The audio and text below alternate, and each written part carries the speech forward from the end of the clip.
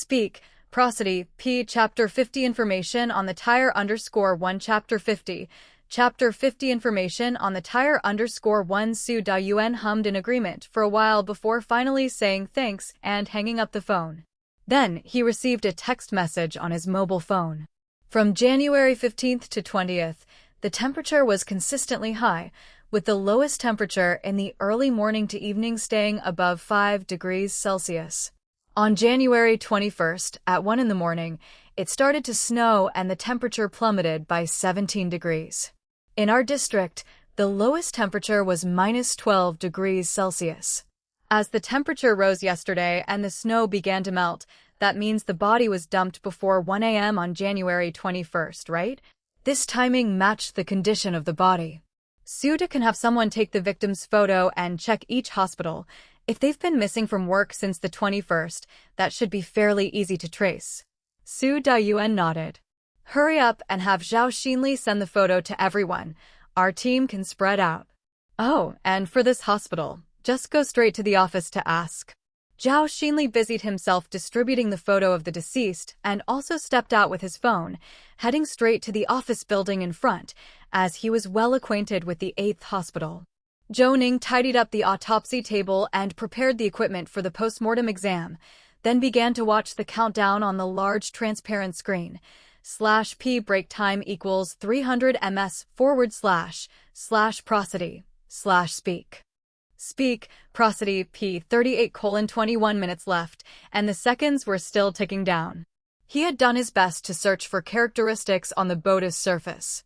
He exhaled, and just as the countdown reached 30:10, the door to the autopsy room was pushed open. Zhou Ning quickly turned to look, seeing Zhao Xinli rush over with a man and a woman, all three of them gasping for breath. Zhou Ning stepped aside from the autopsy table, allowing Zhao Xinli and the two others to come closer. Upon seeing the face of the deceased, they gasped sharply and immediately nodded at Zhao Xinli, stammering nervously. This is the operating room nurse, Zhang Jiahui, 24, unmarried. On the transparent screen in front of Zhou Ning, the first countdown stopped at 29:12. Zhou Ning sighed in relief. Luckily, the person was from the 8th hospital. If it had been another hospital, even if people were sent over, it would have taken time, and this countdown might not have been enough. However, it had been one nursing school girl before, and now a nurse has again become a regular visitor on the autopsy table. When did this profession start to frequent it so? Su Dayuan waved his hand, instructing He Chunyang to notify all the spread-out team members that the victim's identity had been confirmed. The case was starting to take shape, and the personnel naturally needed to retract swiftly. Notify the family that they need to come over for body identification, and then sign the consent form for the autopsy. /p break time equals 300 ms / prosody / speak. Speak, prosody, p. We haven't found the cause of death yet, but there are injuries on the body. The woman pulled out her phone and dialed a string of numbers. It rang 7 or 8 times before someone answered on the other line. Hello, are you the mother of Zhang Jiahui? I am Chun Xiaohong, the director of nursing at the 8th hospital. Could you and your husband come to the 8th hospital as soon as possible? Yes. Right? I'll have someone meet you at the entrance. Please hurry over now. She then made another detailed inquiry on the phone to her department. After hanging up, the autopsy room fell silent. Su Dayuan gestured for everyone to walk toward the door, and as they did, he asked, Zhang Jiahui hasn't been coming in these past few days. Did she ask for leave from her department? The head nurse of the operating room said when they closed on the 20th, Zhang Jiahui requested time off, saying that her boyfriend was coming from out of town. They needed to discuss marriage plans, and she asked for a week's leave. She said she'd cover the shifts during the New Year period instead. The head nurse approved it. Today is only the 26th, and it's not yet the time for her to report back, so the department was unaware that something had happened to her. The director of nursing could relate the sequence of events fluently, clearly someone with strong mental resilience. Aside from Zhang Jiahui's parents, does anyone in your hospital recognize her boyfriend or know other details about her private life? /p break time equals 300 ms / prosody / speak. Speak, prosody, P. Of course, you could bring over someone who is aware. Su Dayuan tried to keep his tone soft, but even with his voice lowered, Zhou Ning could still hear every word clearly. Hold on, I'll call over someone from the operating room who knows about this. I think it's better to ask here than to go to the operating room. After all, that place is crowded and never rests. Both patients and their families can get easily agitated. Su Dayuan nodded, and Chen Xiaohong hurried to make contact. Another man, with a smile on his face, stepped up close to Su Dayuan. Suda, you know our two units have been cooperating for many years, and nobody wants to see such a thing happen. However, regarding this matter, could we wait until after the new year for you to finish the investigation before we do the case briefing? Otherwise, let alone celebrating the new year, even the hospital's normal operations might be compromised. Su Dayuan placed a hand on the man's shoulder, feeling the familiarity between them from before. Mr. Xing, rest assured we won't mention your unit. Even if there's a case briefing, we'll only say that the victim was a nurse named Zhang. But you have to understand, after the county was restructured into a district, all procedures must follow the city's regulations. After the new year, we must work with transparency. The man nodded with a smile, murmuring something too softly for Zhou Ning to hear. /p break time equals 300 ms / prosody / speak. Speak, prosody, P. Zhao Xinli nudged Zhou Ning's shoulder and raised his eyebrows in the direction of the flat cart with the tires. I've figured out the tire. As he spoke, he handed his phone to Zhou Ning. Zhao's zinless hobby really enhanced his professional skills significantly, as could be seen with just a glance at the detailed information on the screen. Written on the side of the tire were the words Open Country Toyo H/T, alongside a string of numbers 265/70R16, and a date at the end which seemed to make sense to Zhou Ning. It was the tire brand and will identification. Zhao Xinli flipped through a few more pages, pointing and explaining, this is a Toyo tire specifically manufactured for SUVs. With the tire number, production date, and tread pattern in mind, I'm certain that this tire belongs to a 2010 Toyota Prado 4000. Moreover, it is not a spare tire but the original factory tire. Here and here as well, there are embedded screws. Zhou Ning didn't know much about cars, but he knew of this brand. He recalled a news story from his college days about a poor county in the West that, upon receiving financial aid, purchased 5 vehicles of this model all at once, clearly an incredibly pricey car. Very expensive? Based on this tire model, the lowest configuration costs over 800,000 yuan, and that's just the price for the bear car. Zhou Ning finally noticed the 2 black screws on the tire, thanks to where Zhao Xinli was pointing. /p break time equals 300 ms / prosody / speak. Speak, prosody, P. The screws were lodged directly in the tire's grooves, their heads much larger than normal, hexagonal in design, hard to spot without close inspection. These screws are unusual. I've never seen hex head screws like these with such big heads. Take them out and have a look. Zhao Xinli searched around and found a set of hex keys in a box left by Lu Yongxin. After 2 attempts, he found the right size. After all, the screws were now flush with the tire and not sticking out, something Zhao Xinli, with his love of cars, couldn't bear to cut. After much fiddling and prying, they finally removed the 2 screws. The sight of the finger-thick screws left both of them dumbfounded. Right, their shape and color were unusual. They had never seen anything like it before. Take pictures quickly. Let someone in the hardware business take a look. If this screw is very special, it could be a clue. Upon hearing this, Zhao Xinli immediately stood up, took several photos with his phone, and sent them as MMS to 2 people. Then, after a barrage of questions over the phone, his eyes lit up when he hung up. Hex head screws are widely used, but this one, you can see, is a high-strength, anti-corrosion hex head screw, often used in ships, cars, and even some delicate machinery and instruments. /p break time equals 300 ms / prosody / speak. Speak, prosody, P. Zhou Ning paused, Thinking that this statement wasn't very helpful, it just expanded the scope to include the several industrial parks in Qidong district, such as the Mechanical Industrial Park, Aviation Industrial Park, and High-Tech Industrial Park, all potentially related to the industries Zhao Xinli mentioned. It seemed relying on the screw to find clues was unreliable. Just then, the door to the autopsy room opened, and Chen Xiaohong walked in with a man and a woman, both needing support. It seemed Chen Xiaohong had already informed them that they were here to identify a body. Given the speed and efficiency of her work, she was indeed commendable. The couple approached the autopsy table, and Su Dayuan, looking at the two grief-stricken faces, asked, "Please take a look. Is this your daughter, Zhang Jiahui?" The woman glanced over, fainting immediately with just that one look. Chen Xiaohong reacted swiftly, catching her in a timely manner. A staff member from the office hurried over and helped take the woman out, while the man clung to the autopsy table, crying out loud in agony. How could my daughter have died? Was she attacked in the hospital? /P break time equals 300 ms/prosody/speak. Speak, prosody, P. Chapter 51 Dr. Shin _1 Chapter 51. Chapter 51 Dr. Shin _1 Such a sudden statement left Zhou Ning stunned.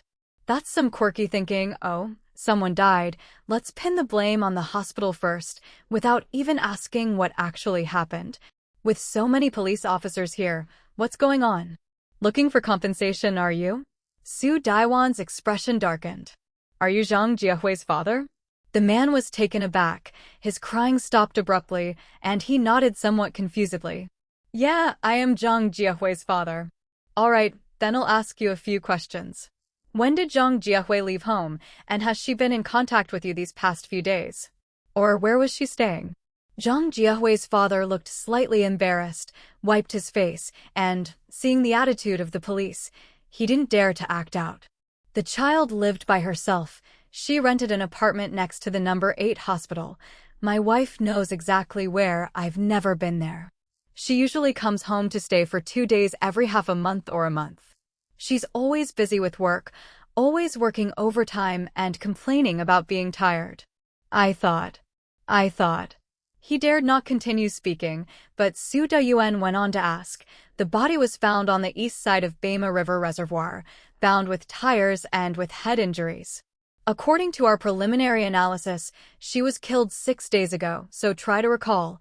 When was the last time you contacted Zhang Jiahui? /P break time equals 300 ms/prosody/speak. Speak, prosody P. Did she have a boyfriend, or was there anyone who bore a grudge against her? Zhang Jiahui's father looked bewildered.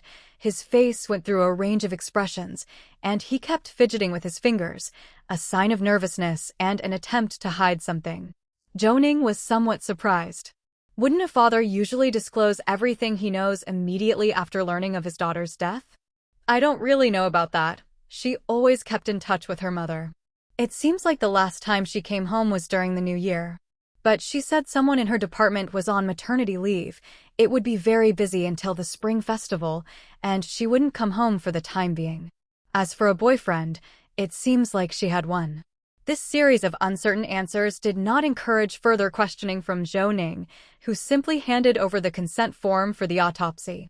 Su Dayuan clearly understood what that meant and subtly gestured towards Zhang Jiahui's father. The deceased had a head injury and was bound with tires. We can proceed directly with the autopsy, but since the identity was unclear, we did a check, and we also wanted you to confirm the identity of the deceased. Take a look, and if everything is correct, please sign. The man didn't waste words and quickly signed the consent form. At that moment, the door to the autopsy room was opened again, and the woman who had fainted from crying earlier walked in. /P break time equals 300 ms/prosody/speak. Speak, prosody P. She seemed more composed now, the scent of the life-saving pills incredibly pungent. The woman rushed to the autopsy table, pulled the man aside, and faced Su Dayuan herself. You have to find the murderer. Ask me anything you need to know. I heard part of the conversation outside. You can conduct the investigation however you see fit. We understand. As for my child's matters, I know them. He's just a worthless man. The others glanced at Zheng Jiahui's father, who didn't seem to feel embarrassed at all. He merely stepped back. The woman fumbled in her pocket for a long time before producing a single key.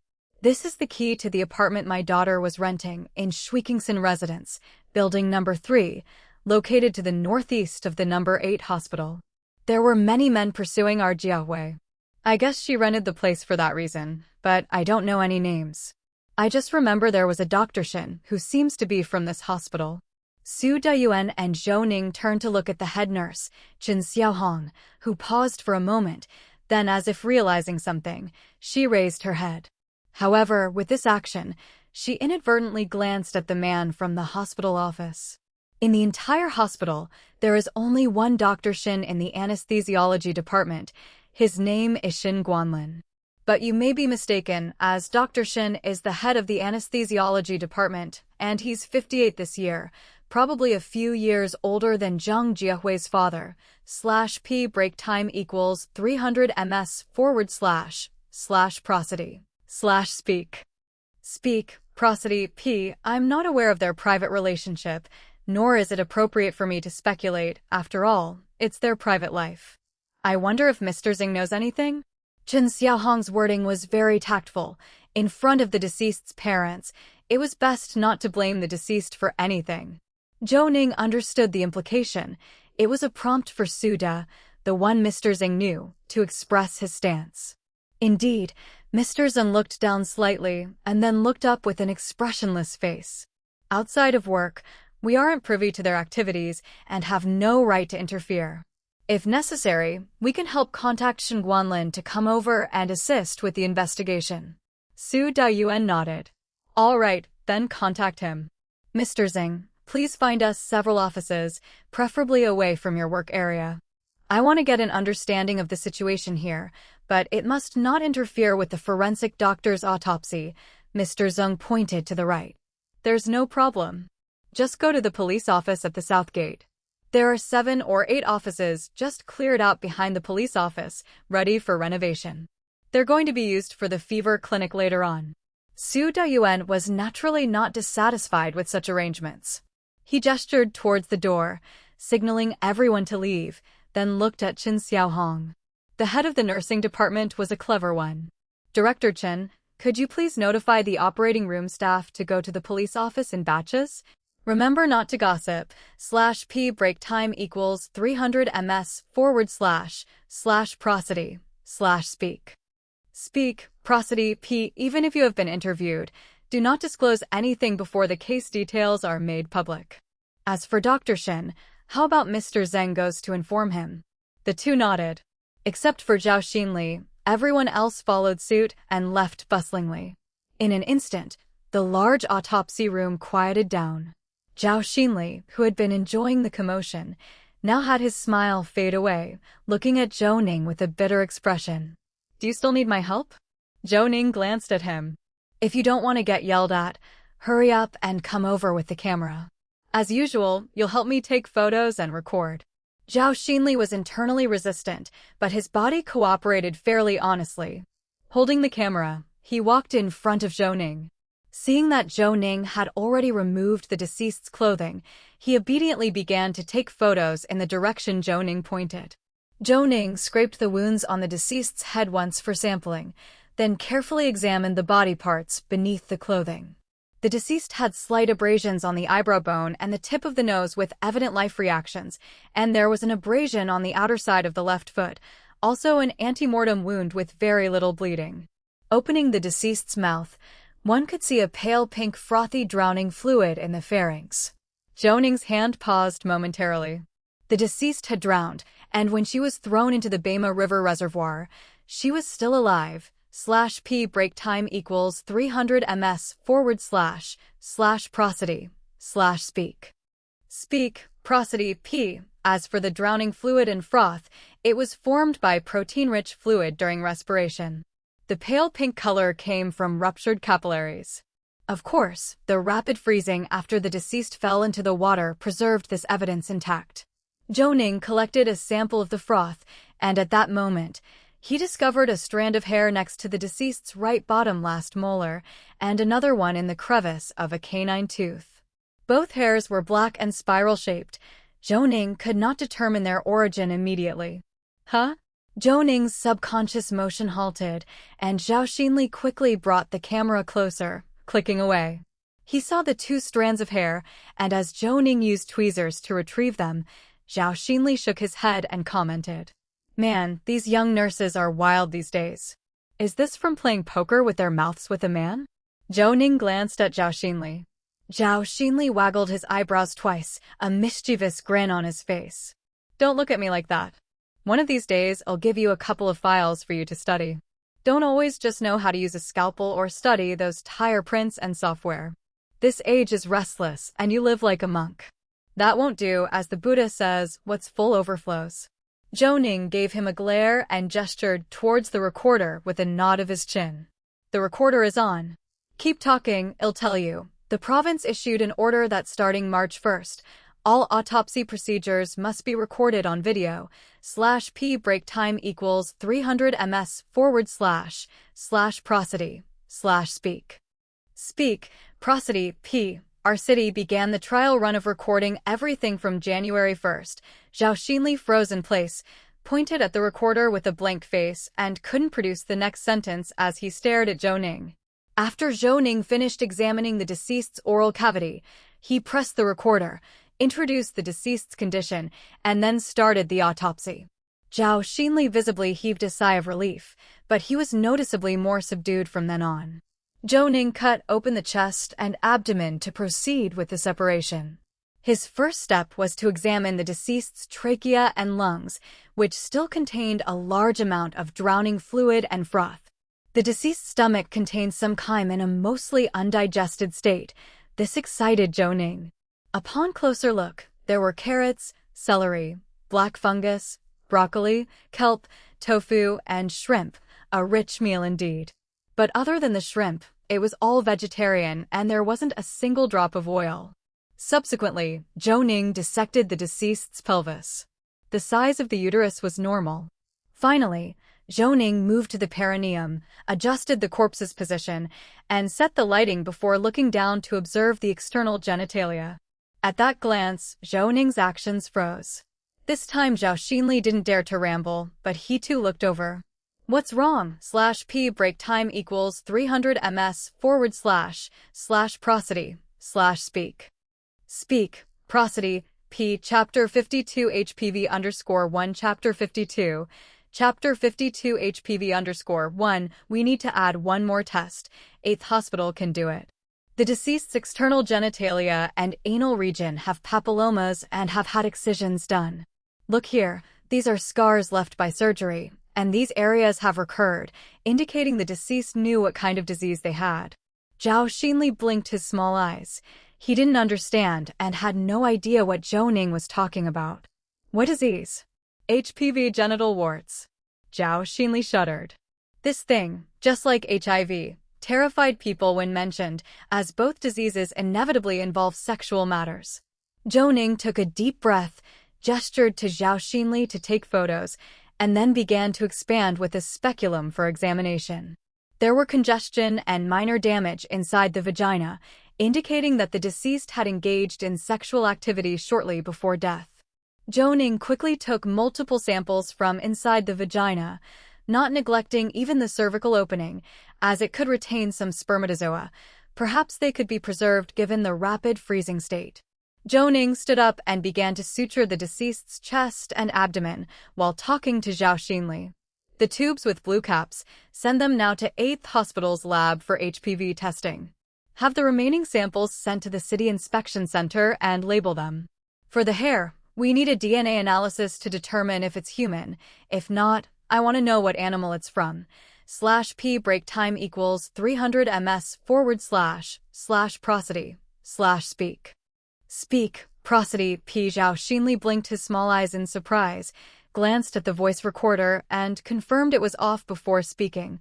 "Hold on, wait a minute, I'm all confused. Do you think the hair isn't human?" Zhou Ning nodded. "I know you think it's pubic hair, but human pubic hair is short, curly, tough and flat with strong elasticity, while head hair is stiff and straight. Even with the natural curls you mentioned, the ends would show evidence of trimming, with clear-cut surfaces. Zhao Xinli stiffened his neck, still unconvinced. Maybe it's underarm hair? Underarm hair, although short and curly, is extremely soft, but these two hairs are too thin and lack follicles in their spiral shape. Zhao Xinli smacked his lips and, without further ado, hurried off to arrange the testing. It wasn't long before Mr. Liu and Elder Cui came over with a gurney, and with Zhou Ning having completed the sutures, they worked together to transport the body out, while Zhou Ning began to organize the autopsy report. Just then, Su Dayuan returned and glanced at his wristwatch and the now-empty autopsy table. Is the autopsy done? Did you find anything? Zhou Ning nodded and waved the clipboard in his hand. Just finished, but I haven't organized it yet. Su Dayuan waved his hand. Come on, let's get something to eat. We can talk while we eat. Zhou Ning took off the suit he had been wearing, grabbed a white lab coat to put on, as his down jacket had been wet by the ice water and had to be left to dry.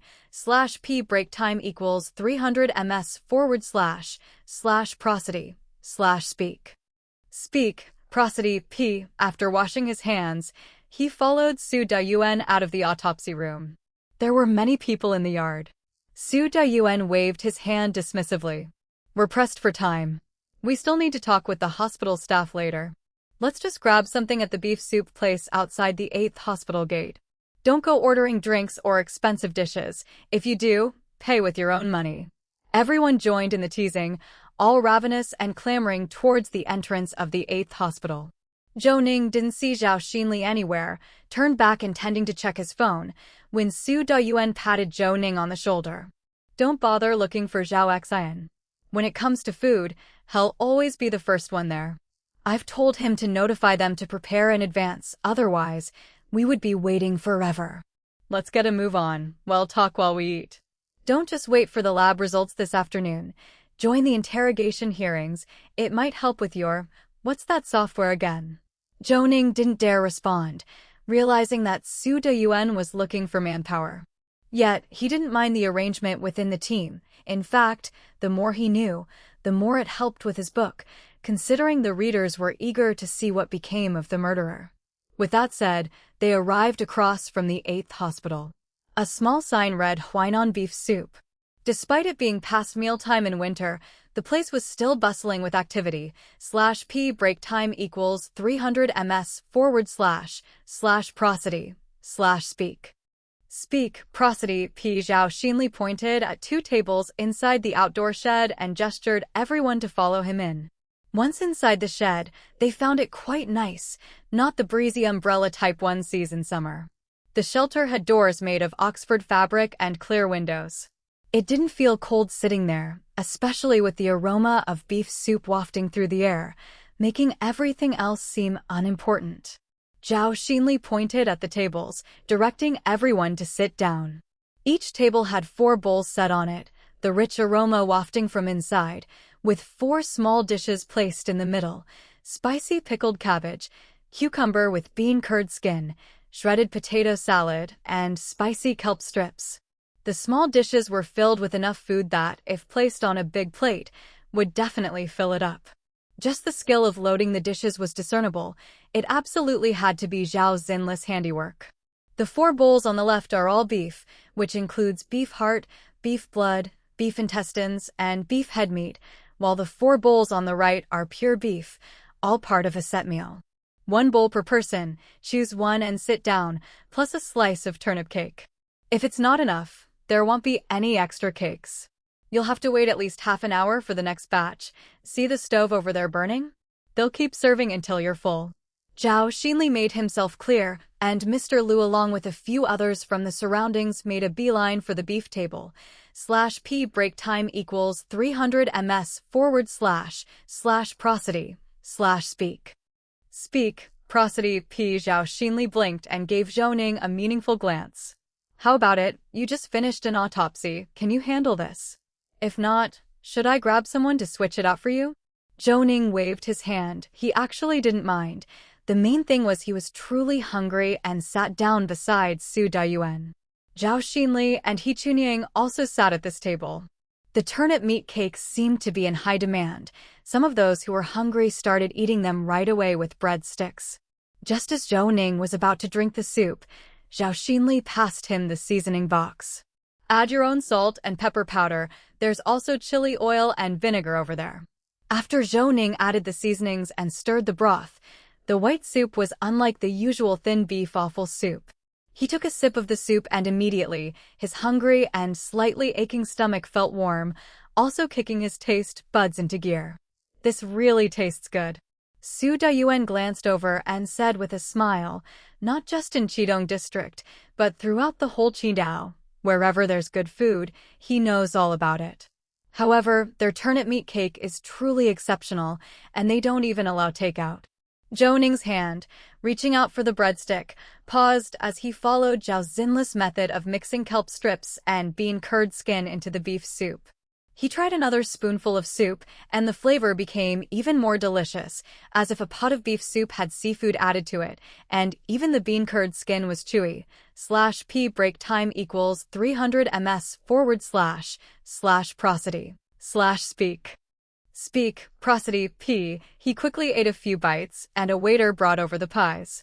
One for each person. They were promptly distributed. Zhou Ning examined the pie, about the size of a soup bowl, flipping it over. The turnip meat pie was not grilled in an electric baking pan, but a thin and crispy pie baked in the oven, kind of like an ultra-thin naan. Biting into it, the crispy crumbs fell, instantly filling the mouth with the flavor of meat and pickled vegetables. This is so delicious. Zhou Ning muttered vaguely, hurrying back to his beef soup. Before long, the turnip meat pie, a breadstick, and the half bowl of beef soup had topped off were all gone. Zhou Ning rubbed his belly and contentedly hummed. Satisfying. How come I never discovered this place? Originally, it was just a street stall. The owner had no fixed spot. They've only recently acquired the shop, a little over a month ago. After belching contentedly, Su Dayuan saw no one else was in the tent and lowered his voice to ask, Dr. Zhou, tell me, what did you find during the autopsy? Zhou Ning wiped his mouth and placed the autopsy report clipboard on the table, pointing to it as he spoke. The deceased had dragging injuries on her feet, which, though pre-mortem, didn't bleed much, indicating they occurred before death. Additionally, her respiratory tract and lungs contained a large amount of blood-tinged foam and drowning fluids. These 2 points suggest that the victim was alive when she was thrown into the water and drowned. /p break time equals 300 ms / prosody / speak. Speak, prosody, p. The stomach contents were quite refined. With the exception of shrimp, it was all vegetables. Right, that shrimp is our local oyster shrimp. The largest piece found in the chyme was over 18 millimeters long. 1 point suggests that although the victim was on a diet, she ate in a hurry, not chewing her food well, and then rushed to meet the killer, so the chyme was not well digested. Moreover, the shrimp was bigger than the norm. We don't see oyster shrimps of this size in our markets unless reserved by high-class restaurants. And the most important point, surgical scars and many exophytic growths were found around the external genitalia. I believe the victim was an HPV patient, treated several times over, her boyfriend, or sexually active partners would display corresponding symptoms. Su Dayuan paused. So, screen for HPV among those who knew her.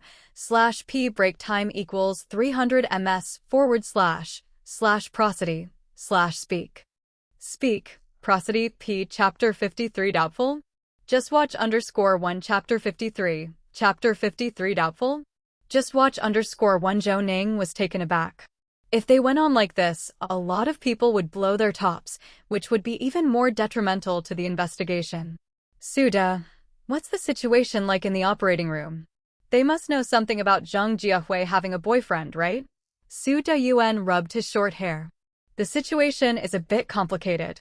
We haven't figured out whether Shen Guanlin is related to Zhang Jiahui, but there's a guy named Su Zhanshan who has entanglements with 4 nurses in the operating room. It's a very messy love polygon. I just checked, and this Su Zhanshan is a rich second generation, 30 years old, unmarried. His family owns a chain of hotels. He has a prior record for group drug use and was under supervision for a year. He's being brought here soon. I think since we have to check for HPV, we might as well do it here and conduct the tests directly. Zhao Xinli leaned in, eyes wide with gossip. He's involved with 4 nurses? That's his preference? Zhou Ning pushed his chubby face away. The question was purely seeking trouble. Su Daiwan's face was about to darken, but Zhou Ning quickly followed up with another question. What about Shen Guanlin? Isn't he in the hospital? Didn't he say anything? Su Daiyuan wiped his mouth and pushed away his bowl and chopsticks as he continued to speak. Shen Guanlin said that Zheng Jiehui threw herself at him, and he didn't refuse. /p break time equals 300 ms / prosody / speak. Speak, prosody p. They had a relationship several times. As for Zheng Jiehui's social connections, he said he didn't know. He just helped adjust her position at the hospital. Zhou Ning knew that such things were not uncommon in hospitals. After all, there were limited positions, and many people would seek various connections by any means possible. This kind of throwing oneself at someone was clearly not a first for Shen Guanlin. Since that's the case, let's also do an HPV test for Shen Guanlin and those 3 nurses. The results of these tests take a long time to come out. Of course, we can also have the gynecologists and urologists help take a look, which is quite direct. Su Daiyuan nodded and stood up right away. All right, let's go now. Dr. Zhou, you stay with me. You're the expert here and can help me make some judgments. Without any fuss, Zhou Ning got up and followed Su Daiyuan. Everyone left the small restaurant and headed towards the 8th hospital. Soon, the nurses were brought to the lab one by one. Indeed, each of them was quite pretty. Shen Guanlin was the last to be escorted there, his face full of unwillingness and his eyebrows tightly knitted. However, in front of the lab door, he didn't say anything, knowing that many people were watching. After the blood was drawn, Su Daiyuan pointed to 2 consultation rooms on one side, one with 2 female doctors from the gynecology department and the other with 1 male doctor. /p break time equals 300 ms / prosody / speak. Speak, prosody p. No need to explain what was needed. It was instantly clear to anyone from the hospital, causing the nurses to protest right away. What's the big idea? If someone died, go find the killer. Why hassle us? We're not the murderers. Exactly, we disagree. The 3 of them were surprisingly cooperative at this point, forming a united front. Shen Guanlin had a deep frown, seemingly very confident, and without a word, he headed straight to the male doctor's consultation room and then closed the door behind him. If you think the attitude is bad, you can complain about me, but the examination has to be done. There are plenty of doctors and patients here. If you want to make a scene and let more people know, then go ahead and shout. Su Daiyuan spoke indifferently, and after the nurses exchanged glances, they finally headed towards the examination room. A moment later, Shen Guanlin came out. I've cooperated with whatever was necessary. Regarding the time you mentioned, I was in surgery. This can be verified by surveillance footage. If there's nothing else, I'm going back. Su Daiyuan nodded. Although Shen Guanlin's attitude wasn't great, he was cooperative. As for morality, the police weren't concerned if his wife didn't care. We will contact you if needed. Please keep your phone available. Shen Guanlin nodded his head and left. He Chunying came quickly from the other end of the corridor. Su Zhanshan has been brought in. Should we do the lab test first or the physical examination? /p break time equals 300 ms / prosody / speak. Speak, prosody p. Do the lab test first. Dr. Zhou, check if he has used any drugs recently. Zhou Ning nodded, pulled out a pair of scissors from the lower section of the investigation box. If the drug use wasn't recent, it wouldn't show up in blood and urine tests, but it could still be detected in the hair. If he's touched drugs in the past 6 months, it should be found. Following He Chunying's gesture, a skinny man was dragged in, not handcuffed, but with an unyielding expression and constantly shouting and struggling. Stupid cops, let go of me. I didn't do a damn thing. Why drag me to the hospital? Let go. As he shouted, he was already pulled up to the lab entrance. Many who were waiting for blood draws scattered out of the way. There was no need to cut in line. Zhou Ning quickly approached as He Chunyang stretched out his hand, grabbed Su Zanshan's wrist, and shoved it through the window of the blood collection room in the lab. With a tug, the sleeve was pulled up. Zhou Ning stood to one side and glanced at Su Zanshan's twig-like arm. On the pale, greenish underbelly of his arm, there was a dense array of needle marks along the veins, from bottom to top. Seeing this condition, there wasn't even a need to cut his hair to know that the man had a long history of drug use. He quickly nodded to He Chunyang beside him, and He Chunyang gave Su Zanshan a shove in the back. Cut the crap. Just for drug abuse, we could detain you. /P break time equals 300 ms//prosody /speak. Speak, prosody P. What's it going to be? Resisting the law with violence or assaulting an officer? Come on, I'll let go right now. Dare to fight back? I didn't do anything. Why are you constantly hounding me? Su Zanshan finally behaved, muttering something barely audible unless you got close, daring not to resist further. His arms stretched out without withdrawing, and he didn't make a peep during the blood draw. Zhou Ning took 2 urine cups and handed them to Su Zanshan. Go to that clinic room for an examination, and then leave a urine sample directly. Zhao Xinli stepped forward and led Su Zanshan to the urology clinic where the doctors were, and not long after, several nurses came out from the next room, and Su Doyuan went over to them.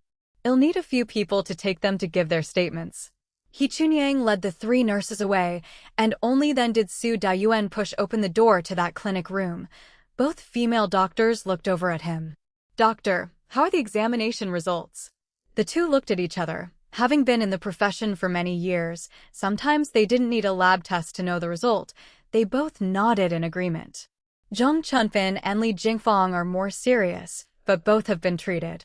The vulvar area is controlled well, but they both have infections in the armpits and oral cavity. They may not have noticed before. Only Wang Suyun is relatively mild, with papules only around the anus and posterior commissure. /P break time equals 300 ms//prosody /speak.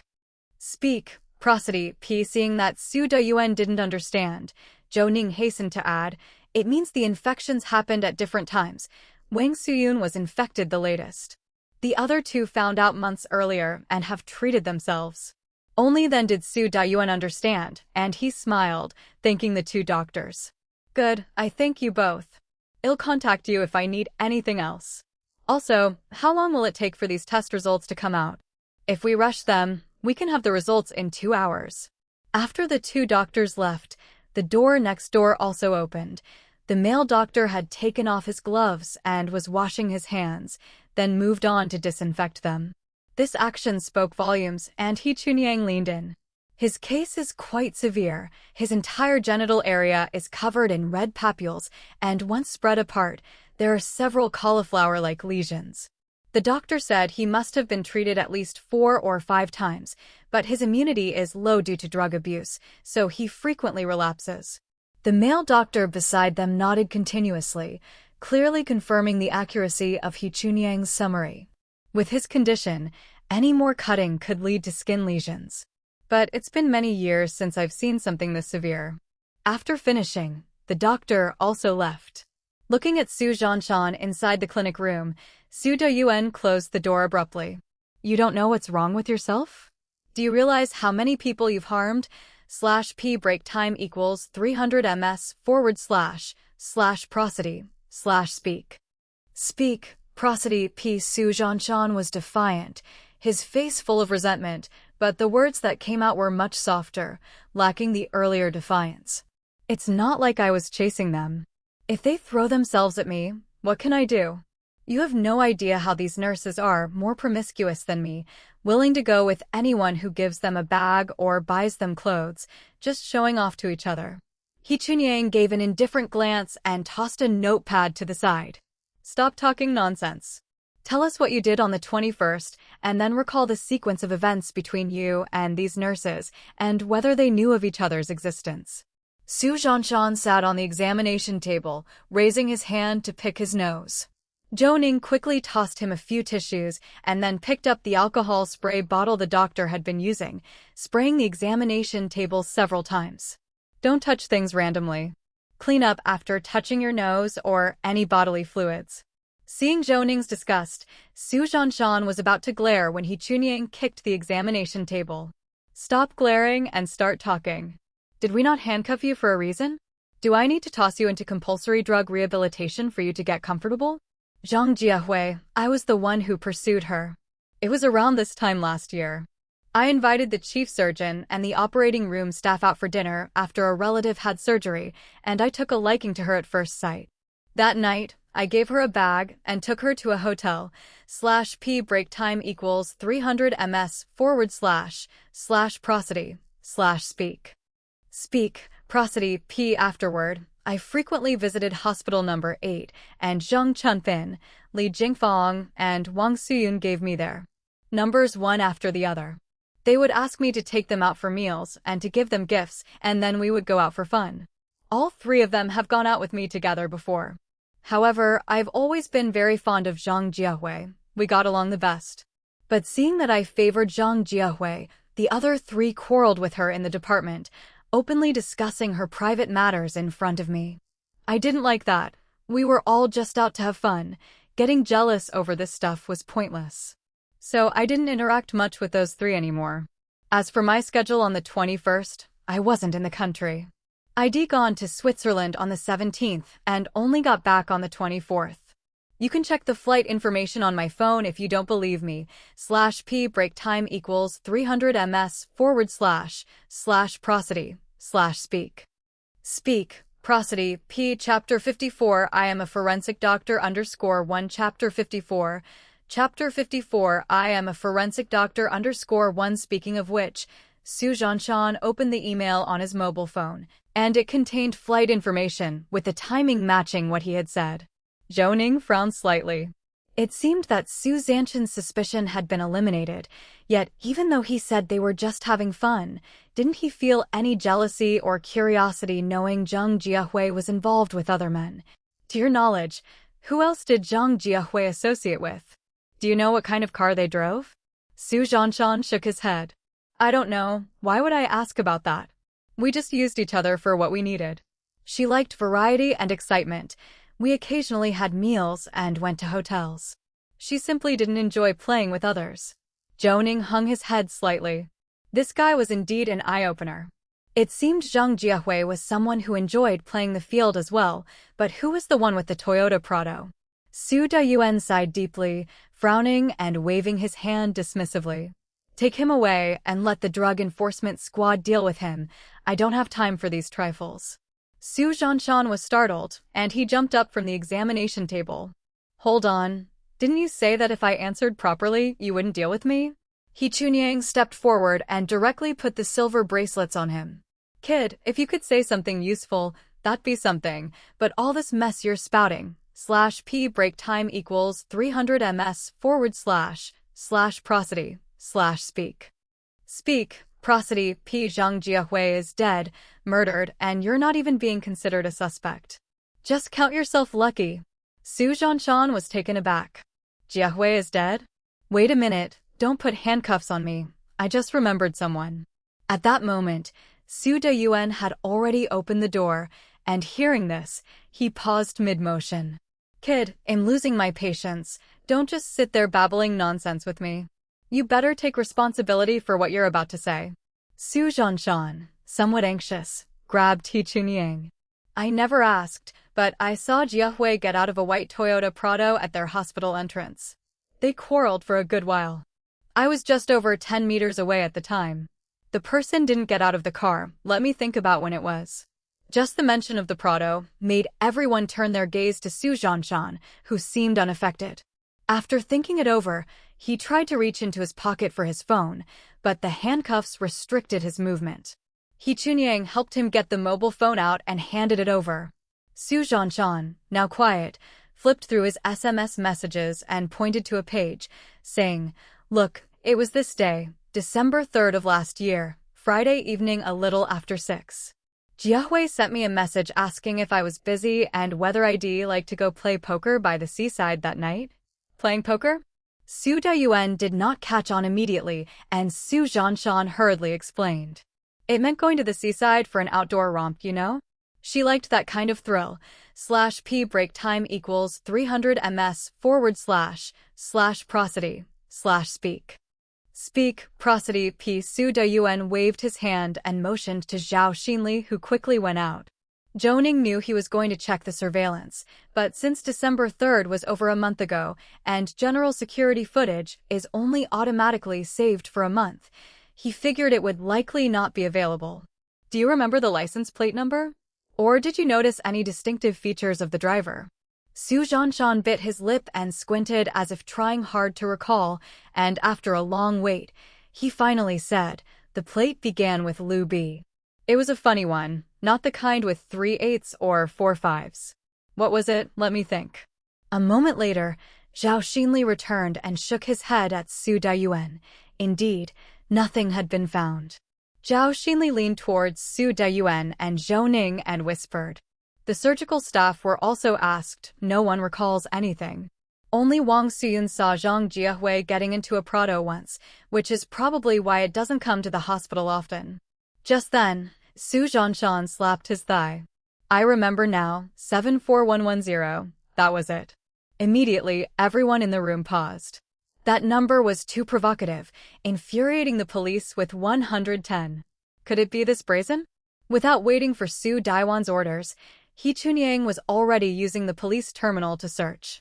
Once he found the number, he quickly showed it to Su Dayuan. Zhou Ning glanced at it.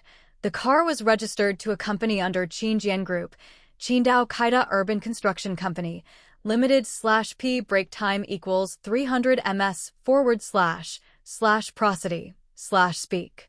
Speak, prosody p. At that moment, someone knocked on the door and lab personnel in white coats came in, carrying several test kits. It seemed the results of the drug tests were ready.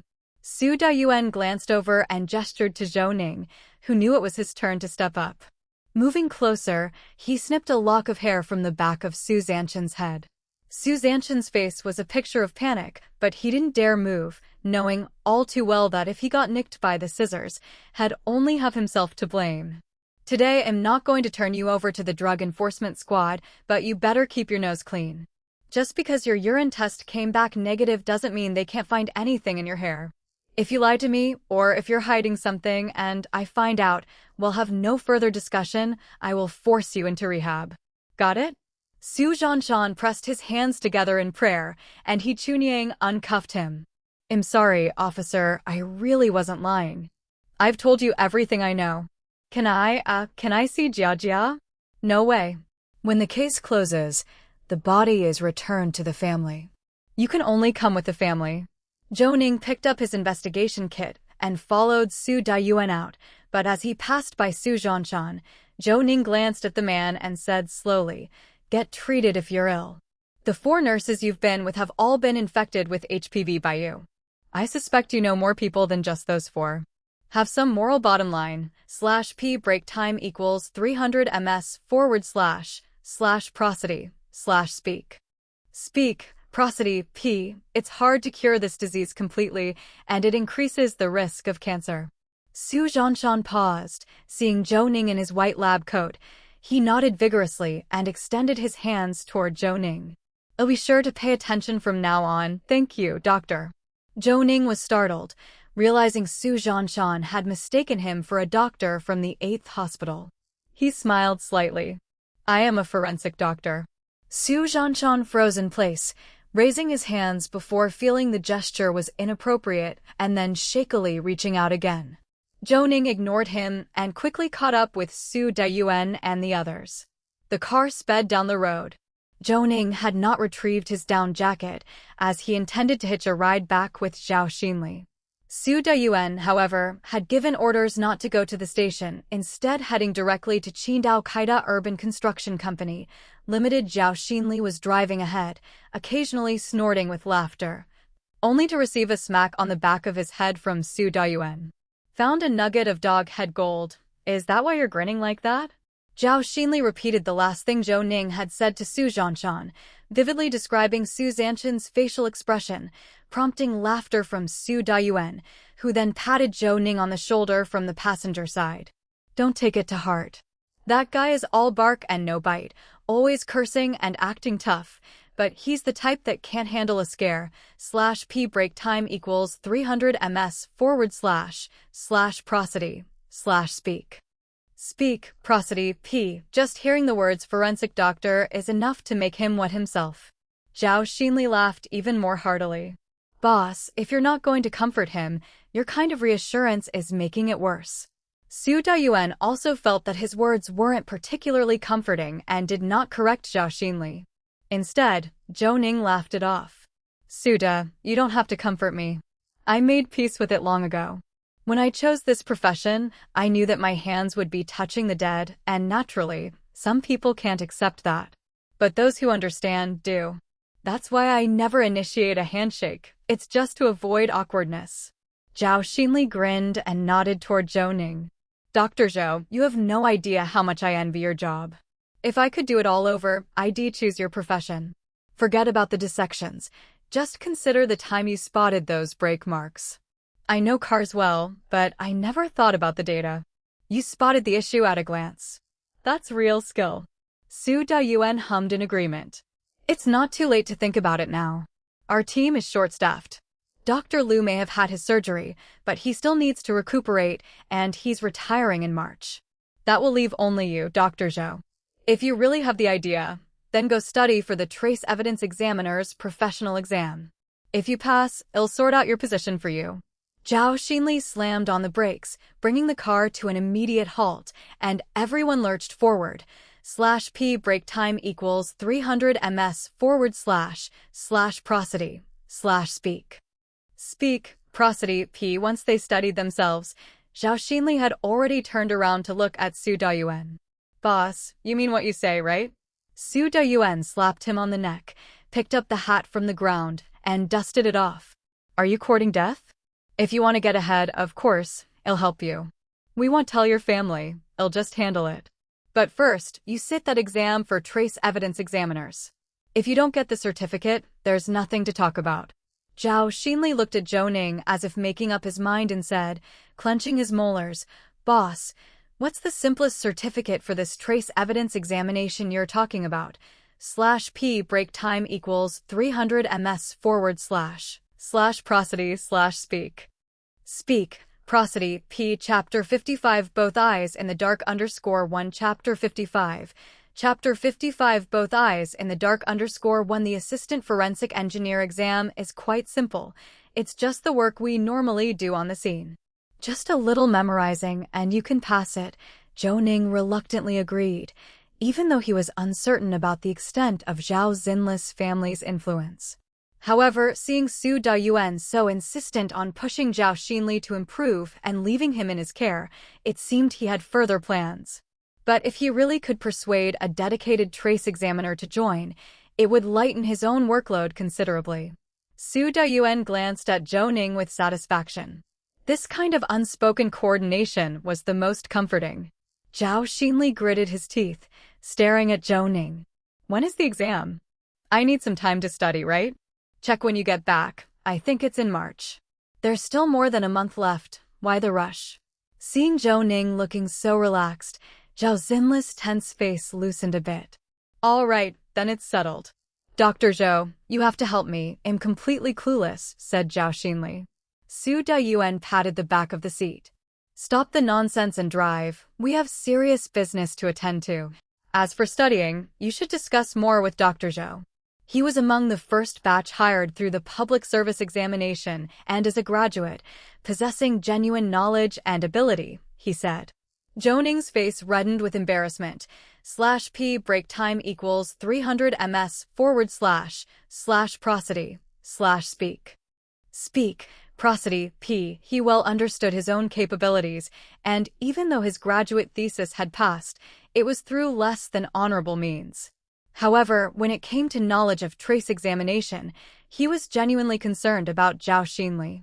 After all, there were many subjects to be examined, including criminal law, civil law, principles and practices of litigation, principles and practices of evidence, forensic identification system, document examination, trace examination, practices of document examination, practices of trace examination, forensic imaging technology application, material evidence technology, criminal photography, simulated crime scene investigation, handwriting comparison analysis, and the extraction and identification of fingerprints and footprints.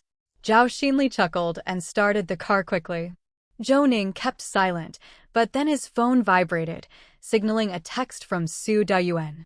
Su Dayuan, you coordinated well. Help me urge him to get the certification. Otherwise, this kid knows nothing but slacking off. If he doesn't make progress, I'll have no choice but to send him back to his family.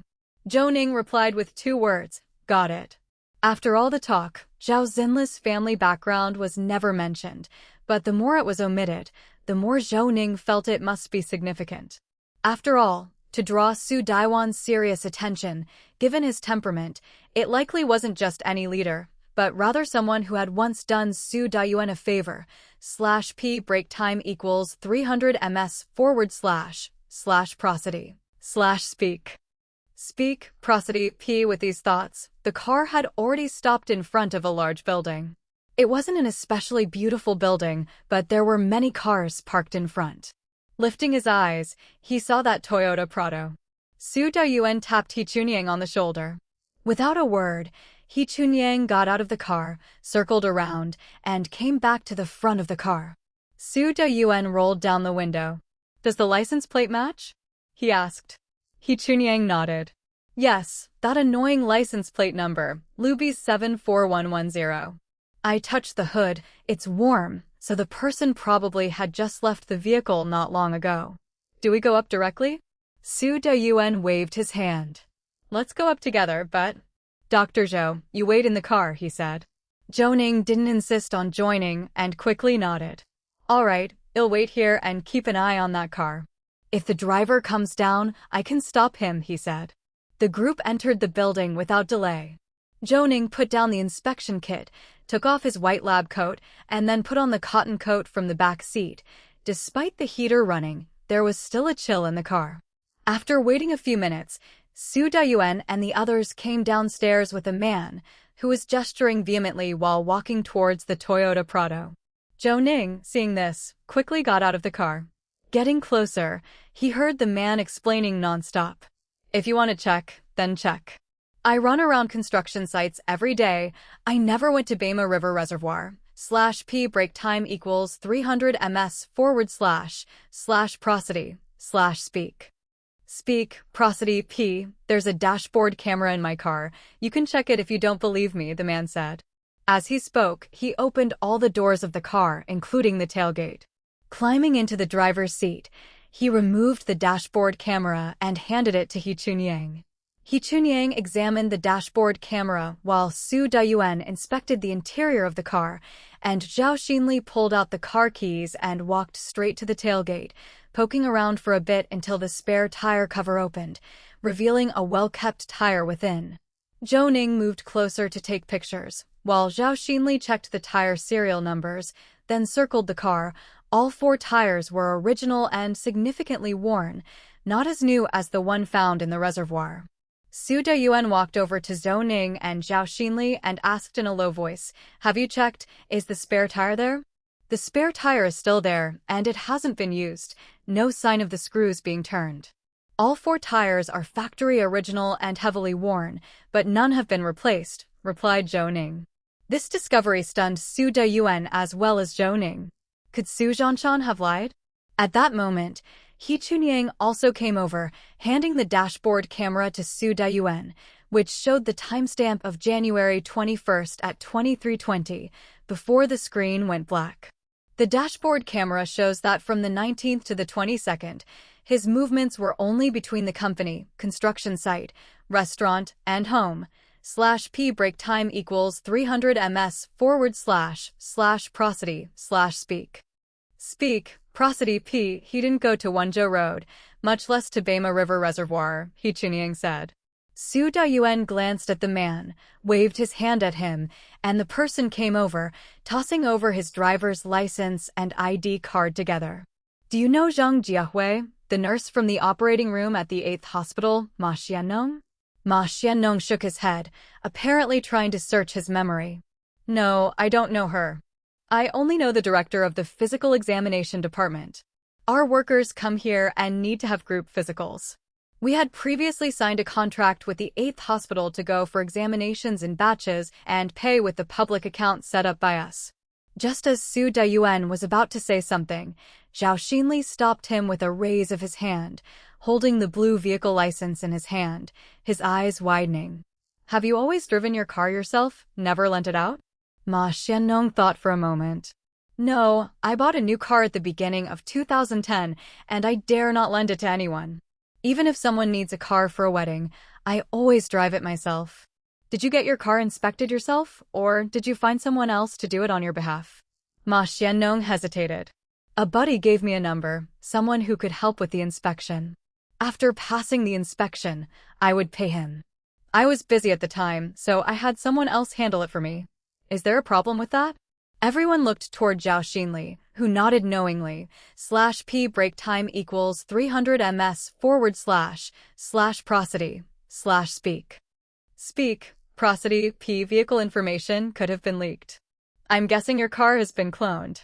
Have you checked for any traffic violations? Ma Xiannong shook his head, but then seemed to remember something and took out his phone, dialing a number. Hey, Mr. Zhang, how many points did I lose when you inspected my car in August? 42 points, that's a lot. Alright, it's okay, I'm a bit tied up right now. After hanging up the phone, Ma Xiannong looked innocently towards Su Dayuan. Officer, my colleagues dealt with the penalty points and fines. I really didn't know it was this many points. Could my car have been cloned?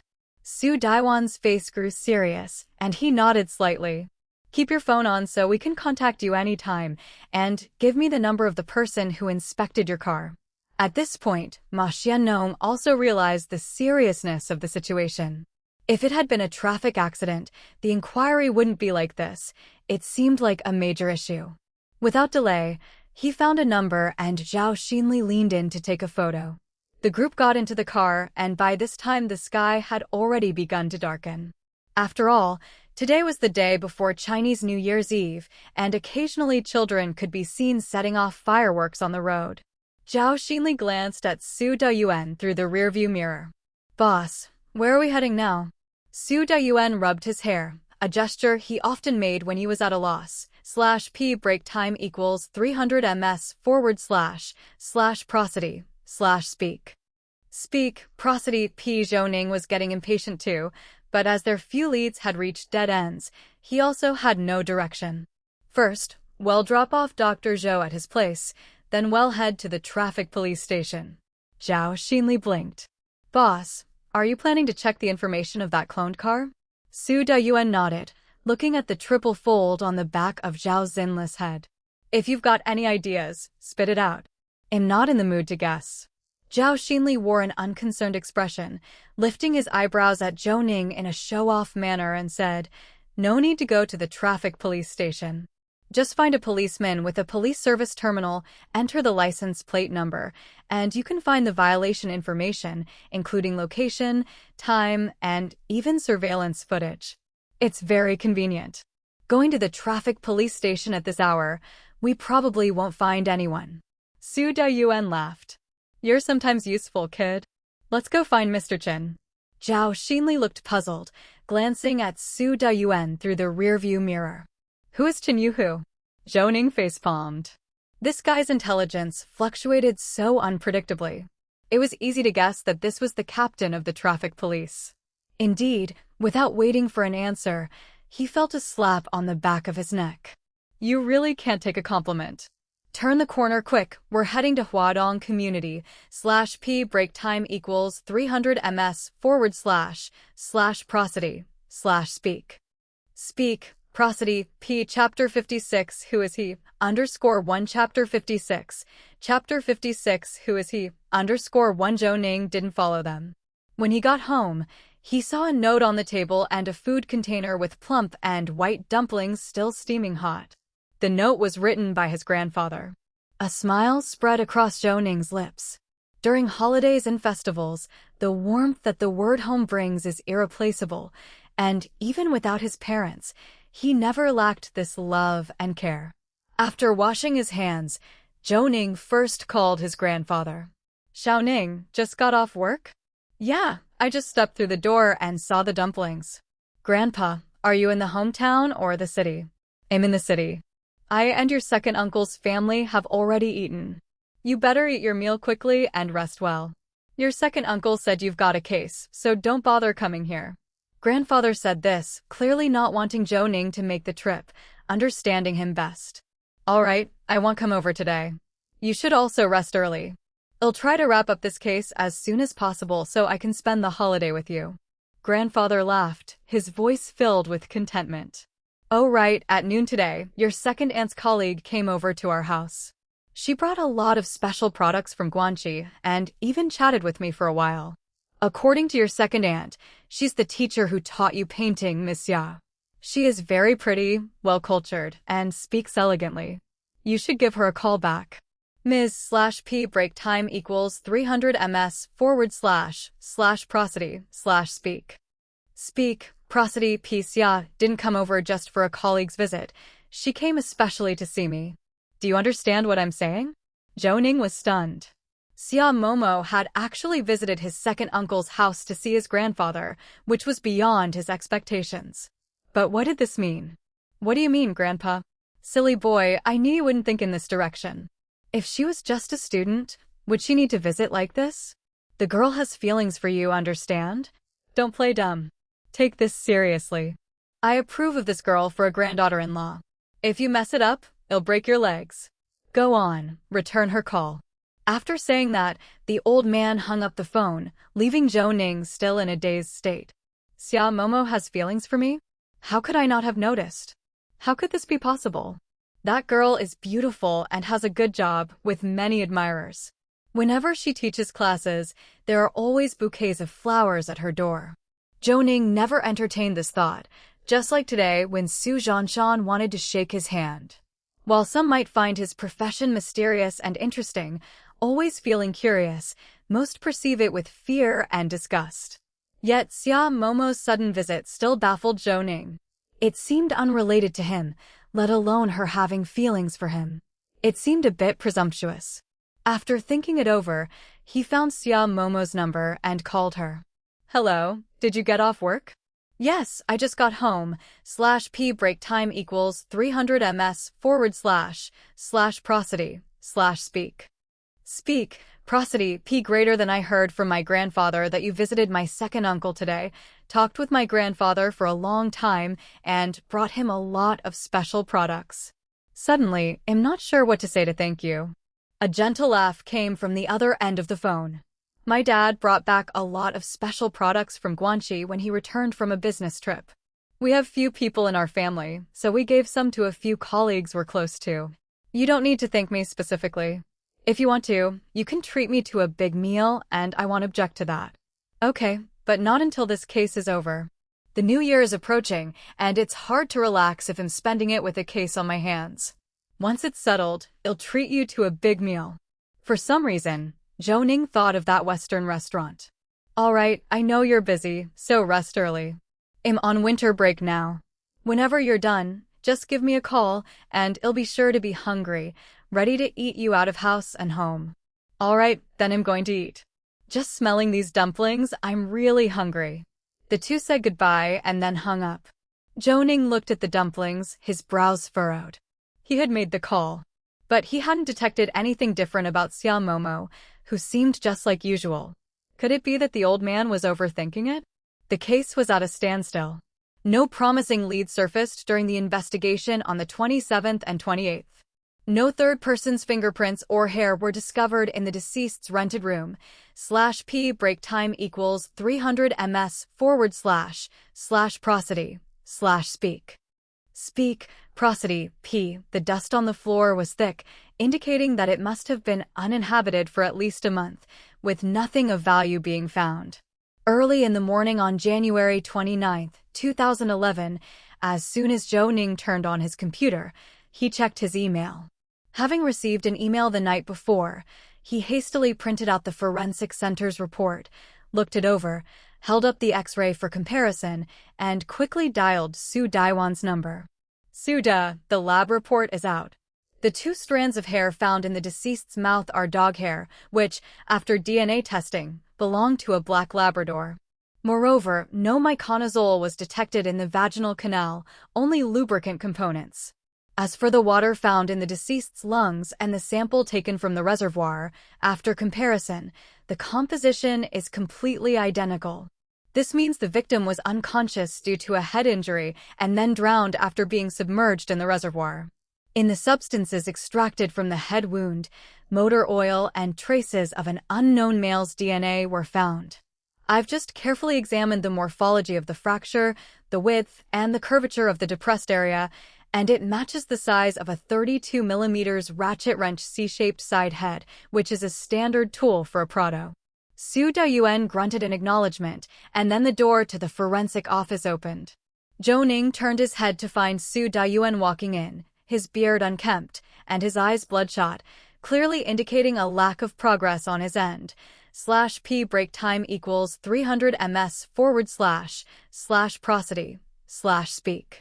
Speak, prosody. P. Zhou Ning hung up the phone, stood up, and handed the report to Su Dayuan, who glanced at it. Zhou Ning had already outlined the key points for him. "We haven't found the cloned vehicle. Everyone at the hospital, from the security guards to the nurses of all departments, who knew the victim has been screened.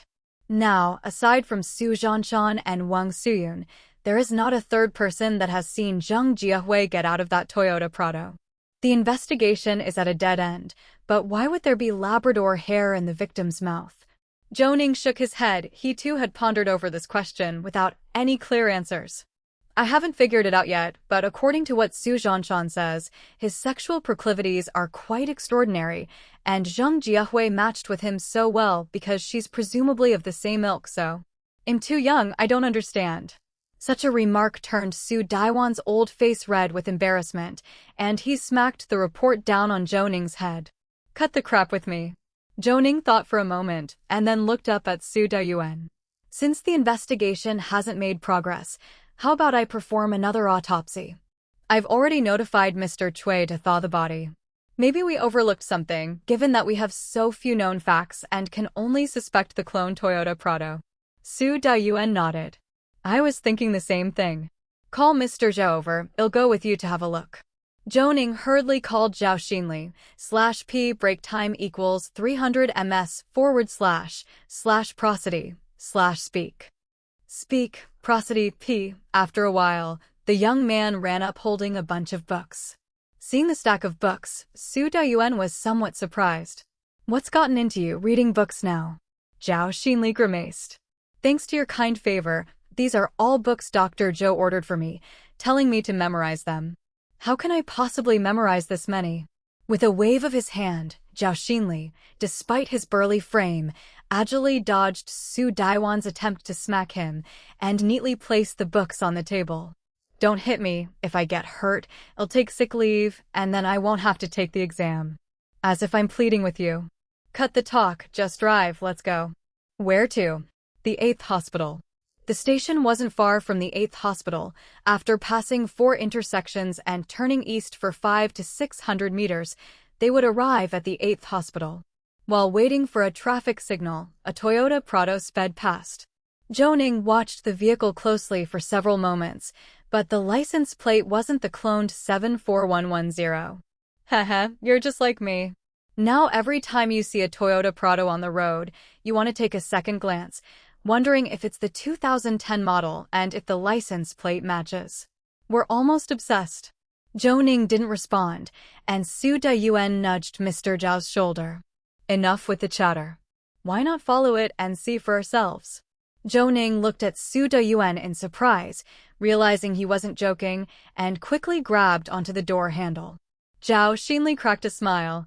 /P break time equals 300 ms//prosody/speak. Speak, Prosody P greater than. I love this kind of action. Brace yourselves. With that, he floored the gas pedal, bolting forward as the yellow light counted down to 1. Zhou Ning was pressed back into his seat by the force, stretching out his legs in front of him. This guy's driving skills were truly impressive as he made sparks fly from the gear stick. Weaving through traffic, they were closing in on the Toyota Prado. However, the vehicle suddenly signaled a turn and stopped in front of the 8th hospital. Zhao Xinli uttered a surprised sound and quickly slowed down as well. Just as they were about to pass the 8th hospital's entrance, a white-haired man got out of the car, a compact figure with glasses who looked genteel, nodding and greeting the person next to him continuously as they walked inside. This person was clearly an employee of the hospital. Who is he? Zhou Ning hadn't seen him before and turned to look at Su Daiyuan, who paused for a moment. The anesthesiologist Xin Guanlin. Oh? While they were talking, the Toyota Prado had already started up again, overtaking Zhou Ning's vehicle and driving ahead. Zhao Xian felt a touch of urgency and urged them, "Boss, make a decision quickly. Are we following that car, or are we going into the 8th hospital? /P break time equals 300 ms / prosody / speak. Speak, prosody, P chapter 57. Continue with your thoughts. I want interrupt you _1 chapter 57. Chapter 57.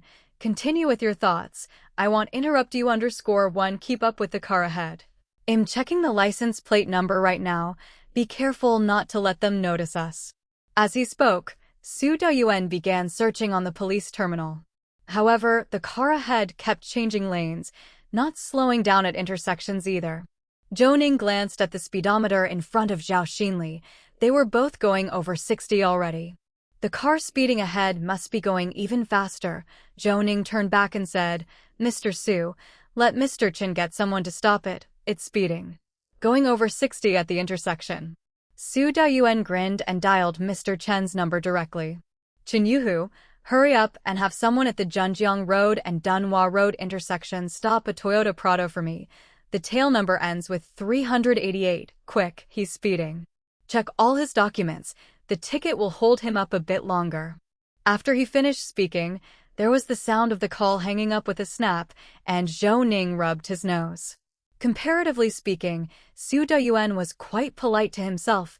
After all, he had never hung up like this before, always with negotiation. At this moment, their car was still moving forward, but the sound of police sirens could be heard at the intersection. Su Daiyuan's phone rang, and he answered on speakerphone. They also saw the Toyota Prado being stopped. "Su, this one's on you. /P break time equals 300 ms / prosody / speak. Speak, prosody, P greater than. I had them use the walkie-talkie to handle the speeding, to read the person's vehicle information. Listen for yourself." "Thanks." Cut the hindsight, listen carefully. I'm turning up the volume to the max. At that moment, a crackling sound came through the phone, followed by the voice over the walkie-talkie. "Take out your driver's license. Don't you know you can't exceed 60 at the intersection? What, you want to fly or something? Do you even know how fast you were going just now?" "Sorry, I'm a doctor from the orthopedic department of the first affiliated hospital. I have an emergency surgery this morning, and the patient can't wait, so I couldn't control my speed. You can give me a ticket if you need to, but let's just make it fast." Zhou Ning paused. The first affiliated hospital? This was a branch hospital of the first affiliated hospital of Qidong Medical College in the province, which started construction 2 years before the county was restructured into a district. Many of the doctors were recruited back from Qidong or were assembled from various hospitals. The facilities were good, but the medical capability was not as good as the 8th hospital. The hospital name sounded good, but there were hardly any patients every day, let alone people going there for surgery. This excuse really did seem like just an excuse, and judging from the practice tone, this was clearly not the first time he had said it. Through the walkie-talkie, more voices could be heard. "Xinwei Jia, right? /P break time equals 300 ms / prosody / speak. Speak, prosody, P don't rush. I need to verify some information. The vehicle registration lists Sun Ailing. What is your relationship with Sun Ailing? Sun Ailing is my wife. All right, the ticket's written. Even if you're in a hurry, you should pay attention to safety. If something were to happen, would it be about saving others or saving you? You know it'd be counterproductive. Chen Yuhu's voice rang from the other end of the phone. All right, heard that? Next time be a bit more polite with me, don't. Thanks. Su Dayuan didn't wait for Chen Yuhu to ramble on and hung up the phone directly, clutching the police terminal so tightly his eyebrows nearly twisted together. Shin Guanlin's daughter-in-law is called Sun Ailing. This Shin Weijia is his son. Boss, so do we follow Shin Weijia or go back to the 8th hospital? Su Dayuan waved his hand. No rush, it's enough to know who it is. Don't stir the snake, Shin Guanlin's alibi has been verified, no issues there. Let's head to the 8th hospital first. Didn't Dr. Zhou mention a second autopsy? They've got the body ready there. Zhao Xinli didn't argue, turning the steering wheel. He headed straight towards the 8th hospital. Silently they arrived at the autopsy room. Elder Cui had already brought the body to the autopsy room. Zhou Ning greeted Elder Cui and then led the two men inside. With Su Dayuan present, Zhao Xinli didn't dare to hang back. /P break time equals 300 ms / prosody / speak. Speak. Prosody. P. Zhou Ning opened his backpack and took out a package wrapped in white foam. Zhao Xinli helped by grabbing a pair of scissors, asking while opening it, "What did you bring with you?" Ordered from a friend in Iwu, it's a magnifying glass with an LED light. I was afraid Mr. Su wouldn't reimburse, so I found a cheaper one. Su Dayuan rubbed his nose. How much was it? Over 400. As he spoke, Zhou Ning finished unpacking the foam and assembled the LED magnifying lamp. It had wheels at the bottom for height adjustment, and at the top, there was a magnifying glass about the size of a plate surrounded by a ring of LED lights. Zhao Xinli grinned, bumping Su Dayuan with his shoulder. Boss, Dr. Zhou is asking you for money.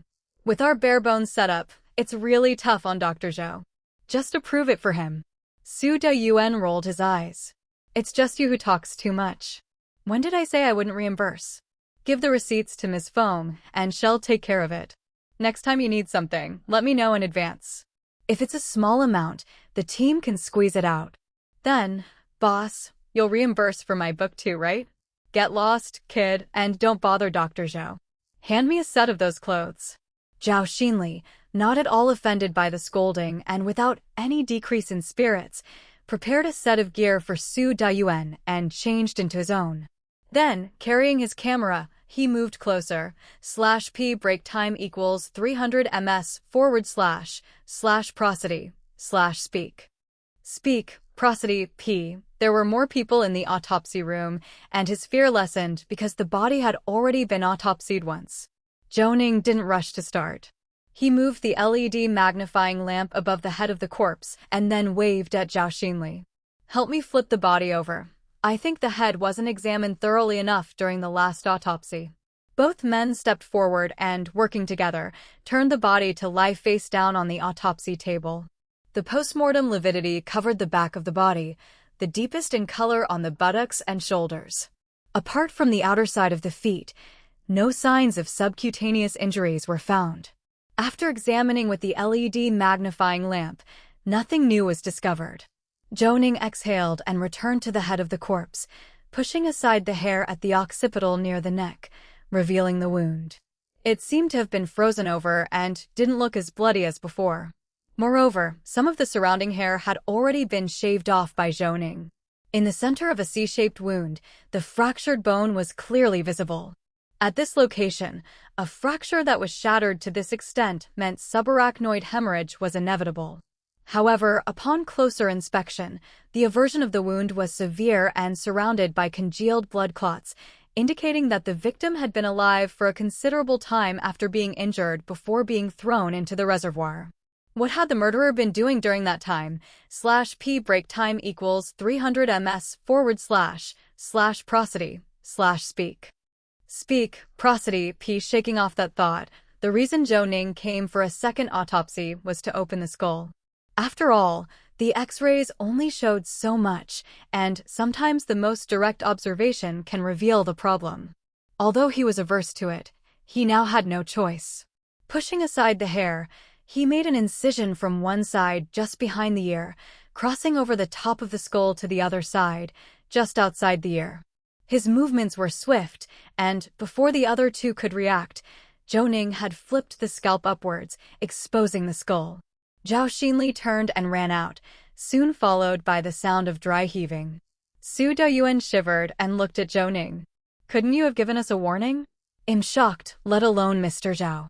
Zhou Ning chuckled. "Mr. Zhao isn't suited for gradual training. Once he's seen the worst, it's easier to accept the rest. Being a trace evidence examiner is all about staying calm and paying close attention. He'll be fine after a few autopsies." Su Dayuan nodded in agreement with Zhou Ning's words. "Makes sense. Continue, I won't distract you." Zhou Ning didn't stop his hands. Lifting the scalp, the skull was fully exposed. The fracture site was completely collapsed with a circular border and full of fragmented bones. Zhou Ning picked out the fragments and briefly pieced them together next to the remaining part.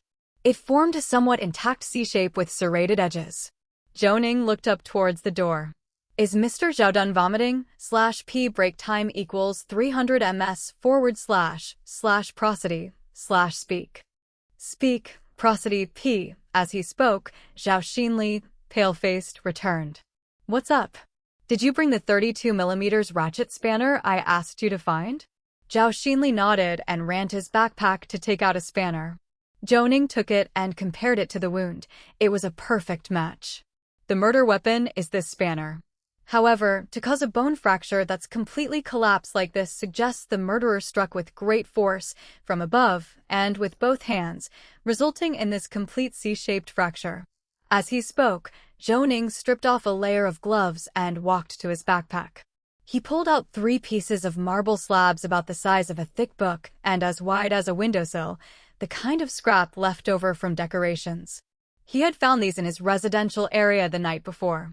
He handed the marble slab to Su Dayuan, then passed the spanner to Zhao Xinli. Both men were taken aback by such abrupt actions and looked puzzled. They looked up at Zhou Ning. "What's this for? /P break time equals 300 ms / prosody / speak. Speak, prosody P. Chapter 58 Distant Throw and Nearby Burial _1 Chapter 58. Chapter 58 Distant Throw and Nearby Burial _1. Zhou Ning chuckled twice, his sudden action leaving the two men baffled. The hardness of the human skull ranges between 3 to 4, while natural marble's hardness is between 3.5 to 5.5. "I couldn't find a more suitable stone, so let's use this one for our simulation. Let's test with 3 actions: hitting with both hands held sideways, hitting with one hand vertically, and hitting with both hands vertically. Then we'll compare the fracture marks on the marble to visually understand how the killer struck the victim." Su Dayuan nodded. "The test is fine, but why are you passing the marble to me? I'm too tall. It's not easy for me to hit it from above." Mr. Zhao, not minding the hassle, stepped forward, flashing a grin as he handed the wrench to Zhou Ning. "No worries, I'm short. You do the smashing." Zhou Ning rolled his eyes. "I don't have the strength. Let's just get on with the experiment." Mr. Zhao, without further ado, put on safety goggles and raised the wrench with both hands held sideways. "Boss, once you're ready, I'll start. Aim carefully. If you hit my hand, watch your head." Mr. Zhao shivered, his face filled with a bitter expression. "Boss, don't scare me, here I go." With that, Mr. Zhao swung the wrench sideways towards the marble slab, chipping off some fragments, but it did not break apart. Su Dayuan also turned over the slab to examine it, feeling the strength of Mr. /P break time equals 300 ms / prosody / speak. Speak, prosody P. Zhao's hit, surprised that it hadn't shattered. "It didn't break?" Zhou Ning nodded and marked a 1 on the marble slab with a marker, then motioned to switch to the second slab. This time, Su Dayuan held his hands out flat, grasping horizontally, while Mr. Zhao held the wrench with one hand and smashed down. With a crack, the marble slab shattered diagonally, the point of impact scattering many small fragments, and the crack also branched off diagonally from the point. Su Dayuan took a look. This piece of marble has a crack. Next time avoid this brownish-red pattern when you hit. Aim for the white area instead. Let's try again. Zhou Ning hurried to mark the spot, then stepped aside, allowing Mr. Zhao to take his third swing with both hands around the wrench, crashing it downwards. This time, the marble slab did not split, the wrench becoming embedded into it.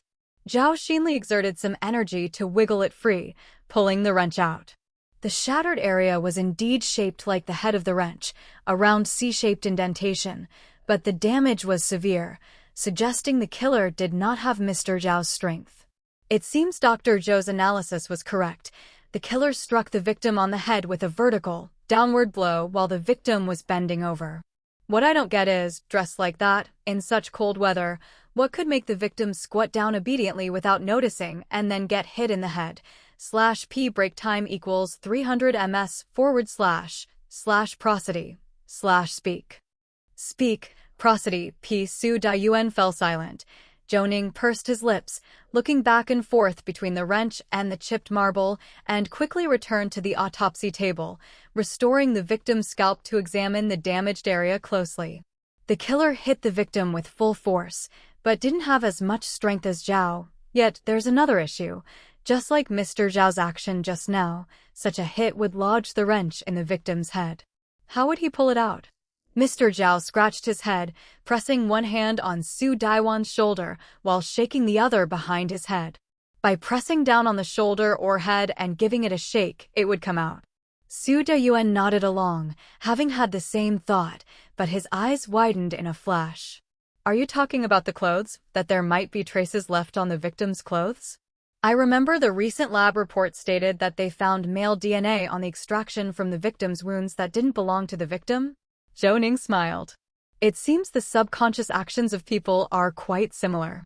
He walked straight to the evidence bag containing the victim's clothing, spread it out on the stainless steel surface, and as he searched, he said, "That unknown male DNA, I suspect, is blood." The killer had wounds on his hands, and considering the abrasions on the victim's nose and brow bone, I suspect the victim had a struggle with the killer, injuring him, and then the victim was pushed down. /p break time equals 300 ms / prosody / speak. Speak, prosody, p. As the victim was trying to get up, the killer hit her on the head from behind. Zhou Ning said this as he looked toward the deceased's fingernails. During the autopsy, he had noticed that the fingernails were trimmed extremely short, almost to the point of cutting into the flesh. Given her profession, Zhou Ning initially didn't think much of it, but now he suspected it might not be for that reason. He pulled over the LED magnifying lamp and closely inspected the fingertips. The trimming of the nails was very neat, not the sort of job done by clipping around the edges with a nail clipper, but cut bluntly in one go. Zhou Ning waved over to Mr. Zhao. "Bring me the luminol spray and spray some on the deceased's nails." After soaking in the water for so long, could there be any blood trace left? Despite saying so, his actions didn't stop. He found the luminol spray and came close to Zhou Ning, carefully spraying around. On both sides along the edges of the deceased's nails, a faint blue-green fluorescence could be seen. Su Dayuan also came over. After all, he had many years of experience in handling cases and immediately realized what was happening. Did the deceased scratch the murderer? And, because the murderer has exceptional counter-surveillance abilities, he didn't forget to trim off the deceased's nails when dumping the body to eliminate any traces that might be left behind? Zhou Ning nodded. /p break time equals 300 ms / prosody / speak. Speak, prosody, p greater than. I think we should search the reservoir carefully, especially within a 20-meter radius from the shore. Perhaps we will find the murder weapon, which he wouldn't have taken with him. Moreover, the murderer's home should be in the opposite direction of the Bema River Reservoir, because after all, we always say cast far, bury near. Su Dayuan took out his phone and walked to the side to make a call. Zhou Ning moved the LED magnifying lamp over to the deceased's clothing and carefully examined the back of the shirt, inch by inch. When he reached the right shoulder, he noticed what seemed like 3 strips of tape visible in the reverse side. Zhou Ning fiddled around with it from the front and side for quite some time, but couldn't make out the material. After touching it with gloves on, it still felt sticky and seemed somewhat reflective. How could it still be sticky after soaking in water for so long, unless it was some kind of glue? Mr. Zhao let out a surprised noise and quickly came over, thinking for a moment before speaking. "This is fluorescent paint." Zhou Ning looked puzzledly at Mr. Zhao, unfamiliar with this substance and not recalling where it might have been used. Mr. Zhao hastened to explain. "On the highway, when car headlights shine on it, there's a reflective strip on the median barrier. That's a type of fluorescent paint. Of course, some nightclubs and discos also use this stuff. /p break time equals 300 ms / prosody / speak. Speak, prosody, p, it dries faster than regular paint, but after soaking in water, it probably wouldn't work. We wouldn't have seen it on the clothes if they weren't dry. Fluorescent paint, hex socket screws, Prado tires, scratches, wrench, unknown male DNA, Xinguanlin, Su Zhanshan, Ma Xiannong, Xin Weijia. These known factors kept popping up on the transparent screen in front of Zhou Ning's eyes. Zhou Ning had a headache. Although knowing an unknown DNA, it was impractical to bring in every male associated with the deceased for a comparison. Su Dayuan returned, and without waiting for Zhou Ning to speak, Mr. Zhao had already briskly recounted their recent findings. Zhou Ning looked towards Su Dayuan. "Su Da, I think we still need to look for clues from Xinguanlin. Even though Xinguanlin has an alibi for the 21st, we still need to go through the surveillance footage again." Su Dayuan took out his phone, found a video, and played it. It was in fast-forward mode. "We've already downloaded the surveillance footage. Chunyang and the others have analyzed it carefully. Zhen Guanlin indeed had surgeries throughout the day on the 21st. At 6:30 p.m. when he got off work, he left for 38 minutes, then received a call and came running back with a box of takeout in hand. We verified that too. It was the head surgical nurse, notifying him of an emergency operation. The last operation ended at 23:10, and he arrived at their residential complex at 23:32, saying he walked home. /p break time equals 300 ms / prosody / speak. Speak, prosody, p. The two periods without surveillance were 22 minutes and 38 minutes respectively. In such a short time frame, the fastest round trip from the 8th hospital to the Bema River Reservoir would take at least 45 minutes. I find it unrealistic. Zhou Ning squinted, thinking that this timeline must have been studied over many times. Indeed, the time was insufficient for murder and body disposal. But then, Zhou Ning thought of Xin Guanlin's son and pulled down his mask. "Did you check into Sun Ailing's car, Suda?" asked around indirectly. "It's a car her father gave her as part of her dowry. Usually, Sun Ailing drives it, though I suspect Xin Weijia drives it occasionally." Mr. Zhao came over, shaking his head continuously and clicking his tongue. "Rich people. A dowry car worth nearly $1 million? What does her dad do?" Su Dayuan flipped through messages on his phone, and Zhou Ning, peering closer, saw it mentioned Qidong Xingmu Outdoor Advertising Company. His eyes lit up. "An outdoor advertising company. Suda, check out that car. We just found 3 strips of fluorescent paint on the deceased's shoulder. I think their company might use hex socket screws too, right? /p break time equals 300 ms / prosody / speak. Speak, prosody, p. Chapter 59 peeling and looking _1 Chapter 59. Chapter 59 peeling and looking _1 half an hour later, at the parking lot of the first affiliated hospital. Xin Weijia, who kept making a fuss, was dragged onto a police car. Su Dayuan and He Chunyang were talking to him, while Mr. Zhao was collecting fingerprints from the Prado and searching for traces inside the vehicle. Zhou Ning checked the dash cam, which was empty. Seemingly the content had been deleted. This required the expertise of professional technicians to recover. He then opened the trunk door and continued to search tirelessly. There were 2 organizing boxes in the back, containing both men's and women's shoes and clothing. There was no sight of a toolbox, let alone a license plate, and even the mats at the back were spotless. Clearly, they had been cleaned. Zhou Ning furrowed his brows. Without finding the murder weapon or bloodstains, one couldn't make a definitive judgment. Just then, Mr. Zhao called out loudly. "Dr. Zhou, come quickly, look here." Zhou Ning hurried over to Zhao Xinli's side and saw him crouched beside the right rear wheel, pointing and saying, "This tire is a spare. He changed the tires, and it wasn't done by a professional. The screws here are loose. You can see they could be tightened by hand." "A woman changed it?" Mr. Zhao shook his head. "I don't know about that. However, I found 2 fingerprints on the lug nuts. We can compare those." "Did you find the murder weapon?" Zhou Ning shook his head. /p break time equals 300 ms / prosody / speak. Speak, prosody, p. Help me open the tire compartment and see if there is a tire inside. Delighted, Mr. Zhao stood up, darted to the tailgate, unlocked the compartment, and the moment he opened the door, he grabbed something and immediately crouched down. Zhou Ning quickly moved closer. "No tire, but what is this?" Zhou Ning looked at what Mr. Zhao had in his hand. It was a long object wrapped in white styrofoam. He took it and placed it in the trunk, spreading powder and brushing the edges of the tape continuously, revealing 2 fingerprints. Zhou Ning promptly collected them, then lifted the item to carefully examine the edge of the tape, noticing a small tear. It was clearly the mark of being torn by teeth. Zhou Ning cut off this piece of tape entirely and threw it into the evidence bag. Then, using a knife, he cut open the styrofoam. With several crisp sounds, as the wrapping was torn open, a pair of license plates came into view. Upon seeing the license number, Zhou Ning sighed deeply. Luby 74110. Wow, that was tough. It really is this vehicle. Could it be that Zhang Jiahui was also involved with this Xin Weijie?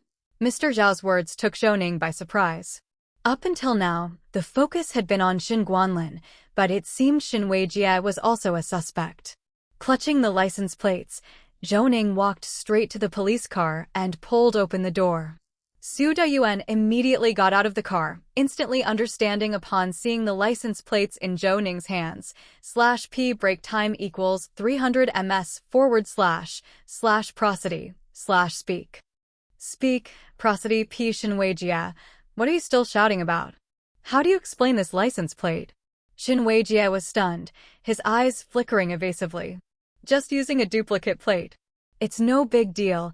Many people use duplicate plates just to avoid some tickets. Handle it how it should be handled.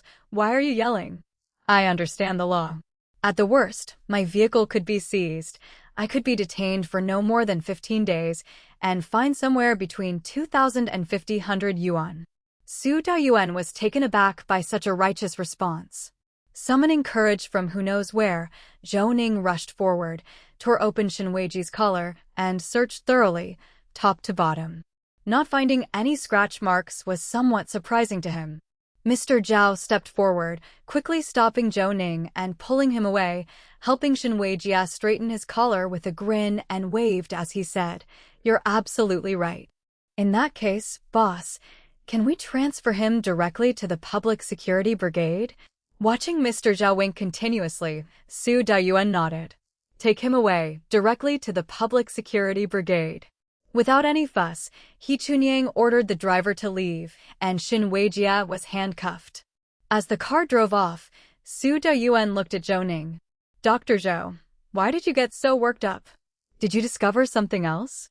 "Just now in the autopsy room, I found that the deceased's fingernails were deliberately trimmed, not in a normal way. /p break time equals 300 ms / prosody / speak. Speak, prosody, p. Afterward, I used the luminol reagent to test, and it was human blood, though too little to extract. Coupling this with the DNA found at the wound, I suspect that the deceased scratched the murderer before dying." Su Dayuan widened his eyes in shock. "What are you dawdling for? Hurry up and get in the car. Do you suspect that Xin Guanlin and his son worked together on this?"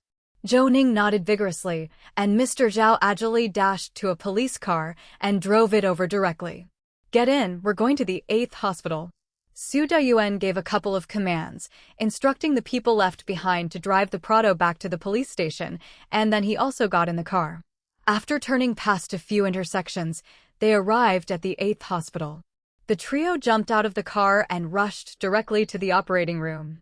On the way, Su Dayuan had already contacted Mr. Chow and learned that Shen Guanlin was in surgery, so they headed straight for the operating room, where many anxious family members of patients were waiting.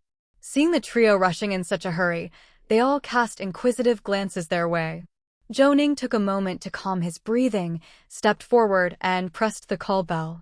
A nurse opened a small window. "What's the matter?" Zhou Ning bent down and whispered, "Could you ask the head nurse of the operating room to come out for a moment? We've talked to Mr. Chow from the hospital office. She knows what this is about. /p break time equals 300 ms / prosody / speak. Speak, prosody, p. Upon hearing this, the nurse recognized the name of the head nurse and, without saying much, immediately closed the small window. The trio waited anxiously for a few minutes, and then the head nurse they had seen earlier emerged from the operating room. At the sight of the trio, she looked somewhat nervous, but she quickly stepped aside from the doorway and nodded at them. "Let's talk inside." The trio went straight into the operating room. Some of the waiting family members stood up and approached. "What happened, nurse? Is there a problem with the surgery?" The head nurse waved her hand, reassuringly saying to them, "Don't worry unnecessarily. Just wait quietly for the patient. We are here to maintain some of the operating room equipment." Hearing this, the relatives returned to their seats to wait, and the head nurse shut the door, pulling the trio into a small partition used for preparing surgical instruments. "Mr. Chow called me and told me to cooperate with you, but I don't know how. What kind of cooperation is needed?" Su Dayuan quickly pressed his hands down, sensing the head nurse's tension. "You just answer my questions, that's all." "Is Shen Guanlin involved in the surgery right now?" "Yes, he's in operating room 3, performing a cesarean section. The suturing is almost finished, but there's another thoracic surgery scheduled after this, and he's also involved in that one. They just completed the anesthesia preparations. /p break time equals 300 ms / prosody / speak. Speak, prosody, p. Okay, now call the anesthesiology department and ask someone to take over his surgery, but don't let Shen Guanlin know. Get one of the nurses to call him to the auxiliary room and tell him that Shen Weijia came to deliver something to him. Got it?" The head nurse nodded earnestly, her hands subconsciously clutching each other. "Don't be nervous. We'll try our best not to disrupt your normal operations. After all, our 2 units have been cooperating for so many years. You can rest assured of that, or else Mr. Chow wouldn't have notified you in advance." Upon hearing this, the head nurse finally relaxed, and her expression eased. "Please wait a moment, I'll make the arrangements right now." With that, she dialed a number, and the call was quickly answered. "Dr. Liu, come to the operating room. You'll be taking over the next thoracic surgery. Mr. Shin has to attend an emergency meeting. Let's talk. Hurry up here." At this tone, Zhou Ning couldn't help but touch his forehead. It seemed that operating room head nurse was indeed authoritative. She gave direct orders to different departments, and no one seemed to dare to object. While he was thinking this, the head nurse saw a nurse passing by the door and quickly pulled her over. "The cesarean section in operating room 3 is about to end. Go call Mr. Shen out for a moment. His son has brought something for him, and he needs to leave quickly. /p break time equals 300 ms / prosody / speak. Speak, prosody, p. The nurse's hands, which were carrying a pack of surgical instruments, were taken over by the head nurse, who promptly turned and walked briskly towards the surgeries at the end of the corridor. Soon, Shen Guanlin, with his isolation gown loosely hanging, walked towards the door of the operating room with a deeply furrowed brow. Su Dayuan was holding a small mirror, similar to the ones used in dentistry, and was observing the activity in the corridor. As Shen Guanlin approached the door, Su Dayuan stepped out. He grabbed Shen Guanlin's arm in one swift motion. Shen Guanlin, completely caught off guard by the sudden appearance of someone, tried to back away in a panic, yelling out, "Are you crazy?" Mr. Zhao followed suit, grabbing the other arm of Shen Guanlin and pulling him into the auxiliary room. In the tussle, Shen Guanlin's isolation gown came undone, but instinctively, He raised his arms, holding the gown close to his chest. Mr. Zhou shouted, "Hurry up, Dr. Zhou. Check him. /p break time equals 300 ms / prosody / speak. Speak, prosody, p chapter 60. The murder weapon _1 chapter 60, chapter 60. The murder weapon _1 Zhou Ning walked over, and upon seeing the three people clearly, Shen Guanlin's face was full of anger. "It's you. What's with the police, to control a citizen like this? What crime have I committed for you to restrict my freedom like this? Give me an explanation." Zhou Ning stepped forward and ripped off the isolation gown that was blocking his chest to reveal 3 healing scratch marks on the right side of his neck. If one looked closely, they would notice that the scabs had started to fall off, and in a few days, these marks would probably disappear as well. Zhou Ning felt a surge of relief in his heart and looked up at Shen Guanlin. "Resisting is pointless now. We were lucky to find a male DNA in the victim's wound. If it matches your DNA, it will be conclusive evidence." Shen Guanlin was momentarily stunned and his struggle ceased as Su Dayuan handcuffed him. "Fine, spend the ride thinking it over. It will be in your best interest to confess sooner. Additionally, I can tell you that your son has already been taken to the criminal police unit." Shen Guanlin's eyes were as sharp as knives as he glared at Su Dayuan, his face already showing signs of panic. "My son has nothing to do with this. Don't use that to threaten me. I'll confess, but let him go immediately." Mr. Zhao snickered, his chubby face moving closer. /p break time equals 300 ms / prosody / speak. Speak, prosody, p. With immense consideration, he draped a white coat over Shen Guanlin's hands to cover the shiny handcuffs. "Enough with that. Deciding what to do is our police work. If it wasn't for not wanting to embarrass the 8th hospital, do you think we would still be here wasting our breath with you?" Shen Guanlin didn't speak further. Su Dayuan grabbed his arm and directly signaled the head nurse of the operating room to open the door. Shen Guanlin stared at the head nurse as Mr. Zhao prodded him. "Don't look at people like that. Rest assured, while I can't guarantee anything else, this is a place you won't be returning to." The head nurse of the operating room shook his head and looked at Shen Guanlin. "No worries, I'm not afraid. Confess properly, Mr. Shen. It's good for you that you're leaving. You won't be troubling the young nurses in the operating room anymore. Being jailed is a good thing, at least you're alive. Take the chance to reform." On hearing this, Zhou Ning looked towards the head nurse, realizing they all knew some of Shen Guanlin's misdeeds. They held back because of his position, and even if they spoke up, it would be of no use since many young people have different pursuits. Su Dayuan pushed Shen Guanlin slightly. "Let's go back to the station and talk. If you're not ashamed, go ahead and shout." The door opened, and the group walked out as many people looked their way. Shen Guanlin didn't dare to waste any more words and quickly walked towards the exit of the 8th hospital. /p break time equals 300 ms / prosody / speak. Speak, prosody, p. When encountering people he knew, he did his best to lower his head. Going out dressed in operating room attire in such cold weather was too conspicuous. Upon arriving at the criminal police unit, another police car stopped, and He Chunyang jumped down from it, unable to hide the smile on his face. He was holding an evidence bag with a plastic bag inside it. From the wrapping, one could tell it was a wrench. Zhou Ning's eyes lit up, and he hurried over. "Did you find the murder weapon?" He Chunyang grinned widely, very pleased with Zhou Ning's response. "It's not just found. The person who dumped the murder weapon is an idiot. It was wrapped in several layers of plastic bags, the kind used by hospitals for medical waste. The waterproofing is really good. Dr. Zhou, I'll leave this to you. I saw bloodstains on it." Zhou Ning took it, and at that moment, Su Dayuan also dragged Shen Guanlin out of the vehicle. Several police officers rushed over and grabbed Shen Guanlin. He seemed very surprised that the police had found the murder weapon, staring intensely at the bag in Zhou Ning's hands. Su Dayuan patted Shen Guanlin's shoulder with an expression of utter contentment on his face. "Stop looking, you'll know the results soon. Hurry and take him to the interrogation room. Interrogate him separately from Xin Weijie. Dr. Zhou, please work quickly." This test result should be out fast, right? Zhou Ning nodded vigorously. The 8th hospital can do it. /p break time equals 300 ms / prosody / speak. Speak, prosody, p greater than I will give you the results in 2 hours. Upon hearing this, Su Dayuan gestured with his hand.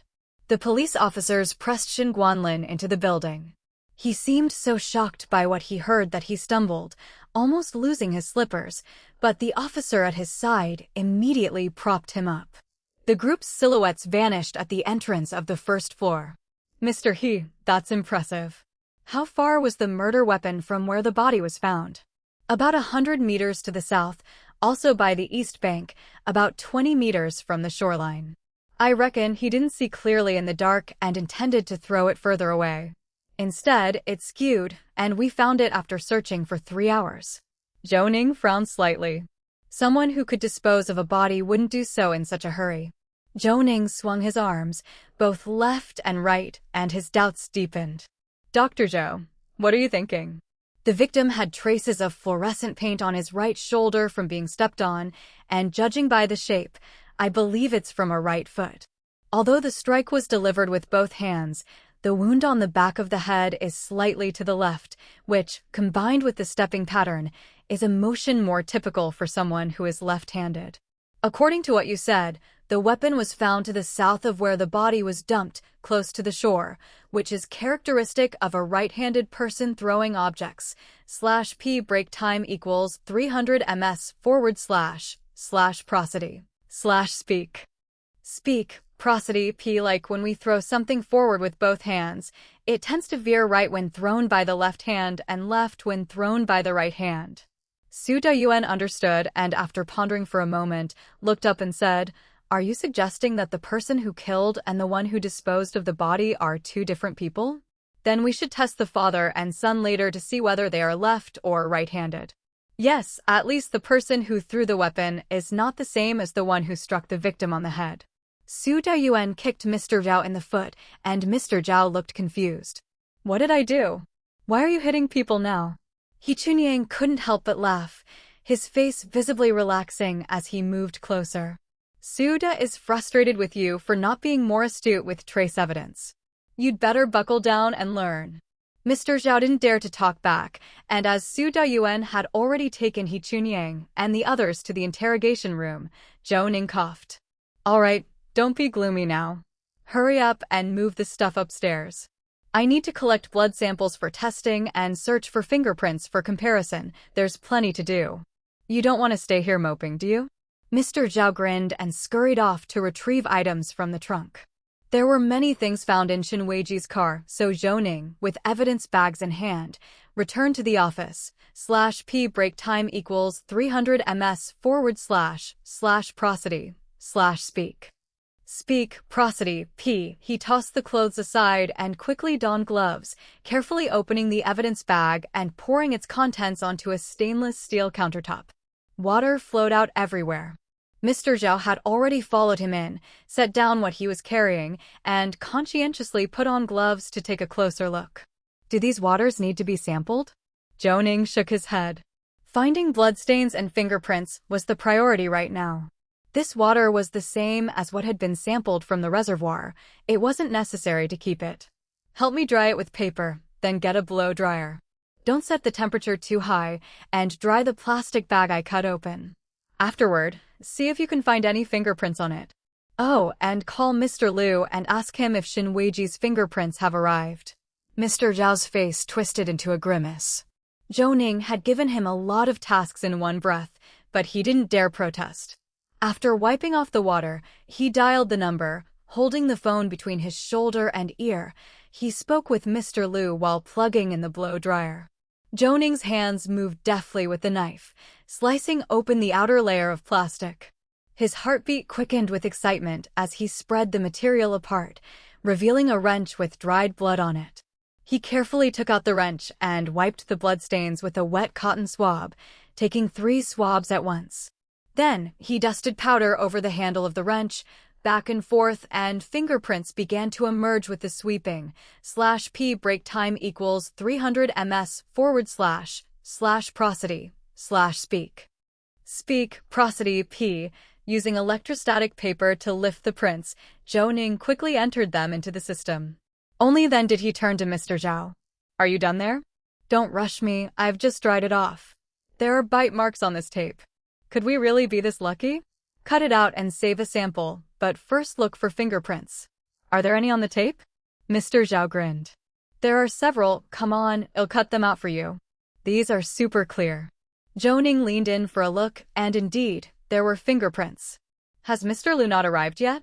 No sooner had he spoken than the forensic office door was pushed open, and Mr. Lu ran in, drenched in sweat, holding 2 fingerprint cards and 2 vials of blood, which he presented to Zhou Ning. Dr. Zhou, here are the fingerprints and blood samples from Xin Weijie and Shen Guanlin. Zhou Ning took the cards and went to the computer to enter the numbers and begin the comparison. The computer screen flickered with fingerprints until the machine beeped, signaling the comparison had stopped and results were displayed. Checking against the previously entered settings, Zhou Ning noted down in his notebook 4 fingerprints from Shen Guanlin on the wrench, 3 from Xin Weijie, and 2 unknown fingerprints. On the outer layer of the packaging tape, all 3 were Xin Weijie's fingerprints. 4 fingerprints from Xin Weijie were also found on the tape wrapping the license plate. Zhou Ning exhaled deeply, /p break time equals 300 ms / prosody / speak. Speak, prosody, p. Now all that was left was to wait for news from Su Daiwan's side. Identifying who was left-handed would determine who the real perpetrator was. Quickly take the blood samples to the lab at the 8th hospital, and these 2 tape samples, along with 3 blood samples, to the municipal police lab for a DNA comparison with the unknown male DNA. Mr. Zhao scratched his head. Wait a minute, I'm a bit confused now. Who exactly is the murderer? /p break time equals 300 ms / prosody / speak. Speak, prosody, p. Chapter 61. Shocking DNA test results _1 Chapter 61. Chapter 61. Shocking DNA test results _1 January 29, 2011. 1832 Zhou Ning didn't rush to leave. Su Dayuan had communicated the situation to the city bureau, and they had given priority to the DNA comparison.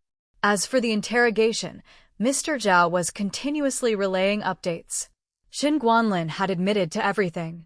He killed Zhang Jiahui in the early morning of the 21st, drove his son's car, took the body to the reservoir, and then dumped the body and discarded the murder weapon. His son had no idea that he had driven that Prado.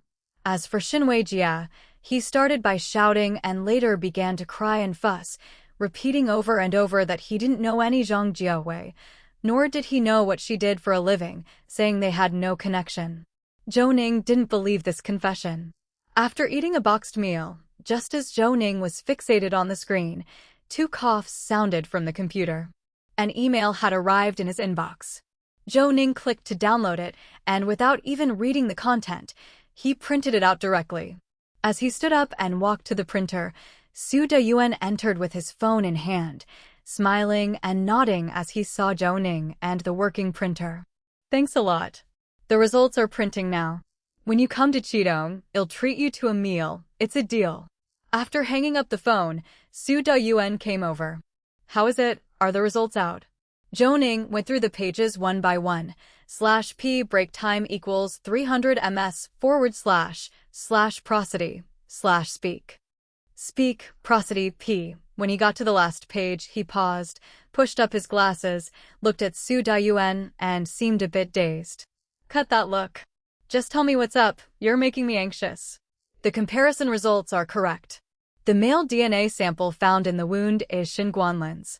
The residual DNA on the tape used to wrap the murder weapon and car license plate belongs to the same person as Xin Weijie. As for the blood on the murder weapon, it matches Zhang Jiahui without a doubt. Regarding the fingerprints on the screws of the Prado's tires, they match the fingerprints on the wrench of an unknown individual, but I suspect that this person is a woman because there's a trace on the fingertip, a mark left by a long fingernail. I'm just surprised because there's an additional DNA comparison result. I reckon since both names provided shared the same surname, an extra comparison was done. Shen Guanlin and Shen Weijia are not father and son. In fact, they are completely unrelated. Su Dayuan nodded continuously, listening intently to Zhou Ning's recap until the last sentence, at which point he looked up in surprise. Damn, that's a massive cuckolding. Does Shen Guanlin know? Zhou Ning shook his head. He couldn't make that judgment, but from the interrogation information Mr. Zhao sent back, a strong sense of protectiveness could be felt. Enough guessing here, let's go straight down to the interrogation rooms. The father and son each have a room, and we'll go to the observation room next door to watch. /P break time equals 300 ms / prosody / speak. Speak, prosody P, you haven't been there before, right? Zhou Ning was intrigued. The system hadn't yet popped up a task submission interface, and the countdown was still ticking. Maybe something was missing. Never seen it, can I watch? Su Dayuan waved his hand. Come down, I'll show you something new. The two went downstairs and opened a door next to the interrogation room. Two people were sitting inside, wearing headphones next to constantly turning recording equipment. Zhou Ning had seen them but couldn't recall their names. Both got up and Su Dayuan waved them off. Zhou Ning moved closer to see through a large one-way glass that clearly showed the inside of the interrogation room, where Shen Guanlin was handcuffed to an interrogation chair, his hands bound with long chain cuffs. His head tilted as he looked at the interrogator, He Chunyang, and another note-taker. Shen Guanlin's expression was indifferent, his eyes somewhat vacant. Su Dayuan handed Zhou Ning a pair of headphones, so he could hear what was being said in the interrogation room. He Chunyang was repeating himself, asking Shen Guanlin to describe the crime process, but Shen Guanlin remained silent. Su Dayuan grabbed the microphone, flipped a switch, and a red light came on before he said in a low voice, Chunyang, tell Shen Guanlin that we just received the results from the tests. His DNA, after comparison, is a perfect match with the DNA left at the victim's wound. There is an undeniable conflict between him and the victim. /P break time equals 300 ms / prosody / speak. Speak, prosody P. However, there's an unexpected find. He and his son have no blood relation at all. The comparison report is in my hands. Ask him if he wants to see it. Zhou Ning glanced at Su Dayuan, who at that moment was focusing on the inside of the room beyond the one-way glass, waving backwards with his hand. Zhou Ning quickly found the DNA comparison result for the father and son and handed it to a detective. The detective hurried out, knocked on the door, and entered the interrogation room. He Chunyang, hearing the knock, smiled slightly, and the note-taker got up to hand the report to He Chunyang. The test results are out. The DNA sample remaining in the victim's wound is an exact match with yours. Of course, there is also some good news. I think this will definitely surprise you. Come take a look yourself. You're a professional after all. He Chunyang stood up, snubbed out his cigarette, then walked over to Shen Guanlin and handed him the report, which Shen Guanlin took with his right hand. Zhou Ning squinted his eyes. Shen Guanlin was right-handed. Shen Guanlin, who had appeared indifferent until then, paused for a moment, seemingly puzzled by the police officer's action. Seeing that He Chunyang had no other moves, he finally lowered his gaze. When he saw the comparison details and the corresponding chromatogram snapshots, he flipped directly to the last page, and as he read the result, his whole body began to tremble. Impossible, this is a forgery. /P break time equals 300 ms / prosody / speak. Speak, prosody P. Shen Guanlin roared, flinging the report from his hands. The papers scattered to the floor, and He Chunyang, smiling, crouched to pick them up, even blowing the dust off them. Don't get worked up. You're not young anymore. Getting agitated could easily raise your blood pressure. Do you need me to have the forensic doctor get you some blood pressure medicine? Really, I do understand where you're coming from. 57, right? Nearly retirement age, and then to suddenly learn something like this, all that you cannot accept. Having been cuckolded for nearly 30 years, that's tough, truly suffocating. Shut up, just shut up. You can't find any evidence, so you're trying to trick me here. I won't fall for it. He Chunyang walked over to the interrogation chair, grabbed Shen Guanlin's shoulder, and forced him to look up at the surveillance cameras in the corners of the room. Look closely. Our interrogations are fully recorded by surveillance. As for this DNA comparison report, the only reason it was done is that the testing center found your DNA to be a match, and at the very least thought your son's DNA would resemble yours. It was the discrepancy that led to a comparison, and they didn't charge you extra. Why are you so agitated? Moreover, we're the police. What would slandering you or interrogating you like this achieve? You're really too self-absorbed. Your son gets married and his father-in-law gifts a car worth nearly $1 million, and you've probably not spent little yourself. /p break time equals 300 ms / prosody / speak. Speak, prosody, p. Think about the implications of being the father to the child you raised. Think it over thoroughly before you answer. Having said that, He Chunyang stood up straight. Zhou Ning had to give credit to his approach. Even the strongest mental defenses would crumble against such a bombardment. According to what Mr. Zhao had said, before Shen Guanlin had shouldered all the blame, but now, after the revelation of being deceived for almost 30 years, how could he react? Just then, Zhou Ning suddenly remembered that on the 21st, Shen Guanlin had been out for 38 minutes at 6:30 p.m., returning with a box of food. As for coming home at 23:32 after the surgery ended, that was verified by surveillance footage of him entering the complex. That raised two questions. 1. Was the boxed food takeout, or was it food sent from home? 2. After 23:32, there was no surveillance check on the vehicles entering and exiting the complex. Zhou Ning nudged Su Dayuan, unsure about whether he could speak up. He quickly typed these 2 points into his phone and showed it to Su Dayuan. Su Dayuan nodded continuously and dialed a number. Check 2 surveillance feeds for me and tell me the results immediately. Su Dayuan stroked his chin and turned off the microphone's red light. You think that Xin Weijia and Zhang Jiahui also had an improper relationship, and Shen Guanlin found out, which is why he had the urge to kill. Zhou Ning shook his head. Perhaps it's the other way around. /p break time equals 300 ms / prosody / speak. Speak, prosody, p. Xin Weijia was seduced by Zhang Jiahui. Things progressed between them, but then he discovered that his father and Zhang Jiahui had been in an unclear relationship long before. When confronted, Zhang Jiahui, infuriated, scratched Shen Guanlin, and in a fit of rage, Xin Weijia wounded Zhang Jiahui. Zhang Jiahui was hit on the back of the head, causing such a serious fracture and intracranial hemorrhage. They couldn't explain it, so they hid the body in the car and waited until Shen Guanlin got off work that night. Then they went to the reservoir to dispose of the body. Both of them disposed of the body together? Zhou Ning nodded. The victim wasn't heavy, but with the weight of the tire, trying to get the body into the reservoir and as far away from the shore as possible, it's not something one person could accomplish. At this point, Zhou Ning paused. Suda, I still haven't received Xin Weiji's shoes. Su Dayuan was taken aback. Shoes /p break time equals 300 ms / prosody / speak. Speak, prosody, p. Chapter 62. 8-fold fast forward _1 Chapter 62. Chapter 62. 8-fold fast forward _1 Su Dayuan seemed to have forgotten that, Zhou Ning said in a hushed voice.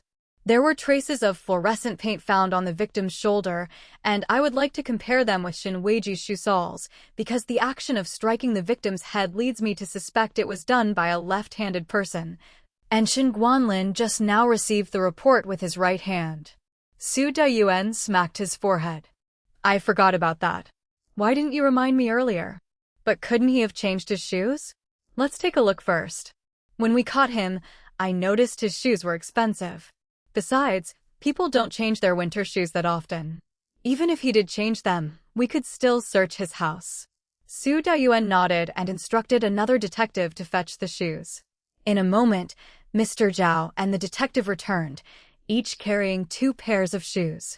Seeing Zhou Ning looking over, Mr. Zhao bared his teeth in a smile and said, I heard from Wang Jianhua that you wanted to compare Xin Weiji's shoes, so I brought all the men's shoes from the Prado. They're all expensive brands.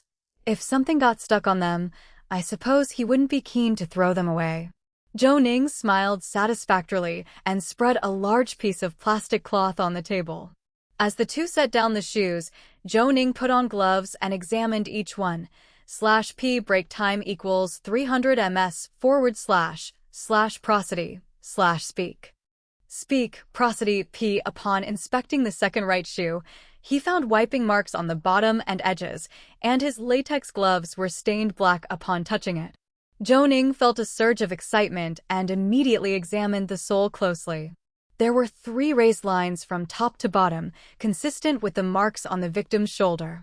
However, it appeared that the sole of the shoe had been forcefully rubbed on sand and soil, as both the raised parts and indentations were embedded with sandy particles. He used tweezers to gently pick at it, and the sand fell away, revealing a white viscous substance in the crevices. Turn off the lights. Mr. Zhao swiftly shut off the lights in the room, and it instantly darkened. Only the one-way glass allowed light to come through. Zhou Ning held up the sole of the shoe towards the direction of the glass, and the white substance indeed reflected light. Not only Zhou Ning, but Mr. Zhao and Su Deyuan also breathed a sigh of relief. It's really fluorescent paint. It seems that Xin Weijia stepped on the victim's back. Zhou Ning nodded, took a sample, put it in a plastic box, and handed it to Mr. Zhao. It can be sent for comparison now. If this is a perfect match, the evidence of Xin Weiji's murder is conclusive and irrefutable. Su Deyuan looked up at Zhou Ning in some surprise. You think the murderer is Xin Weijia? Why not Xin Guanlin? This is just my opinion. /p break time equals 300 ms / prosody / speak.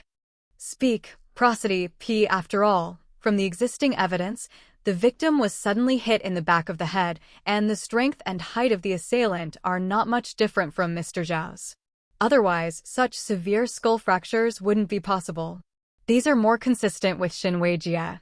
As for disposing of the body, that was where the two collaborated.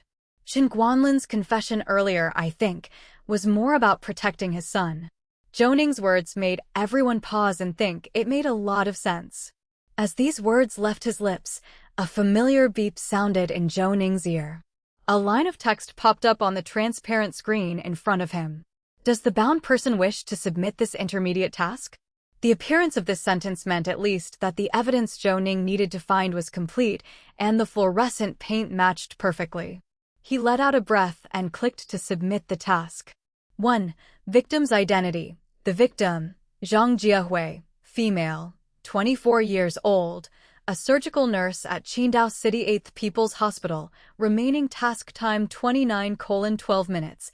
2. Murderer's identity. Main culprit Xin Weijia, male, 25 years old, an orthopedic doctor at an affiliated hospital. Accomplice Xin Guanlin, male, 58 years old, director of the anesthesia department at Qidong City 8th People's Hospital.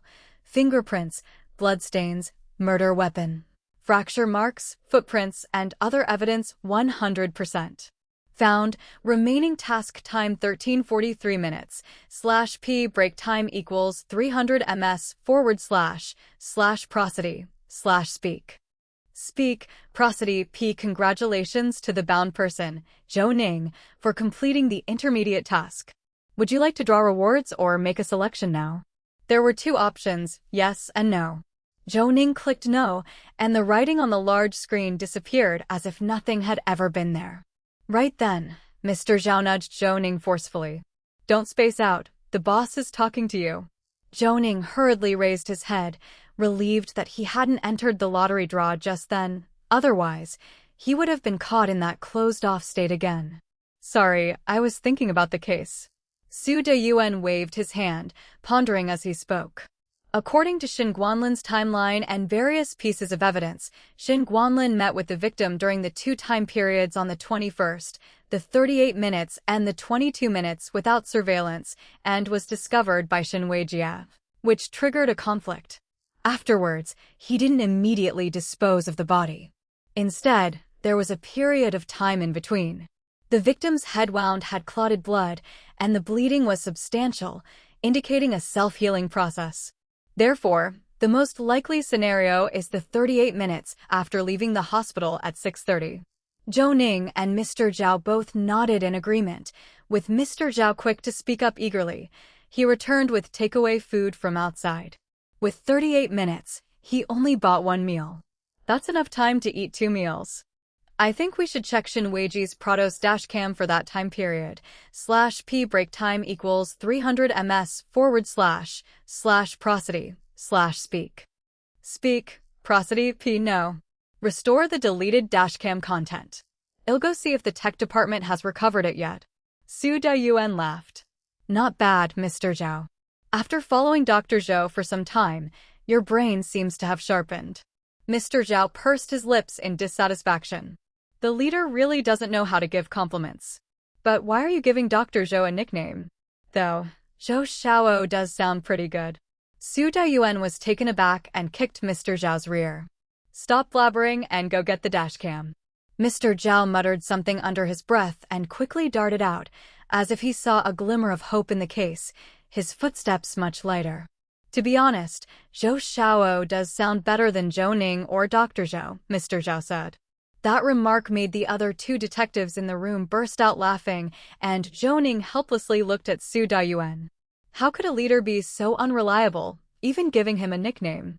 But what could he do about it? He sneakily glanced into the interrogation room. He Chunyang was still talking nonstop, while Shen Guanlin had lost his previous composure and was clutching at the DNA comparison report. While everyone was laughing, Mr. Zhao had already returned, holding a laptop in his arms. Presumably, someone had recovered the deleted content from the dashcam. He placed it on the desk, pointing to a timestamp, January 21st, 2011, 1830. He immediately clicked on the 8-fold fast-forward playback, /p break time equals 300 ms / prosody / speak. Speak, prosody, p as the driving footage flashed on the screen and 2 headlights illuminated the road ahead. The car soon stopped. Mr. Zhao hurriedly clicked on the normal playback speed. The car shook slightly and then reversed a few meters. In the corner of the dashcam view, 2 people were seen shielding their eyes from the light, looking towards the direction of the headlights. It's Zhang Jiahui and Shen Guanlin. Mr. Zhao shouted excitedly, and Su Dayuan glared at him fiercely. We can see, we are not blind. Mr. Zhao covered his mouth and quickly turned his attention back to the laptop screen. The headlights switched to high beam, but the lights were not turned off. The entangled Zhang Jiahui and Shen Guanlin released their grip on each other. Shen Guanlin touched his neck, blood visible on his right hand, as he shouted something viciously at Zhang Jiahui. The 2 argued for a few more words, and then Shen Weijia stormed out of the car, wrench in hand, screaming at them. Zhang Jiahui stood with her hands on her hips, pointing and gesturing nonstop at the 2 men, and even spit on the ground. Shen Weijia, furious, was about to rush over. Shen Guanlin blocked the wrench with his right hand and cursed at Shen Weijia. Zhang Jiahui, smiling, adjusted her hair and took off her long down jacket, pointing at the bloodstains on it before saying something to the 2 men and then throwing it on Shen Guanlin. Zhang Jiahui turned to walk away, but seemed to step on something. /p break time equals 300 ms / prosody / speak. Speak, prosody, p she slipped, fell to one knee, losing one of her slippers, her hands bracing against the ground. Just as Shen Guanlin looked at Zhang Jiahui and let go of the wrench, Shen Weijia charged forward, raising the wrench with both hands and swinging it down onto the back of Zhang Jiahui's head. Shen Guanlin froze for a moment, then rushed to hold Shen Weijia. Seeing the victim motionless, fear appeared on both their faces, but the wrench was still lodged in Zhang Jiahui's head. Shen Weijia stepped forward, his right foot pressing on Zhang Jiahui's shoulder, and only then did he pull the wrench out. Shen Guanlin crouched down to check Zhang Jiahui's breathing and carotid artery. Shen Weijia returned to the car with the wrench, and when he appeared again, the wrench was gone. He was holding several large yellow medical waste bags, and after gesturing with Shen Guanlin for a while, Shen Weijia went back to the car again. Then, the 2 used Zhang Jiahui's down jacket to wrap her up, lifted her into the car, and the next footage was the car driving away. Su Dayuan waved his hand, his voice shaking as he listened. Keep fast forwarding. /p break time equals 300 ms / prosody / speak. Speak, prosody, p chapter 63. What's so great about that _1 chapter 63. Chapter 63. What's so great about that _1? Mr. Zhou didn't waste words. He quickly clicked on the fast forward button. As the timestamp kept flickering, the car stopped in front of the gates of hospital number 8. He hit pause, blinked his eyes, and said with sudden realization, I know where this is. It's just north of hospital number 8, bordering Shuiqingxin residence. There's a dead end with half a wall in front, and if you head south, there's the mortuary's side door. To the north, although Qishui residence doesn't have a south gate, there's a gap here. If you go through, you'll reach building number 3. I remember the victim rented a room in that building. Upon hearing this, Zhou Ning also recalled what Zhang Jiahui's mother had said. Su Dayuan waved his hand, signaling Mr. Zhao to continue. Zhao Xinli pursed his lips, hit the play button, and the timestamp showed 1905. Shen Guanlin got out of the car, bought a boxed meal from a stall in front of the hospital, then wrapped himself tightly in his coat and headed into the hospital. Fast-forwarding again, after driving for a while, the screen went dark, only to light up again with the timestamp now at 23:10. As the car shook at 23:35, it arrived in front of a residential building. As the corridor light flickered on, a figure emerged, wearing a hat and mask and dressed in a short down jacket.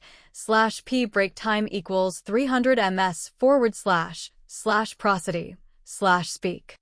Speak, prosody, p. However, from his height and the white hair at his temples, it was clear that this person was the disguised Shen Guanlin. The car started up and sped off, heading directly to Bema River Reservoir. The car stopped, the headlights remained on, and occasionally, the car would shake slightly. At 23:51, Shen Guanlin appeared at the edge of the dashcam's view.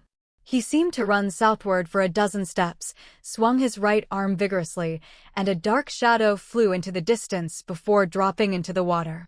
Mr. Zhao paused the video and looked up at Su Dayuan as if to ask if they needed to keep playing it. Su Dayuan waved his hand and let out a long sigh. I didn't expect that the deleted content from the dashcam could be fully recovered. Alright, this isn't just conclusive evidence. Let's interrogate them separately.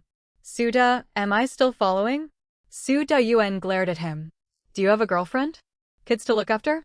Or do you need to clean your house before the new year? If you have none of these, why the hurry to go back?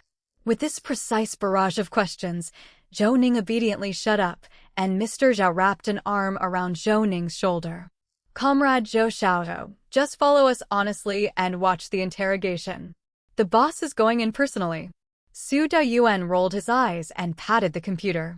Quit the chatter, copy them a copy, then bring the computer and follow me in. Yes, sir. Mr.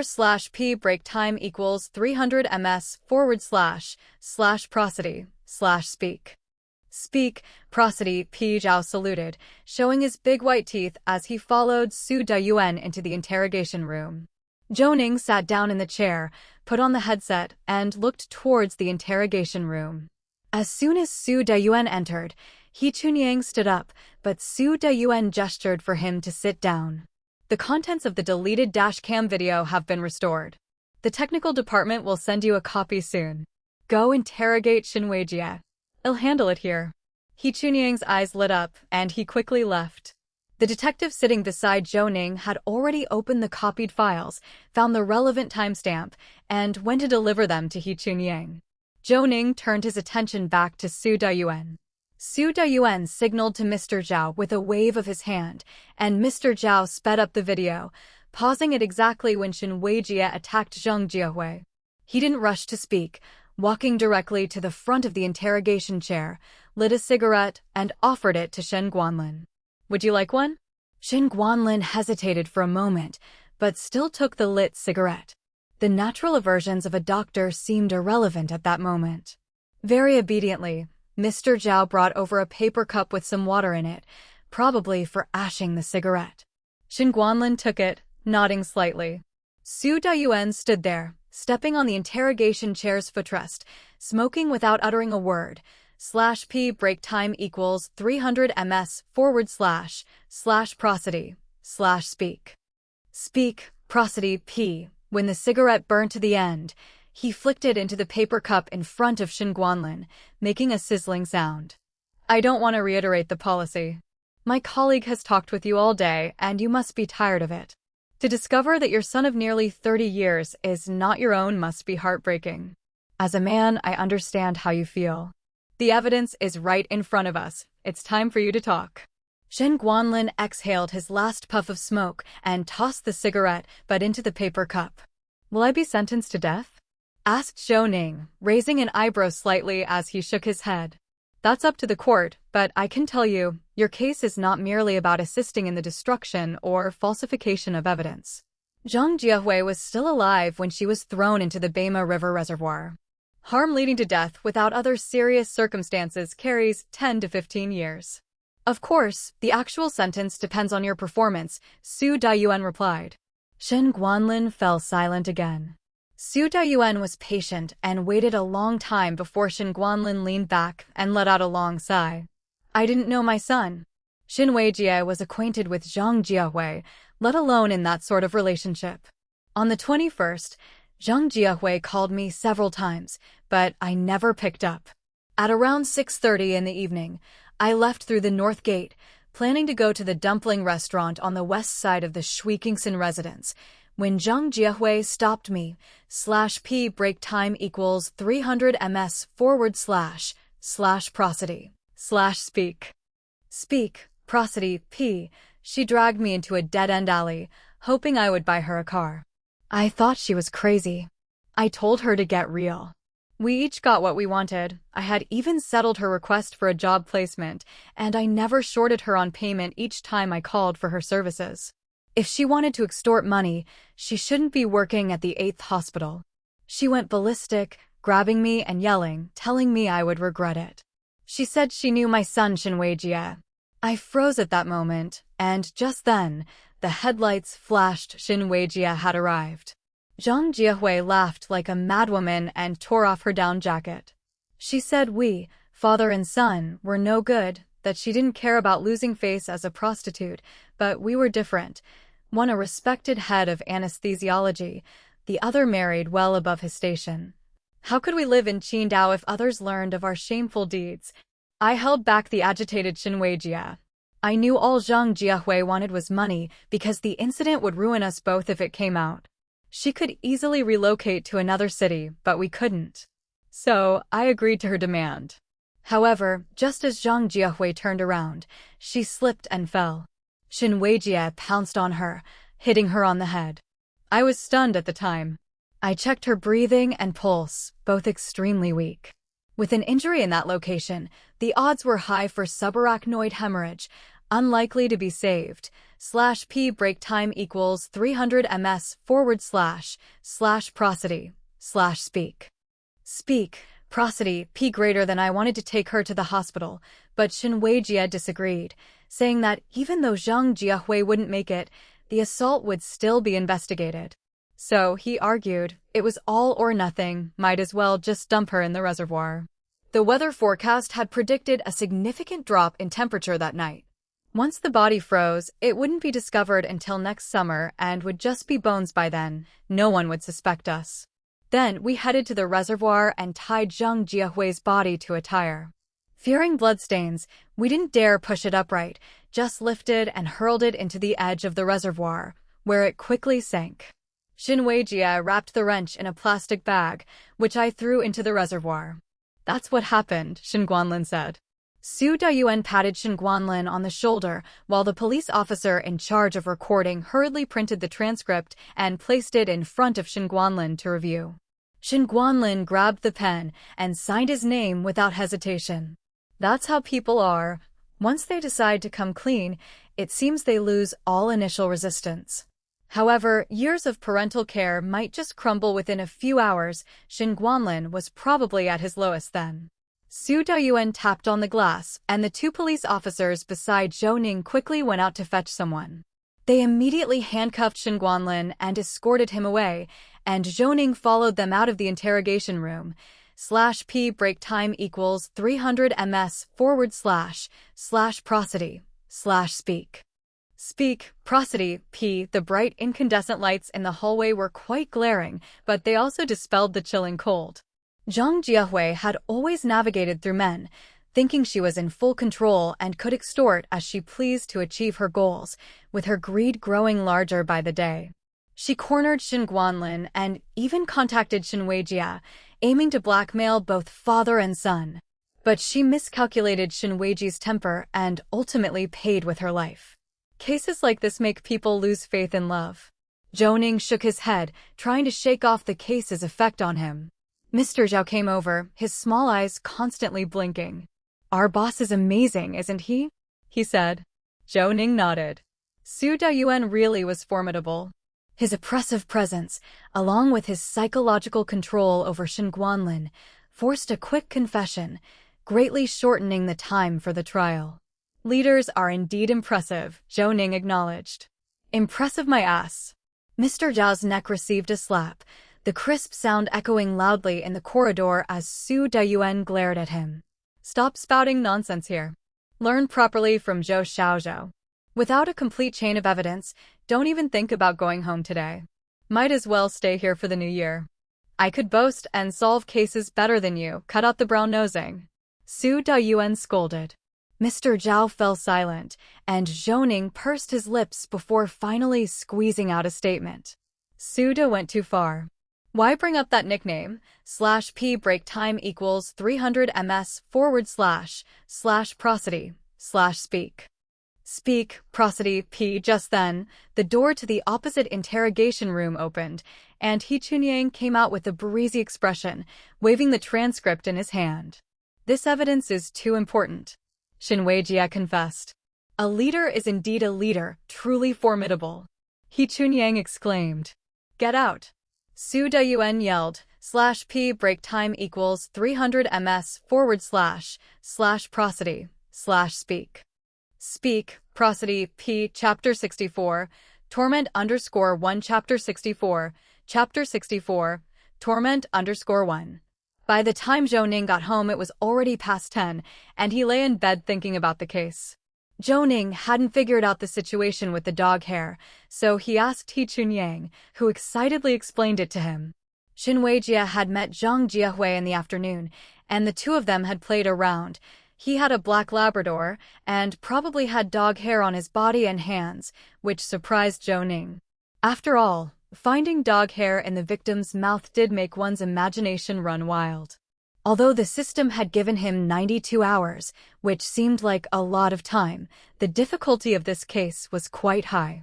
After all, the identity of the corpse wasn't even known initially, and every day was spent in agony. However, after the system upgraded, he still didn't know what the new lottery was like, and with this thought, Zhou Ning sat up. "System, begin the reward exchange now," he called out. As his voice fell, a chart appeared on the transparent screen. Many items were densely packed on it, marked in red, white, and gray, with a note on the side explaining that red indicated rewards already obtained, white were rewards that could be exchanged after the completion of the current task, and gray indicated content that was not available for exchange. However, with such a large chart, most of it was gray. At the front were major categories, followed by various specific contents, /p break time equals 300 ms / prosody / speak. Speak, prosody, p. Only these specific contents were white and available for exchange. The major categories included jurisprudence theory, human anatomy, pathology, internal medicine, surgery, pediatrics, obstetrics and gynecology, criminal investigation techniques, forensic pathology, forensic toxicology, forensic clinical medicine, forensic material evidence, forensic anthropology, forensic psychiatry, forensic toxic substance analysis, and more. Just looking at forensic toxic substance analysis, there were many subcategories behind it. Toxic substance analysis, sources of toxins, common types of poisons, analysis of poisoning induced by the synthesis of various common drugs, and so on several items at once. Of course, the few rewards Zhou Ning originally received also appeared on the list, presented in red at the very top of the chart. But looking down to the bottom right corner of the chart, there was a notation that read 1/3. Zhou Ning was full of question marks. He clicked on the gray next page that appeared beside it, but the page did not respond. After thinking for a moment, Zhou Ning seemed to understand. There were 3 pages in total. He needed to obtain all the rewards on the first page before he could open the second page to choose. Damn. How many corpses did he have to dissect to obtain all the rewards below? Zhou Ning felt depressed. Thinking about his recent promotion to a forensic doctor at level 0, he reluctantly accepted reality. /p break time equals 300 ms / prosody / speak. Speak, prosody, p. It seemed he was still too naive, and the knowledge in the system was probably not something you could learn now, otherwise it wouldn't all be gray. To learn advanced knowledge, he had to pay a price. Thinking about the software's progress, Zhou Ning directly clicked on the option to upgrade the grayed-out facial reconstruction technology. As for bloodstain analysis and forensic field study, he didn't bother with them. As he clicked, the entire system interface changed, and a line of text appeared. Congratulations to the bound user for acquiring Level 3 facial reconstruction technology ability, loading to be completed in 10 minutes. 10 minutes later, with the sound of a beep, the words "loading complete" appeared on the screen. Still without the painful sensation of a splitting headache, Zhou Ning felt a great improvement in his drawing ability, and his memory was filled with some new knowledge. What excited him most was the method for restoring and drawing from blurry and distorted surveillance footage. Instantly, he lost all desire to sleep. What was this miraculous technique that could restore and draw from blurry and distorted surveillance footage? If he could control this, wouldn't it be defying the heavens? Zhou Ning's heartbeat accelerated as he earnestly reviewed the newly acquired knowledge. After the system upgrade, it was becoming increasingly user-friendly. As long as he mastered the knowledge gained, even if he failed the tasks later, it would not be taken back. /p break time equals 300 ms / prosody / speak. Speak, prosody, p. So, he was now full of passion, seriously starting to read. The shape and features of a human face are not a simple assembly, nor are they an unrelated combination. A human face is composed of protrusions of the skull as nodes, as well as muscles and skin, all closely interconnected. Different facial structures, subcutaneous protrusions, lead to differing appearances of the features, and it is because of these interrelations that the fundamental differences in human faces arise. The characteristics of a human face can generally be divided into 4 parts: large characteristics, structural features, 1, positional characteristics, and features of the facial features.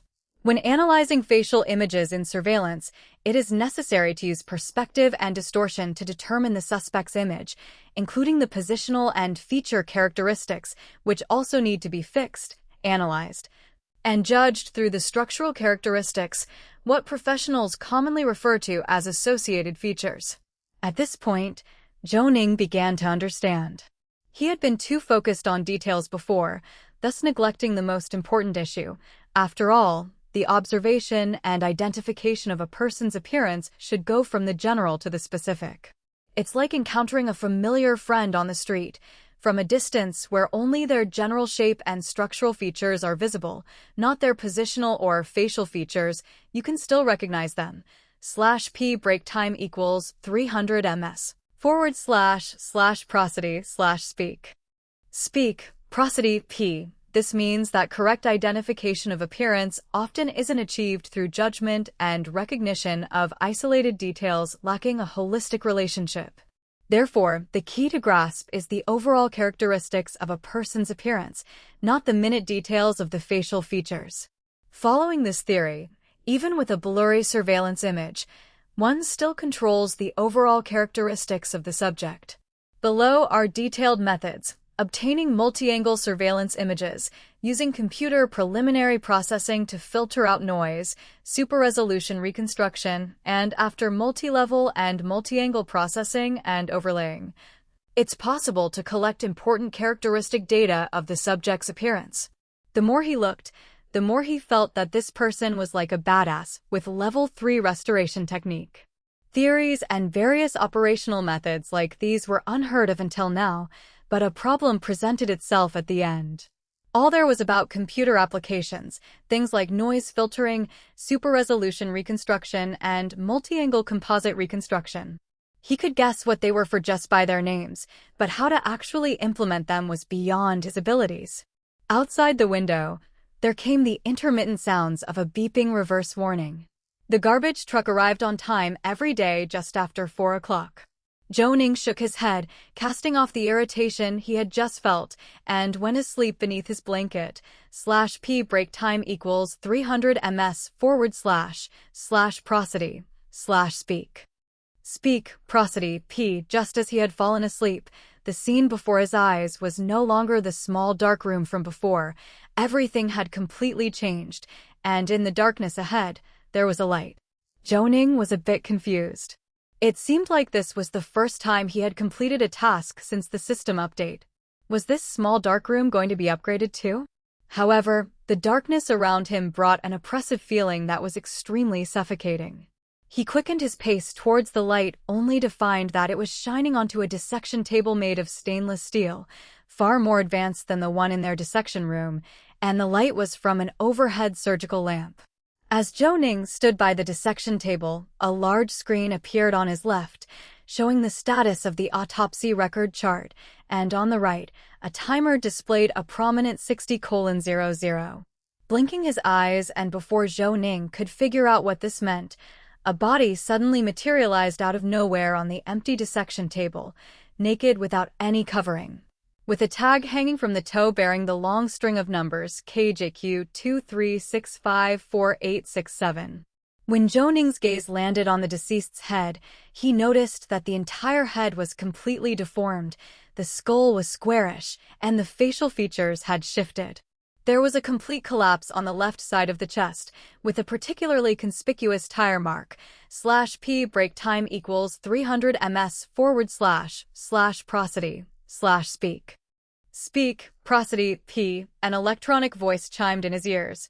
Beep, the night training function for the bound user has been fully upgraded. Please, bound user, complete the dissection and find 80% of the corresponding answers within the allocated time. If accomplished within the given time, you'll earn 1 upgrade point.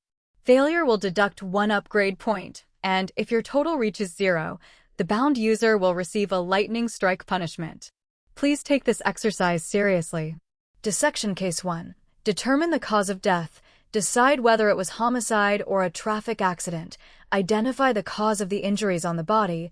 Estimate the time of death. Assess the damage to internal organs. Restore the skull as much as possible.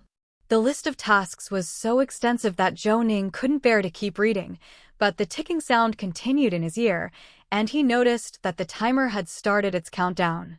Damn it, not even a production team's donkey gets worked like this. 1 hour, are you kidding me? To find all this evidence, why don't you just have me do the whole job of a criminal investigator? Although he swore quite satisfactorily, his body was brutally honest. Snatching up a set of tools that had appeared on the table, Zhou Ning threw himself towards the body. The next day, dragging his legs as if they were weighted with lead, Zhou Ning entered the forensic doctor's office. As soon as he walked in, he saw Mr. /p break time equals 300 ms / prosody / speak. Speak, prosody, p. Zhao's fat face come close to his own, beaming relaxedly as if it were a wrinkle-free chrysanthemum. Helping Zhou Ning to sit down, Mr. Zhao said with his back to the door. Comrade Zhou Xiao, what's wrong with your back? An individual of your age should take better care of oneself. This won't do at all. I'm telling you, even with a girlfriend you need moderation. Hurry up and get the autopsy report sorted out. The boss said that we are to transfer the case out today. Seeing Mr. Zhao so pleased with himself, Zhou Ning ground his teeth, and just as he was about to retort, a hand reached in through the door.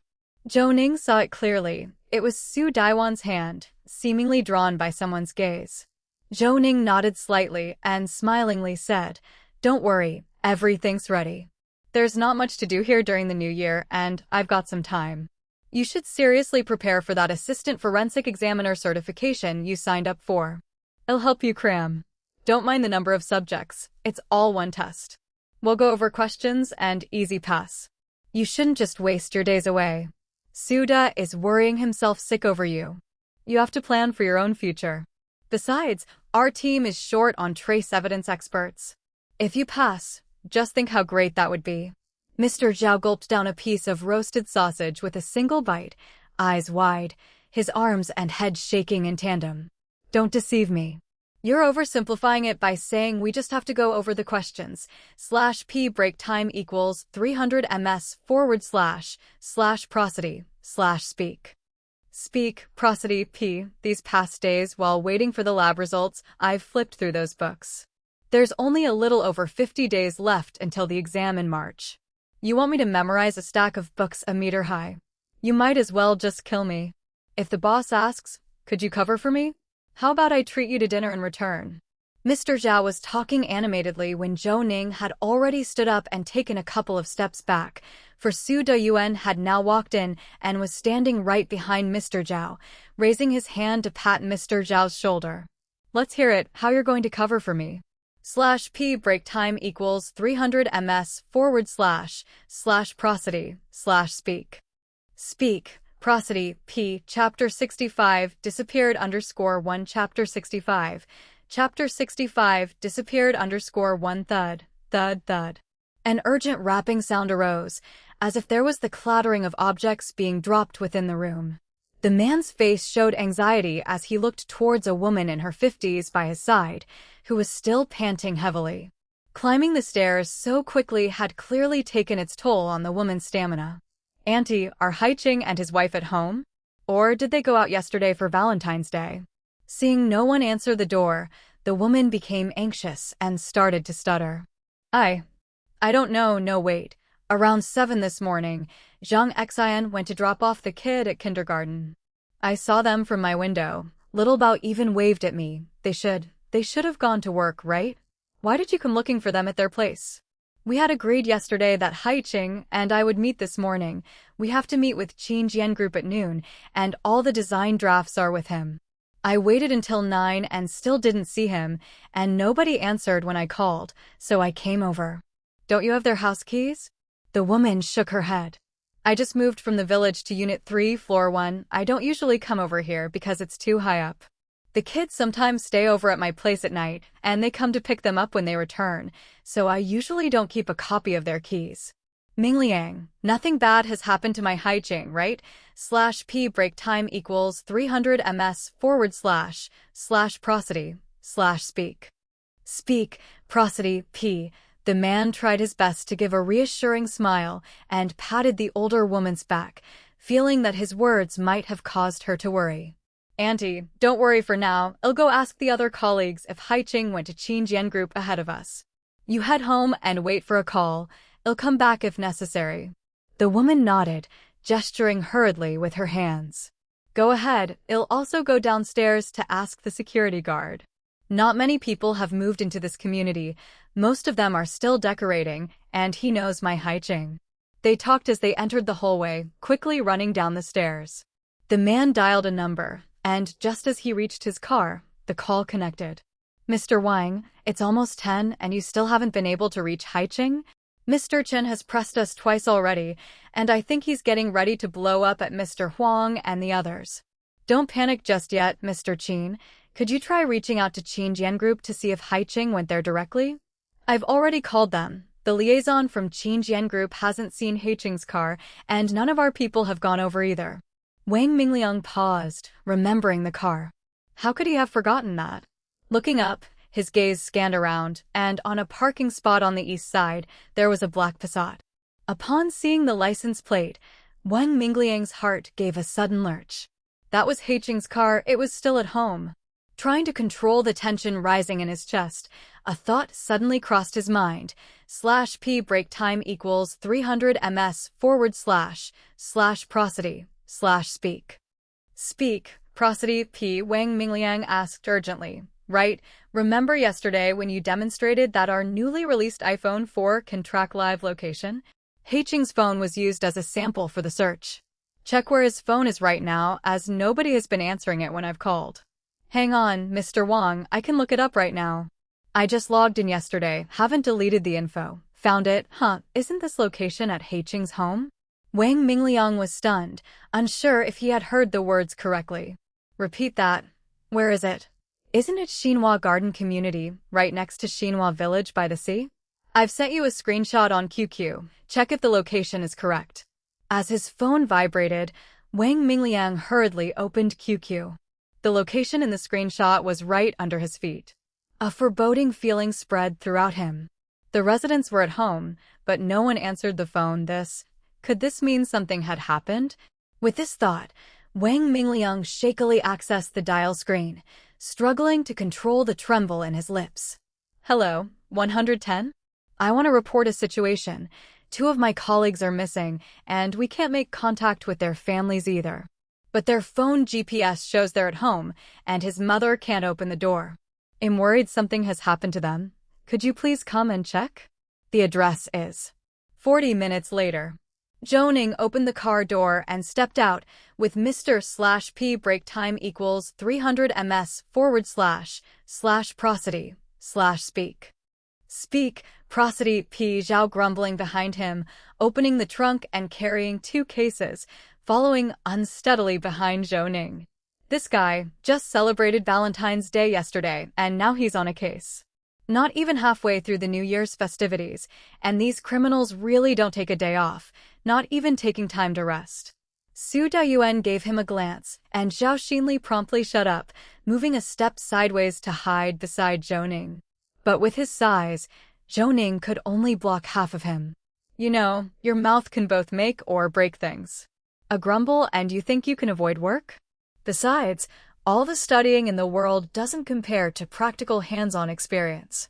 This is how you progress, much more than from just studying books. Su Dayuan glanced over again, constantly nodding towards Zhou Ning. Comrade Zhou Xiao is right, Mr. Zhao chuckled, and the few policemen behind him also started laughing. Suda, you're leading by calling nicknames. Isn't it tiring to say one more word? Su Dayuan glared. Don't be disrespectful. I think Zhou Xiaozhou sounds nice. Quit the nonsense and follow me upstairs. Which floor? 7th floor. The 7th floor? Hey, don't smack my head. If you do, I won't be able to carry my books, and if I fail the exams, will the boss take responsibility? Mr. Zhao complained all the way up, but Zhou Ning was not so relaxed. /p break time equals 300 ms / prosody / speak. Speak, prosody P. After all, on the way there, Su Doyuan had asked quite a lot, but Chief Zhu from the port police station had provided very limited useful information. They knew about a male victim and a female who had been sent to the hospital with injuries, but nothing else. Therefore, Zhou Ning didn't ask further. Everything would have to wait until they arrived at the scene. Upon reaching the 7th floor, they saw many policemen, and Chief Zhu was also there, smiling and shaking hands with Su Dayuan. Suda is here. Happy belated New Year. Su Dayuan just smiled and didn't go along with the greeting, glancing at the entrance to the east apartment on the 7th floor and frowning at the chaotic crowd. Have you all entered the scene? A trace of embarrassment flashed across Chief Zhu's face. The situation was special at the time. We didn't know there was a victim. A designer from Qidong Design Institute called the police, saying that his colleague Wen Haiqing and his wife couldn't be found. They had located a foreign smartphone's position, which they claimed was accurate. The phone was at home, but the people were missing and they wanted to break in to check. The victim's mother was also there. She said she saw her daughter-in-law taking the child in the morning, but not after. I called a locksmith to come over, and as soon as we entered, the room was a mess, probably the perpetrator looking for money. Things were scattered everywhere, and we found Wen Haiqing in the master bedroom. /p break time equals 300 ms / prosody / speak. Speak, prosody P. He was tied to the bed and had died. Then we searched the room and found his wife, Zhang Xian, in the bathroom, unconscious and with many wounds. We called an ambulance and took Zhang Xian away, so several groups of people have entered the scene. But we didn't move the body. Su Dayuan nodded and raised his hand. All right, I get the gist of it. Have your people withdraw downstairs. I'll have the forensic doctor and the trace evidence technicians inspect the scene. Call over the person who reported the incident and the victim's mother. I want to ask them about the situation. Chief Zhu's face looked unhappy, and with a raised eyebrow, he extended his hand backward. Everyone, move downstairs. Zhou Ning nudged Mr. Zhao, who immediately got it, set up some papers and ink on the floor for collecting footprints, and smiled at everyone. Well now, you all wore gloves when entering the scene, didn't you?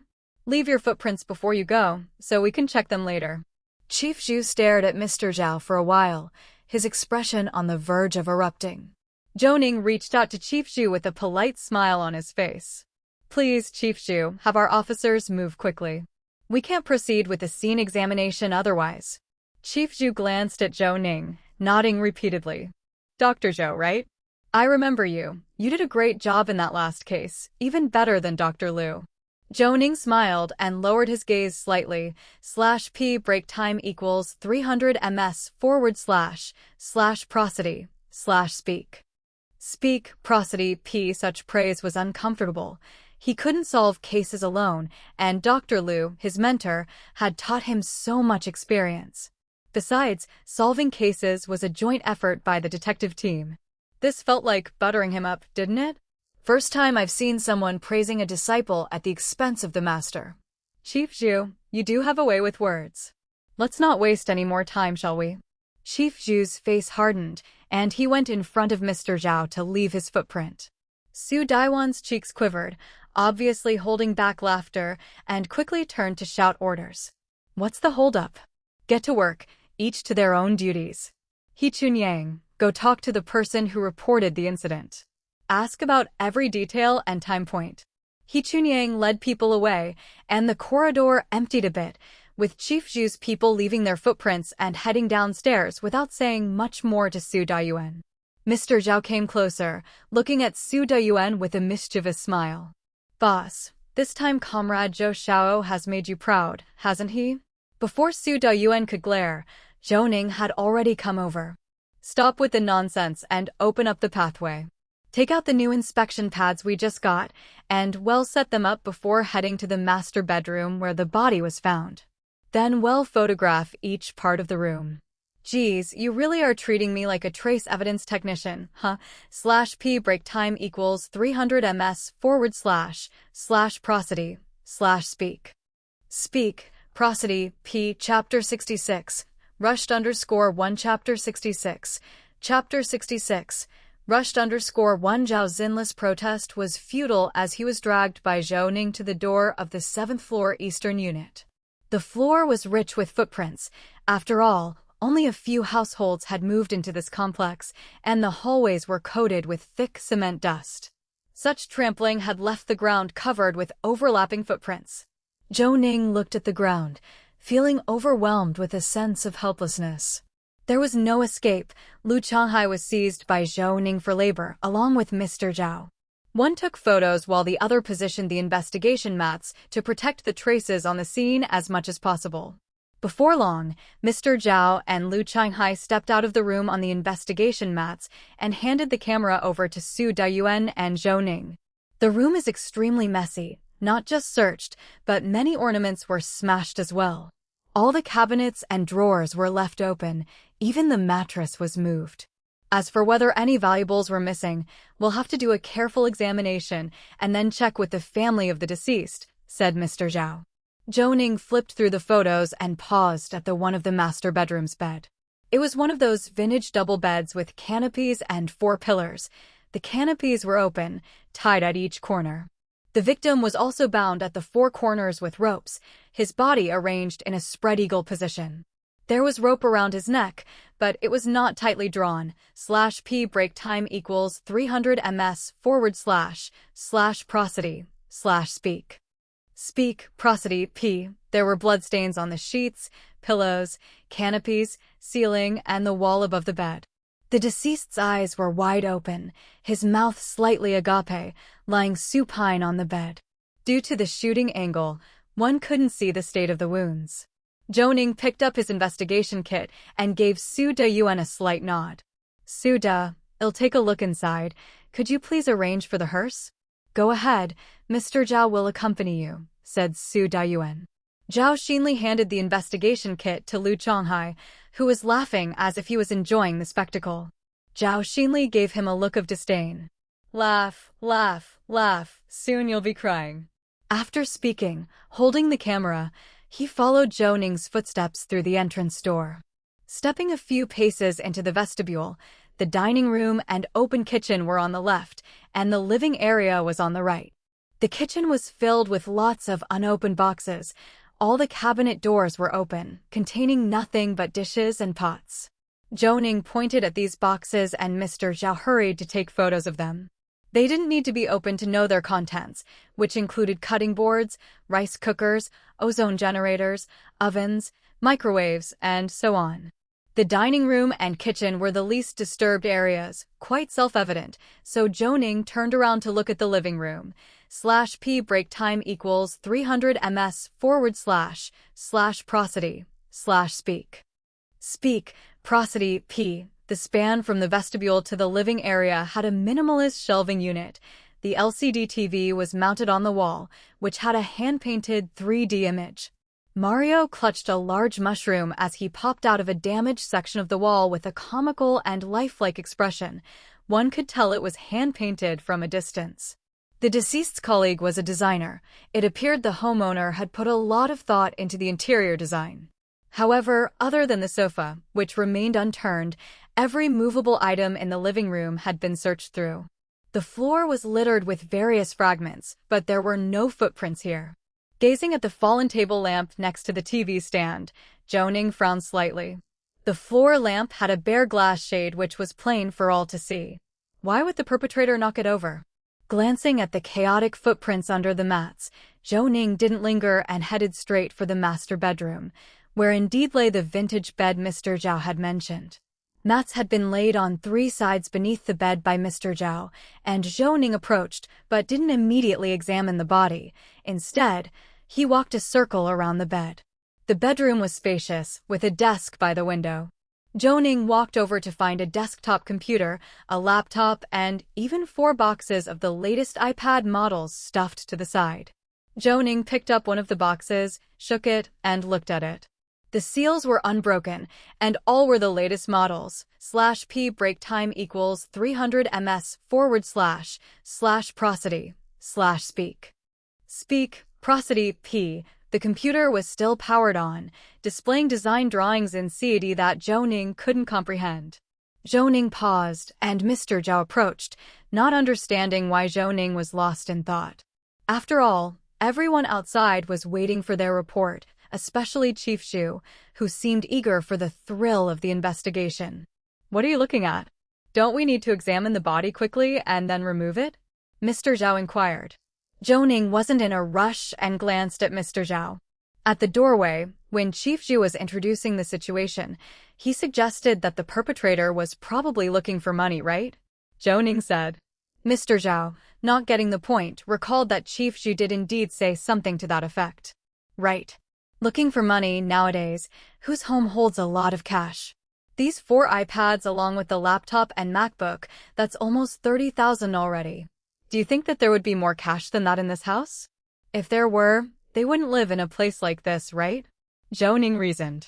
Mr. Zhao was taken aback, quickly searched online on his phone, and then tapped continuously on the calculator.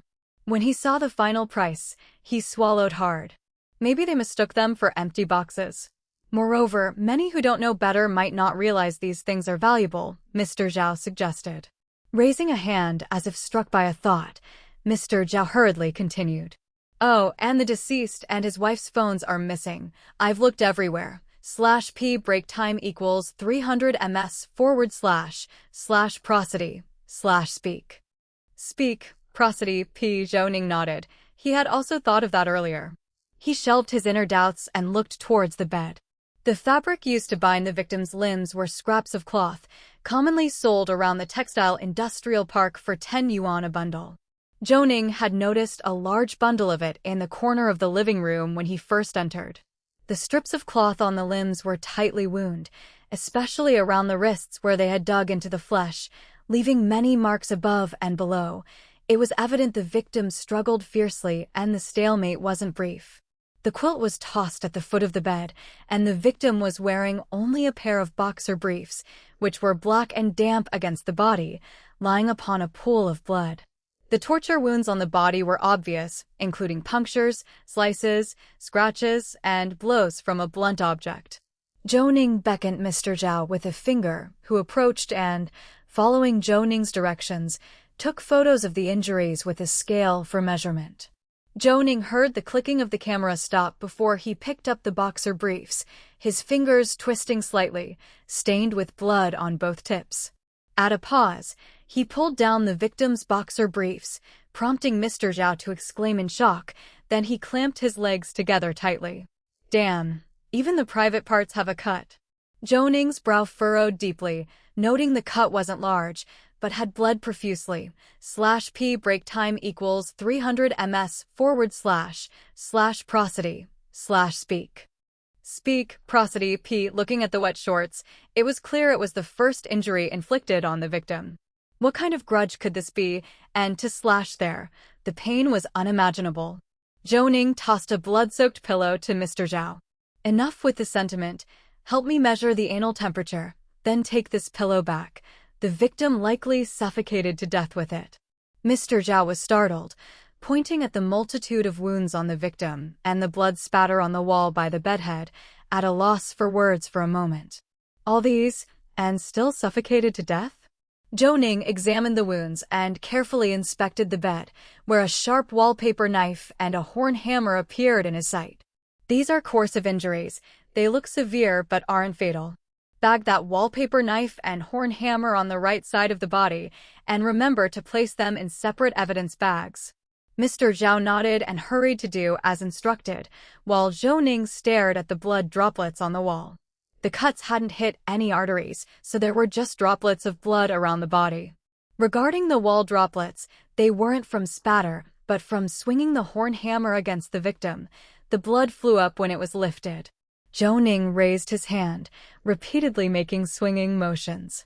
He imagined himself as the assailant, standing on the north side of the bed, achieving these coercive wounds, but that wouldn't have created the same splatter trajectory. /p break time equals 300 ms / prosody / speak. Speak, prosody, p. Zhou Ning squinted his eyes, realizing one could cause such a blood distribution only by kneeling next to the victim or straddling them, given their bound position was fixed. Opening his eyes, a thought flashed through his mind, but he shook his head, dismissing it. He stared at the sheet beside the victim for a long time, but found no impressions from kneeling. Lifting the sheet with one foot, he discovered a latex mattress on top of the spring mattress. What's up? Nothing. Cut the strips of cloth, then bag the body to move it, and take the sheets separately. Okay, I'll call for help. Mr. Zhao quickly left, and Zhou Ning then extended his hand towards the body. As his fingers clad in latex gloves touched the victim's leg, the familiar task selection interface appeared.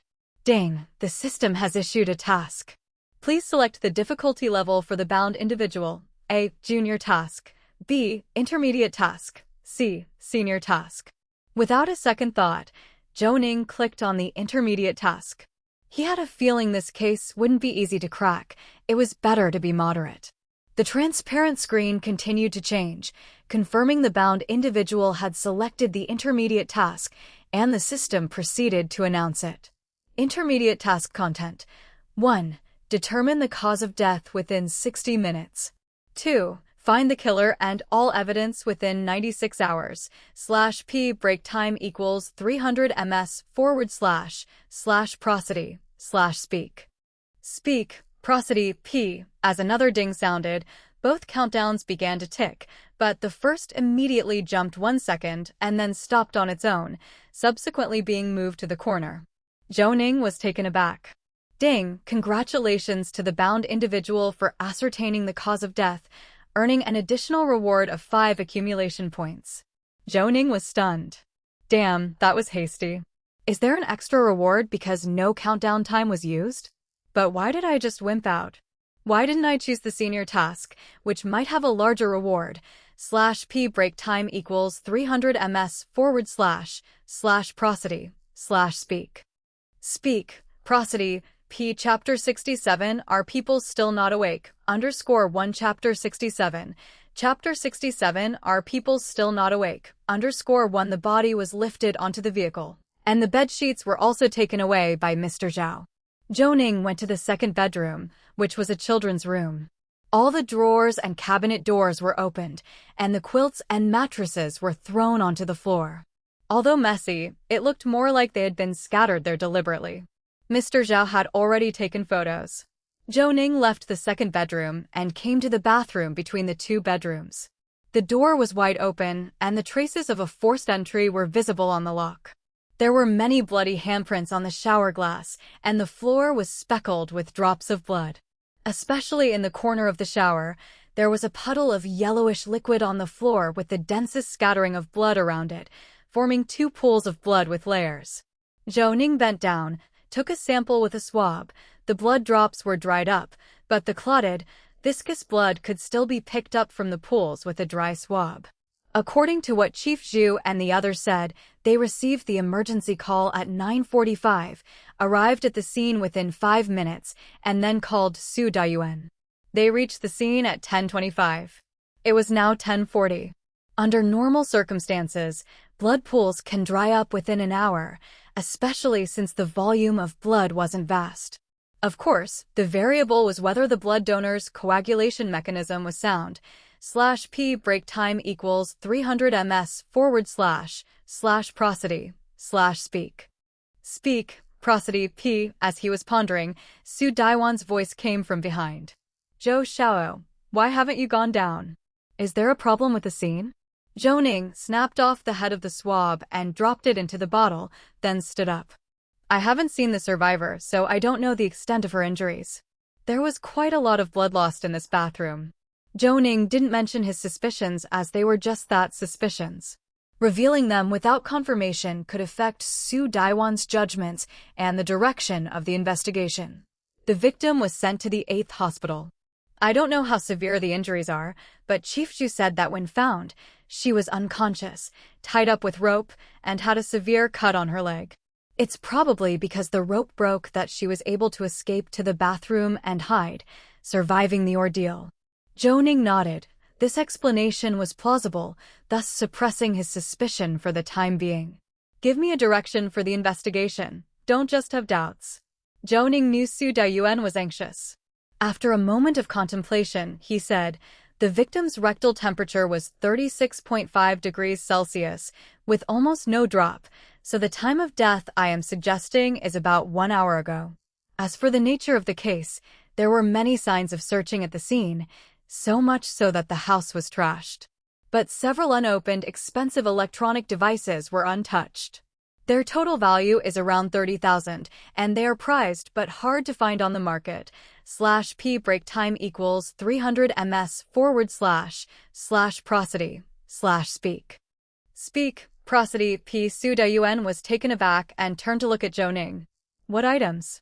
Zhou Ning walked to the master bedroom, picked up several iPad boxes and laptops from the table, and directly stuffed them into the evidence bag. Su Dayuan came over to take a look, seeming to think about something, and then realized, my son asked me for these things, but they were out of stock in the experience store. I guess many people don't know the value of these gadgets, right? Zhou Ning nodded. Mr. Zhao had said as much. The victim had many coercion injuries of various types, the most unusual being that the genitals were severed, resulting in a large amount of blood loss. It's rare to choose such a way to intimidate. Moreover, the front door of Wen Haiqing's house showed no signs of being forced. Given that the victim was wearing very light clothing without having gotten out of bed, I believe the perpetrator was someone known to Wen Haiqing and Zhang Xian, and quite possibly a woman, or there was a woman among the perpetrators. Su Dayuan was stunned. This conclusion surprised him. An acquaintance committing the crime? I had that feeling too, but a female perpetrator? Is it simply because of the genital injury that you're making this judgment? Zhou Ning exhaled deeply. His mind was in turmoil. There was a lot of information listed on the transparent screen, but he couldn't link it together. Nevertheless, he couldn't explain this judgment about a female perpetrator. /p break time equals 300 ms / prosody / speak. Speak, prosody, p, ignoring the stabs and cuts, I examined the blood spatter on the headboard and walls. According to the position, the perpetrator was straddling the victim when inflicting the injuries. If the perpetrator was male, the action would at least suggest he was of short stature. Considering the cuts on the genitals and combining the two, I'm more inclined to suspect the involvement of a female perpetrator. Of course, this doesn't rule out a slight-statured man who harbored extreme animosity towards the victim. I feel the direction of the investigation should focus on the couple's acquaintances. Su Dayuan nodded. All right, I'll go and investigate the couple's social relations. You get the autopsy done quickly. I've called Dr. Liu. He's waiting for you in the autopsy room. Zhou Ning was somewhat surprised, as his master hadn't been to the unit for quite some time. Okay, I'll head back for the autopsy now. Once I find something, I'll report to you immediately. By the way, Mr. Su, could you please ask the emergency room to photograph Zheng Zin's wounds before treating them? I'd like to compare them with the coercion injuries on the victim to see if they were caused by the same person. No problem, I'll let the emergency room know. If the injuries aren't serious, they can wait for you to take photos before stitching up. Zhou Ning nodded. Additionally, the person who called the police said when they dialed the victim's phone, there was no answer. /p break time equals 300 ms / prosody / speak. Speak, prosody, p. It appeared they even tried to locate it, and the phone should have been at home, but both Mr. Zhao and I didn't find the cell phone. Su Dayuan was taken aback. I'll have someone search thoroughly once more, and of course, we should also expand the search area around the vicinity. It's possible it was thrown away. Moreover, when I was going upstairs, I heard the person who reported the crime say something. While he was knocking on the door, he seemed to hear a sound from inside the room, right? Yes, I just talked to him. He said he heard a sound from inside the room, but the victim's mother who was standing at the door with him didn't hear anything. I don't think it's necessarily true that there were sounds from inside. It could be an illusion due to excessive worry. After all, from the time he called the police, no one has left the entrance to the apartment unit. If the murderer was really trapped in the room at the time, how could they have escaped? Nevertheless, I'll have everyone check each floor shortly to see if it's possible someone was hiding on another floor. All right, then I'll take my leave first, Suda. Without any further ado, Zhou Ning went downstairs, got into Mr. Zhao's car, with Mr. Liu following behind, driving the funeral home vehicle, and they quickly headed towards the 8th hospital. In less than half an hour, they arrived at the 8th hospital and got out of the car. Elder Cui was already waiting at the back of the vehicle with the stretcher. /p break time equals 300 ms / prosody / speak. Speak, prosody, p. Uncle Cui, thank you for your hard work. Elder Cui smiled at Zhou Ning. Good-looking and well-spoken naturally made him likable. You guys go ahead. I'll take the body to the autopsy room. Your master arrived early. Over the new year, they added quite a few things to the autopsy room. Your master has been quite emotional about it. Zhou Ning was somewhat surprised. Although they used the place, the equipment was all from the 8th hospitals. Was this the new equipment the 8th hospital added? Oh, they've added a lot of equipment? Elder Cui quickly nodded in confirmation. Mr. Zhao and others wanted to go over to help, but Zhou Ning gestured for Liu Yong to follow them and pulled Mr. Zhao aside, leaving him a bit puzzled. What's up? Come with me to the emergency department. The victim's wife, Zhang Xian, was taken for emergency treatment, wasn't she? Suda spoke with the emergency department to take photos for us, or wait for us to take photos before they proceed. I need to compare the shape of the wounds with the victims. Mr. Zhao uttered a couple of acknowledgements and followed Zhou Ning towards the outpatient building on the southern side of the 8th hospital. The emergency department was located at the western entrance. Upon entering, they saw the hustle and bustle of doctors and nurses. Just as they moved forward, they saw a woman with 3 bars on her nurse's cap turn around. /P break time equals 300 ms / prosody / speak. Speak, prosody. P. Zhou Ning recognized her as a familiar face, the head nurse of the nursing department, Qin Xiaohong. Nurse Qin, are you busy? Qin Xiaohong's face broke into a smile as she enthusiastically greeted the 2 men, as if they were very good friends. Forensic Doctor Zhou, what brings you here? Is there anything we can help you with? Zhou Ning felt a bit embarrassed since their visits usually never boded well.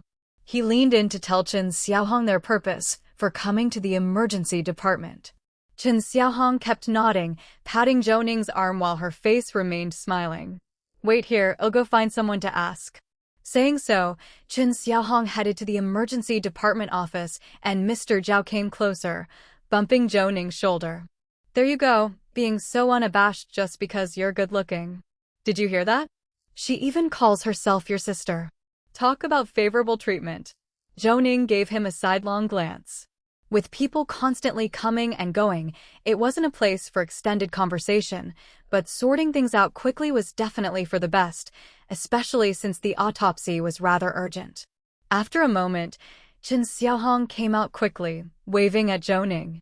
The 2 men hurried after her, and as they entered the emergency department office, they saw a doctor in his early 30s standing in front of Qin Xiaohong. His name badge read Head of Emergency Department, He Shansuan. This is Mr. He, the one who treated Zhang Xin, /P break time equals 300 ms / prosody / speak. Speak, prosody. P. We received a call from your superiors with instructions. The wound hasn't been treated yet, just infusion and monitoring. Zhou Ning paused. Untreated meant that the injuries weren't serious or in an urgent state. Could it be she hadn't woken up yet? Mr. He, is the patient still unconscious? /P break time equals 300 ms / prosody / speak. Speak, prosody. P. Chapter 68, Crimes of Passion. Thanks to Overlord Pan Shao 520 for the generous reward. _1 Chapter 68. Chapter 68, Crimes of Passion. Thanks to Overlord Pan Shao 520 for the generous reward. _1 He Shansuan nodded. The patient is still in a coma, but the condition is very stable. We just don't know why he hasn't woken up yet. There are many wounds, but none of them are fatal. When I received the call, I told them not to sew up the wounds.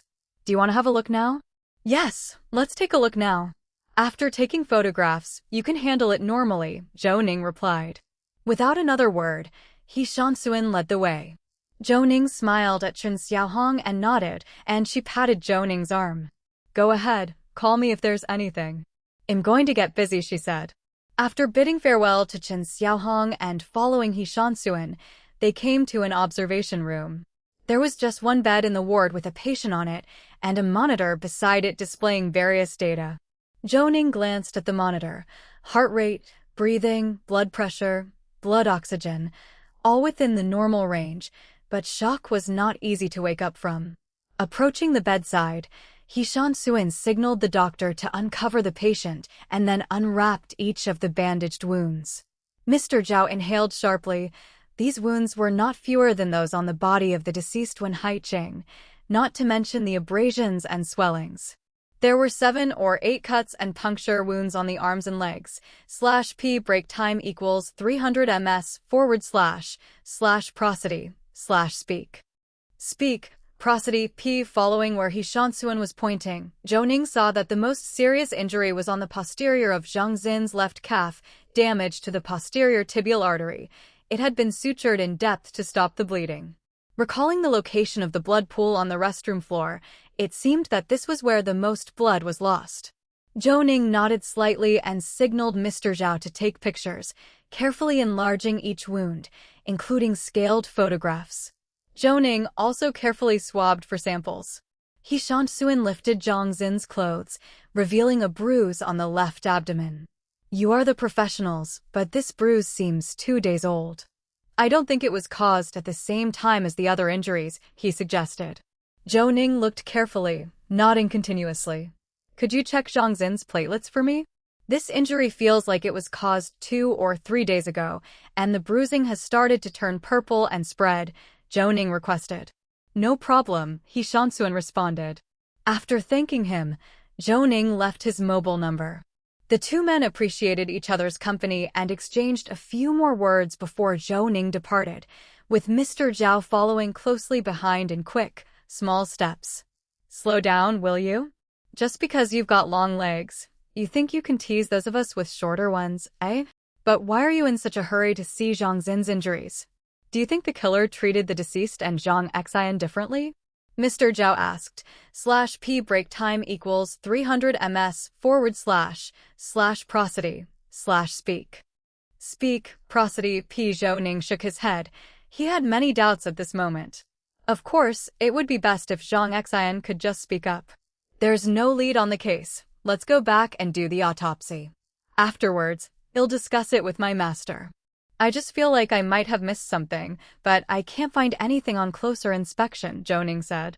Mr. Zhao said no more, knowing that Zhou Ning was always insightful. Even Su Dayuan had mentioned it before. If he felt something was off and couldn't find the thread, it meant that while the case seemed simple, there might be something more complicated beneath the surface.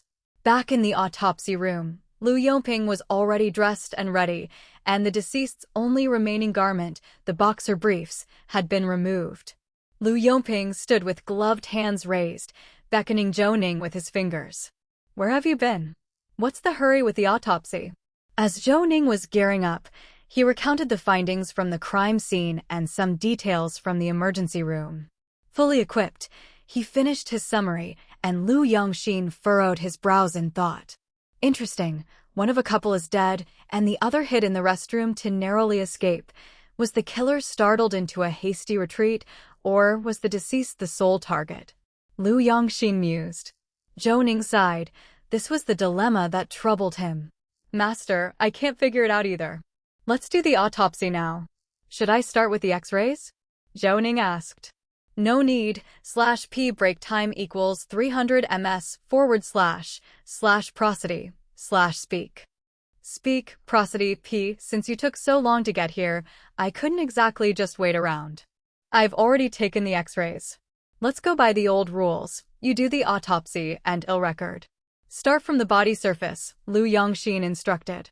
Without wasting words, Zhou Ning began the examination, starting from the pupils, moving to the head, torso, limbs, detailing the depth of each wound, the length, the nature of the damage, weapon characteristics, and the analysis of the assailant.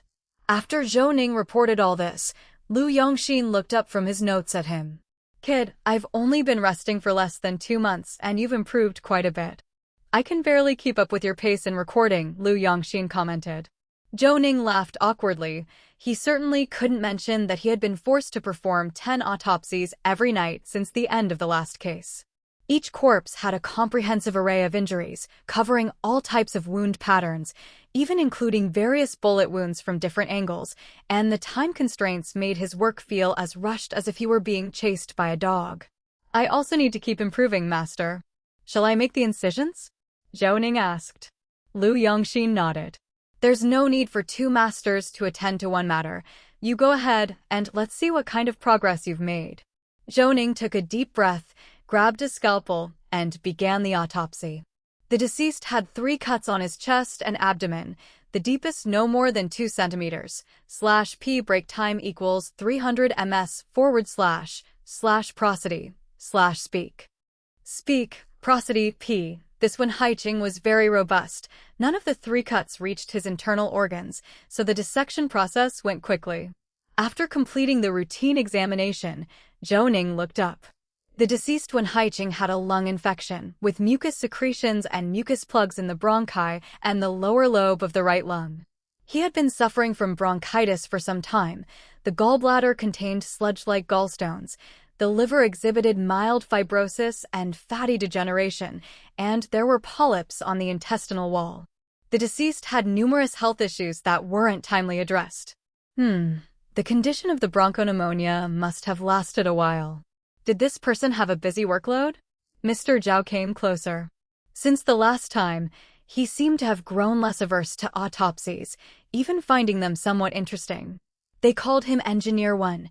He was a designer at the Qidong Design Institute, in charge of a very important design project. At 10 o'clock this morning, he was supposed to have a final design meeting with the client, which essentially meant submitting the design for the last time before signing the contract. Lu Yongxin nodded in agreement. No wonder then. High-stress work, decreased bodily functions, and all sorts of health issues surface. This man was only 29, yet his body is in worse shape than that of an average elderly person who exercises regularly. /p break time equals 300 ms / prosody / speak. Speak, prosody, p. The X-rays show problems with his cervical, thoracic, and lumbar spine. Cervical spondylosis is very pronounced. Mr. Zhao grimaced beside them. How can you even compare that? These days, young people often can't match the health of retired folks. His case isn't unusual. Lu Yongxin glanced at Mr. Zhao. Less nonsense from you. You ought to lose weight. Over the New Year's period, you seem to have gained quite a lot. What, nearly 30 pounds? Mr. Zhao's face instantly fell, and he wore a bitter expression. That hurts, man. That's verbal violence. I didn't eat much over the New Year, and I don't know why I gained so much. But do forensic doctors all have eyes like rulers? Haven't you noticed quite accurately? Lu Yongxin snorted twice. Off you go. Don't disturb Zhou Ning. Although Mr. Zhao was dissatisfied, he obediently shut his mouth. Zhou Ning then focused on the area between the deceased's legs. The genitalia had been cut from below. Using tweezers to lift the area of damaged skin, Zhou Ning carefully examined it. Parts of the foreskin, spongiosum, and the veins and arteries of the urethra were all severed. If this cut had been made from top to bottom, the bleeding would have been much more profuse. The assailant struck with extreme severity.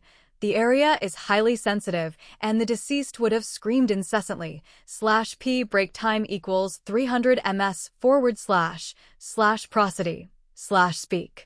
Speak, prosody, p. Lu Yongxin nodded, holding tiny fibers in the tweezers and speaking through a magnifying glass. It appears the deceased was screaming, so the killer suffocated the deceased's mouth and nose with a pillow, causing death by mechanical asphyxiation. Zhou Ning released the tweezers and slightly raised his head, mimicking the motion of pulling up the deceased's pants. The sequence seems incorrect. After the genitalia were cut, the assailant swiftly pulled up the boxer shorts, which would prevent blood from splattering. There's a blood stain on the pillow that matches the wound on the deceased's head. That means the act of suffocating the deceased's mouth and nose occurred after the head injury. The cries from the genital injury didn't alarm the people nearby. Mr. Zhao once again moved closer, seemingly eager to assert his presence. The person who reported the crime said that when he went upstairs and knocked on the door, he seemed to hear sounds from the room. Zhou Ning acknowledged with a grunt. Right, I've asked Suda about this. He said the deceased's mother also went upstairs, but heard nothing. It's uncertain whether the noise was actually heard, but the time of death is very close to when the reporting party went upstairs. Lu Yongxin stroked his chin. The reporting party? Was he in competition with the deceased? Zhou Ning didn't know that. After all, he had only glanced at the reporting party when going upstairs. The man seemed well-dressed, with an earnest look of anxiety. /p break time equals 300 ms / prosody / speak. Speak, prosody, p. But whether there was an element of acting involved, Zhou Ning couldn't tell as he didn't have a more detailed observation. I don't know. Suda will have to check on that. The suspects I've suggested are acquaintances, as there were no signs of forced entry at the deceased's home, and the community is not fully occupied yet. If they were not familiar, how would they know the residents had moved in and were at home? So it seems you don't believe this is an ordinary case of larceny leading to a crime of passion, do you? /p break time equals 300 ms / prosody / speak. Speak, prosody, p. Chapter 69 Don't be mysterious _1 Chapter 69. Chapter 69 Don't be mysterious _1 Zhou Ning looked at Lu Yongxin and Mr. Zhao, both of whom were staring at him. Zhou Ning nodded with difficulty. The perpetrator is an acquaintance, premeditated. Robbery or theft might be a ruse. Once we find the cell phone or investigate the victim's call history, I think we'll find some clues. Oh, and there's also the victim's car. We were in a hurry to get back, so we didn't check it. Lu Yongxin didn't speak, and sensing a divergence of opinions between the two, Mr. Zhao was interrupted by a sound at the door. Mr. Lu waved a craft paper bag back and forth outside. Scaredy cat, just bring it in. What could possibly happen? Always making a racket outside. Muttering to himself, Mr. Zhao went to the door to get the craft paper bag and spread it out in front of the two men. It was an X-ray film. The on-call doctor who had come to take the X-rays wasn't very adept at handling electronic images, so he had developed the X-ray film and delivered it directly. Lu Yongxin picked up the film and examined it carefully against the light. The injuries on the forehead and temporal region caused a skull fracture, but the fracture isn't serious and didn't cause more severe cranial brain damage. This matches the superficial injuries. Zhou Ning also nodded. Indeed, such injuries looked severe but weren't lethal. /P break time equals 300 ms / prosody / speak. Speak, prosody, P. However, this further confirmed that the victim was coerced by the murderer, just to prolong the victim's suffering. Okay, let's stitch it up, no need for a craniotomy. Well, clean up and head back to the station for a meal. I saw a message from Suda. He has already called for a case meeting. I'll tell him to have someone check the victim's vehicle. Glancing at the time, it was already 1:30. The duration of this autopsy was acceptable since there were so many wounds to measure. He hurried to stitch up the chest and abdomen while Elder Cui and Mr. Lu took the body away. After they all washed up, they got in the car and drove back to the station. As soon as they arrived downstairs, they heard shouting from above. Looking up, they saw Su Dayuan.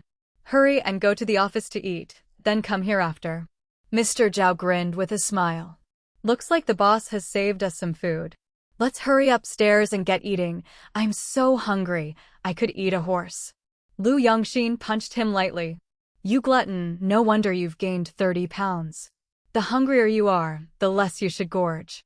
Your stomach hasn't given you the signal yet, and, before you know it, you've eaten too much. Uncle, I know the theory, and am aware it's not healthy, but I'm still growing, can't help being hungry. Everyone laughed. Mr. Zhao's cheerfulness was the best way to communicate. /P break time equals 300 ms / prosody / speak. Speak, prosody, P. As Zhou Ning followed the two upstairs, his own stomach growled at the sight of the boxed lunches, and without wasting words, they quickly dug in. However, Zhou Ning, having just performed an autopsy, dared not eat too much, finishing only half a portion. Despite being accustomed to handling dead bodies, a full stomach could easily irritate the intestines. Mr. Zhao, unbothered, scraped Zhou Ning's leftover stir-fried green beans with pork and shredded potatoes into his own lunchbox, mixed them up, and slurped them down. Lu Yongxin shook his head continuously.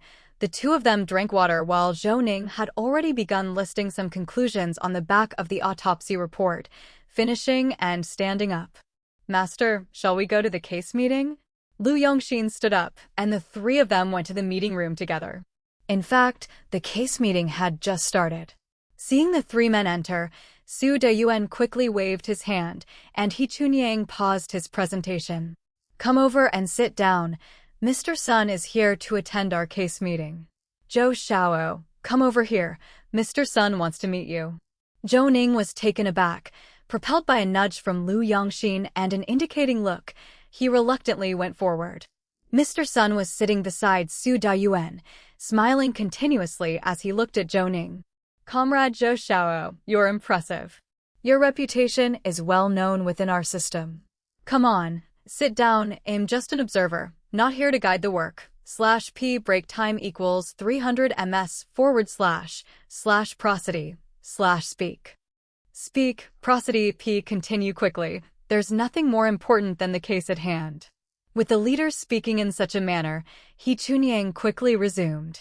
A sheepish smile on his face, Zhou Ning knew he couldn't correct the leader.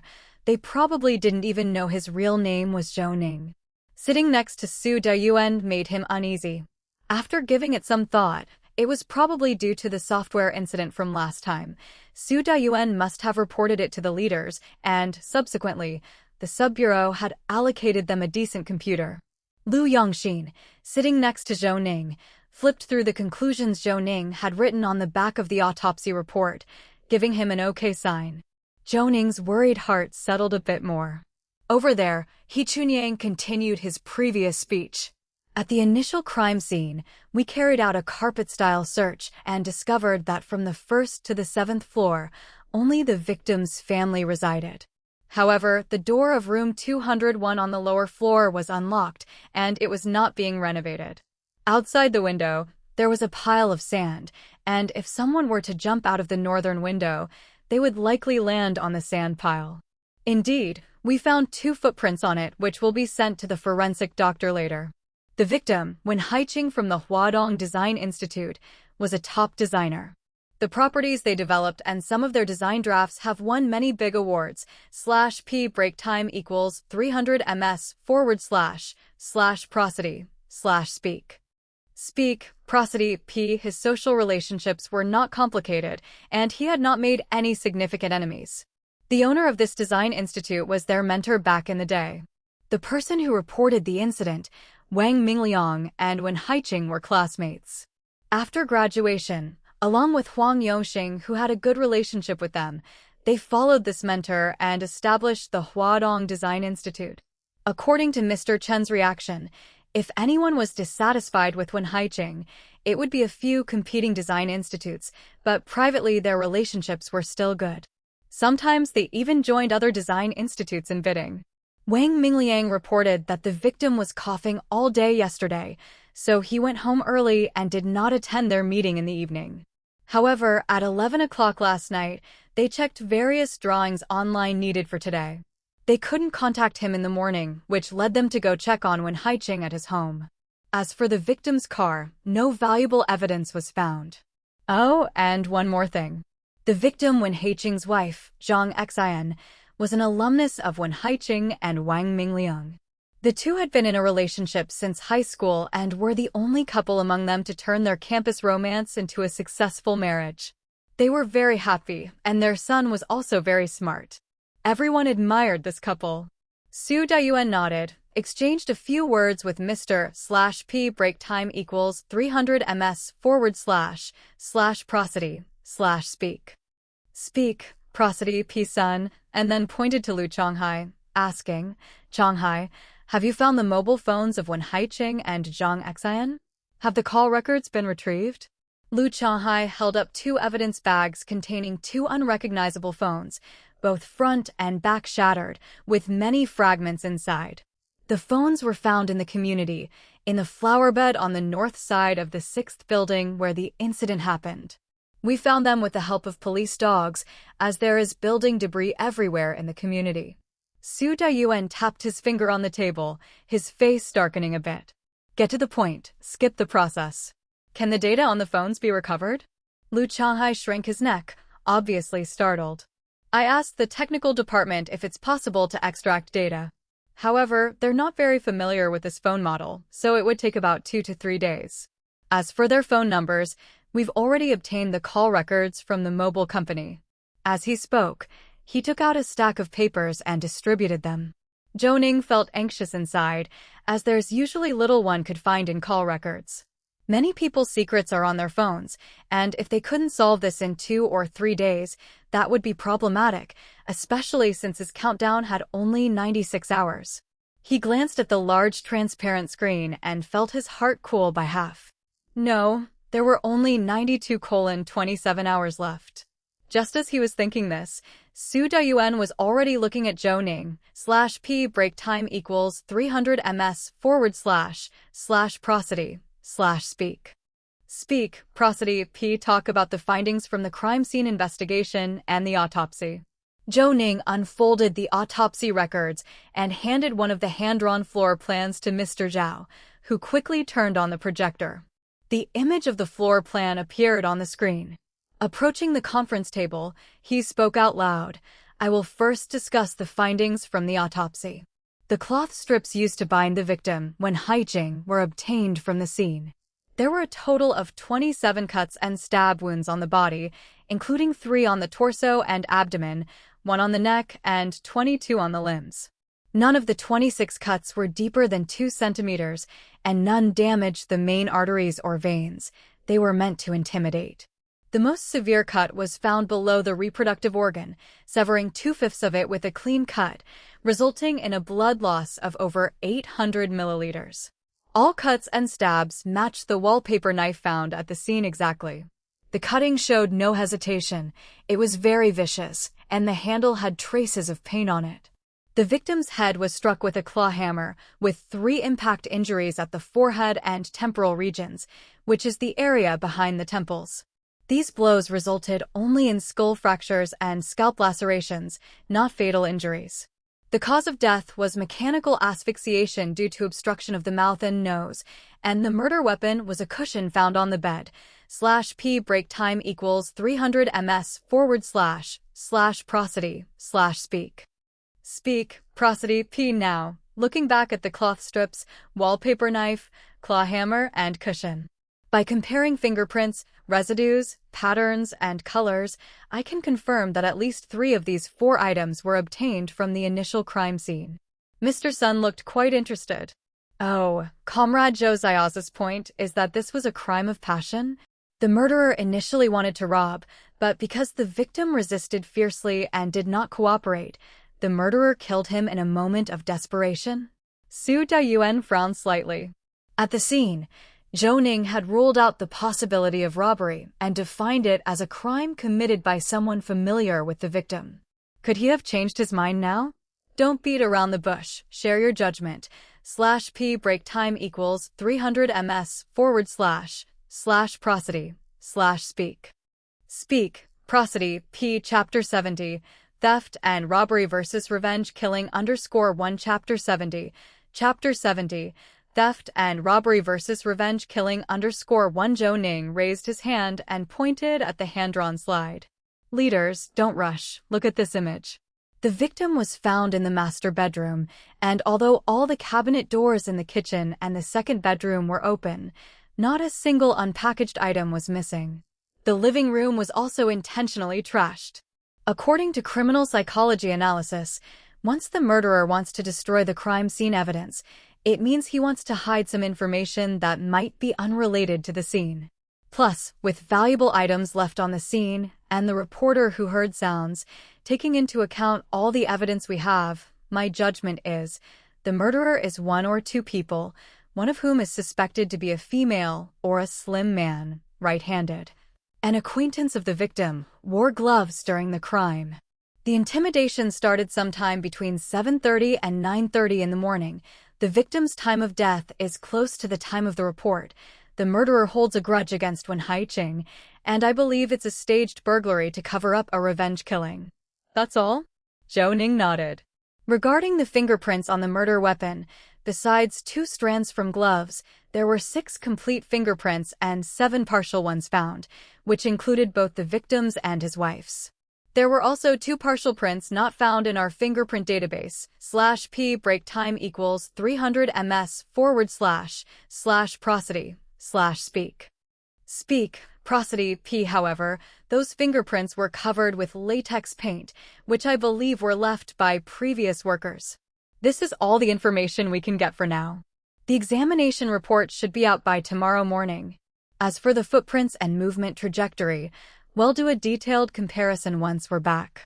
It's going to be a large workload, and we hope to finish by tomorrow at the earliest. However, to better construct the motion trajectory diagram, you'll need the shoe prints and fingerprints of the person who reported the crime, Zhang Xian, the victim's son, and the victim's mother. Also, I have the victim's laptop with me, which is logged into the victim's QQ account. It's possible to let the tech department check it out. I remember there's something called linked account management. The phone was smashed, indicating a hope that its information wouldn't leak. Whoever smashed the phone might not have known that even a broken phone can yield data.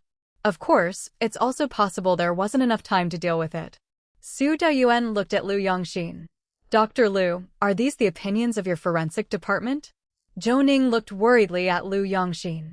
These conclusions were written in the car and hadn't been communicated with Liu Yangxin, who had only glanced at them just now. Zhou Ning's opinions are my opinions, too. You can let the tech department take an initial look at the computer. Perhaps they'll find something. Mr./P break time equals 300 ms//prosody/speak. Speak, prosody, P Sun, who was next to Su Dayuan, smiled, pulled out his phone, dialed a number, gave a few orders, and then hung up. The tech personnel will be here shortly. Have the computer and 2 mobile phones brought to them for data recovery. Just have someone coordinate with them. Su Dayuan nodded and looked at Zhao Xinli. Zhao Xinli will be in charge of coordination. Okay, this special case meeting is concluded. He Chunyang will lead a team to continue investigating Wen Haiqing and Zheng Xin's social relationships, especially focusing on their design institute. Collect all fingerprints and footprints as soon as possible and rush them to the forensic department. Lu Chonghai, lead your team to the victim's child's kindergarten to review the surveillance. Question the teachers about when Zhang Xin dropped off the child, when she left, and cross-check the timings with the community guards.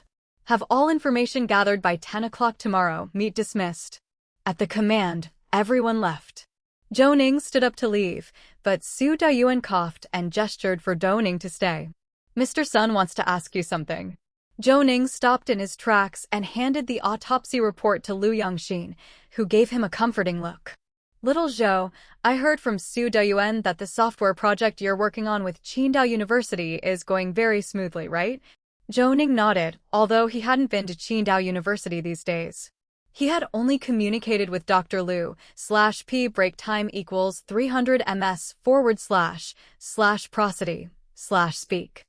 Speak, prosody, P. In addition to the software development, it seemed the university was recruiting experts from a medical school and prestigious institutions to prepare for the establishment of a forensic department, not only at the undergraduate level, but also intending to start recruiting for master's and PhD programs soon. The first round of basic data collection is now complete, and we're working on the AI software programming. Once that's done, we can start the second round of data collection. At that point, the AI technology will be able to autonomously record related data, conduct analysis, and populate the database. Zhou Ning spoke formally, as he wasn't sure what Mr. Sun was really getting at. Mr. Sun nodded, his smile undiminished. Very good, I didn't expect Qidong Subbureau to have such talent. But you're also very busy with your primary job. The burden on young shoulders is not light, and you must uphold it well. By the way, I heard that you wanted to transfer to the City Bureau's forensic department? Zhou Ning was startled and looked perplexed. I haven't heard of this. When did that come up? Su Dayuan laughed, looking up at Mr. Sunday. See? You were overthinking it, leader. I told you, this kid was my personal pick. If he had any intentions, how could he not tell me?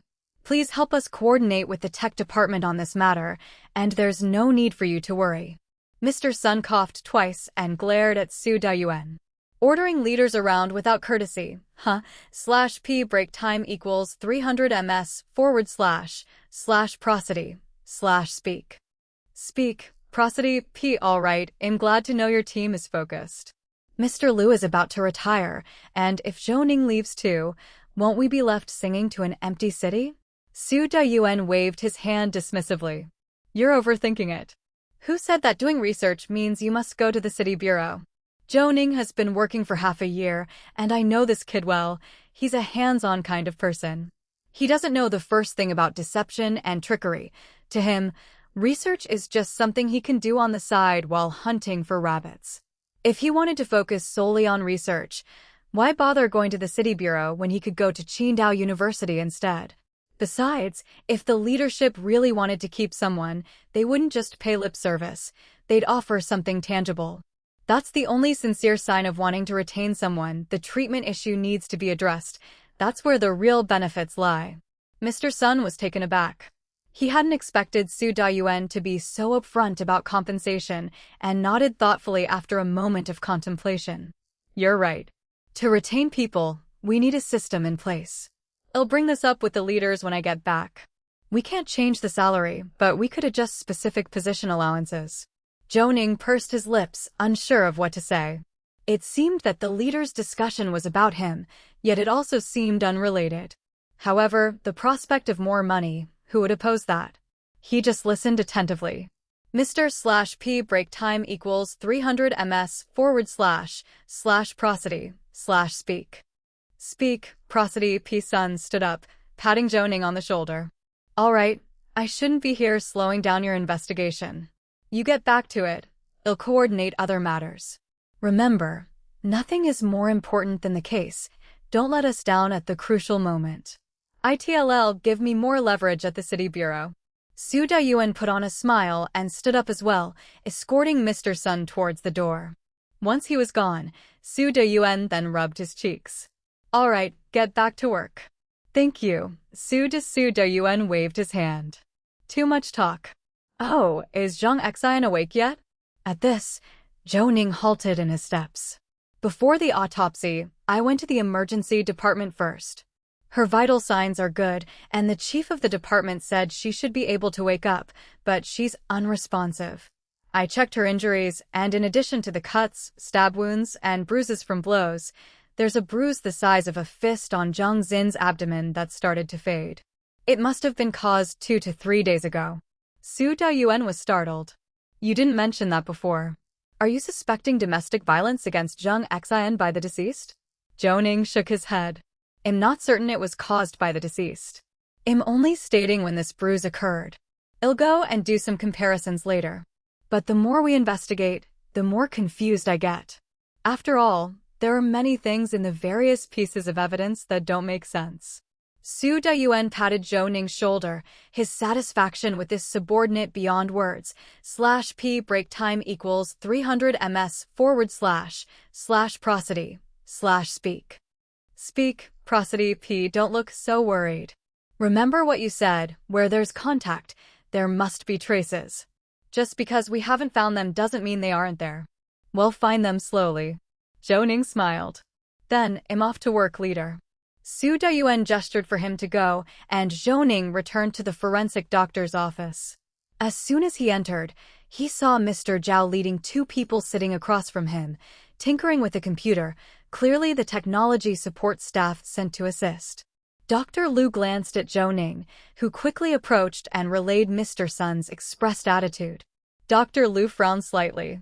There's no smoke without fire. Someone in the sub-bureau must know something. But I recall you mentioned that when you went to Qidong University for the press conference, you encountered someone from the city bureau, and it wasn't pleasant, was it? Zhou Ning nodded. In fact, his biggest concern was just this.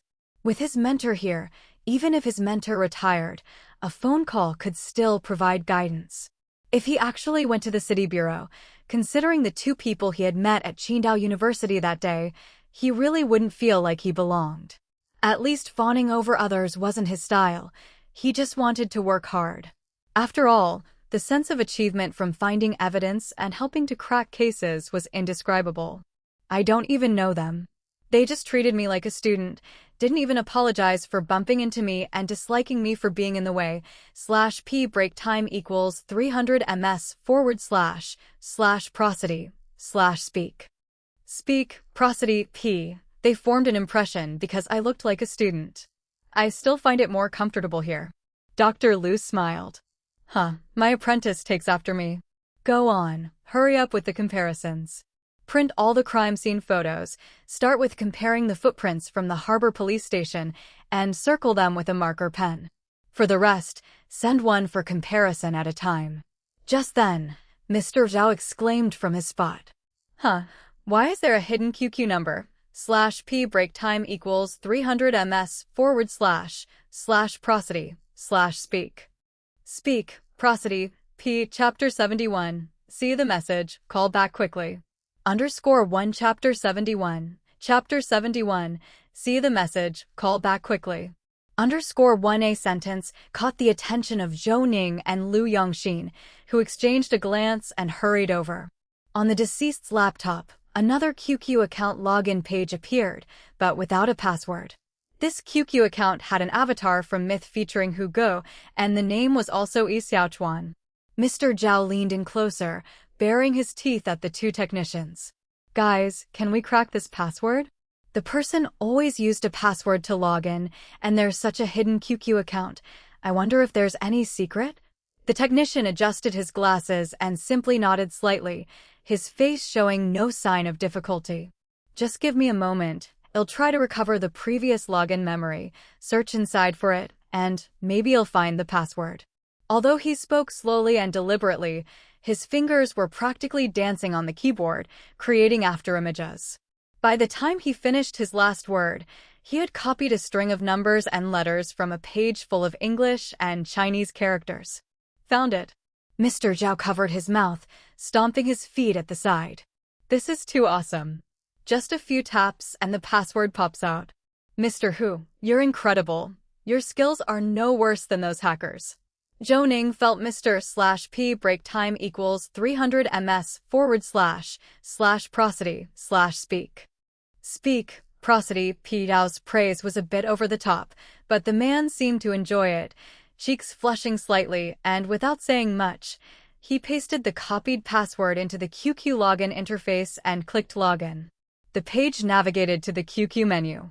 Below, the little penguin kept looking left and right, and then the computer emitted a series of coughing sounds, and the little penguin below was holding an envelope.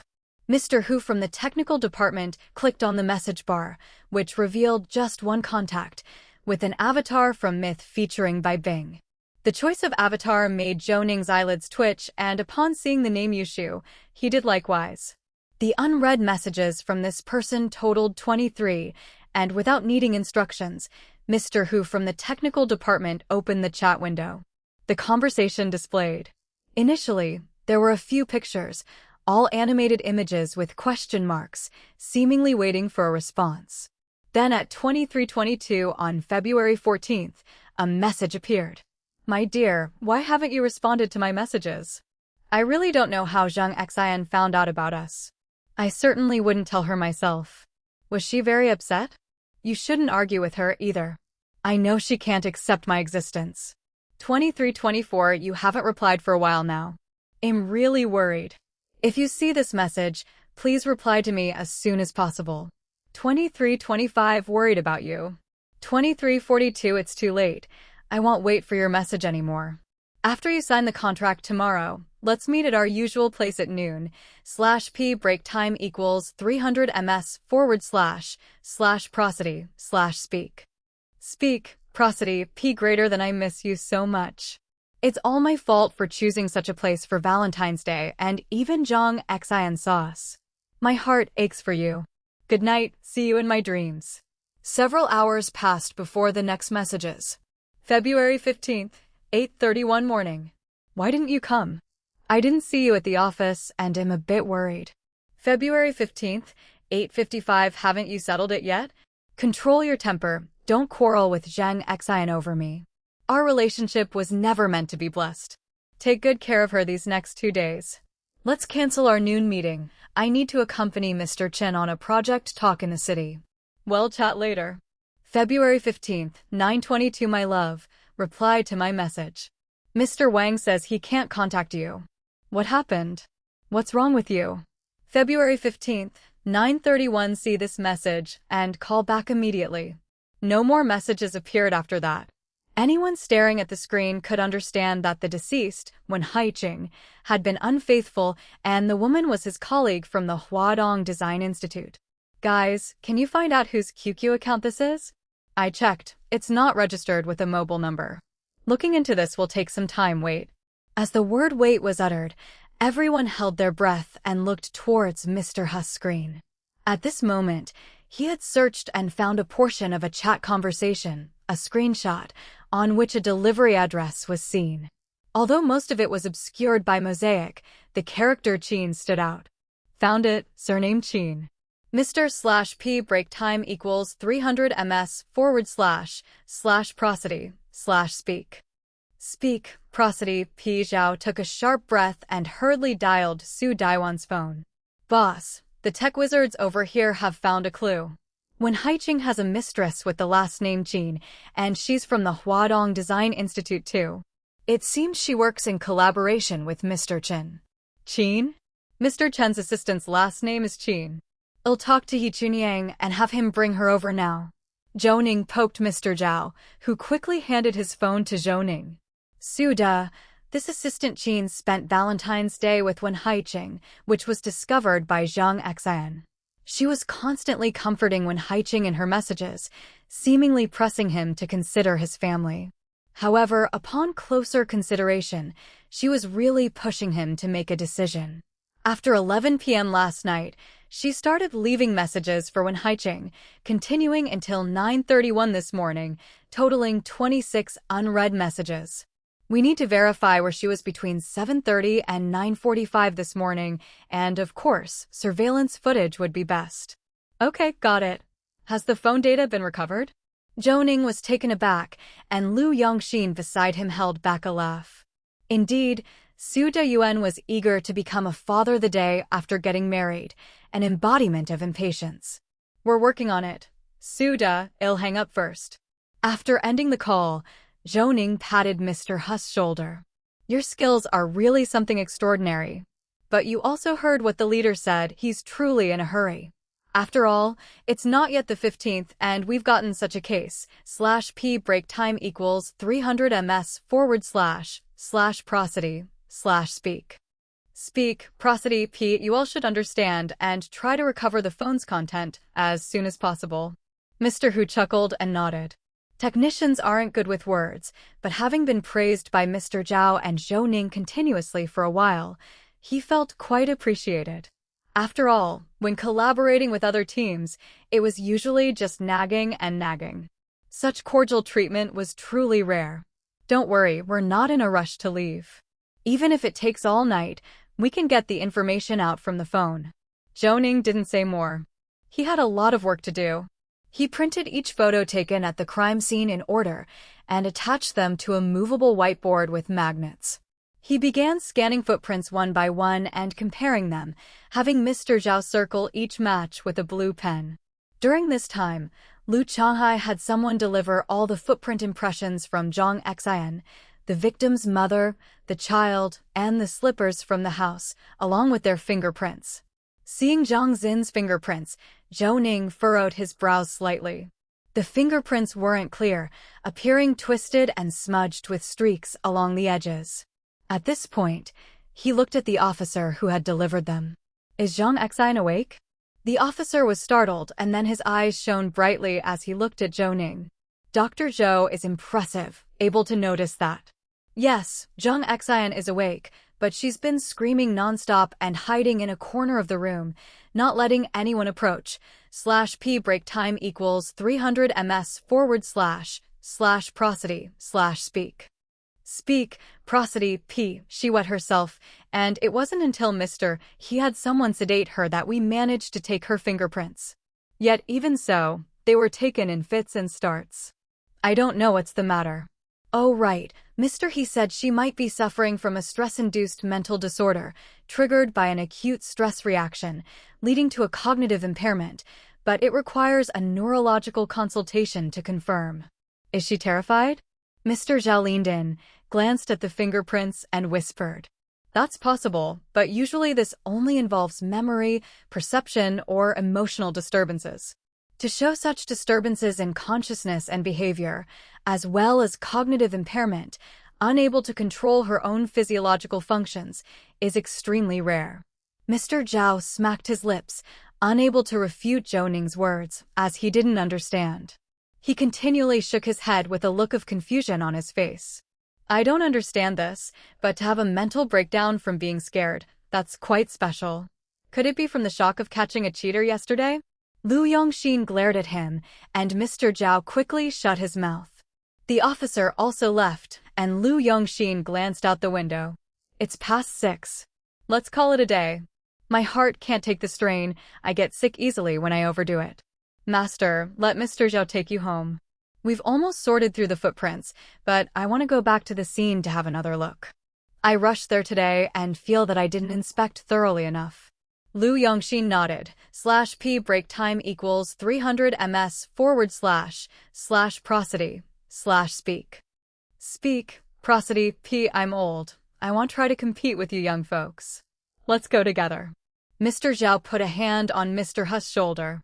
Buddy, you guys continue your work. I'll have someone bring you boxed meals. We'll be back soon from the scene. Let's work overtime together. Don't worry, we can't just trick you into coming here and then leave ourselves. Mr. Hu appeared indifferent. No need, you guys go ahead. We can handle things here. It's just that this phone has a firewall, and we haven't dealt with one like this before. We're waiting for a friend to send us some flashing software, then he'll be able to access and extract the data. Without further ado, the team took their survey kit and got into the car, encountering Mr. Feng on the way and asking her to prepare food for the two technicians. Mr. Zhao started the car and sped towards Lu Yongxin's house, with Lu Yongxin sitting beside Zhou Ning. Lu Yongxin looked at Zhou Ning and said earnestly, I've been watching you today, and it seems like there's something you haven't said. There's no one else here, no need to worry about evidence or anything.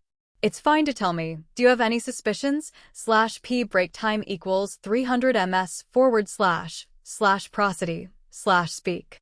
Speak, prosody, p chapter 72. Why did you hit someone? Thank you very much, Monarch Mo Ran, for the grand reward. _1 chapter 72. Chapter 72. Why did you hit someone? Thank you very much, Monarch Mo Ran, for the grand reward. _1 Zhou Ning paused, turned on the camera, and found some photos of Zhang Xin's wounds. When the port police station arrived, they didn't take pictures of Zhang Xian, so I don't know how the rope was tied around her body. These are the wounds on Zhang Xin's body. Dr. Zhou, look, do these wounds appear to be from a struggle or from being coerced? Lu Yongxin moved the camera farther away, holding it like he was gripping a steering wheel, and stared at the photos as he flipped through them. Then he frowned and looked at Zhou Ning. The wounds seem to have force applied from both left and right, and they're concentrated on the arms and legs. Her fingers also have cuts. Indeed, on the whole, they look more like resistance wounds from a fight, except for this one on the back of her calf. As for these swollen bruises, the one on her abdomen was inflicted 2 or 3 days prior, while the swelling on her arms and legs, although severe, isn't critical. Continue, he said. With Lu Yongxin's affirmation, Zhou Ning continued, though Zhang Xian has several bruised wounds, none of them are broken or, rather, life-threatening, whereas the deceased has bruises all over his head, and each one caused a fracture. When Mr. /p break time equals 300 ms / prosody / speak. Speak, prosody, piao, and I went to the emergency room. We took samples from Zhang Xin's bruises. I want to know whether these bruises were inflicted before or after injuring the deceased. Moreover, according to Mr. He, they didn't clean Zhang Xin's wounds at that time, only provided life-saving treatment. If Zhang Xian was beaten after injuring the deceased, who wiped off the blood? One spot might get rubbed off, but all over? And the most important point, when the murderer was seeing red, could they really control their thoughts, let alone the force they used on Zhang Xian? Driving the car, Mr. Zhao was confused and asked anxiously, Dr. Zhou, just make it clear, what exactly do you suspect? Could it be that this couple was really into their games, and the lover killed when Haiqing, so they went easy on Zhang Xian? Or was it Mrs. Qin, who staged the whole thing out of love turning to hate? If that were the case, how did they escape the scene? Oh right, the window in room 201 was open. Do you think they heard the person calling the police, saw him going downstairs, and then quickly jumped out from window 201? Not to mention the lack of surveillance in the community. If they climbed the wall, we really couldn't track them. Mr. Zhao got excited talking about his theories, but Lu Yongxin smacked him on the neck from behind. The crisp sound startled Mr. Zhao. Hey, why are you hitting me? I'm going easy on you. Are you writing a script here? /p break time equals 300 ms / prosody / speak. Speak, prosody, p. Am I supposed to listen to you ramble or to Zhou Ning's analysis? Mr. Zhao shut his mouth, and the car was already parked in front of Lu Yongxin's residential community. Continue. Zhou Ning let out a deep breath, as if he was making up his mind. I suspect Zhang Xian. Mr. Zhao inhaled sharply, but this time wisely kept quiet, only turning back in surprise to look at Zhou Ning. No one asked why because, after all, Liu Yongxin had said this wasn't an official setting, and it was okay to voice all thoughts. Liu Yongxin stared at Zhou Ning for a long time, then patted his shoulder. Suspicions are for finding evidence, but make sure of one thing: don't fix your mind on Zhang Xian or any particular person. That way you'll miss many details. I'm discussing this with you today to say not to kill your instincts. Although you can't rely on it to solve cases, it's very beneficial to maintain this passion and sensitivity for your future work. If later you don't know who to talk to, give me a call. Zhou Ning felt warmth in his heart, and his eyes became slightly teary. He had no memories before the age of 10. His grandfather said it was due to a car accident. His family of 3 was involved in a traffic accident. His parents died on the spot, and although Zhou Ning survived, he completely lost his memories prior to the age of 10. His grandfather and his uncle's family doted on Zhou Ning, even more than they did their own children. /p break time equals 300 ms/prosody/speak. Speak, prosody, p. But since the age of 10, Zhou Ning had stopped sharing his feelings with others, always keeping his thoughts to himself and not even daring to ask his grandfather about his parents. This made people perceive Zhou Ning as a very proper, polite, and mature person. But only he knew that this maturity and propriety were achieved by suppressing his inner thoughts.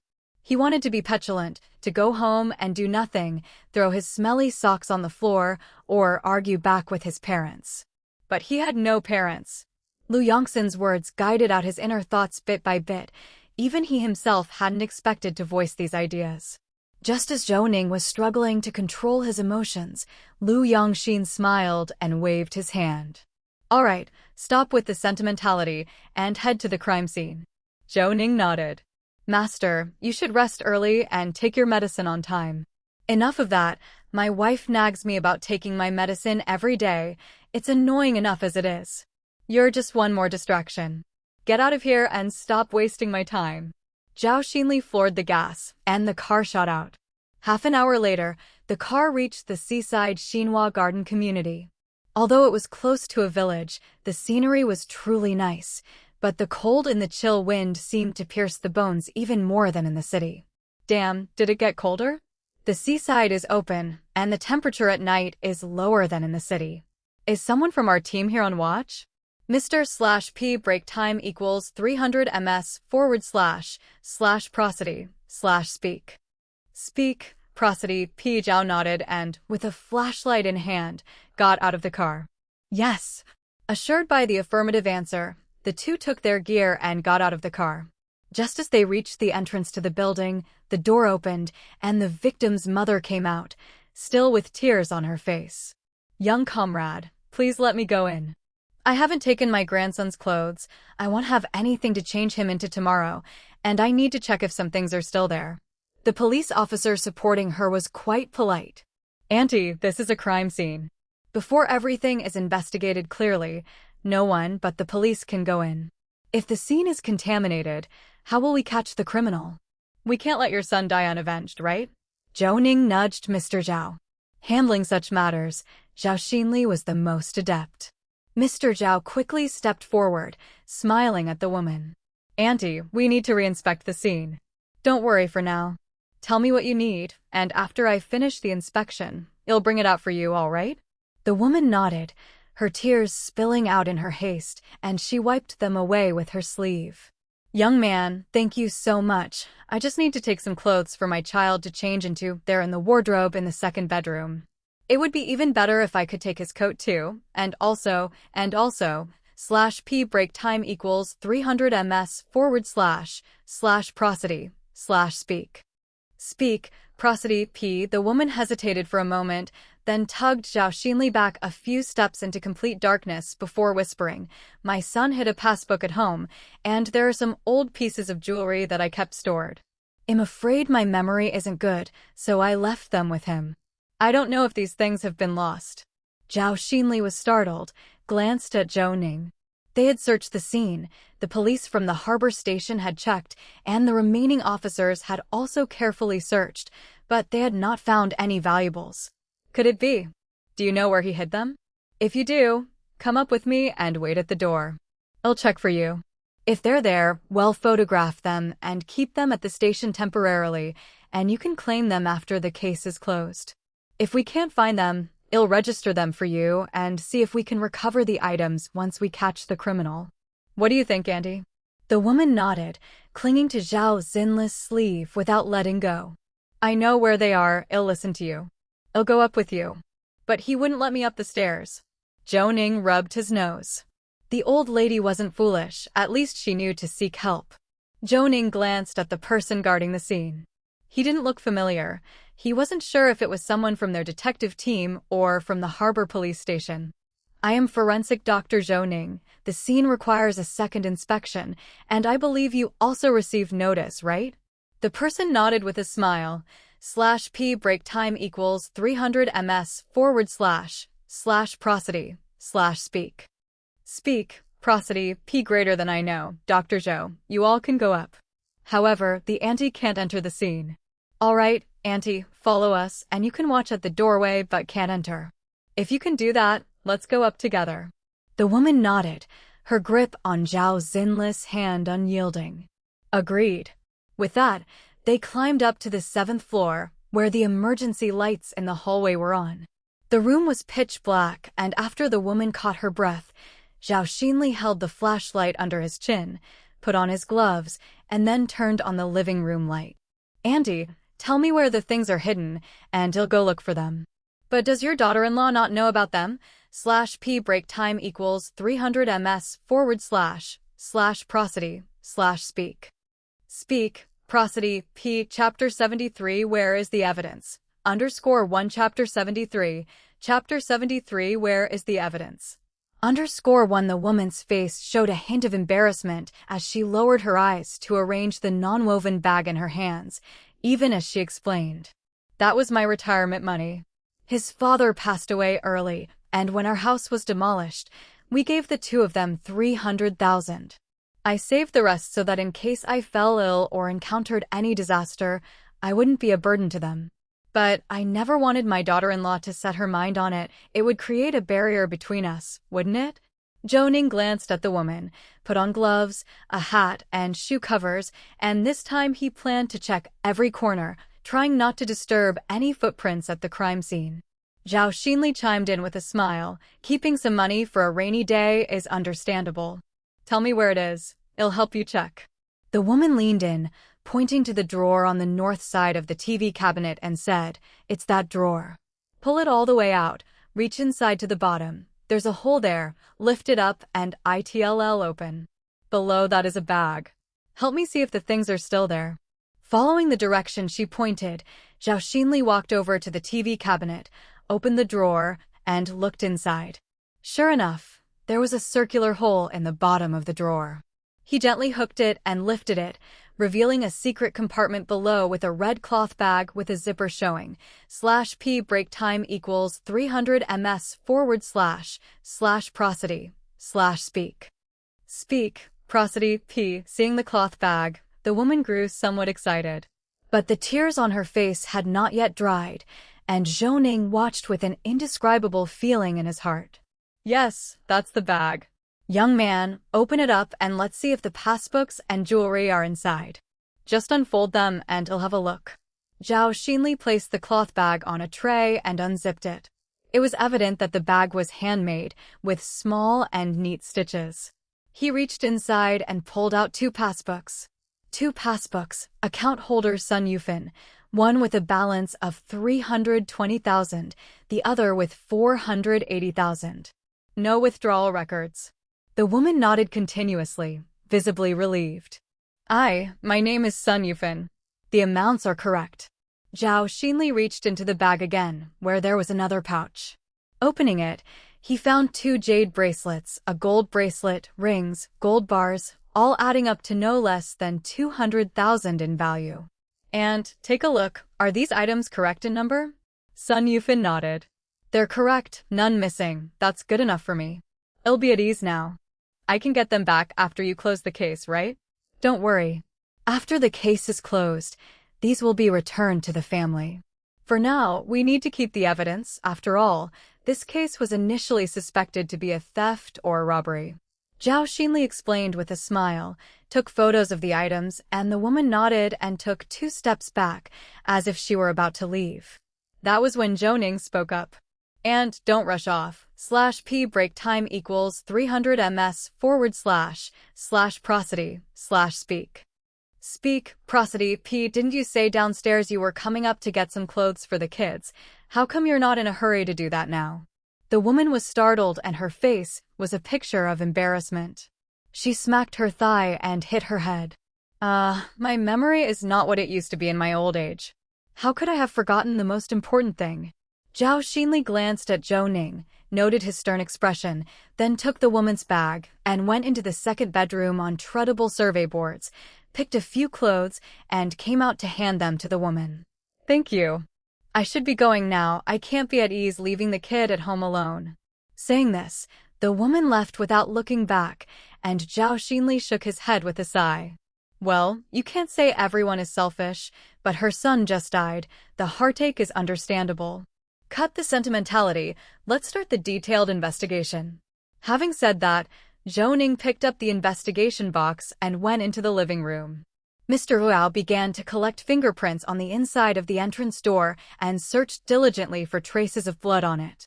Looking at the scattered pieces on the living room floor, Zhou Ning worked to determine the direction from which they had come.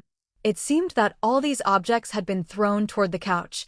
There were porcelain and glass pieces, among which a pair of anciently dressed porcelain bride and groom figurines had shattered most terribly. /p break time equals 300 ms / prosody / speak. Speak, prosody, p. Zhou Ning crouched down, picked up pieces of the figurines and fit them together slightly, and that was when he noticed that there were characters carved into the hem of the figurines' clothes. Upon closer inspection, the names Wen Haiqing and Zhang Xian were written on them. The bottom piece bore a date, February 14, 2006. Zhou Ning looked through the photos previously taken on his camera. He remembered that Mr. Zhao had photographed the couple's marriage certificate. After some searching, he finally found the photo, which had the same registration date as the one on the bottom of the porcelain figurines. Zhou Ning turned and looked towards the curio shelf by the entrance. It seemed all these items had originally been placed on that shelf. Whether it was for greed or vengeance, why take it out on the couple's memorabilia? Just as he stood up, he seemed to bump into the couch, and a piece of porcelain spun to the ground beside Zhou Ning with a brittle sound. Bending down to pick it up, he discovered a bloody fingerprint on it. His heart leapt with excitement. Hastily bagging the porcelain shard into an evidence bag, Zhou Ning could tell without comparison that this was a part of the porcelain dolls at the base, and the fingerprints were likely left by the murderer. After placing the evidence bag and his investigative kit, Zhou Ning then headed towards the south-facing balcony in the living room. /p break time equals 300 ms / prosody / speak. Speak, prosody, p. He had felt the chill in the room upon entering, but it was only after turning on the lights that he noticed a crack had been left open in the window. Approaching the window, Zhou Ning closely observed the edges. Some rub marks of a blackish-purple hue were evident on the outer edge and the windbreak strip. Zhou Ning opened the window wider, stuck half his body out, and as the flashlight illuminated the scene, 3 clear blood fingerprints appeared before his eyes. Zhou Ning's hands were cold with excitement as he hurriedly took photos, then sampled the bloodstains and lifted the fingerprints. Mr. Zhao appeared at some point, peering over as he watched Zhou Ning's actions, his chubby face leaning in closer. What did you find? Blood handprints. I've already collected blood samples and fingerprints. Let's go back for comparison. On the window? Zhou Ning nodded, pointing at the evidence bag inside the investigative kit. Not just the window, blood fingerprints were also found on the smashed porcelain doll. Now to see if any of the fingerprints we've collected match up. Mr. Zhao furrowed his brow, staring at Zhou Ning for a long while before exhaling and saying, "Do you still think that Zhang Xian is the killer?" "I go by the evidence. Let's wait for the comparison results." Mr. Zhao pulled out his phone, took pictures of the 2 fingerprints, composed a message, and sent it out. Zhou Ning, puzzled, watched Mr. Zhao. "Don't look at me like that. bro slash p break time equals 300 ms forward slash prosody slash speak. Speak, prosody, p, whether it's one or two, both need to be sent. The tech department's already at the forensic doctor's office, so might as well have them help with the comparison. I've been chatting with Mr. Hu for so long, even added his QQ number. No sooner had he finished speaking when Mr. Zhao's phone buzzed twice. A picture was sent over, but it seemed rather large and continued to display downloading in gray, the weight making both men too tense to speak. With a beep, Zhou Ning almost thought it was the system sound, but leaning closer, he saw a three-part comparison screenshot, the freshly collected blood fingerprints, next to a set of 5 fingerprints on a collection card. Followed by a line of text, it matched up, it was Zhang Xin's 4 left-hand fingerprints. It looks like you guessed right. Shall we go to the hospital to arrest her now? Zhou Ning shook his head, tossing the phone back to Mr. Zhao. Forward the picture to Suda. Have someone from the hospital watch Zhang Xin, but don't alert her yet. She's been feigning insanity. We need to find evidence of her feigned insanity, otherwise, even with evidence, these won't suffice to convict her. Mr. Zhao paused, his fingers shaking as he pointed at the blood fingerprints. If the blood belongs to Wen Haiqing, wouldn't that prove that she's the murderer? Zhou Ning shook his head again. Not enough.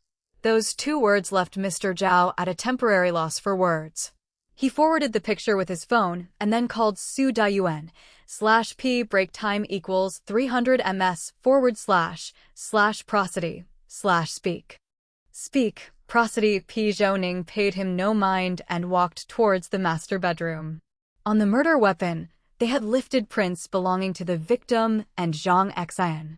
If Zhang Xin argued against it, it couldn't serve as evidence, for this was her home, and it was normal for her prints to be found here. But now, what else could definitively prove that Zhang Xin was indeed the killer? At the very least, to prevent Zhang Xin from feigning ignorance and avoiding legal punishment, forcing her to confess to the killing. Zhou Ning's brow furrowed. He was truly stumped. The suspect was right before his eyes, but without more substantial evidence, he felt a sense of urgency. Exhaling a few times, Zhou Ning arrived beside the master bed. As his gaze swept the area, he thoroughly searched every corner on the floor, the table, the bed, everything within his reach had been checked without oversight. Focusing on the bloodstains at the head of the bed, Zhou Ning looked again and was just about to turn away when he suddenly stopped in his tracks, a light dawning on him. Mr. Zhao, come here, /p break time equals 300 ms forward slash prosody slash speak. Speak, prosody, p chapter 74. Suda, I actually have a method _1 chapter 74. Suda, I actually have a method _1. The car sped along the road. Mr. Zhao occasionally glanced at Zhou Ning sitting in the passenger seat, but Zhou Ning kept his eyes closed without speaking, which left Zhao scratching his head in anxiety. Look, Zhao said, pretending to be asleep won't do anyone any good. Satisfy my curiosity, will you? What exactly did you find? You had me take photos and told the boss to head over to the 8th hospital, even ordered someone to open up the morgue to look for your stored samples? Zhou Ning said nothing, and Zhao pressed his lips together tightly, unable to help but step harder on the accelerator. 20 minutes later, the car finally stopped in the back courtyard of the 8th hospital. As soon as they got out of the car, Su Dayuan was already there waiting with his team. What did you find, Zhou Xiaozhou? Let's go inside and talk. Su Zhou Ning signaled everyone to enter the autopsy room. Upon entering, Mr. Zhao started rubbing his hands together. The car's heater wasn't very effective, and the windows had been down at the crime scene. He was absolutely frozen and shivered nonstop under the air conditioner's blast. Zhou Ning went straight for the samples collected that morning. After searching through them, he pulled out a bottle containing a yellow liquid, dabbed a swab in it, and then in one hand fetched some phenolphthalein solution and hydrogen peroxide. /p break time equals 300 ms forward slash prosody slash speak. Speak, prosody, p. He applied them to the swab, which instantly turned pink. Seeing this, Zhou Ning let out a sigh. However, everyone around him looked at him with puzzled expressions. He coughed once, realizing he had been too immersed and had forgotten to clarify. So, we revisited the primary crime scene and found a piece of a porcelain doll that was made for the victim and Zhang Xian at the time of their wedding. Blood fingerprints were discovered on one shard, which matched Zhang Xin's. Besides, we found blood fingerprints inside and outside the living room window, which are also Zhang Xin's. The photos that Mr. Zhao sent you just now are the matched results.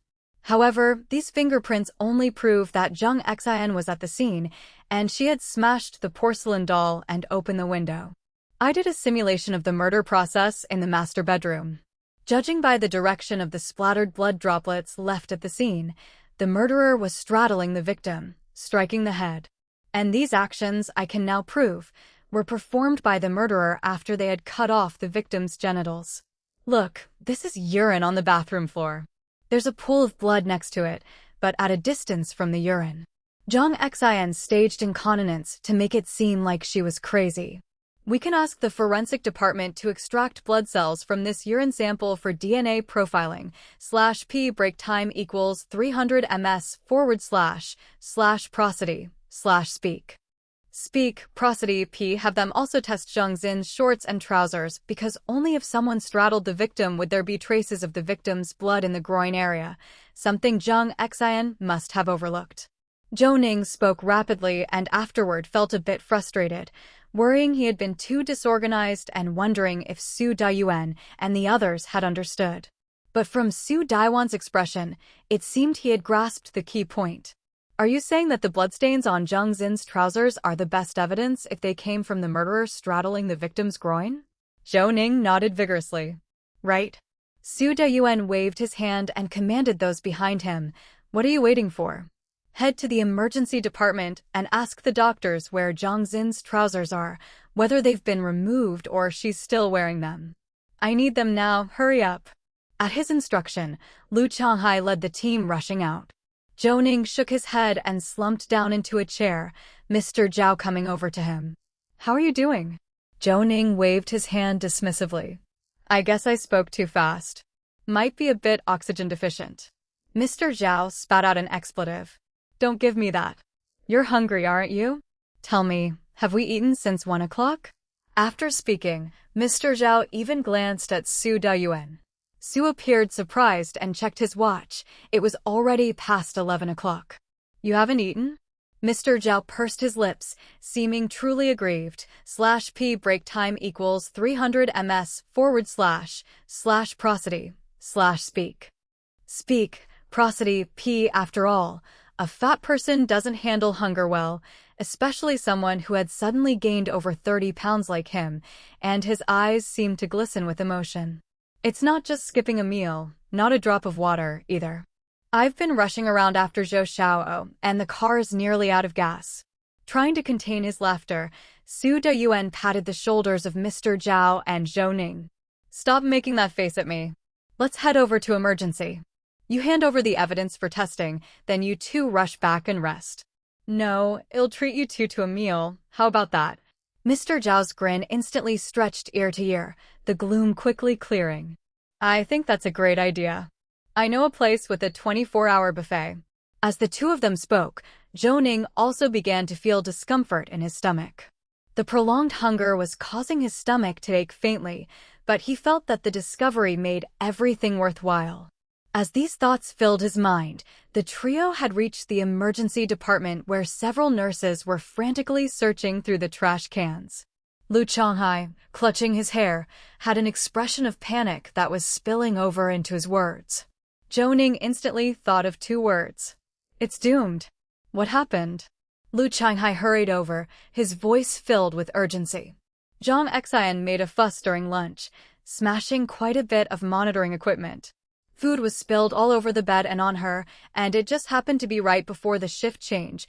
/p break time equals 300 ms / prosody /speak.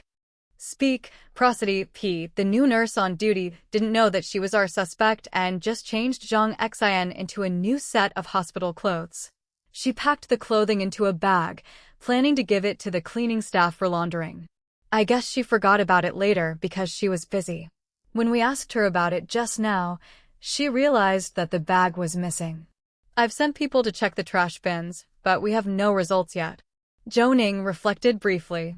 When he and Mr. Zhao had arrived, Zhang Xian was wearing her own clothes, not hospital attire, which clearly indicated that she had changed after that time period. Wasn't someone supposed to be watching over Su Da's area? Su Daiwan's brow furrowed deeply. After the special case meeting, I sent someone over, but it was already 3 in the afternoon by then. The people who brought Zhang Xian to the hospital were from the port police station, and after giving their statements, they didn't leave anyone behind. Can't you check the surveillance? Sweat beaded Lu Shanghai's forehead as he hastily said to Zhou Ning. The security room was manned by Mr. Xing last night. He's passable as a doorman, but he doesn't know many characters. When I just went to ask him, he didn't know how to access the surveillance, let alone the password. Mr. Zhao came closer, pressing his hand down in a calming gesture. Don't panic. I'll find an expert. They're professionals. Zhou Ning knew that Mr. Zhao meant calling on Mr. Hu and his team for help. /p break time equals 300 ms / prosody / speak. Speak, prosody, p. Today, indeed, they had made full use of their skills, from restoring the deleted content on a computer to exporting mobile phone data to matching fingerprints. Now, they were even being asked to handle the surveillance footage. Without a better solution, Zhou Ning chose to remain silent as Mr. Zhao's call connected. Hey buddy, are you guys hungry? I'm going to prepare some late-night snacks for you. How about some kebabs? Don't be polite with me. You guys are awesome. You've already exported part of the mobile content? Don't rush off. I'll be at the station in 5 minutes. Just come downstairs. We can't just take advantage of you for nothing. We have to treat our boss to a meal. Just get dressed and come downstairs. Hanging up now. After ending the call, Mr. Zhao shoved the camera and the cases into Zhou Ning's hands. I'll pick them up. When they arrive, go straight to the security room. By the way, boss, you're going to bleed tonight. There's that buffet on Chan Road, just south of the 8 hospital. Shall we head straight there after the work is done? Su Dayuan kicked Mr. Zhao's backside with a swift motion. Too much nonsense. Hurry up and pick them up. We'll head to the security room in a while. Got it. Mr. Zhao ran off with a playful grin. His thick skin helped lighten the atmosphere. Everyone was not as tense as before. The 2 nurses from the emergency department still wore worried expressions. Zhou Ning gave them a reassuring smile. Don't be nervous. /p break time equals 300 ms / prosody / speak. Speak, prosody, p. Well, find out after reviewing the surveillance. Go on with your work. We're already very sorry for disrupting your duties. The 2 nurses nodded their heads in gratitude. Su Dayuan gestured, and they quickly ran off. Then Su Dayuan glanced at Lu Changhai and held up 2 fingers. We have 4 shifts in a day, 2 people per shift. Keep a close watch on Zhang Xian. If there's any more trouble, I'll hold you accountable first. Do you understand? Lu Changhai winced with a bitter smile and quickly agreed. Zhou Ning pondered for a moment, then stepped closer, lowering his voice and said, Suda, it's not easy to monitor her in the emergency room, and with the constant flow of people, it's hard to catch Zhang Xian off guard. I think I have a strategy. Su Daiwan's eyebrows raised, his interest piqued. Let's hear it. /p break time equals 300 ms / prosody / speak. Speak, prosody, p. Chapter 75. Bloodstained pants _1 Chapter 75.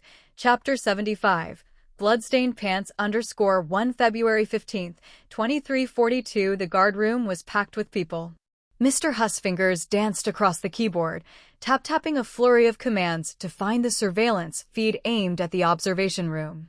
He adjusted it to 11:30, then fast-forwarded the playback. As the footage flickered, a nurse came out of the room, placing a yellow plastic bag at the doorway. There was a lot of foot traffic, and a cart bumped into the bag. However, as time progressed, the bag didn't move. Just as the time jumped to 13:07, an old man in a green cleaning uniform came by, steadily collecting trash. Passing by the observation room's door, He seemed to ask those around about the bag, which he then picked up.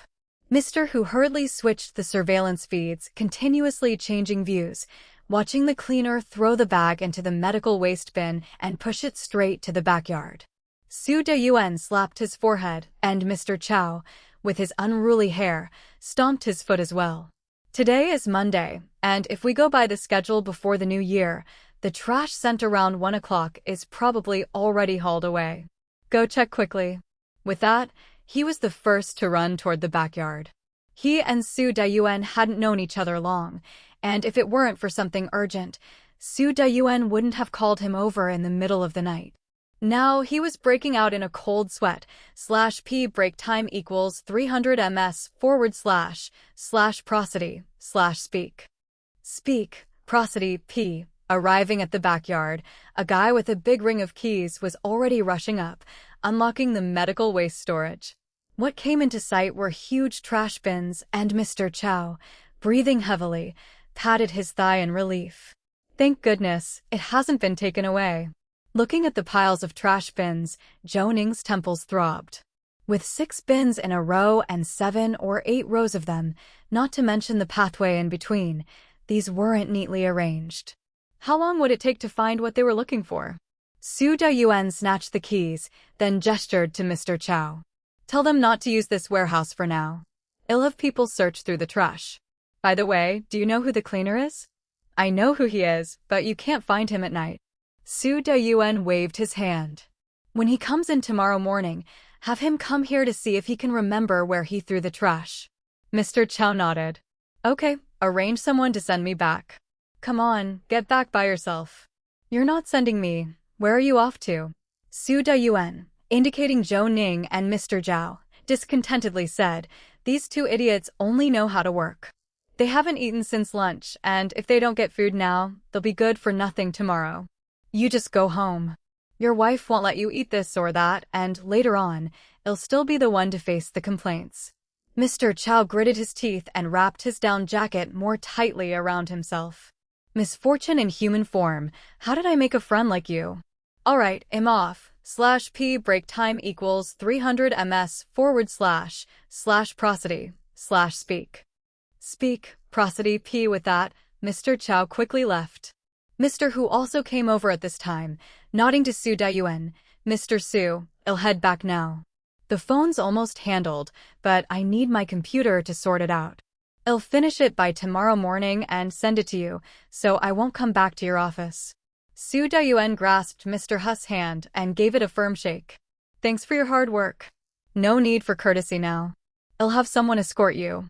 Mr. Hu waved his hand and left with a detective. Lu Changhai came over, looking at the heap of garbage with a face full of dismay. Mr. Su, are we going to dig through the trash now? Don't we? You lead your men in the search.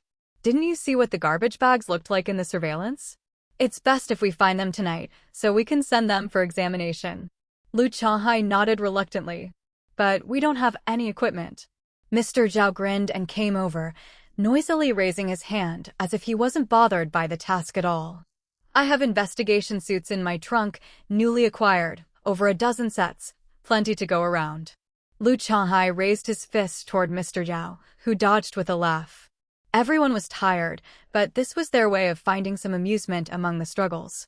They distributed the investigation suits, and Su Dayuan gestured to Zhou Ning and Mr. Zhao. You two hurry up and leave. Go home for a meal and some sleep. Your task is done for now. We'll talk about everything else tomorrow. Weren't you going to treat us to a meal? Su Dayuan slapped Mr.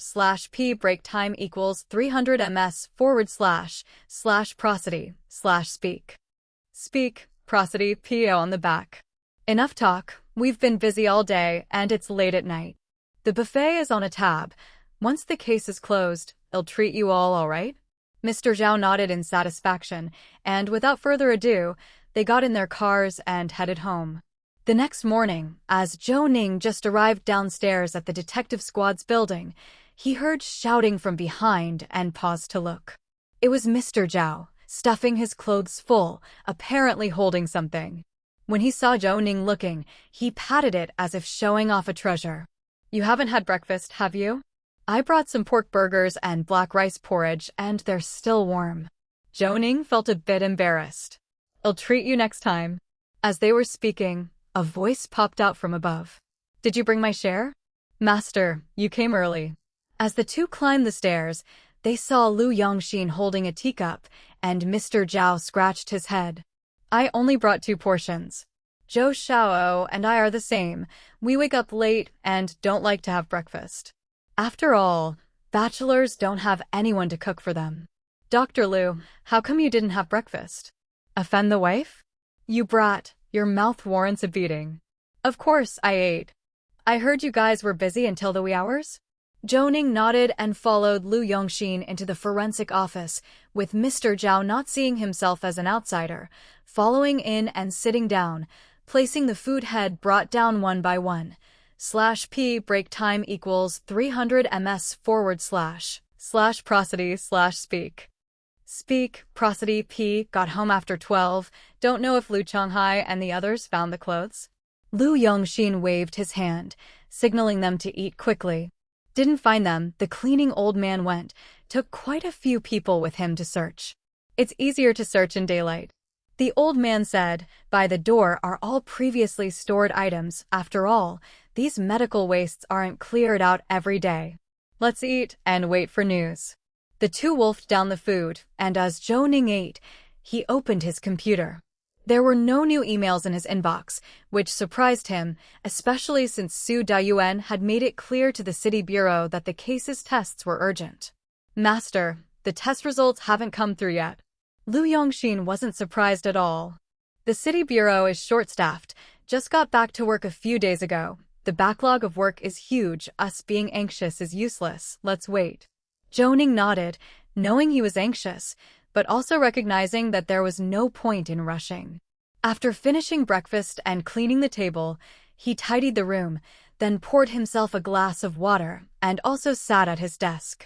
Yet, his mind wandered to the idea he discussed with Su Dayuan the night before, wondering if there had been any progress in the investigation into Zhang Xian. Waiting was the hardest part. At 13:50, Mr. Lu burst in, beaming with joy and holding up a yellow plastic bag, smiling at the group. Found the clothes that Zhang Xian lost, /p break time equals 300 ms / prosody / speak. Speak, prosody p. Zhou Ning sprang to his feet in a flash, quickly put on his gloves, and approached for a closer look. As soon as the bag was opened, a strong stench hit them, and the frozen stiff clothing was dumped onto a plastic sheet. Zhou Ning carefully unfolded it, revealing a set of pink coral fleece pajamas with black lace trim. The sleeves and chest area bore slash marks from a knife, with blood on the sleeves and smudged bloodstains where the fabric had been cut. Of course, there were also many blood spatters. This type of fabric doesn't get soaked easily, but once blood splatters onto the fleece, it's just as hard to clean. They set the clothes to one side and unfolded the pants, where dark purple bloodstains could be seen at the crotch and rear. Zhou Ning quickly located a camera and started taking photos of each item. He then searched for a prior full-body photo of the victim. Although the shorts were a darker color, the pattern of the blood soaked into the fabric was still distinguishable. After comparing them, Dr. Lu didn't need Zhou Ning to say anything before he excitedly slapped the table. The patterns are almost identical. Although contaminated by urine, the stains on the back are purely blood. Quickly cut out a piece and send it to the 8th hospital for blood comparison. Send the pants and shirt to the City Bureau's inspection center as a whole, and note down that all bloodstains must be matched against both individuals' DNA. Lu Yang nodded emphatically. /p break time equals 300 ms / prosody / speak. Speak, prosody p. I'll send it for testing right now. Suda said to let you take a look before deciding the order of the tests. Zhou Ning had already cut out a piece of the pants fabric from the rear and placed it in an evidence bag to toss to Mr. Zhao. Let's split up. That way we'll be faster. Mr. Lu and Mr. Zhao didn't waste any words and quickly left. At that moment, Zhou Ning's phone rang, flashing the name Mr. Hu. Dr. Zhou, phone data recovery is done. I just called Suda. He said to copy the data to you. He's interrogating some female assistant. Are you in the office now? Yes. Oh, good. It'll be right up. After hanging up, a few moments later, there was a knock at the door, and Mr. who walked in, nodded and smiled at Zhou Ning, then came over to his computer, inserting a hard drive to export the files. Inside was none of the phone's various apps, but rather 2 phones' neatly arranged documents, one for the contact list, one for text messages, and one for QQ conversations. Of course, the regular uses of that QQ account, like various drawings and so on, weren't copied over, but the contents specific to each person were all marked with names. After thanking Mr. who left with a smile, Zhou Ning quickly printed out the QQ conversations and text message contents. Skimming through them quickly, Zhou Ning paused at one part of the content. Lu Yongxin leaned in. What's up? This Mrs. Qin is no simple character. I wonder how Suda's interrogation is going. /p break time equals 300 ms / prosody / speak. Speak, prosody, p chapter 76580000 chapter 76. Chapter 76580000 next to the interrogation room. Zhou Ning and Lu Yongxin were standing with their arms folded, each wearing an earpiece, in uniform posture, looking towards the one-way mirror into the interrogation room. At that moment, Mr. Feng entered the interrogation room, handing over a thick stack of documents that Zhou Ning had just printed to Su Dayuan. Mrs. Qin, sitting across from him, had it pretty good, not sitting on that metal interrogation chair, but on a wooden one instead. Long hair casually draped over her shoulders made her features seem even more delicate, especially the almost tearful expression which would have evoked pity from Zhou Ning had he not known what she had done. However, this girl's heart was truly vicious. The language reeking of pretentious innocence was enough to stir up all the evil in a person's heart. Su Dayuan flipped through the documents, and Zhou Ning had circled the key points with a red marker, placing them right at the beginning, within the first few pages. Su Dayuan kept shaking his head as he read. Qin Yufei, you're really something. You've gotten over $500,000 from Wen Haiqing and sent Zheng Xian photos of the 2 of you together. Tell me, were you really pregnant? Qin Yufei didn't speak, but first lifted her innocent-looking big eyes, crying out, and then, biting her lip, looked towards Su Dayuan. Su Dayuan slammed a thick stack of A4 papers on the table with a snap. /p break time equals 300 ms / prosody / speak. Speak, prosody, p. Not only Qin Yufei, even Zhou Ning and Lu Yongxin jumped from the surprise. This is the criminal police department. Do you know what this place is? We don't deal with public security cases here, or prostitution and solicitation-related matters. Straighten up your attitude, speak properly, and don't give me that look before you even open your mouth. Do you understand?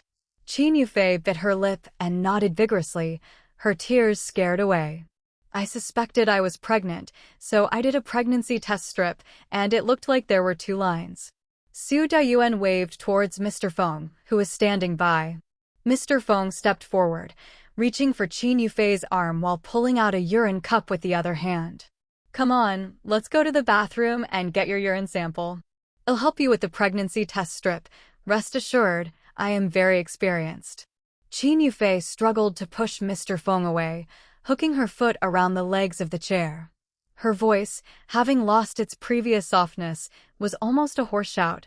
I won't go, I'm not pregnant, okay? Is that enough? Su Dayuan waved his hand, and Mr. Feng rolled her eyes and went straight out. Then Su Dayuan got up and walked over to Qin Yufei. Not pregnant? Here are the chat logs from that private QQ account you used with Wen Haiqing. /p break time equals 300 ms / prosody / speak. Speak, prosody, p before. The money you had taken from Wen Haiqing was just 20 or 30,000, but on January 1st, you sent a message to Wen Haiqing with a photo of a pregnancy test strip showing 2 lines, excitedly saying this is the crystallization of your love. Then Wen Haiqing transferred 50,000 to you, while you insisted that he needn't transfer any money because you had your own salary. You also rambled on about your dreams for your child. By that time, did you remember that he was a married man and already had a son at home? Qin Yufei's lips quivered, but she stayed silent, and Su Dayuan continued. Then, over the next month, there were no tears or tantrums. You just sent pictures of cute baby clothes and toys every day, then dreamt out loud about traveling here and there with your child in the future. Of course, these dreams were laced with a tinge of regret, and you said you would tell the child that his father was a hero, the one who loved him most, but couldn't live with you because of work. Afterward, when Haiqing sent you a total of 580,000 in separate transfers. However, on January 15th, he urged you to get an abortion. Upon hearing this, you broke down. From that day on, you started sending intimate photos to Zhang Xian. Of course, at first, you didn't include Wen Haiqing's face, but you told Zhang Xian you were pregnant and said the baby's father didn't want you both. Asking her for advice, what to do, /p break time equals 300 ms / prosody / speak. Speak, prosody, p Zhang Xian initially tried to console you, but on February 5th you sent a photo that included Wen Haiqing's hand, and it was one wearing a wedding ring. They'd been husband and wife for many years. How could she not recognize whose hand it was? After that, Zhang Xian blocked you. You started to send her text messages, filled with the most venomous words possible, even saying you saw her stretch marks on a hot spring trip. How utterly disgusting. How could she not feel ashamed? Suggesting she should get herself to a hospital and have them cut off. Qin Yufei covered her ears, continuously shaking her head. Stop talking, don't say any more. Su Dayuan stared blankly at Qin Yufei, slapping that stack of papers against the wall. You're the one who did these things. I'm simply reciting them. How can you bear hearing the things you've done? If you have something to ask, just ask it, will you? Su Dayuan ignored her and continued speaking. When I want to ask, I'll ask. You just listen. After that, they quarreled, even came to blows on February 11th, when Haiqing broke up with you on the same day. You panicked, begging him to spend one last Valentine's Day together before agreeing to break up. When Haiqing left, but what he didn't know was that you used his QQ account to send Zhang Xian a video of the two of you together, specifically a video of you having sex, right? /p break time equals 300 ms / prosody / speak. Speak, prosody, p Qin Yufei lifted her head, her feigned timidity and vulnerability swept away, replaced by a malicious smile as she stared fiercely at Su Dayuan. I know you've got the chat logs, but what of it? I'm not the murderer. What good is all this effort you're putting into me? Do you really think you can make me confess to murder? Stop kidding yourself. Are the police so incompetent? Trying to coerce a confession out of me? I have an alibi. I went home on the night of Valentine's Day and was at the Design Institute by 7 a.m. the next morning. Everyone from the security guard at the entrance to Mr. Chin at the Institute can vouch for me. Do you find this amusing? Su Dayuan laughed and tossed a stack of A4 papers onto Qin Yufei's lap.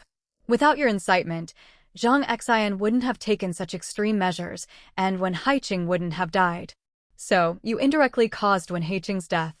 I'll compile all your correspondence into a dossier and submit it to the prosecution. First, you defrauded Wen Haiqing of 580,000 yuan by pretending to be pregnant. The amount exceeds 500,000 yuan. It constitutes a particularly large amount, with sentencing standards ranging from 10 years to life imprisonment and including a fine and confiscation of property. Second, the various conversations and videos between you and Zhang Xian suggest suspicion of instigation and incitement, so they will be processed jointly. /p break time equals 300 ms / prosody / speak. Speak, prosody, p. Whether it is determined as incitement of another to commit a crime will be up to the court to decide. Now sign it. Qin Yufei was panicked.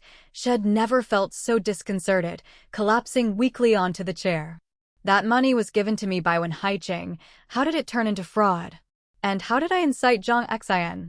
Besides, based on what I said, just making me sign. I don't accept this. I don't want to repeat myself. The premise for Wen Haiqing's transfer was your pregnancy, and you just said you weren't pregnant. I just need your exact answer, understand? As for whether or not you incited Zhang Xian, I don't need to judge that. Save your energy for court. Mr. Feng had already printed the statement, which was only a page long, concise as Su Dayuan had indicated. The main question was whether she was pregnant, to which Shed replied no, a point that didn't really need corroborating testimony. Even Qin Yufei knew that a simple pregnancy test would reveal if she was lying, and she'd been taking birth control, which, naturally, she couldn't mention. After staring at Mr. Feng for several minutes, she finally picked up the pen and signed. She was then handcuffed and led out. Zhou Ning exhaled, though he still felt a weight in his chest. In today's society, many young women wanted shortcuts. It was one thing to obtain money, but to go so far as to incite Zhang Xian, she was simply digging her own grave. /p break time equals 300 ms / prosody / speak. Speak, prosody, p of course, Wen Haiqing was no saint, but he recalled the reporter mentioning that Wen and his wife were high school sweethearts who had been together since. It seemed to be another case of commitment phobia. Su Dayuan pushed open the door and entered from outside, sighing as he saw Zhou Ning and Lu Yongxin. Heard that?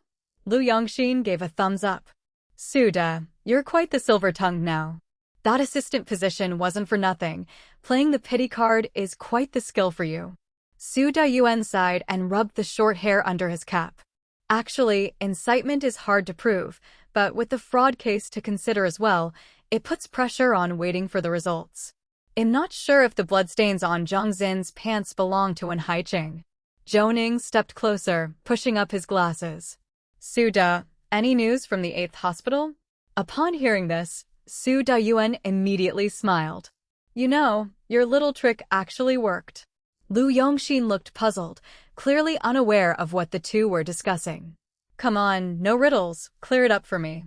What sort of shady business have you two been up to behind my back? /p break time equals 300 ms / prosody / speak. Speak, prosody, p chapter 77 pretending to be crazy _1 chapter 77. Chapter 77 pretending to be crazy _1 February 17th, 7:50 a.m. As soon as he entered the office, Zhou Ning turned on his computer. In his inbox, there were 4 unread emails, each marked with a yellow warning sign, the special icon for internal priority messages. Zhou Ning opened them with a feeling of anxiety. 1. 2 individuals' DNA information was collected from the murder weapon, belonging to the first male and second female of the submitted samples, and the blood fingerprint collected belongs to the first male's DNA. 2. The urine tested positive for occult blood and DNA from the first male was extracted. 3. In samples 35 to 174, blood from both the first male and the second female was found. 4.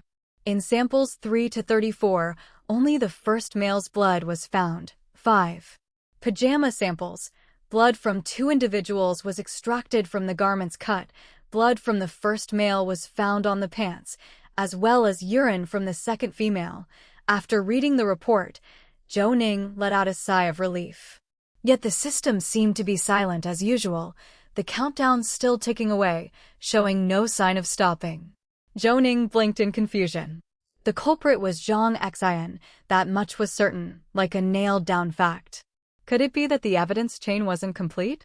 At that moment, the transparent large screen displayed all these report contents, as well as the various processes analyzed by Zhou Ning, and at the bottom, there was a line of red text, /p break time equals 300 ms / prosody / speak.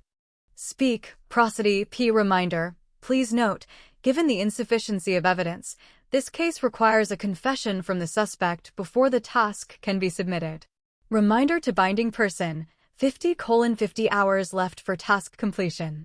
Zhou Ning gritted his teeth, realizing that complaining was useless now. The system wouldn't reason or negotiate with him.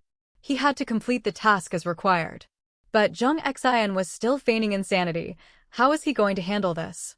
At that moment, Lu Yongxin pushed the door open and, seeing Zhou Ning, blinked and asked, "Why do you look so troubled early in the morning, kiddo? Is there a problem with the report?" Zhou Ning shook his head. "There's no problem with the report." "Then what's with that face?" "Oh, right. Aren't you going to tell me what illegal thing you all sneaked off to do? You've been hiding it from me for a whole day, all secretive." Zhou Ning smiled sheepishly and grabbed Lu Yongxin's arm. "Master, don't be anxious. If I told you, there'd be no mystery left. Rest assured, it's definitely not something illegal or against the rules. It's just that this move is a bit sneaky. Let's call Suda and go to the 8th hospital. I think it's time to check on the results." The lab report just now made it clear, on Wen Haiqing's wounds, there was only his blood, whereas Zheng Xin's wounds had both their blood on them. Her pants also had Wen Haiqing's blood, and both fingerprints and bloodstains were on the murder weapon. /P break time equals 300 ms / prosody / speak. Speak, prosody P. Now all the evidence points to Zhang Xian, but such a case is still weak based solely on this evidence. I think we need to at least get Zhang Xian to talk. Feigning insanity won't allow her to escape legal punishment. In fact, it might even lead to a heavier sentence. We need to force her to stop pretending to be crazy. For that, we need an ace up our sleeve. Wait, there's an ace up the sleeve? What kind of structure do you have in that head of yours, setting things up one after another? Zhou Ning felt a bit embarrassed. He couldn't say that he was driven to the edge by the system, that the countdown time was running low and he had to hurry up, or else he really would be struck by lightning. Zhou Ning pulled out his phone and dialed Mr. Zhao's number. "Have you arrived?" "Just got to the ground floor." "Are we going now?" "Wait for me, it'll come down right now." "Did you get the camera?" "Don't worry, it's absolutely professional grade. No dawdling, hurry up downstairs." Zhou Ning grabbed his down jacket and ran out, while Lu Yongxin did not press the issue this time. Watching Zhou Ning leave, he just leaned against the doorframe, looking at Zhou Ning's retreating figure. It seemed that the sound of running stirred Su Dayuan, who came out from next door, and seeing Lu Yongxin looking at the stairs with a smile, he approached gossipingly. "What's so funny? What's up? Did your son get a girlfriend?" Lu Yongxin gave him a sideways glance. "I'm happy just watching my apprentice." "Are you jealous or what? /P break time equals 300 ms / prosody / speak. Speak, prosody P. Su Doyuan laughed. "Damn, that comeback killed me. I can't even be envious, huh? But where did your apprentice go?" Lu Yongxin shook his head.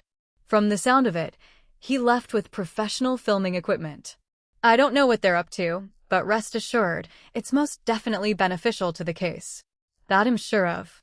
The kid is too much like me when I was young." "You didn't ask where they were going?" Lu Yongxin chuckled and waved his hand at Su Dayuan. "Secret." 15:30, the Neurology Department office at Hospital Number 8. In one corner, a computer was set up, displaying the image of a hospital room with 2 beds. Zhang Xian lay on the bed by the window, clutching the blanket, shaking her head and gnawing nonstop. A doctor stood next to Su Dayuan, smiling helplessly. The nurse who did the morning force spilled the lunch on the bed, and yesterday peed while squatting on the bed. This hospital room is dirtier than a bathroom now. "What exactly are you expecting, Suda?" Su Dayuan patted the doctor's shoulder, consolingly saying, "Just bear with it a little longer. You've consulted with her, right? No mental issues, right?" Honestly, it's hard to tell if she's faking or really has a mental disorder. But her continuous agitation is rather uncommon. We want to do an EEG, but it's just not possible. She can't cooperate. So, we can't determine whether she's ill or pretending. However, based on my experience, it seems like she's faking it. Hearing the doctor say this, Su Daiwan's confidence grew. Mr./P break time equals 300 ms / prosody / speak. Speak, prosody P. Lu, send a nurse to allot our person from the bed near the door. Mr. Lu went out to arrange it. Lu Yongxin looked confused and nudged Zhou Ning. "When exactly are you planning to stop keeping me in the dark? What are you guys playing at here? Am I still your mentor?" Speak, prosody P. Indeed. At 12:34, Zhang Xian got up, crept over to Zhang Wanshan's bed, and even deliberately patted her hand near his ear to check if he reacted. Seeing no response from Zhang Wanshan, she tiptoed back to her own bed and began to gnaw on the bun she pulled from underneath her pillow. Mr. Liu watched the footage and tapped his finger on the desk. There's no need for an EEG. This person is plainly faking madness. Her thought processes are very clear. I can provide a diagnosis soon. Of course, if she's transferred to the procuratorate, a psychological assessment will be conducted later. There's an evaluation center affiliated with the city bureau that can handle it. Thanks, we've caused your department enough trouble. Take care of the nurse who got hit for me. If she needs a banner of appreciation or a bonus, I'll apply for it here. What do you think? Enough talk. Just take the person away and I'll be grateful. Su Dayuan waved his hand, his smile fading from his face. Let's go. Forensic Doctor and Zhou Xiaozhou, you two come along. It's time for your secret weapon to make an appearance. /P break time equals 300 ms / prosody / speak. Speak. Prosody, P. Chapter 78, I have no regrets _1 Chapter 78. Chapter 78, I have no regrets _1 half an hour later, in the interrogation room of the criminal police squad. Zhang Xian was shackled to the interrogation chair. Now all the evidence pointed to her, making her a prime suspect, and her feigned insanity to obstruct the investigation only worsened the nature of her actions. Lu Yongxin, Zhou Ning, and Mr. Zhao were all next door, watching the interrogation room through the one-way glass. However, there were only 2 headsets available, so Mr. Zhao had to stand beside Zhou Ning, sharing one of the earpieces to listen in. Su Dayuan played the surveillance footage once more, and when Zhang Xian began gnawing on the bun, he paused the video and then held up the diagnosis certificate issued by Mr. Liu. The hospital's diagnosis is out, and you don't have a stress-related mental disorder. Trying to escape legal punishment this way is futile. Let's talk about the process in which you killed him. I can tell you now that, based on the forensic investigation and autopsy, we have almost completely reconstructed the event of the crime. It's pointless for you to resist stubbornly. Do you understand? Zhang Xian swayed her body, not lifting her eyes to look at Su Dayuan, either immersed in her own thoughts or holding on to a slim hope that refusing to confess could help her dodge legal punishment. Zhou Ning was getting anxious, his breathing became heavier, and Mr. Zhao poked him. /P break time equals 300 ms / prosody / speak. Speak, prosody, P. Don't worry, we've already copied the video we recorded onto the boss laptop. He has more experience in interrogation than we do, otherwise, he wouldn't deal with it personally, right? Lu Yongxin looked at the two, who were talking in riddles, and moved closer to them. Did you go to record a video of Zhang Xin's son? Zhou Ning was taken aback, not expecting Lu Yongxin to know everything. Master, how did you know? Lu Yongxin smiled. Considering this aspect shows you really put thought into it.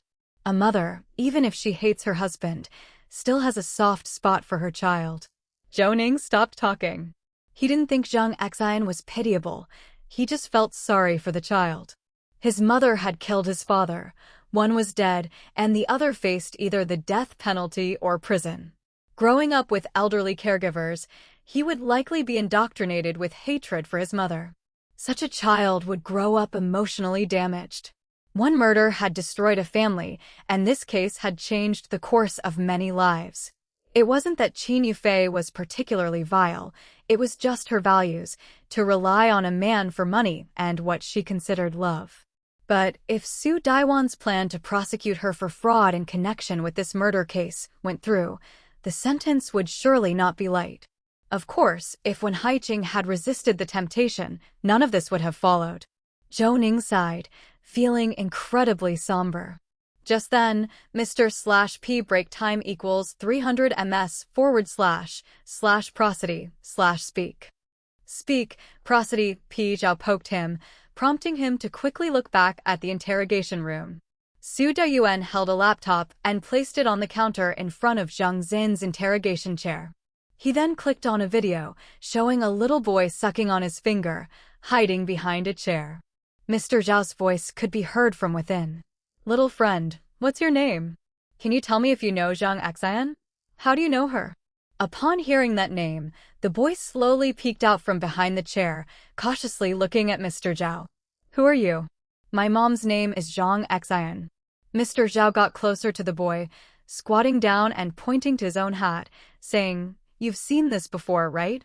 I'm a policeman. Do you know what policemen do? The boy nodded. I know, my mom told me that policemen catch bad people. As the video played, Zhang Xian slowly lifted her head. She stared intently at the laptop screen. From where Zhou Ning and the others were, they could see that her lips were trembling as if she was struggling to control her emotions. This observation made everyone tense. Zhou Ning gripped the earphone cable, not daring to breathe loudly for fear that any movement might cause them to miss the slightest reaction in the interrogation room. In the video, the little boy moved closer to Mr. Zhao, carefully touching his cap. Mr. Zhao smiled, putting the cap on the boy's head, and then turned to explain to the camera, Your mom has been busy with work lately, but she's been thinking about you. /p break time equals 300 ms / prosody / speak. Speak, prosody, p, if I can see it one more time, I'll tell you everything. Su Dayuan sighed, but didn't speak. Nonetheless, he brought the laptop over to Zhang Xian and clicked play on the video. After watching it once more, Zhang Xin's crying intensified. When the video ended, Zhang Xian raised her hand and wiped away the tears on her face. Such movements tugged at the handcuffs, producing a series of sharp clinking sounds of metal. Looking at the handcuffs on her wrists, Zhang Xian exhaled deeply. I killed Wen Haiqing. That's how people are. When you're silent, it seems you can endure anything, but once you start talking, it seems there's nothing to agonize over anymore. Starting from the beginning, Zhang Xian confessed everything. Wen Haiqing and Zhang Xian were not only classmates, but their families had also been neighbors for many years. They truly grew up together like childhood sweethearts. They went from school to graduation to marriage in what seemed an inevitable course, no dramatic flair, only familiarity that couldn't get any deeper. Wen Haiqing's changes naturally didn't escape Zhang Xin's eyes. However, at first, she didn't want to admit it and was unwilling to think in that direction. After all, they were the epitomes of happiness in public, and she didn't want to shatter that illusion. Qin Yufei's provocations and insinuations she understood well, but for the sake of face, and especially because Mr. Qin was Wen Haiqing's former teacher, she didn't want to make it public knowledge. /p break time equals 300 ms / prosody / speak. Speak, prosody, p. She and Wen Haiqing had fought and even got physical. She had accidentally been hit by a punch. Wen Haiqing had sworn that he would break it off cleanly and not contact the other woman again. However, on the morning of February 15th, the intimate video she received on Valentine's Day completely crushed her. She didn't call Wen Haiqing. Instead, she sent her child to kindergarten as usual. When she returned home and saw Wen Haiqing still sleeping soundly, she cut up strips of cloth and tied him to the bed. As the last knot was tied, Wen Haiqing woke up. Zhang Xian demanded to know why he had lied to her. If he wanted to break up, he could have told her directly. She could live without him. Wen Haiqing got angry. He claimed he had already settled things with Qin Yufei, so why couldn't she let it go? Did she have to disrupt their peaceful home? Zhang Xian had never felt such bone-chilling coldness. The phrase disrupt our peaceful home was the last straw. Was she the one who had an affair? Was it she who slept with someone else? Zhang Xian found a wallpaper knife, approached Wen Haiqing, and fiercely slashed him many times. Wen Haiqing struggled continuously, and in the process, she herself was cut in many places. Only then did Wen Haiqing feel panicked. He admitted he was wrong. They were a couple envied by all, and it would continue to be so. He begged Zhang Xian to forgive him.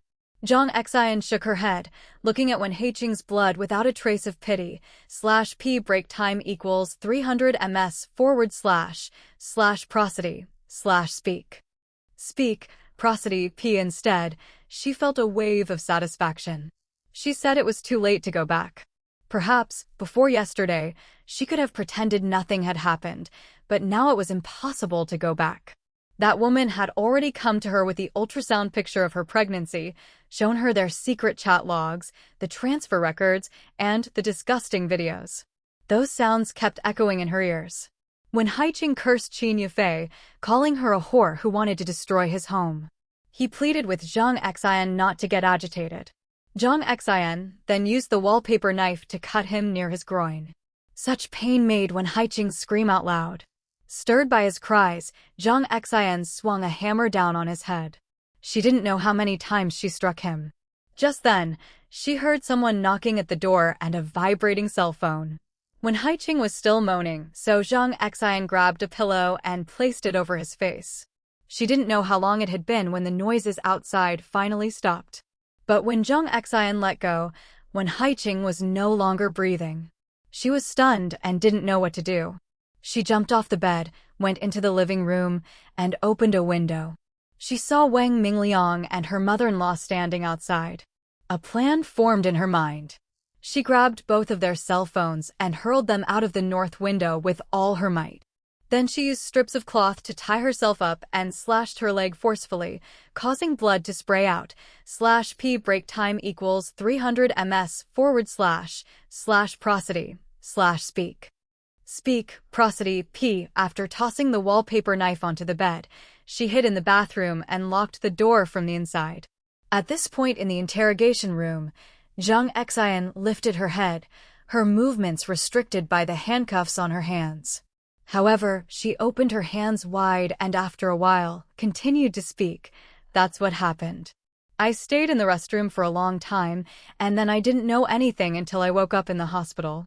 I panicked. I feared I would never see my son again. That's why I pretended to be insane. Will I receive the death penalty? Su Dayuan shook his head and fiercely crushed his cigarette butt in the ashtray. He glanced at the recording clerk, who had finished taking notes and was now printing them out. I don't know. That's for the court to decide. But after the verdict, it'll help you meet your son one last time. That's the only thing I can do for you. Zhang Xian cried even harder and shook her head vigorously. No need. I've already seen him today. I regret that he has a murderer for a mother, but I don't regret killing Wen Haiqing. Su Dayuan sighed and gestured to the recording clerk. Sign here. I've told you this is the only thing I can do for you. Whether you want to see him or not is up to you. As Zhang Xian picked up the pen to sign, Zhou Ning heard a pleasant beeping sound ringing in his ears. Congratulations to the bound entity, Zhou Ning, for completing the intermediate task. /p break time equals 300 ms / prosody / speak. Speak, prosody, p. Automatic upgrade of facial restoration technology for the default bound entity is pending, waiting to receive upgraded content. /p break time equals 300 ms / prosody / speak. Speak, prosody, p. Chapter 79.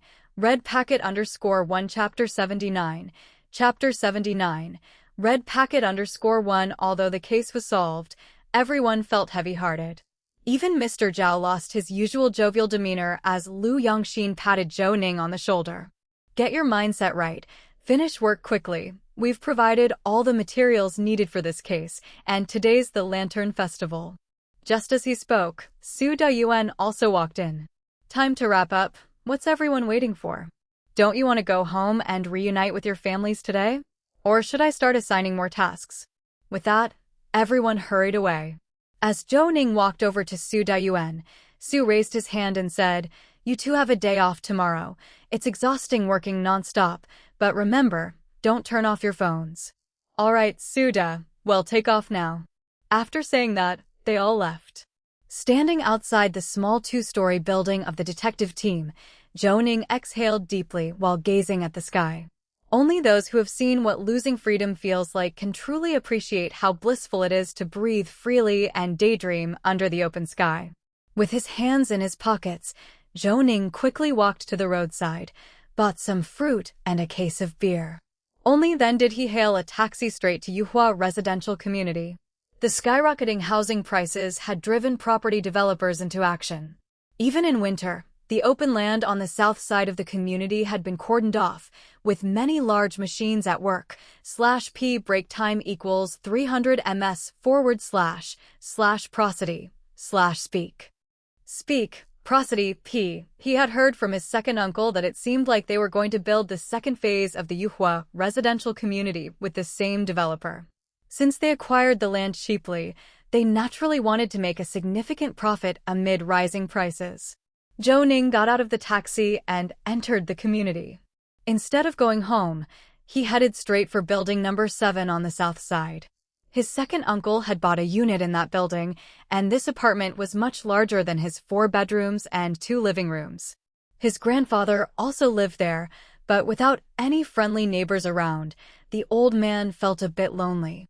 These days, although Zhou Ning was still relentlessly trained by the system at night, during brief moments of half-sleep, he could always recall fragments of memory, a woman's hand holding his, standing atop a tall building, looking down together. Although he couldn't lift his head, instinctively it felt like his mother's hand. Just staring at the vast expanse below, that hand stroked Zhou Ning's head and said to him, "Zhou Ning, look quickly, that's your dad." As Zhou Ning looked down, he was already entering the system's training grounds. But upon waking up, he always felt this wasn't a dream, it was something he genuinely experienced. You see, after his parents died when he was 10, he had no memory of anything before that age. Why was that? Was it because he was also injured and lost his memory, or was it because his parents didn't die by accident? /p break time equals 300 ms / prosody / speak. Speak, prosody, p. Grandfather and second uncle almost never spoke about it. They didn't even mention his parents' professions. As time passed, he stopped asking, not because he forgot, but because he kept this secret buried in his heart. Yet these memory fragments still caused him some unease. He took a deep breath, putting away these thoughts. Raising his hand, he knocked on the door 3 times. The door was opened by his cousin, who, upon seeing Zhou Ning, happily shouted back inside, "My brother is back." Hearing this, his second uncle and grandfather both got up and came over, causing Zhou Ning to feel a bit embarrassed.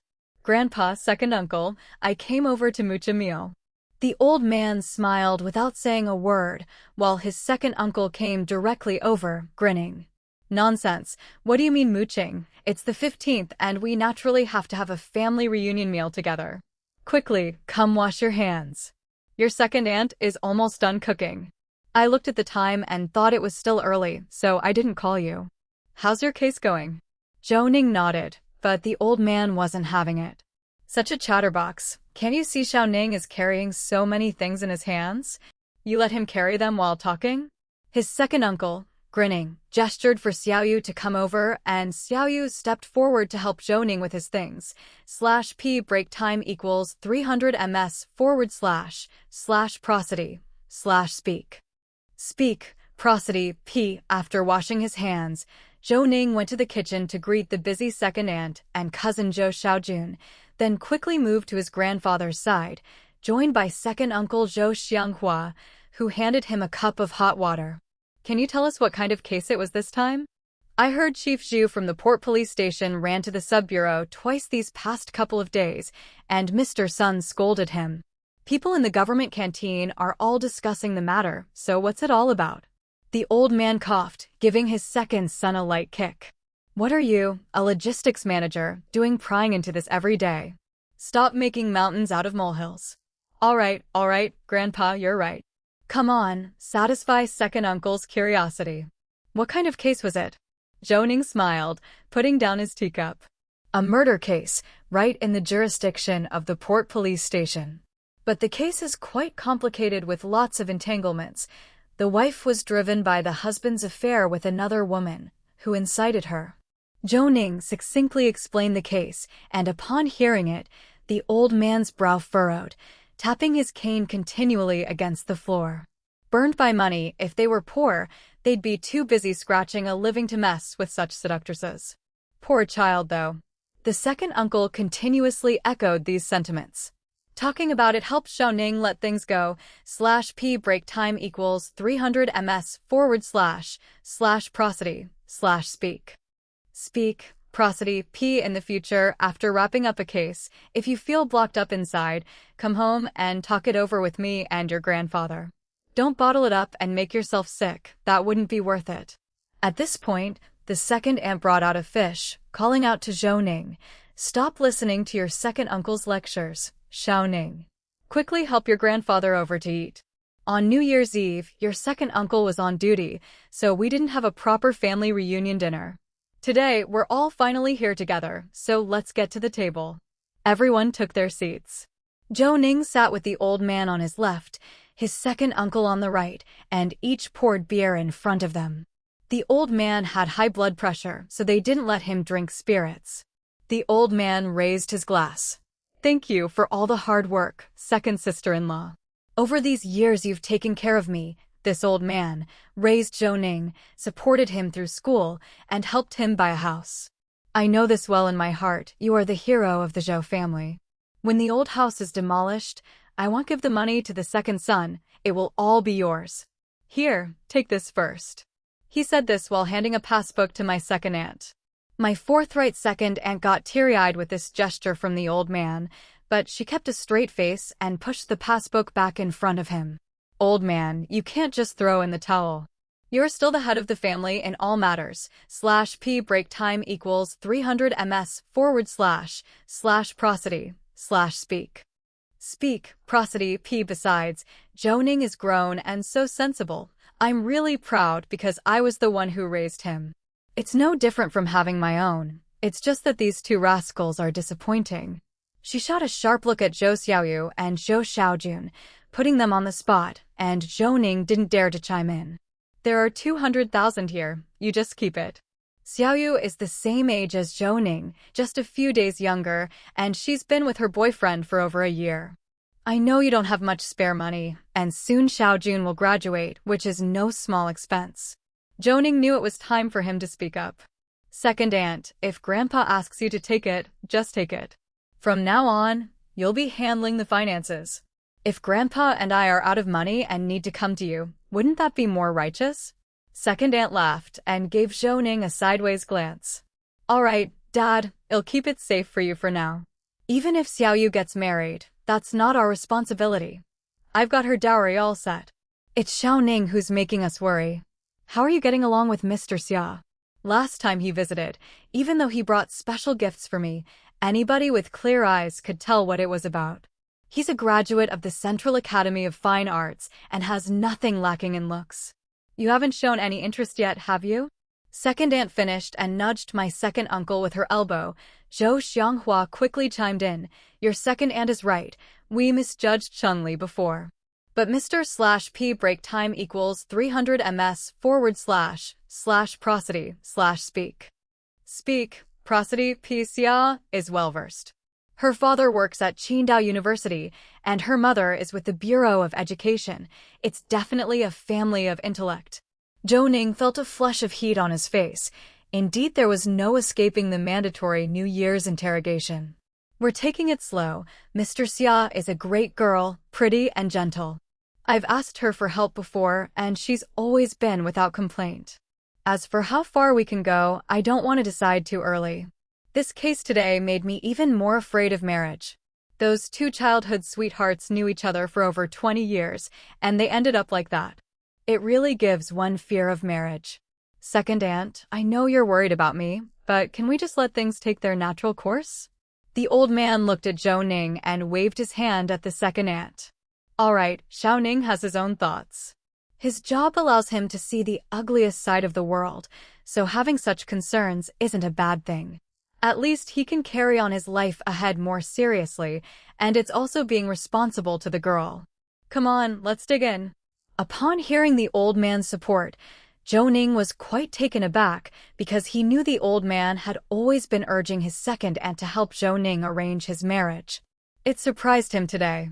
The old man picked up a piece of fish and everyone then took their chopsticks and began eating. However, the topic soon switched to Zhou Xiaoyu /P break time equals 300 ms / prosody / speak. Speak, prosody, P. Zhou Xiaoyu's boyfriend is Cui Guanglin. just like her, a teacher at a primary school. Zhou Xiaoyu teaches English, while her boyfriend is a chemistry teacher as well as a class advisor, and he's 5 years older than her, which is what bothers the second aunt most. But no matter how dissatisfied, it's useless. Xiaoyu is pleased, and their relationship is quite good. Cui Guanglin's family has already started preparing for the wedding. After a few rounds of drinks, Zhou Ning took out a bulging red envelope and handed it to Zhou Xiaoyu, who looked confused and turned to Zhou Ning, puzzled. "Big brother, what are you doing?" "I'm busy at work, and once there's a case, I'm tied up for days, so I can't help you much. I've been thinking of getting you some wedding gifts, but I'm afraid I might not pick things you like, so I'd better give you money to choose for yourself." "Don't worry, your brother has money." The old man smiled with satisfaction, but the second uncle and second aunt became worried, asking Xiaoyu to return the money to Zhou Ning. Zhou Ning waved his hand and then set down his chopsticks, speaking earnestly. "Previously, I didn't have the luxury of time to tell you, but before New Year's Day, I received a sizable author's fee. This was for a paper co-authored with Dr. Liu from Qidong University, published in an international forensic journal, which was quite substantial. /p break time equals 300 ms//prosody/speak. Speak, prosody, p. Moreover, before the year ended, I officially signed a cooperation agreement with Qidong University to develop software for a facial reconstruction system, and I have 20% ownership in this project. Afterward, money won't be a concern. You go ahead and take it, considering you've called me big brother for so many years." Zhou Xiaojun came over with a goofy grin, reaching his hand toward Zhou Ning. "Brother, where's mine?" The second aunt slapped Zhou Xiaojun on the head, her eyes shooting daggers, and her voice rising a few octaves in anger. "What are you stirring up? Your brother's money isn't easy to earn, and he hasn't even found his footing at his new job. Zhou Ning, we appreciate your thoughtfulness, but keep the money for yourself, save it, and don't spend it recklessly." The old man coughed, and everyone fell silent. Zhou Ning is grown and sensible, understanding how to care for his sister and you too. It's something to be happy about. I know he's meticulous, and as for this matter, he's done well. There's no need to squabble among family, just let Xiaoyu keep it.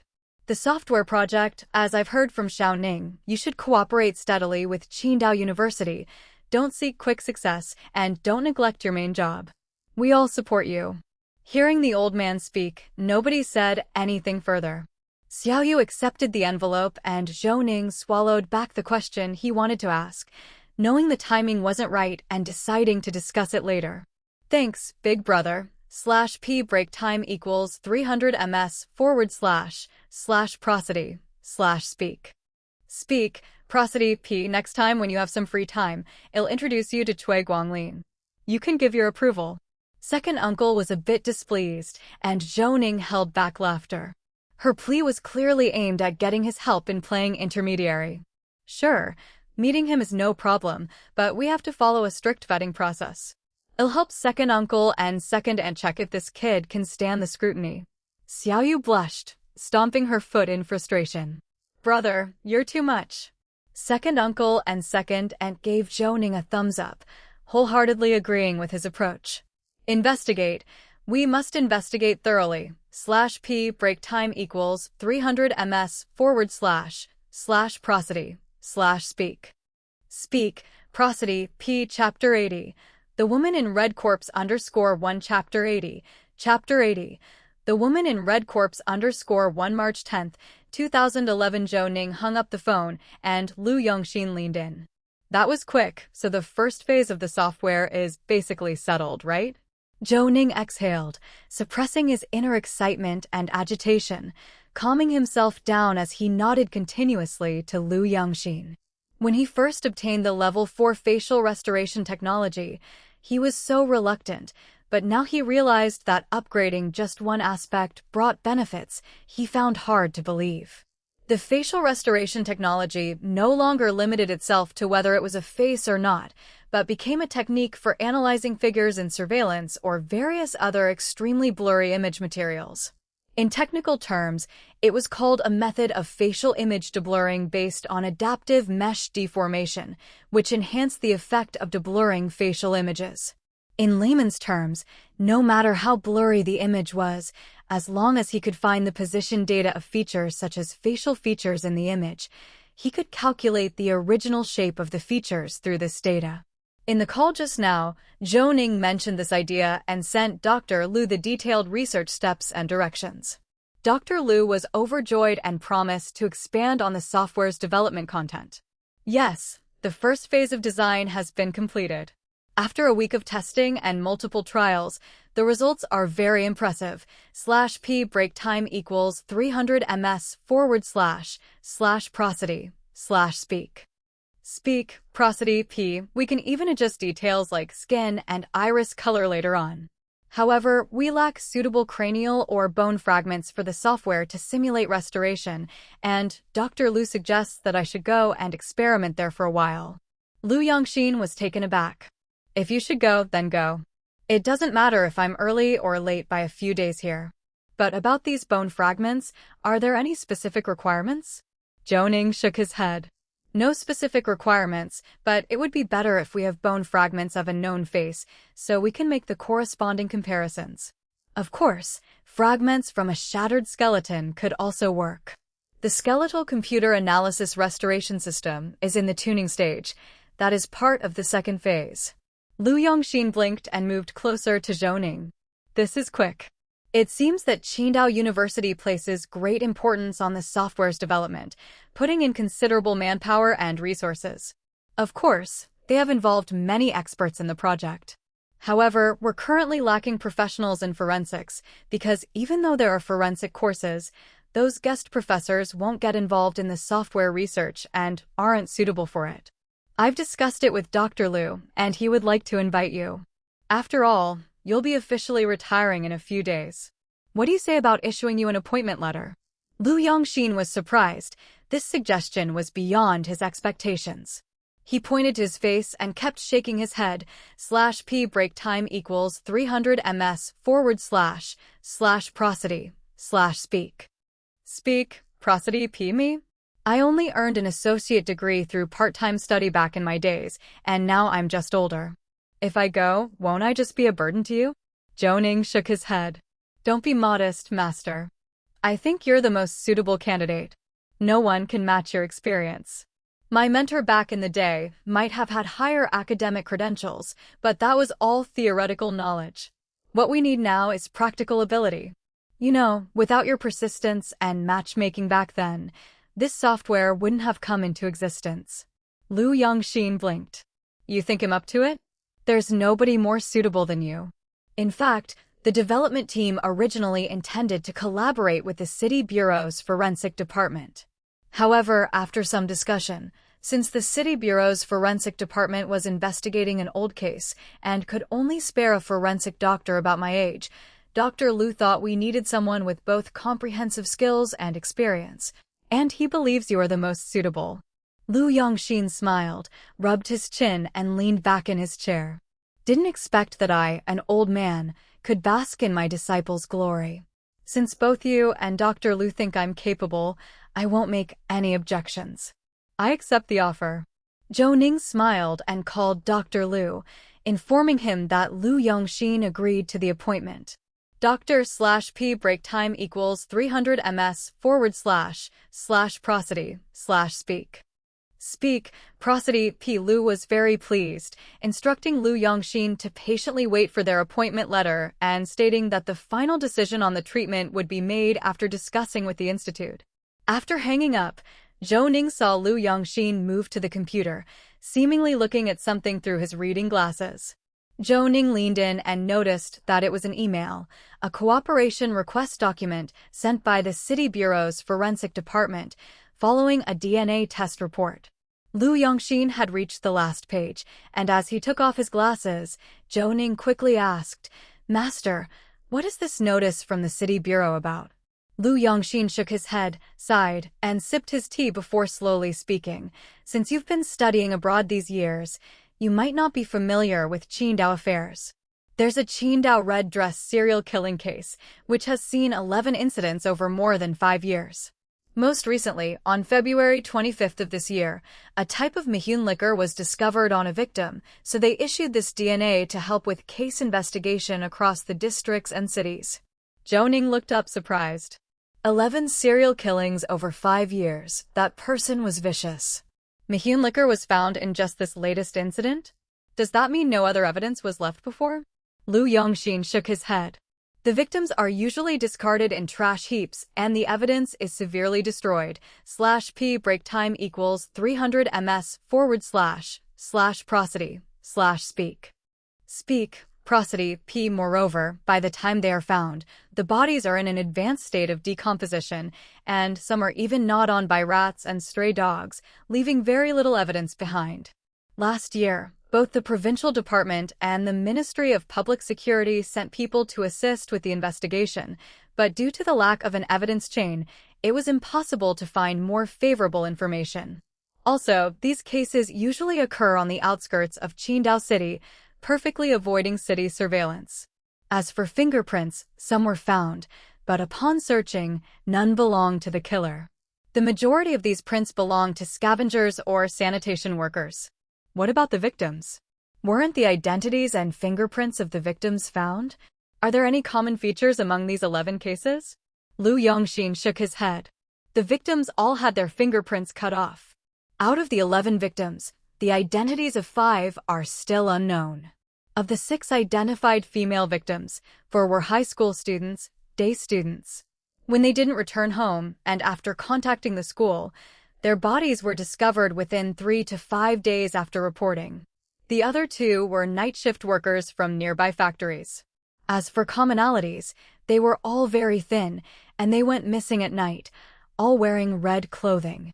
Over the years, countless police and resources have been devoted to catching the killer, but there has been no news. /p break time equals 300 ms / prosody / speak prosody p. Furthermore, since the evening self-study sessions in schools started, parents are required to pick up their children and female students are not allowed to go home alone. Since the end of 2009, these 5 cases show the killer's actions are more secretive and the dumping sites are becoming more remote. The victims' faces were all destroyed. Except for their red clothes, there were no distinguishable features, so the identity of the victims couldn't be ascertained, as they didn't appear among the missing persons. However, I suspect these 5 victims may have been sex workers, all with professions hidden from the light, with a high turnover rate, most of them not locals. Moreover, their victimization is less likely to be noticed, making this case even more perplexing. Zhou Ning nodded in agreement. Lu Yongxin's suspicion was on point. Indeed, such people are hard to track during population surveys, and their original families rarely inquire after them. It's possible that even if they die or go missing, their families wouldn't know. As he was thinking, Zhou Ning's movements halted, and he looked up at Lu Yongxin. Master, all of their bodies are preserved, right? Lu Yongxin paused, then slowly nodded his head. Highly decomposed bodies don't preserve well in freezing, but the skeletons have been processed and stored. What do you want to know about this for? Wait, /p break time equals 300 ms / prosody / speak prosody p. Do you mean to say that this software needs a lot of experimental data and you want to use the software to reconstruct their faces for investigation? Zhou Ning nodded excitedly, but Lu Yongxin kept shaking his head. Don't even think about it. This case has been handled by too many people, even involving the Provincial Department and the Ministry of Public Security. The people at the City Bureau wouldn't agree to participate in your software experiment. Zhou Ning was stunned, not quite able to react. If the skulls were reconstructed, wouldn't that be beneficial to the investigation? They should be fully supportive instead. Lu Yongxin sighed and continued, I understand and appreciate your good intentions, but you should know that we're just the Forensic Department of the Sub-Bureau. And that collaboration for your last software project bypassed the City Bureau and went straight to Qidong University. Although it's seen as a good thing, it left many with a chip on their shoulder, understand? Zhou Ning sighed, having not anticipated this. However, recalling the two well-dressed men he had run into at the signing ceremony, he suddenly understood Liu Yongxin's point. All right then, let's drop it. But later on, I'll run it by Dr. Liu, and if he thinks it's feasible, I'll discuss it with the city bureau.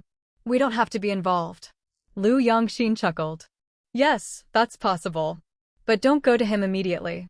Now go and type on your keyboard, /p break time equals 300 ms / prosody / speak.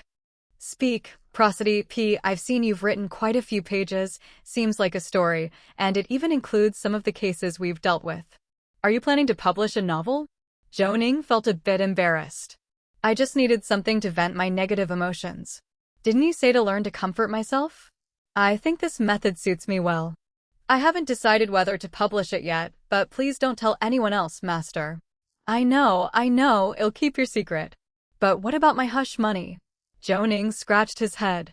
Suda said last time he'd treat us to a buffet, and he hasn't followed through yet. I learned from him, so how about I treat you to a good meal when you receive your appointment letter?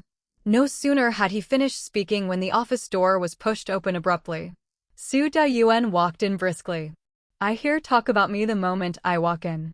What bad things is Zhou Xiao saying about me? Zhou Ning was startled and quickly jumped down from the desk. Suda, what brings you here? Su Daiwan's face was grim, his eyebrows almost twined together. Bad news. There's a case, a woman in red. Not sure if it's related to the red-dress serial killer. Come on, let's go have a look. Where's Mr. Zhao? /p break time equals 300 ms / prosody / speak. Speak, prosody, p. Chapter 81 Tides, kneel and thank 81 big cousin for the Silver League reward. Chapter 81 Tides, kneel and thank 81 big cousin for the Silver League reward. Half an hour later. The group got out of the car, the salty sea breeze blowing against their faces as if little knives were scraping forcefully. This was the south side of the bonded logistics park, which used to be a bay. However, to expand the park, part of the sea was reclaimed.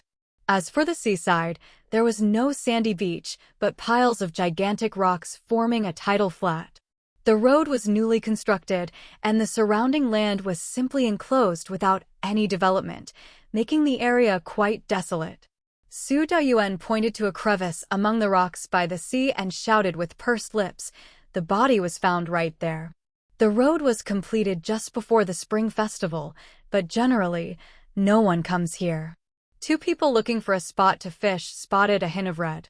They crawled over and were scared witless when they saw it, and immediately dialed 110 to report to the police. The command center, upon hearing about a woman's corpse in red, didn't even bother sending someone from Taitan police station. They just notified them and then called me. Let's go and take a look. That phrase, they crawled over and were scared witless, made Zhou Ning shiver. It wasn't just a body that could invoke such fear. Evidently, the manner of death was particularly brutal. He glanced at Liu Yongxin. Master, I'll go over with Mr. /p break time equals 300 ms / prosody / speak. Speak, prosody, p. Zhao. These rocks are huge and clambering over may not be easy. Liu Yongxin nodded. Be careful. Look around the body for any urine or excrement. This place is desolate and the rocks are large. I find it unlikely that someone carried the body here to discard it. Zhou Ning understood. Liu Yongxin suspected this to be the primary crime scene. If it was, naturally, there would be many traces left behind. Of course, if the DNA matched that of the red-dressed serial killer suspect, then the cases could be combined. Mr. Zhao now arrived, carrying 2 investigation kits and an aluminum ladder, swaying side to side, looking around. Where's the body?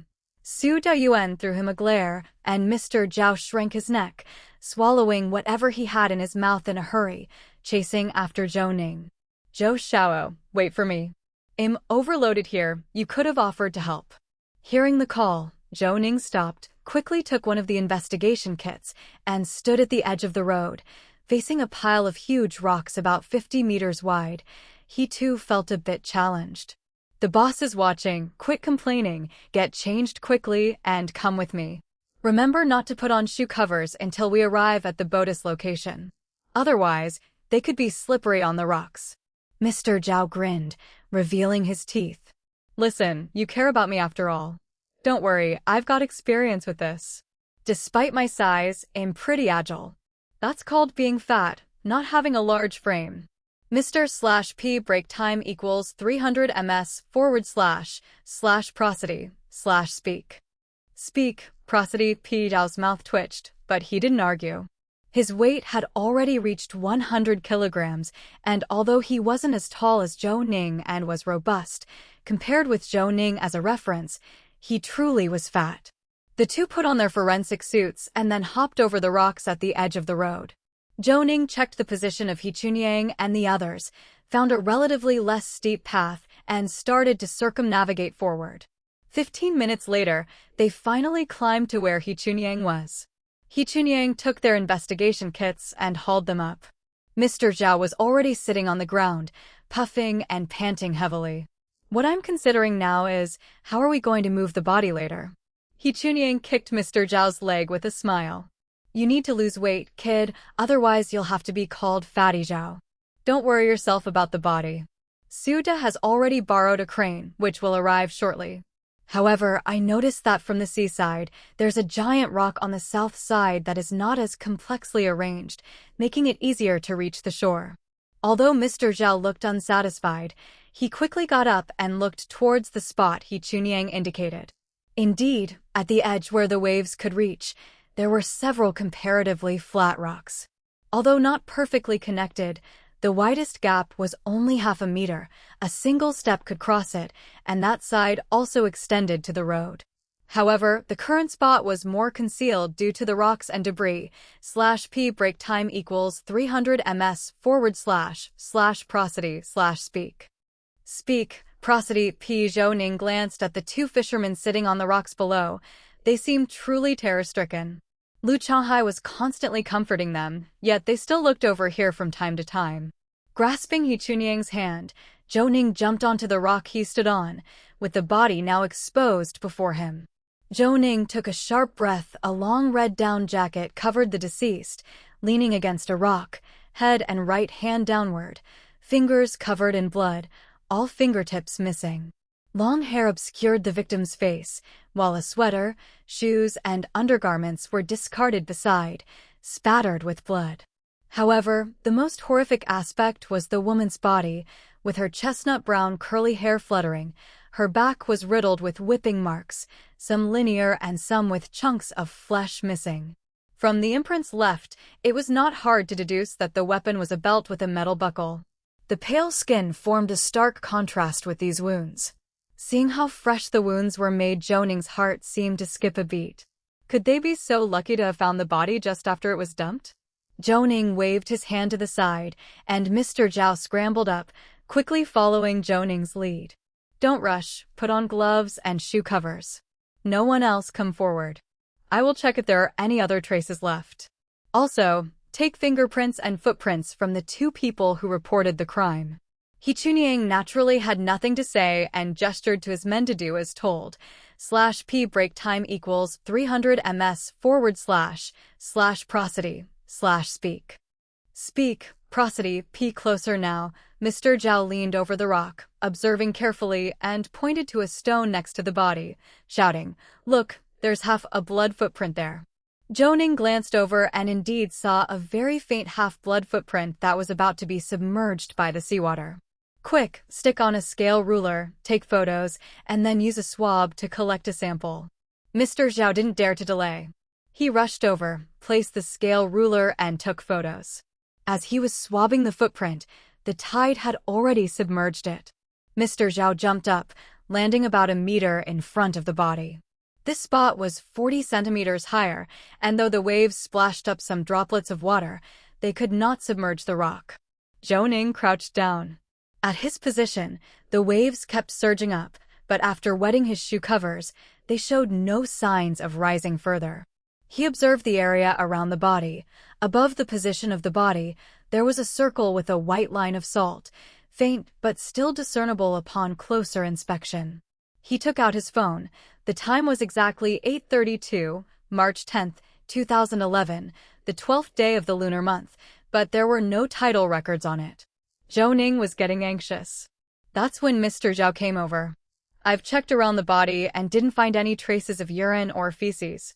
I found a few cigarette butts, but they seem to have been here for quite some time. We don't know when the body was dumped. Should we take these back? Zhou Ning nodded. Pack them up and take them back. /p break time equals 300 ms / prosody / speak. Speak, prosody, p. Mr. Zhao was about to say something else, but Zhou Ning raised his hand to stop him and dialed his uncle's number.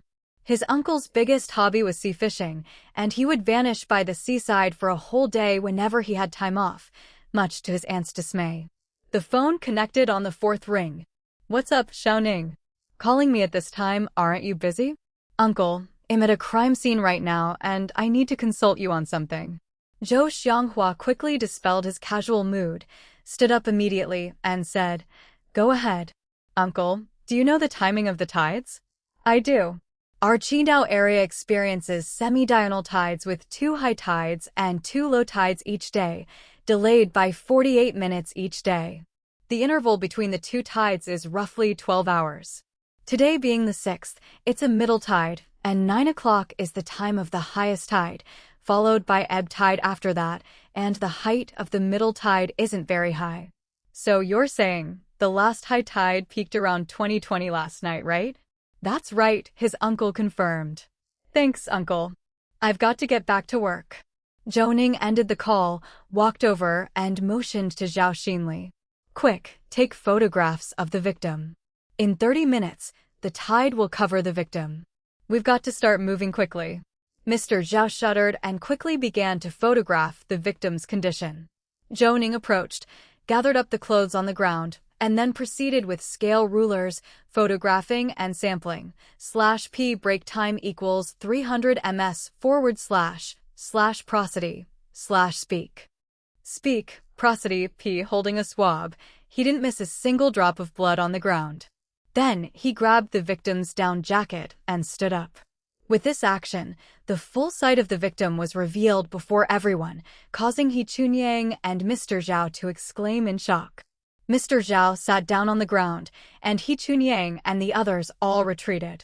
They saw a knife plunged between the victim's legs, only the hilt exposed, and blood everywhere on the boulder underneath and the crevices behind it, making it clear the victim had died from hemorrhagic shock.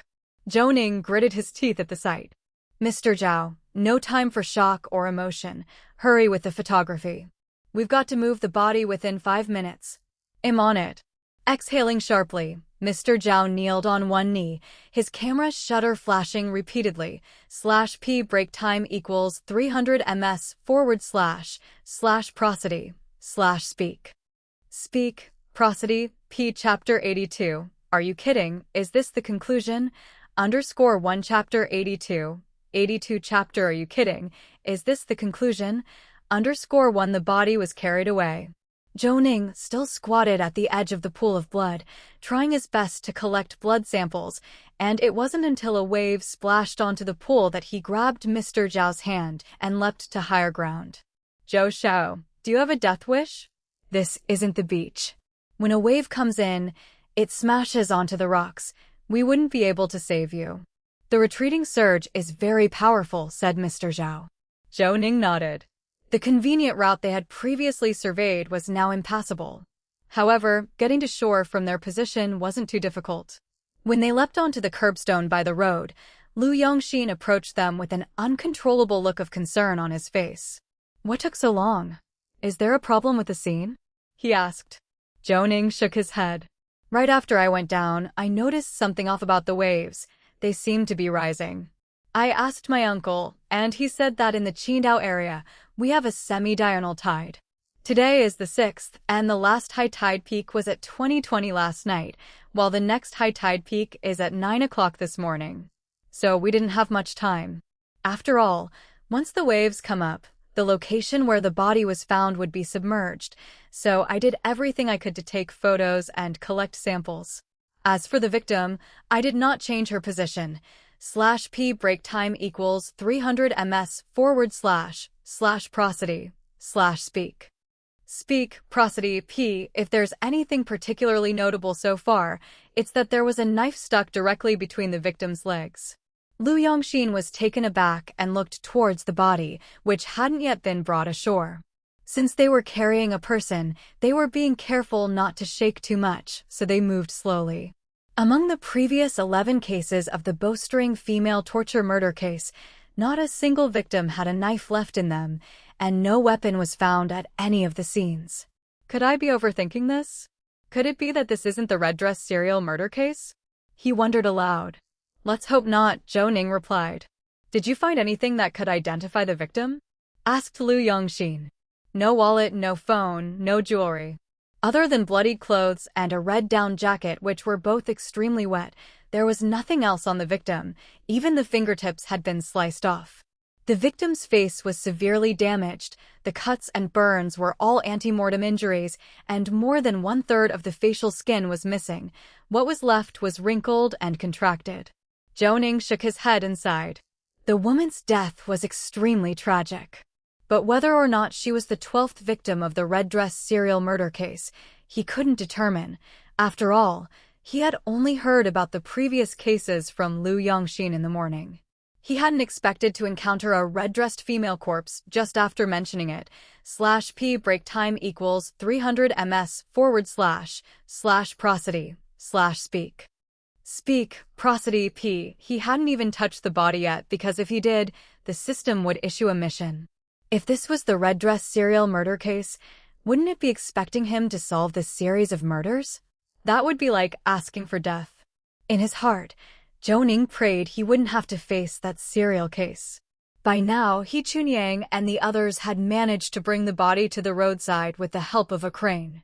Everyone stepped forward to help, and each person carrying the body was exhausted, for climbing these boulders alone was taxing, let alone carrying a body, which required even more effort. The body was loaded onto the big van, and He Chunyang and the others lay on the roadside, panting like corpses, each soaked with sweat. Lu Yongxin approached the back of the van, opened the body bag to take a peek, and kept making sking noises. Su Dayuan also came over, looking frighteningly somber. How's it looking? He asked. What do you mean, how's it looking? I'm not a fortune teller who can tell if it's a serial case with one glance. Everything has to wait for the autopsy. The victim's face is covered in injuries. I can't make out her original appearance, which makes identifying the victim difficult. But according to Zhou Ning's title theory, the victim and the murderer arrived at this spot after 2020 last night, and the murderer is obviously very knowledgeable about the tides. /p break time equals 300 ms / prosody / speak. Speak, prosody, p. In fact, if we had received the report just 1 hour later today, both the body and the scene would have already been submerged, Lu Yongxin explained. Tides?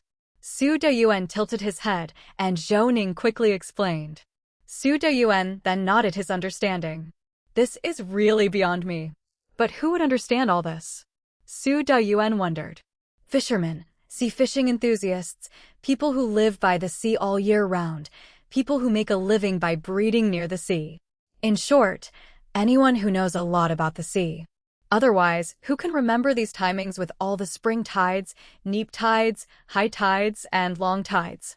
It's all confusing, said Lu Yongxin rapidly, finishing his speech with his gaze fixed on Su Dayuan, shaking his head and saying, Suda, something's off with you. On any other day, you'd be urging us to go back for the autopsy by now, but today you're so calm. Could it be that the City Bureau knows about this case and wants someone from the City Bureau's Forensic Department to come for this autopsy? Zhou Ning looked at Lu Yongxin, thinking that this conjecture seemed far-fetched. You have to know, when Zhou Ning mentioned getting someone from the City Bureau's Forensic Department to help with the autopsy, Su Dayuan said it would already be quick to expect someone within 3 to 5 days, and more often than not, they'd encounter all kinds of delays. Could it be that this time, /p break time equals 300 ms / prosody / speak? Speak, prosody, p. Su Dayuan fell silent, a silence that made Zhou Ning and Lu Yongxin exchange glances, both knowing what his gesture implied. Zhou Ning felt a wave of relief in his heart. It wasn't that he lacked sympathy. He wanted to solve the case, but the time frame set by the system was maddening, typically no longer than 10 days. Yet if this case really was the red dress serial murder case, let alone 10 days, even if he had a year, he wouldn't be confident in solving it.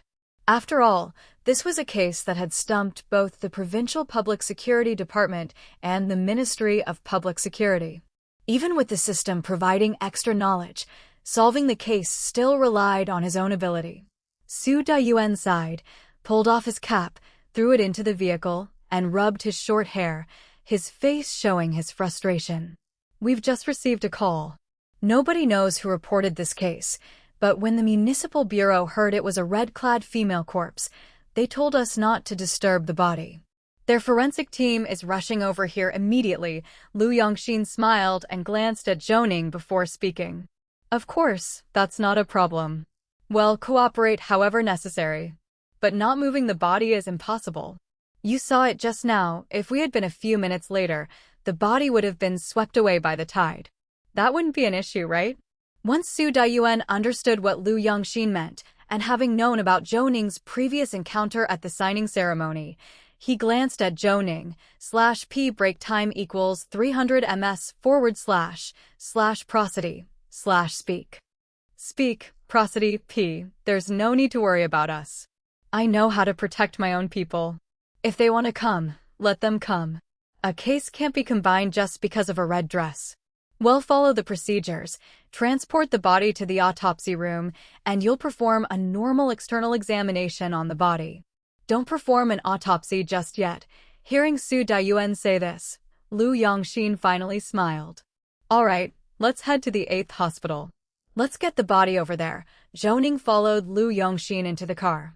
The ride was silent, and after more than half an hour, the car swiftly arrived at the autopsy room of the 8th hospital. Everyone got out of the car. The Dajin Bay van was late in arriving.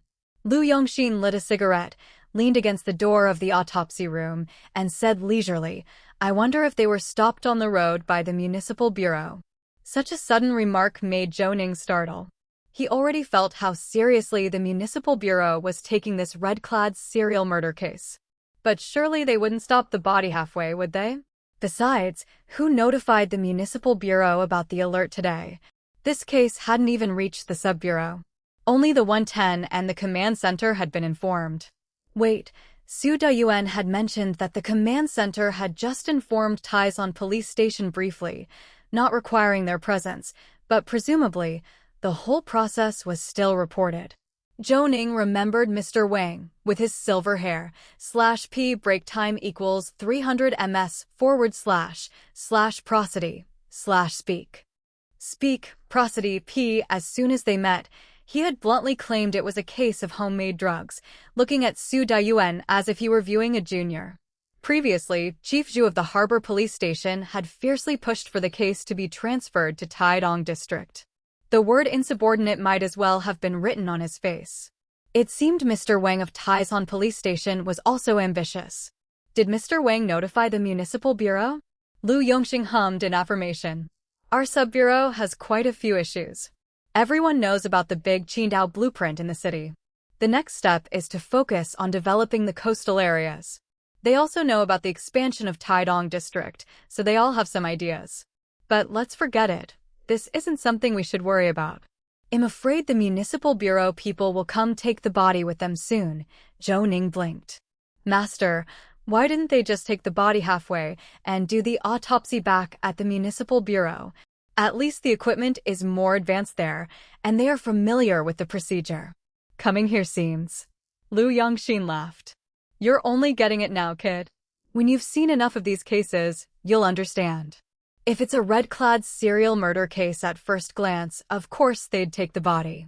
If it's not part of the serial cases, they won't linger a minute longer than necessary. Mr. Zhou hurried over and handed them each a cup of warm water.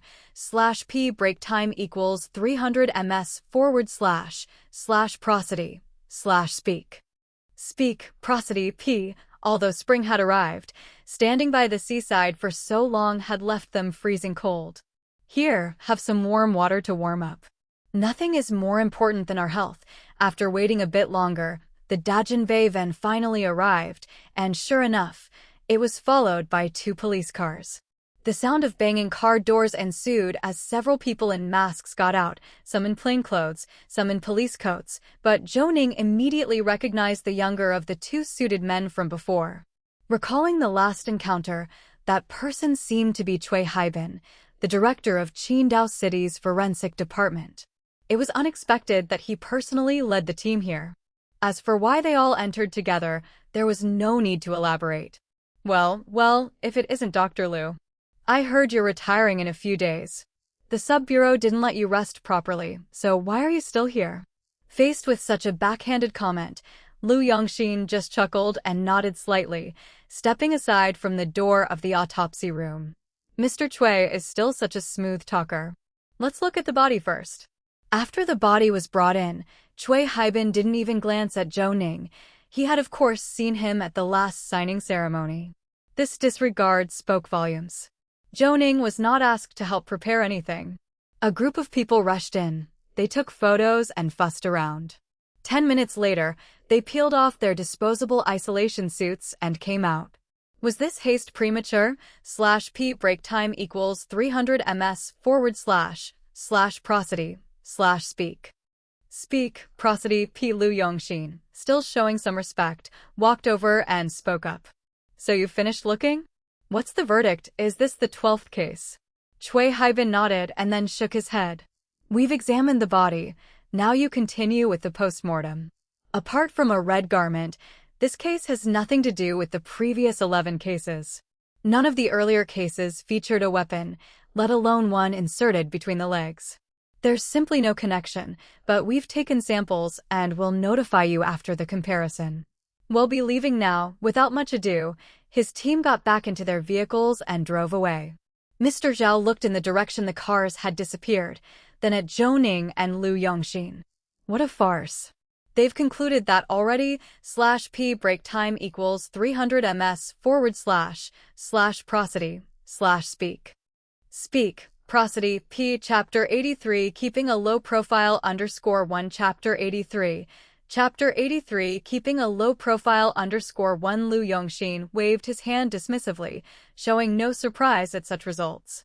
What are you spacing out for? Get on with what needs to be done. Since this isn't the 12th case of the red dress serial murders, let's proceed at our own pace. If a dissection is necessary, we conduct one. Zhou Xiao, contact Dr. Liu and see if they also need to come to the scene. We can give your software a try now. Hearing this, Zhou Ning paused for a moment, but quickly took out his mobile phone and dialed Dr. Liu's number. The call was answered after just one ring, catching Zhou Ning off guard. Was the old man doing nothing else but waiting for his call? Hello, Zhou Ning, what's up? Dr. Liu, we have a case here where the victim's face has been severely disfigured. I think it's a good opportunity. Why don't we use this victim for a trial scanning analysis? What do you think? The response from the other end was almost immediate, without a second thought. No problem. Do you have X-ray equipment there? If so, I'll send technician Mr. Chu over right now. We need 12 sets of X-ray images at specific angles.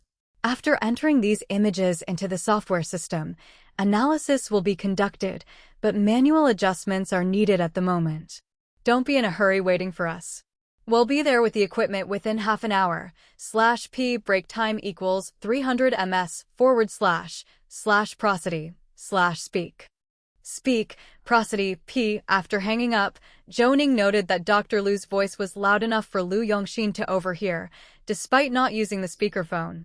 Lu Yongxin, chuckling, patted Zhou Ning on the shoulder. All right, half an hour is plenty of time for us to perform an external postmortem examination. Mr. Zhao, come in and take photos. Apprentice, let's go.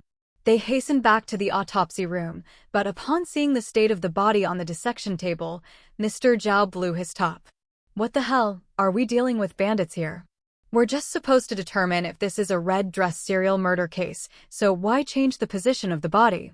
Lu Yongxin gestured for calm. Quit your yapping. Enough with the nonsense. Since photos have already been taken, it's not a big deal. Check if the knife is still there. Zhou Ning, holding a disposable blue surgical gown, hadn't even put it on before he rushed to the bottom of the dissection table. On inspecting the knife between the corpse's legs, his brows furrowed slightly.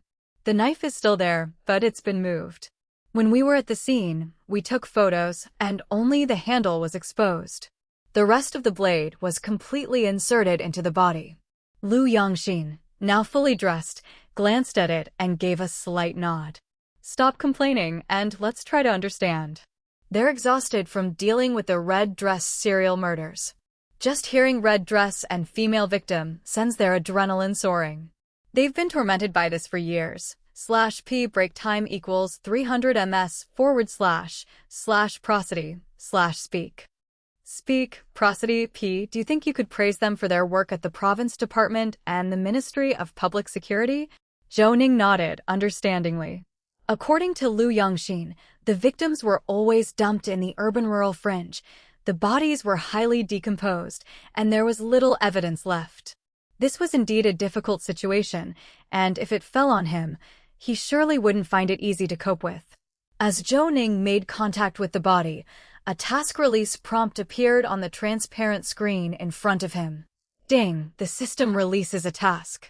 As the bound person's level is too low, the task has been downgraded with no difficulty option provided. The task content is as follows. 1. Ascertain the cause of death of the victim within 60 minutes. 2. Confirm the victim's identity within 12 hours. 3. Optional task. Find the killer and related evidence. Not a mandatory completion for this release, but, if completed, will grant extra skills. Ding, cause of the victim's death discovered by the bound person is complete. Additional reward, 5 cumulative upgrade points. The task details prompted Zhou Ning to ponder. The system's downgrade meant that this case was not a random incident. It might indeed be related to the red dress serial murders. Going further, it could potentially be the 12th case. Composing himself and getting dressed, Zhou Ning stood to the left of the body and began an extremely thorough examination, from the top of the head and eyes down to the toenails. /p break time equals 300 ms/prosody/speak. Speak, prosody, p. He even palpated the back twice. What's the rectal temperature? Mr. Zhao, prepared as always, held up a thermometer and a piece of paper, quickly saying, the rectal temperature is 28 degrees Celsius. Using the formula 37 degrees, rectal temperature of the body /0.83 * a winter coefficient of 0.7, we get 7.59 hours.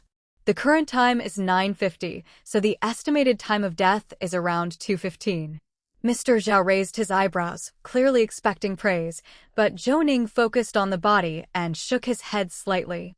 That formula can always only be used as a reference. The victim was tortured for a long time before death. Judging by the sequence of skin injuries, the torture lasted for more than 2 hours, and the victim lost a significant amount of heat during the torture process, so the time of death was even earlier.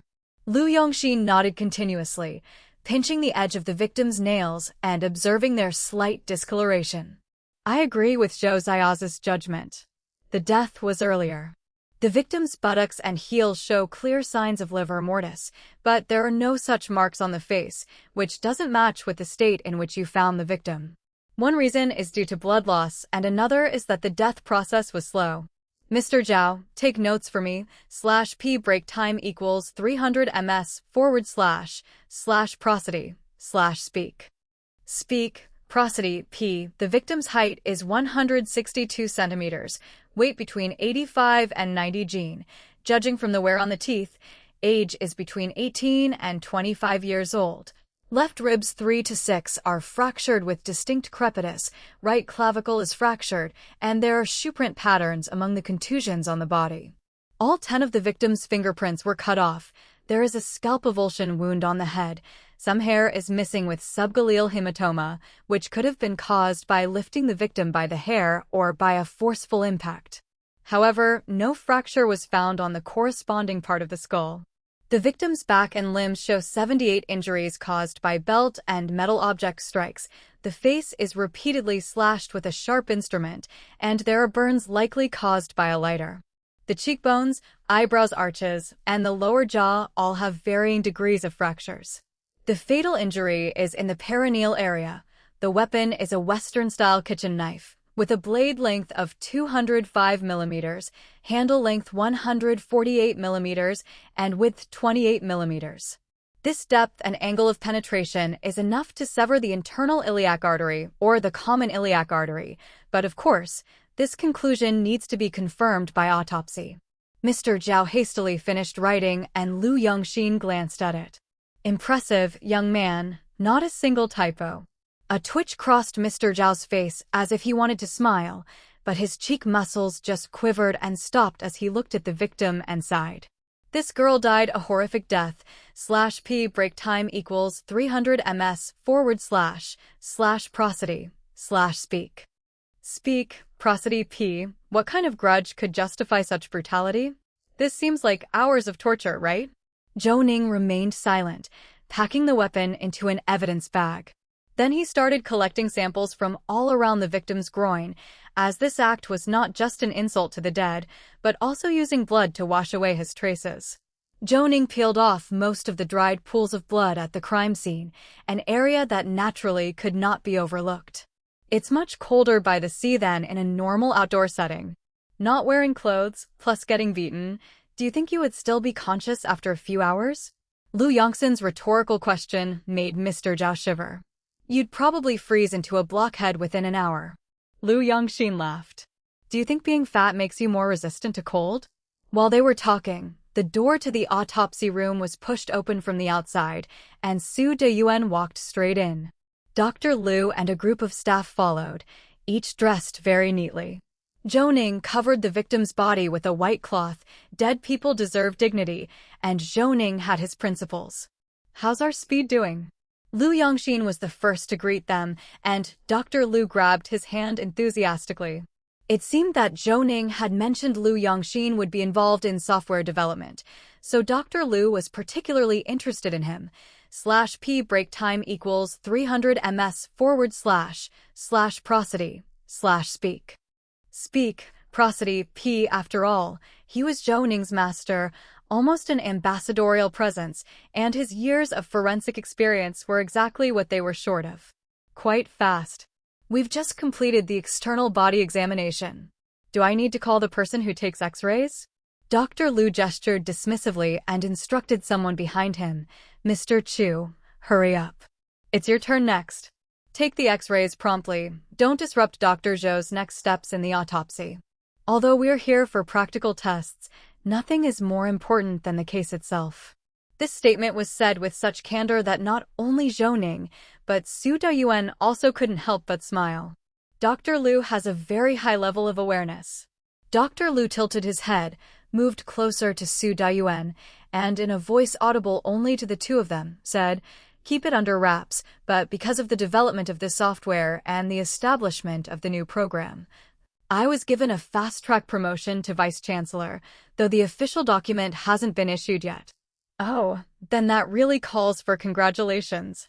Su Deyuan was somewhat taken aback, glancing at Zhou Ning. He hadn't expected that Zhou Ning's idea could actually land Dr. Lu in a higher position. Dr. Lu blinked and pushed his hands down forcefully. Keep it low-key. I've realized now that I won't be going back to Qidong for a while. I'll just stick with Zhou Xiaodou. Whatever ideas he has, I'll just jot them down. Picking up after him will be enough to fill my plate for the year. /p break time equals 300 ms / prosody / speak. Speak, prosody p. The two laughed heartily, and although it was a jest, Dr. Lu did indeed reap benefits from Zhou Ning. He looked around the autopsy room, shaking his head constantly. This autopsy room is too shabby.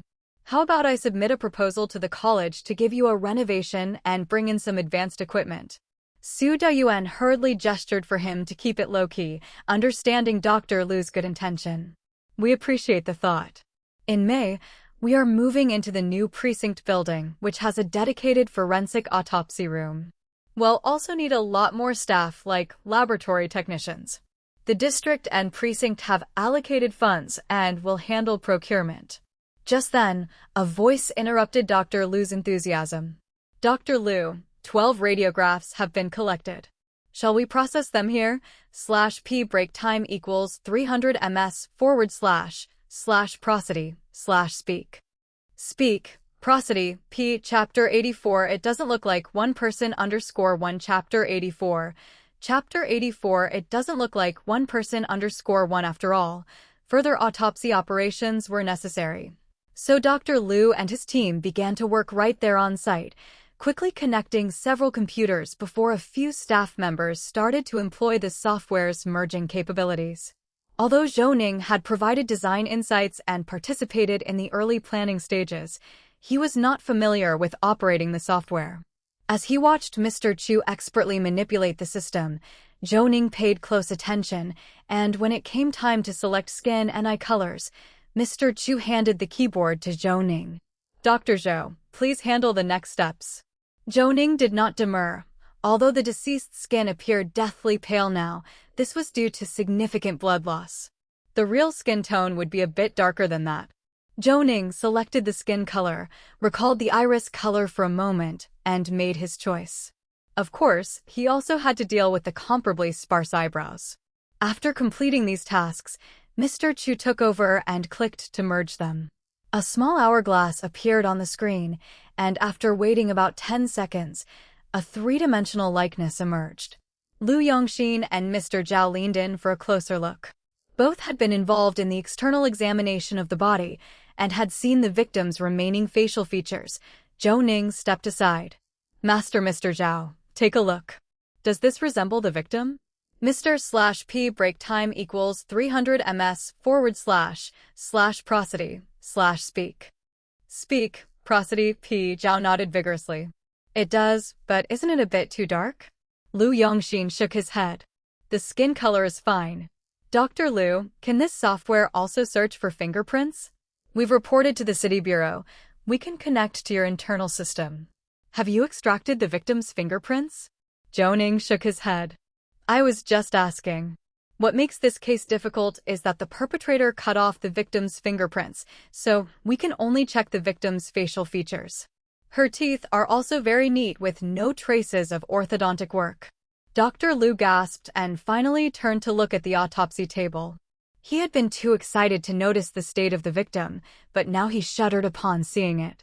I had only heard about it, but seeing the state of the body shows how challenging your work is. But since we have the victim's facial features, let's search in your system and see if we can find any identity information. Zhou Ning nodded eagerly, and Mr. Chu initiated an internet connection. The photo was then moved to the side of the screen, which split into two parts. One half displayed the recently merged image, and the other half had photos flashing as though making a comparison. Are you comparing against the household registration photos in the database? Dr. Liu nodded. Yes, but all household registration photos are screened not purely based on appearance. Didn't you send me one of your ideas last time? /p break time equals 300 ms / prosody / speak.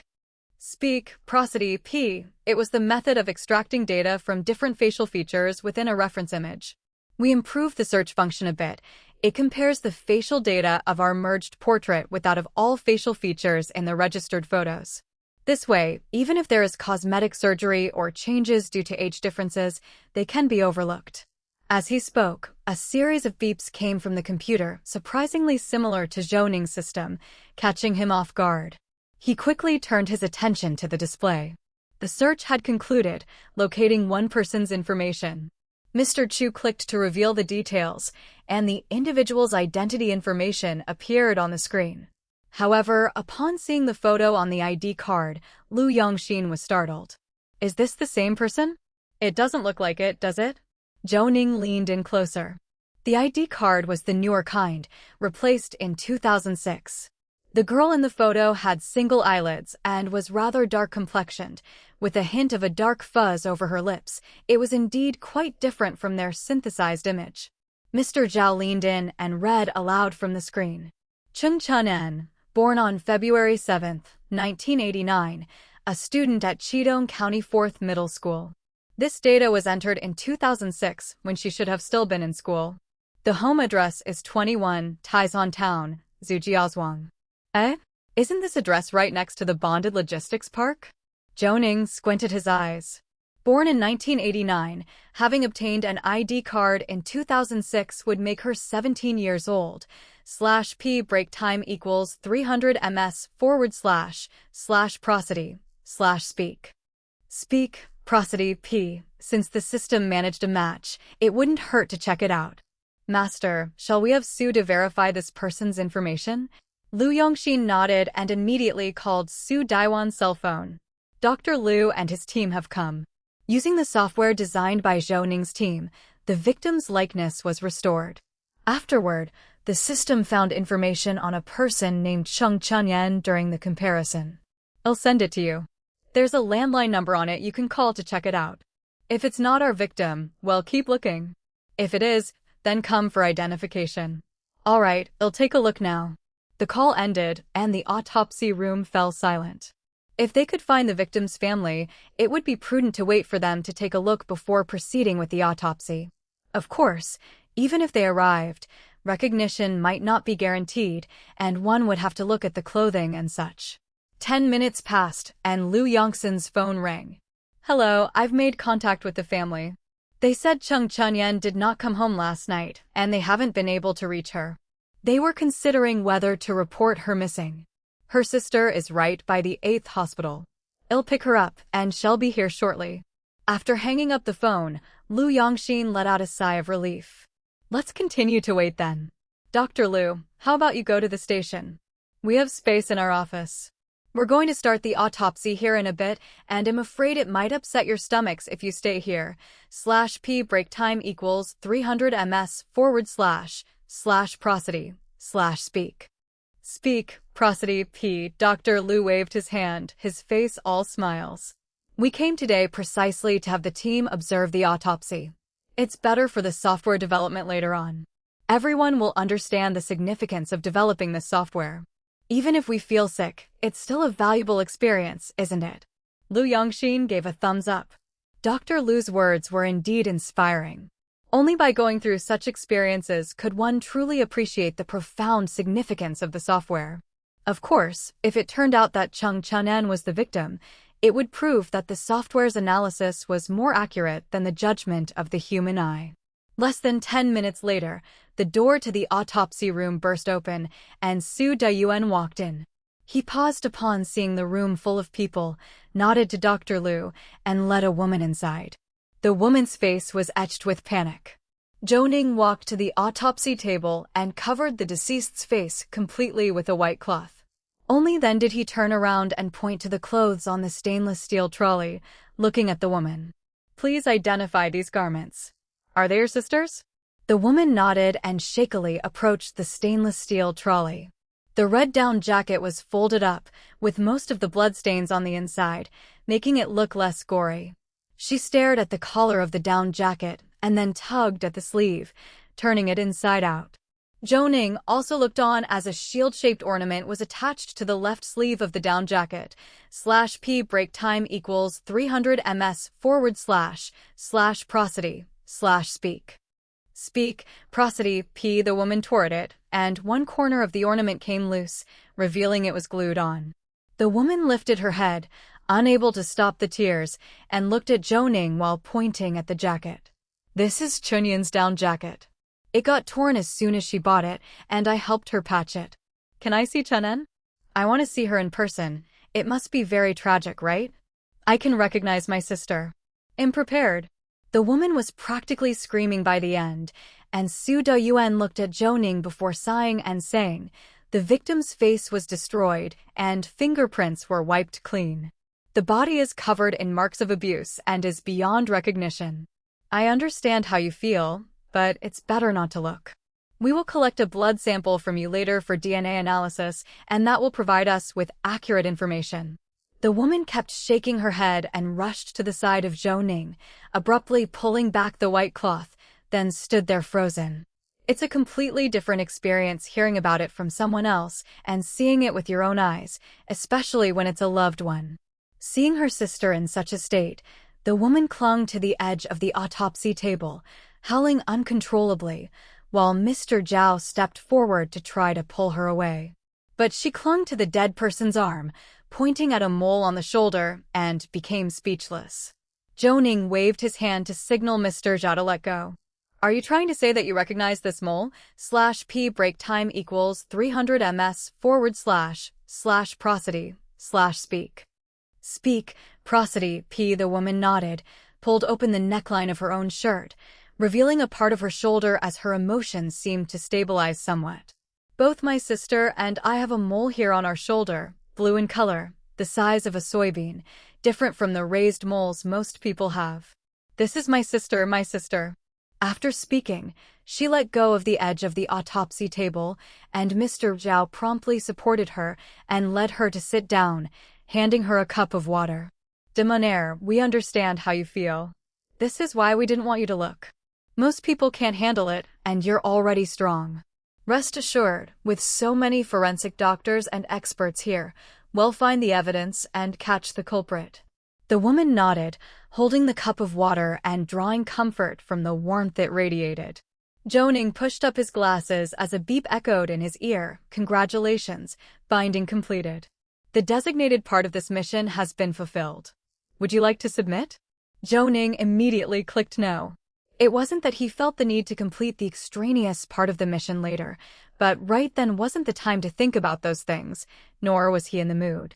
With his click, the countdown stopped at 10:22. At this moment, Lu Yongxin handed Mr. Zhao a consent form. Without needing coaxing, the woman grabbed the pen and signed her name, then put down the cup and knelt before everyone.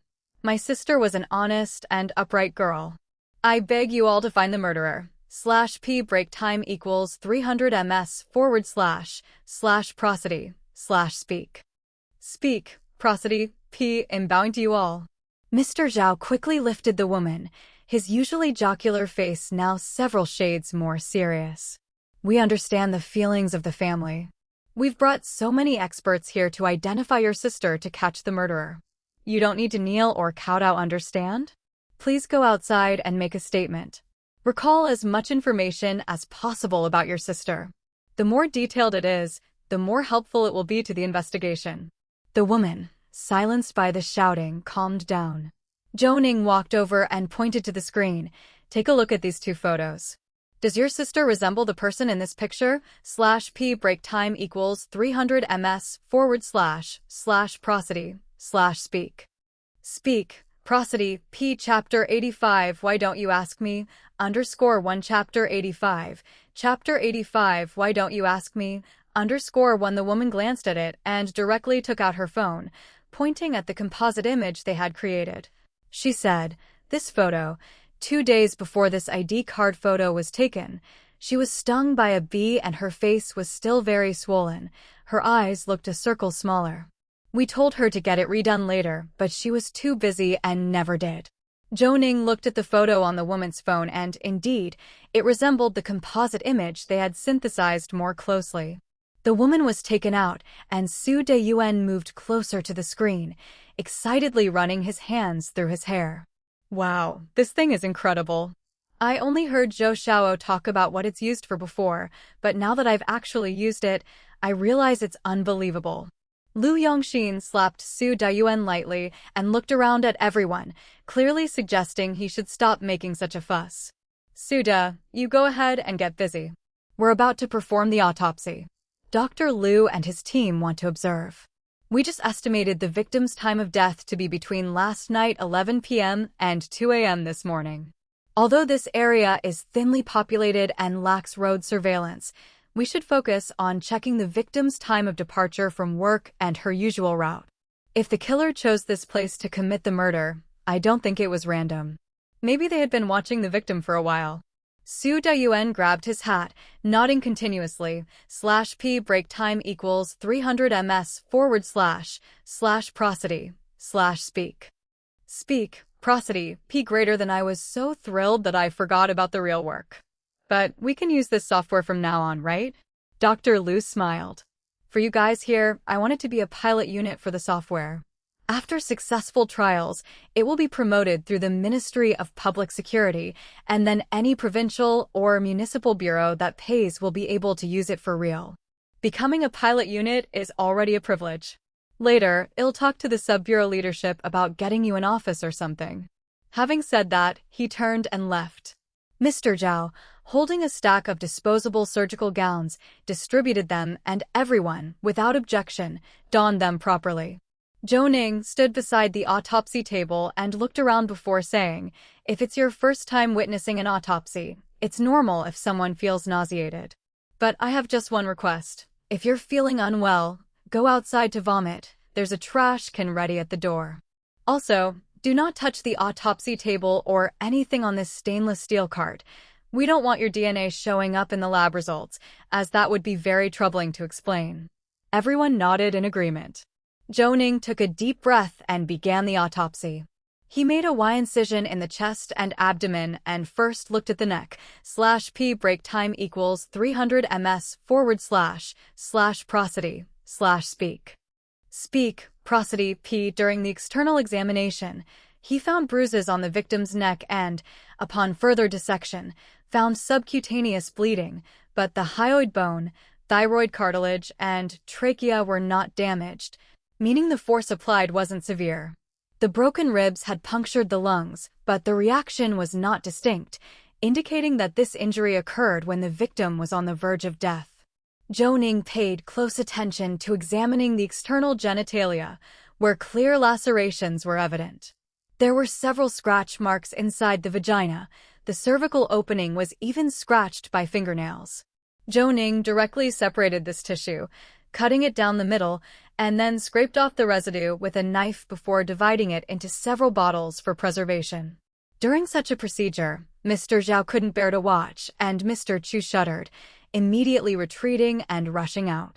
He hadn't expected to withstand the chest and abdominal dissection, but this was too much for him. "Do you think the girl was raped?" Zhou Ning nodded. "During the external examination, I collected some residue. Under the microscope, however, I didn't find any sperm. Yet, with so many scratch marks inside the vagina and the lacerations, I believe the perpetrator did assault the victim. I want to check thoroughly. If there was an assault, it won't leave absolutely no traces." After tidying the autopsy table, Lu Yongxin gestured for Zhou Ning not to bother with suturing. He took it upon himself. /P break time equals 300 ms / prosody / speak. Speak, prosody, P. Zhou Ning, with the samples he had collected, labeled them, and then went over to the microscope. He smeared one of the samples on a slide and examined it, searching, but couldn't find any sperm. Zhou Ning looked up, his brows furrowed. Mr. Zhou approached again. "Still nothing?" Zhou Ning shook his head. "Nothing. Weird, how could there be none? Could it be that although he's a pervert, he simply couldn't get erect? So he just used his hands instead?" Zhou Ning packed up the items, not even wasting the slides. After labeling, he handed them to Mr. Zhou. "Send these for testing. It's no use discussing this now. I've marked them to include a component analysis. If he used a condom, there would be traces of lubricant. Of course, if the person has a certain condition, like azoospermia, there could still be skin cell shedding from his hands. Let's see if we're lucky or not." Mr. Zhou nodded and walked out, cradling the box, while Lu Yongxin had also finished suturing. Elder Cui came over to transport the body away, but the sight of so many people in the dissecting room surprised him quite a bit, since it was essentially a restricted area where even the invited rarely lingered. Lu Yongxin took off his gloves and the clothing he wore over his own. "Let's go, Dr. Lu. Let's head back to the station together. I reckon Suda might have some clues already," he said. They naturally had no objections, especially since today's software trial had been so successful. /P break time equals 300 ms / prosody / speak. Speak, prosody, P. Everyone came out and got into the car together, heading to the criminal police team's building. As soon as they entered the two-story building, they saw Mr. Feng directing a few people moving things around. She approached Zhou Ning. "Suda said to clear out the office next to yours for Dr. Lu and his team. I've found some desks and chairs, but I don't know what else you're missing. Give me a list and I can get it ready," she said. Before Zhou Ning could respond, Dr. Lu waved his hand and said, "There's no need for anything else. We have a truck that has already arrived, and having an office is enough. We'll assemble our equipment ourselves. As for the image processing members, they'll also be in place soon. Zhou Ning paused, slightly puzzled. Image processing team? Yes, they handle the software expansion for post-processing of images. Although we haven't achieved results yet, the personnel are already in place. I thought it best to bring them all here and set up an experimental site. If you have any images that need processing, they can help complete it. Hearing this, Mr. Zhao grinned widely and leaned over to wrap an arm around Dr. Lu's neck. Dr. Lu, you're amazing. Last time we had a case where we needed to process a shattered phone, our tech staff labored the whole night to figure it out. Now that you're here, it's going to be a matter of minutes, right? Mr. Zhao's praise made Dr. Lu quite pleased. /p break time equals 300 ms / prosody / speak. Speak, prosody, p, not just a matter of minutes, but certainly faster than the average technician. And according to Zhou Ning's concept of fully digitizing the image data, this repair work will be even quicker. Being closer to Zhou Ning means any issues can be communicated immediately, so research and improvements won't be delayed. Zhou Ning felt a bit embarrassed. He couldn't very well admit he was all talk, only aware of the direction and outcomes of scientific research many years later, but lacking the processes involved. He could do so little, and yet he received such help. It was as if he had gained a technological team for free. Isn't that inappropriate? He muttered. Lu Yongxin waved his hand dismissively. Don't start with that. Dr. Lu is doing this for the advancement of the software. The branch is definitely happy with this arrangement. What's there for you to be unhappy about? It's not like it's costing you money. Just cooperate with Dr. Lu. That's better than anything else, he said. Dr. Lu grabbed Lu Yongxin by the arm, smiling gratefully. Your mentor is right. As long as it contributes to development, all of this is worth it, he said. While they were talking, Su Dayuan walked in. It sure is lively here. Have there been any new findings from the autopsy? He asked. Zhou Ning shook his head. There's very little useful information. The victim had avulsions on the top of her head from being dragged by her hair. The bruising is very clear and occurred earlier. /p break time equals 300 ms / prosody / speak. Speak, prosody, p. The rib fractures happened after the victim was stabbed, and there's hardly any sign of struggle. The cause of death remains the same, it's just that. Zhou Ning sighed, and without further explanation, Lu Yongxin moved closer to whisper about the lack of myconia seeds found. Zhou Ning paused before continuing. The victim was tortured for a long time.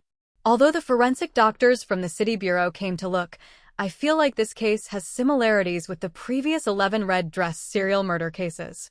It's just that we can't access the case content related to those and aren't able to make a detailed comparison.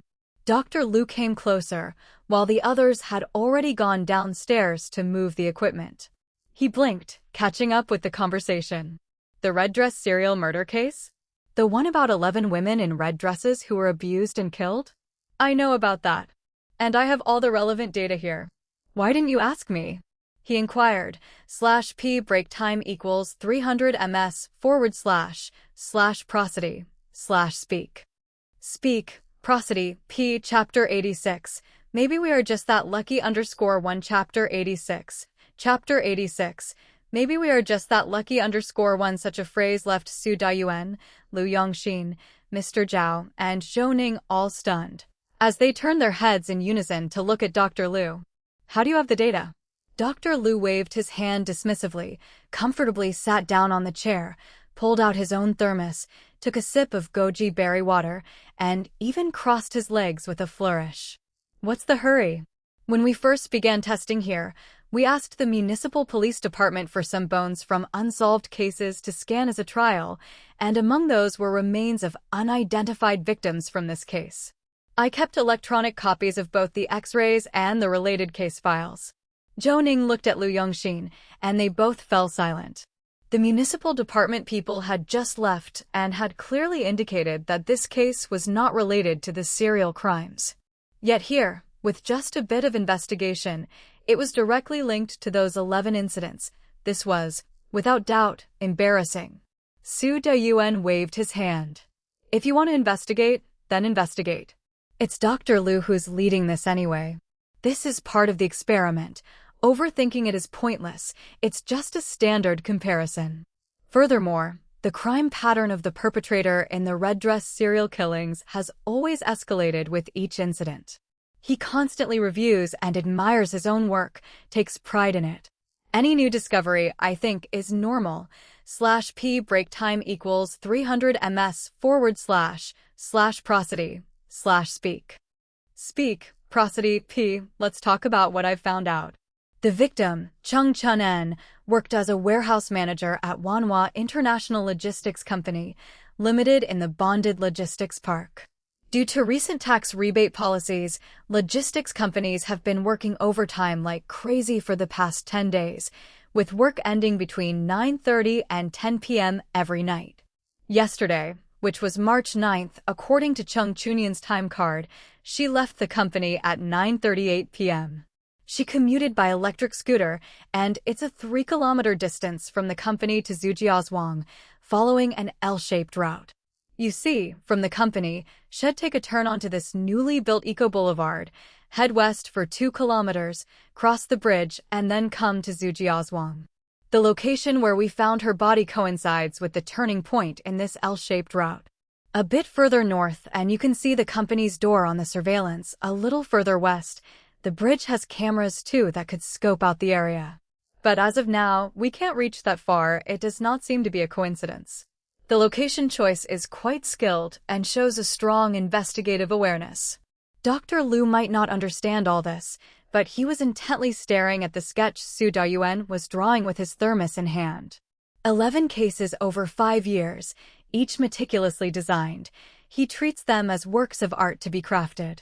Of course, it deserves a proper investigation. /p break time equals 300 ms / prosody / speak. Speak, prosody, p greater than. I think we should check all the people who passed through here at night within the month leading up to last night. Mr. Zhao's suggestion made sense, but if one were to track down and identify every person who appeared in the footage over a month, the workload would be enormous. However, thinking about someone riding alone for 3 kilometers every night for so many consecutive days, wouldn't there be someone to pick her up sometimes? Or someone to accompany her? Is Chung Chun-en the only one from Zhujiazhuang working at this company? If she's working so late every night, given the concern her sister has shown for Chun-en, her family ought to pick her up from time to time, right? Su Dayuan laughed. See, this is where Zhou Xiao's attention to detail comes in. Chung Chun-en has a colleague named Liu Yufeng, who's from the same village and works as a dispatcher at Wanhua International Logistics Company, Limited. They almost always left together, but yesterday Liu Yufeng had a family emergency and took the afternoon off, leaving Chung Chun-en to go alone. Suddenly alone? That indicates the killer was staking out this area every day and only acted when he saw Chung Chun-en was by herself. How could a single woman be easily intercepted on a late night? Zhou Ning's point made everyone pause. It seemed they had all been focused on tracking the killer's image, but had neglected these details. Su Dayuan raised his hand slightly. Don't stop, keep going. Zhou Ning was taken aback. /p break time equals 300 ms / prosody / speak. Speak, prosody, p. That's all I can think of. Everyone walked together every day, and it was only yesterday that she was alone when the incident occurred. This isn't a coincidence. Someone has been following her. Mr. Zhao leaned in closer. There has to be a vehicle involved here. After all, we haven't found the victim's electric scooter, have we? Su Dayuan shook his head. The search team by the seaside found the electric scooter. It will be transported here shortly. The scooter was discarded in the crevice of some rocks east of the crime scene, discovered by a police dog. Mr. Zhao hesitated for a moment. They've deployed search dogs already? Any other findings? At that moment, Su Daiwan's phone rang. He replied with a couple of affirmatives and pointed toward the downstairs area. The electric scooter has been brought back. Mr. Zhao, go ahead and collect fingerprints to see if there are any findings. Without any fuss, Mr. Zhao picked up his forensic case and went downstairs. Su Dayuan stood up, grabbed Dr. Liu's hand. Brother, since you're here, I want to treat you like an outsider. Those files we talked about, if it's convenient, let Zhou Xiao and Dr. Lu have a look. It would be better if you could find any commonalities. Even if you don't, the data will still be useful for your experiments. Don't worry, Suda will check if the equipment is set up, and once it's ready, we'll get to work. Let me take care of the accommodations for you.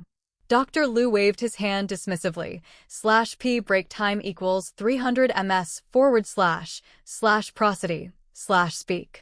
Speak, prosody, p. No need to bother with those trivial matters. We'll just go back to the city tonight. It's not far, and commuting is easy. The Institute has provided us with a shuttle bus, so it's very convenient. Alright, then I'll head off first. Lu Yufeng still needs to do some checking. Su Daoyuan didn't stand on ceremony and hurriedly left. Dr. Lu also went next door. After all, work could only begin after the equipment was set up. He was full of interest, especially after the success of their first test. Zhou Ning and Lu Yongxin went downstairs together, where Mr. Zhao was squatting in front of an electric scooter, closely examining it. Zhou Ning approached and observed carefully. The electric scooter was 60% new, an obscure brand, with a pu-thick windshield. Apart from the foot pedals, no damage was visible. As for the pedals, it seemed like they had been smashed by stones. The windshield was scuffed with dirt. However, on the corner of the brownish rear windshield, there appeared to be a trace of blood. Zhou Ning opened his investigation kit, raised his magnifying glass, and took a closer look. The bloodstain was faint. It would have been hard to detect without close examination. But the presence of blood on the scooter suggested the victim might have touched it after being injured. This idea was immediately dismissed by Zhou Ning. The victim's clothes bore signs of ripping and carried bloodstains, which clearly indicated assault accompanied by abuse. /p break time equals 300 ms / prosody / speak. Speak, prosody, p. Had the victim managed to escape to the roadside, there would surely be more traces left behind. However, there were none at the scene except for bloodstains on 2 adjacent boulders. The more Zhou Ning thought about it, the more anxious he became. Could it be the perpetrator's blood? With this thought, Zhou Ning quickly took photographs, then extracted a swab to collect the bloodstain sample. He placed it in a bottle with fluid movements that caught the attention of Lu Yongxin. What did you find? Blood. I found a bloodstain on the windshield. This doesn't seem like it was left by the victim. The scuff marks look relatively fresh, with dust on it, probably adhered when it was discarded. Lu Yongxin looked carefully and nodded continuously. Ambushing a woman walking alone in the middle of the night, playing the victim is not a bad strategy. Huh? Mr. Zhao was confused as he was not aware of what had transpired. Lu Yongxin waved him off. Mind your own business, I'm talking to Zhou Xiaozhou. Zhou Ning followed Lu Yongxin's lead and thought about the route map, which appeared on the transparent screen, thoughtfully labeled with the location of the crime scene. Pretend to be pitiful? Do you mean the perpetrator saw the victim coming from a distance and, since she was alone, pretended to be hit by a car or to have fallen and gotten injured, then made some noise to attract the victim's attention? /p break time equals 300 ms / prosody / speak. Speak, prosody, p. Seeing an injured person in such a desolate place and close to 10 at night, with hardly anyone or any vehicles passing by, she would naturally go over to check out of kindness. And then the perpetrator took the opportunity to seize her, bringing her to the seaside to commit the crime? Lu Yongxin nodded. You've made a good addition. I hadn't thought that through, but surely something caught the victim's attention.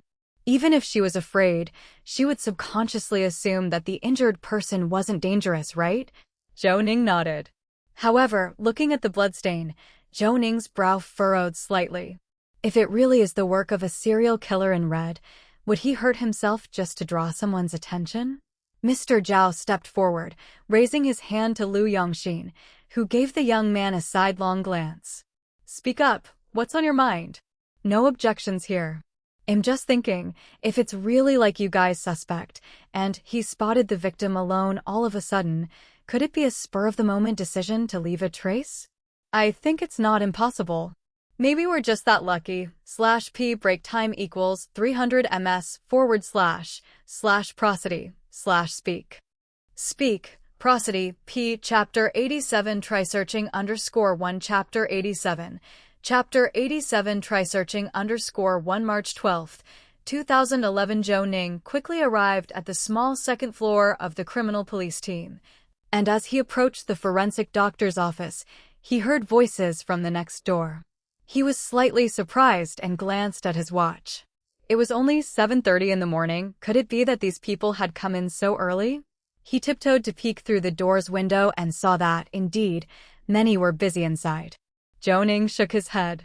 These were the madmen who worked in technical fields. He hastened back to his office, turned on the computer, and logged straight into his email. He was anxious to know the results of the lab tests since they hadn't been released yesterday, and there had been an argument with Su Dayuan and the inspection center. Fortunately, there were 3 unread emails in his inbox. Zhou Ning hurriedly clicked to open them. He skipped the others and went straight to the results for the pathogen extract. There was no identification of greenish rice grains, only the presence of various greases. The component analysis matched the common ingredients used for surface coatings on spirit-stopping charms. However, among the body fluids, a DNA sample not belonging to the victim was extracted. And below this DNA sample, there was a line of red text stating, "Special attention, the sex chromosomes of this DNA sample are XXY." Upon seeing this red annotation, Zhou Ning's heartbeat accelerated. /p break time equals 300 ms / prosody / speak. Speak, prosody, p. Such a unique DNA was highly specific. Zhou Ning quickly flipped through the rest of the tests. After all, there were also bloodstains on the windshield. Finding the last page, indeed, the residual bloodstain matched another DNA found inside the victim. Zhou Ning slapped the table twice with force. He had guessed right, really guessed right. It seemed the murderer had decided to act on the spur of the moment upon finding the victim alone. As for the DNA remnants inside the victim, they could be either from skin flakes and grease on the hands or from wounds on the hands. Naturally, Zhou Ning leaned toward the latter. A wound on the hand had scraped against the windshield. When assaulting the victim, the murderer hadn't paid any notice to this wound, especially since 90% of XXY individuals lack sperm. As he clicked print, the door was opened. Lu Yongxin walked in with a swagger followed closely by Mr. Zhao. Seeing Zhou Ning with shining eyes, they both hesitated slightly in their steps. "So early in the morning, what has got you so excited? Did you find a golden retriever's head?" Zhou Ning said with a smile, almost that good. "The lab report is out." Lu Yongxin hurried to the printer and went through the reports one by one. By the end, his mouth was agape in awe. Mr. Zhao stood behind Lu Yongxin, also looked through them again, scratching his head with a puzzled face. "What does XXY chromosome mean? /p break time equals 300 ms / prosody / speak." Speak, prosody, p. Zhou Ning was in a good mood and naturally willing to explain. "You should have learned this in biology class. In sex chromosomes, males are XY and females are XX. People with XXY chromosomes usually have male XY physiological characteristics, along with varying degrees of feminization of secondary sexual traits due to a lack of androgens. For instance, they might seem male, but have a short stature, less prominent Adam's apples, no pectoral muscles, but instead have thickened fatty tissue development, underdeveloped testes and facial hair, might have normal genitalia, but are sterile, or might suffer from hypogonadism. Tennis player Sarah Gronwald is an example of an XXY intersex individual. She underwent surgery to remove male reproductive organs at age 19 and is physiologically female, later competing in various women's events. Mr. Zhao's mouth hung open, unable to recover from his shock for a long time. "Does that mean the murderer is a hermaphrodite?" Lu Yongxin paused, not particularly excited, but rather concerned. This DNA clearly differs from the DNA in the bulletin request for assistance issued by the City Bureau. "Does that mean this case is unrelated to the red dress serial killings?" Zhou Ning nodded, had thought of this as well. I think whether it's an extension of the red-dressed serial killings or not has little to do with our investigation of this case. Let's just do our job. /p break time equals 300 ms / prosody / speak. Speak, prosody, p if there is a connection, or if it overturns the previous investigation of the City Bureau, that's something to be discussed later. After all, for the time being, the only commonalities are the red dress and the severed fingerprints. Lu Yongxin exhaled deeply. Let's inform Dr. Lu. Aren't they still busy with the reconstruction of the 5 unidentified skulls? Zhou Ning picked up a printout and nodded to Lu Yongxin. I'll mention it. Why don't you give this set of information to Suda? Zhou Ning suggested. I think that if the killer can clearly understand his own medical condition and still boldly assault victims, he must have sought medical examination. We can start from that angle. Lu Yongxin laughed. Exactly what I had in mind. Zhou Ning, holding the report, went next door, where Dr. Lu, seeing Zhou Ning, hurriedly waved his hand. Dr. Zhou, come take a look. We've made some progress over here. Zhou Ning folded the report in his hand and approached Dr. Lu. The latter was here to help, after all. No matter what, he couldn't squash such enthusiasm, so he wasn't in a rush to talk about the report. Dr. Lu pointed to the display screen, which wasn't the size of a regular computer monitor, but a 60-inch LCD screen. On it appeared the colored headshots of 5 women, with options to select skin tone, hairstyle, and iris color beside each. After a careful look, Zhou Ning realized that at the moment, all 5 had the same ear-length hairstyles, skin, and hair color. /p break time equals 300 ms / prosody / speak. Speak, prosody, p. However, at a cold glance, it seemed these 5 shared a similarity. Exactly where, he couldn't pinpoint. There was just this instant feeling of resemblance among them. We didn't adjust the details. This is based on the software synthesis, and it has calculated various facial feature data. However, for hair color and length, take a look for us. This is the case file from back then, said Dr. Lu. As he spoke, Dr. Lu handed Zhou Ning a tablet with some electronic case file documents on it. Zhou Ning put the report down on the table and started to browse through them one by one. The clarity of the crime scene photos was very high. However, one shouldn't even think about the skin tone of a highly decomposed corpse. It swells to a purplish-black color. The face bore signs of multiple abuses, and as for the irises, they were indistinguishable. After all, once death exceeds 24 hours, the corneas begin to cloud over. After 48 hours, they become completely opaque. Zhou Ning narrowed his eyes, staring at the composite images for a while before Mr. Chu came over and handed him the control stick. The previous hairstyle, skin color, and iris color were Zhou Ning's choices, as he felt Zhou Ning's judgment in this area was more persuasive. Dr. Zhou, you can make adjustments. Zhou Ning didn't refuse. /p break time equals 300 ms / prosody / speak.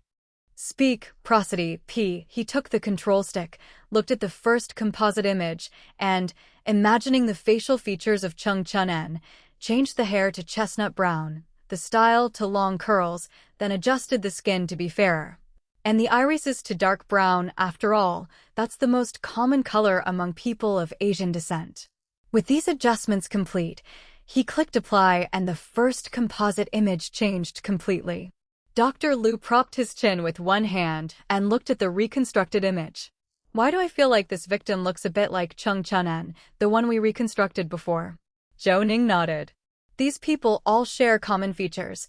Wide distances between eyebrows and eyes, wide pupil spacing, thin lips, non-prominent cheekbones, and slightly protruding jawline. I wonder if there's any way to compare them with the photos of the previous 6 identified victims. Realization dawned on Dr. Lu, who quickly started searching on his computer. Meanwhile, Zhou Ning didn't stop his work, hurrying to adjust the remaining 4 composite images one by one, choosing the same parameters for each as the first except for the hairstyle. By this time, more and more people had gathered around the display screen, their eyes fixed on the composite images as they shared their thoughts. Mr. Chu leaned in closer. We can even add makeup to this, though I've input only a few types, Mr. Chu noted. Zhou Ning smiled and shook his head. /p break time equals 300 ms / prosody / speak. Speak, prosody, p. He didn't understand makeup, but he knew that with the images adjusted to this state, a search through the household registration system would suffice. Before he could articulate this thought, an excited Dr. Lu approached with a laptop in his arms, showing Zhou Ning. Dr. Zhou, take a look. These are the photos of those 6 victims. With what you've said, I just realized, despite these 6 girls being younger and still in school, their hair was big waves and dyed, Dr. Lu observed. Zhou Ning took it and looked closely.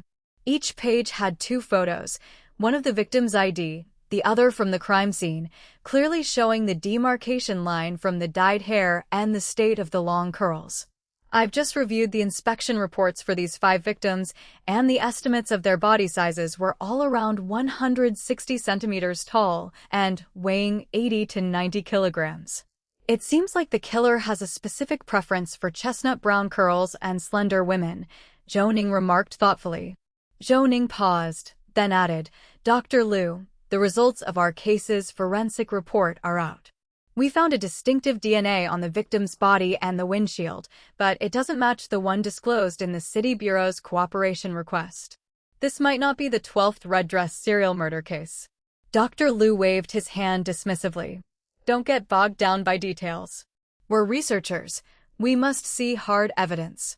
We're not trying to find faults with the City Bureau. Think of it as an experiment. /p break time equals 300 ms / prosody / speak. Speak, prosody, p. Hurry up and search using the reconstructed images in the household registration system. Give it a try. /p break time equals 300 ms / prosody / speak. Speak, prosody, p. Chapter 88. Special occupations _1 Chapter 88. Chapter 88. Special occupations _1 Dr. Lu's words made Zhou Ning burst into laughter. Working with this person was indeed comfortable, and using the excuse of Qidong University's research to investigate didn't seem inappropriate at all, since it was, after all, a trial project. Let's start searching then. Zhou Ning passed the control joystick to Mr. Chu, who did not decline, and after a flurry of operations, the 5 comparison display frames began to search. However, this time, the process was not as swift as the previous search for Chung Chunen. After more than 10 minutes, the display frames ceased searching. Question marks still filled the 5 comparison boxes. There were no search results, which caused everyone to stop their work and gather around, leaving Dr. Lu at a loss for words. The first one worked, so why can't these be found? Did you make any other settings? Mr. Chu was also perplexed, constantly shaking his head. I don't know. It's the same method as last time, and the operation was exactly the same. I don't know why it didn't find anything. Zhou Ning looked at the electronic files in his hands for a long while before lifting his head to ask, Were you comparing against the provincial household registration system?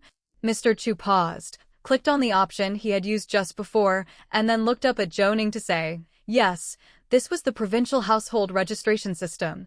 /p break time equals 300 ms / prosody / speak. Speak, prosody, p. If we could connect to the National Household Registration System, then let's try that again. According to these files, the lab results show that 4 out of the 5 people were HPV positive, and one of them also had a positive HIV reaction. The files suspect that the 5 individuals belong to a certain occupation, and I think that if they're in this line of work, they're more likely to be from other provinces. After all, nobody would want to work in such an industry right on their own doorstep, and if they ever quit, they can return to their lives without others knowing their history. Dr. Lu and the others nodded in agreement. The National Household Registration System can be connected. It's just that the search will be a bit slower. Mr. Chu, hurry and change the settings. Let's try again. Upon hearing this, Mr. Chu quickly got to work, and the comparison resumed. Zhou Ning watched the flickering images of the comparison, but his mind was occupied with thoughts of the killer's DNA. Why would such a cautious person act so hastily this time? Was it merely because his prey had suddenly become isolated? This could be a reason, but for someone who had remained elusive for 5 years, it still seemed reckless. Of course, if the report to the police had been made an hour later, the bodies would have been swallowed by the sea. However, the bloodstains on the windscreen revealed his haste, and to put it mildly, it was not perfect. Yes, that was the word. /p break time equals 300 ms / prosody / speak. Speak, prosody, p. While the previous cases were perfect, this one was not. Zhou Ning was a very passive person. From studying to working, he had always been passive in his progression. Being able to speak appropriately was only because he lacked parents and had to take care of many people's emotions, so he involuntarily learned to conduct himself properly. The killer's pursuit of perfection was a kind of abnormal reaction based on physical defects. After each crime, this abnormal reaction would escalate. Only more extreme abnormality could satisfy him further. Ordinary people couldn't understand, but Zhou Ning knew that such a person must have been abused or oppressed during their childhood, leading to such behavior. Just then, a series of beeping sounds interrupted Zhou Ning's thoughts. He looked at the display screen, where 3 identities had already been matched, while the other 2 were still being searched. This discovery excited everyone present. It seemed that this direction was correct. The 5 individuals must all be from outside the province. After another 10 minutes of waiting, the remaining 2 searches also stopped, but instead of a photograph, one comparison box showed the number 5, while the other showed 7. Does it mean that it matched 5 similar individuals? Mr. Chu quickly opened the number 5, and indeed, 5 identity informations appeared behind it. These were 5 old-style ID cards with very blurry photos and low resolution. /p break time equals 300 ms / prosody / speak. Speak, prosody, p. Dr. Zhou. These 5 individuals resemble victim number 4, so the system identified them all for us. The same issue exists with victim number 5. I suspect that the deceased did not acquire a new ID card. Zhou Ning hurriedly flipped through the autopsy report and indeed found that both victim number 4 and 5 were killed in 2006, one on March 15th and the other on August 26th. The second-generation ID cards began to be replaced in 2004, but most people did it in 07-08. If they were not local, many people replaced them even later. Print out these people's information for me. I will report to Suda, and about whether to contact the city bureau, we'll discuss that later. Dr. Lu leaned over, smiling at Zhou Ning. We're just running a test. As for the verification of the results, naturally, you will do it. Of course, if you find it inconvenient to speak with the city bureau, I can coordinate that. After all, when we first obtained this information, we did discuss it with the bureau leaders. Zhou Ning smiled too. Dr. Lu was such a thoughtful old man. All right then, Dr. Lu, I will go and speak with Suda. After these 2 trials, I believe the software operates correctly. As long as we can update it in real time and synchronize with the National Household Registration Database, there won't be a problem with searching.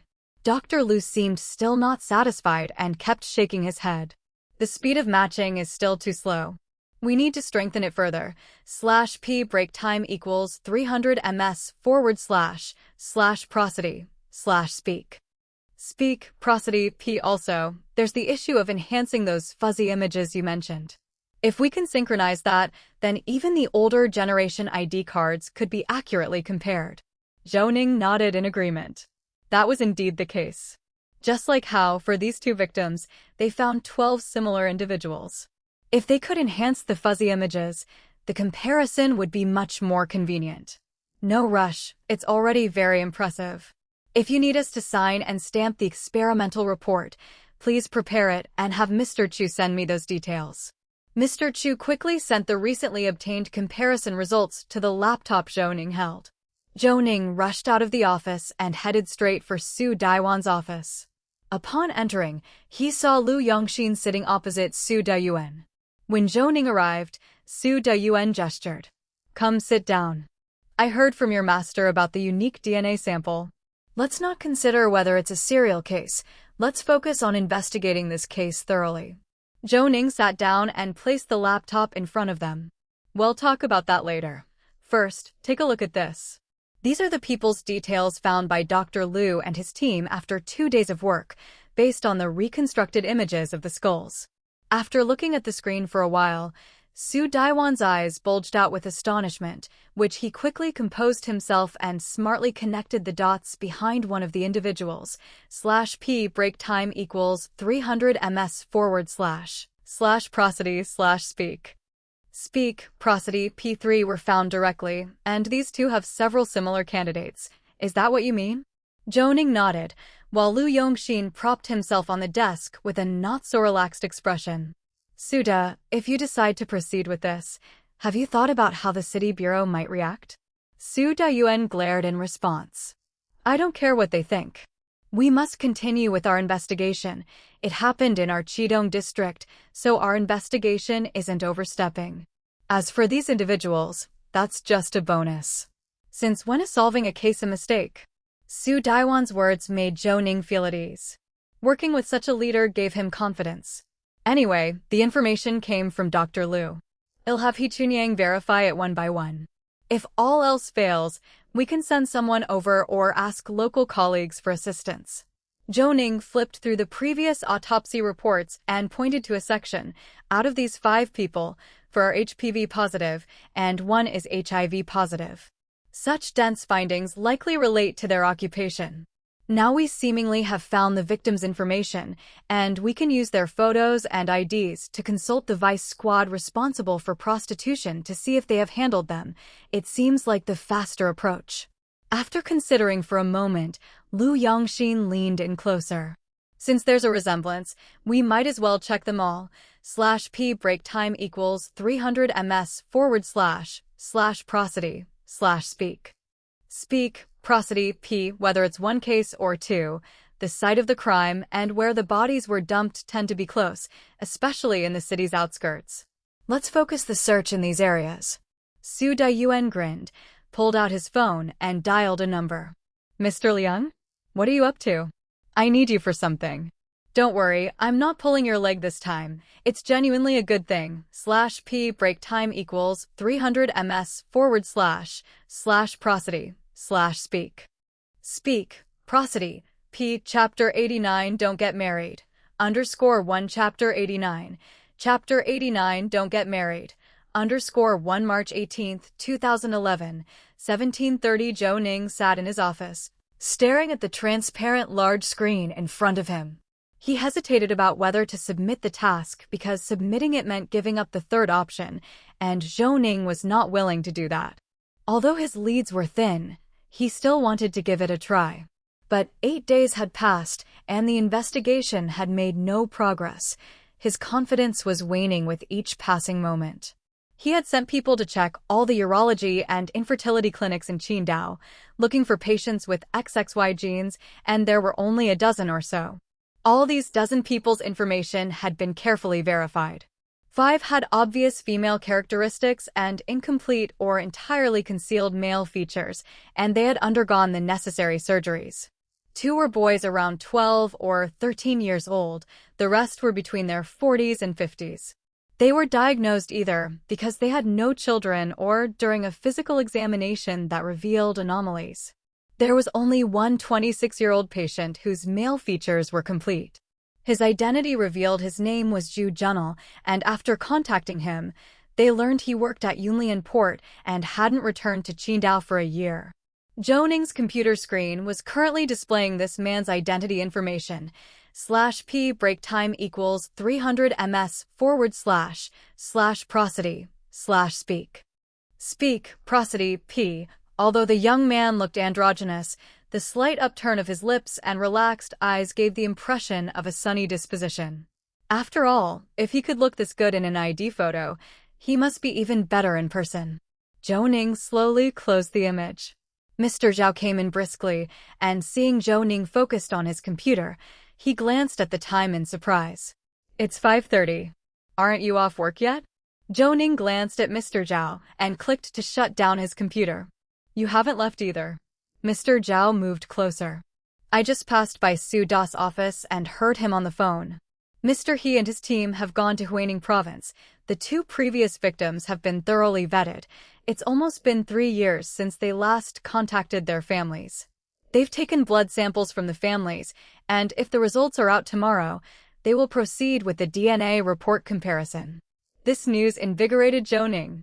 Have they compared the photos to the reconstruction images yet? Mr. Zhao nodded. Mr. He said they're identical. Then we just wait for the comparison results. Are Mr. He and his team going to continue visiting the other suspects' families?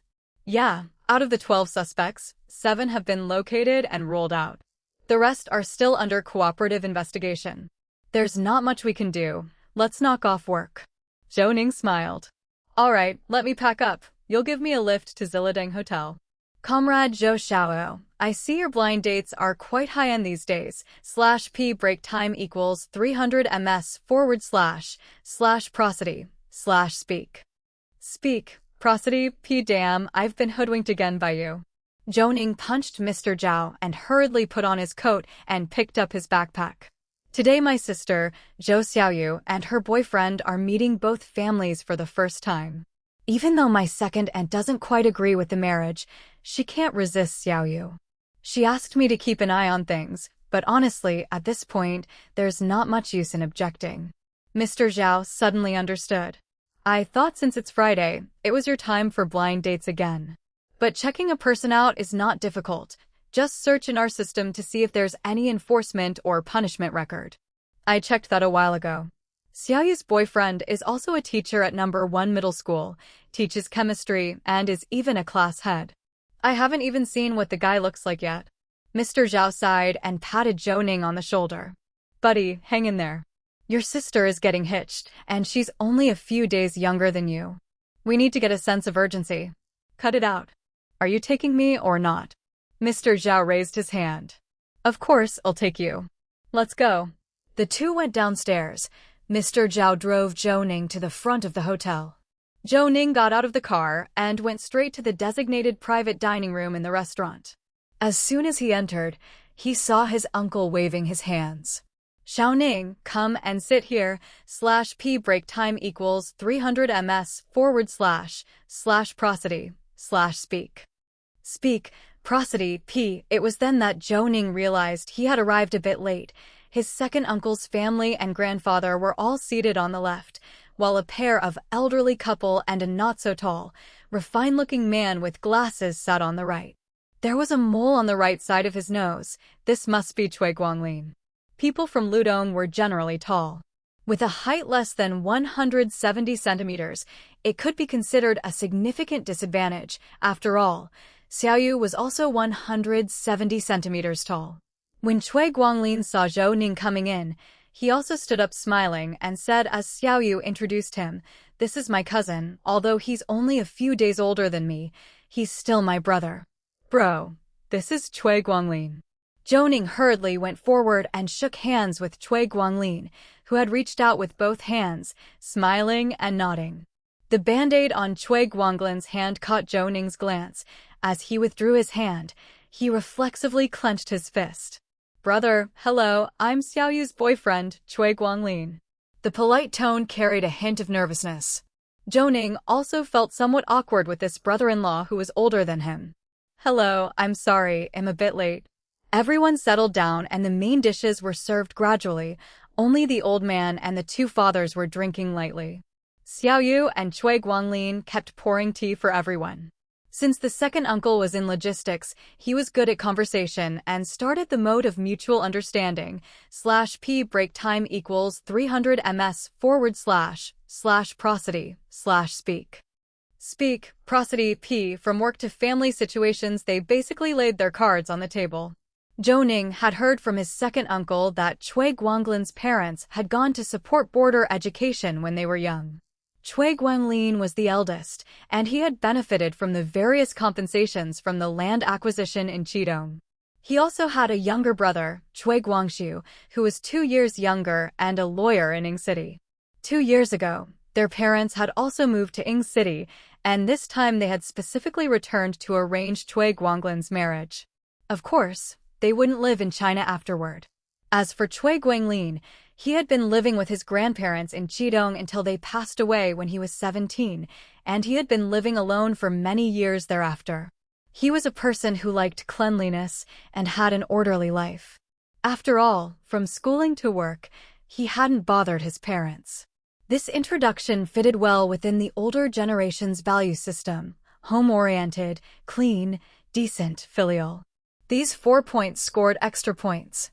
The main reason why he had only started looking for a partner to talk about marriage at the age of 32 was mainly his parents' responsibility.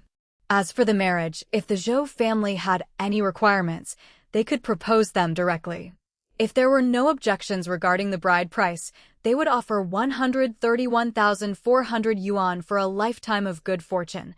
/p break time equals 300 ms / prosody / speak.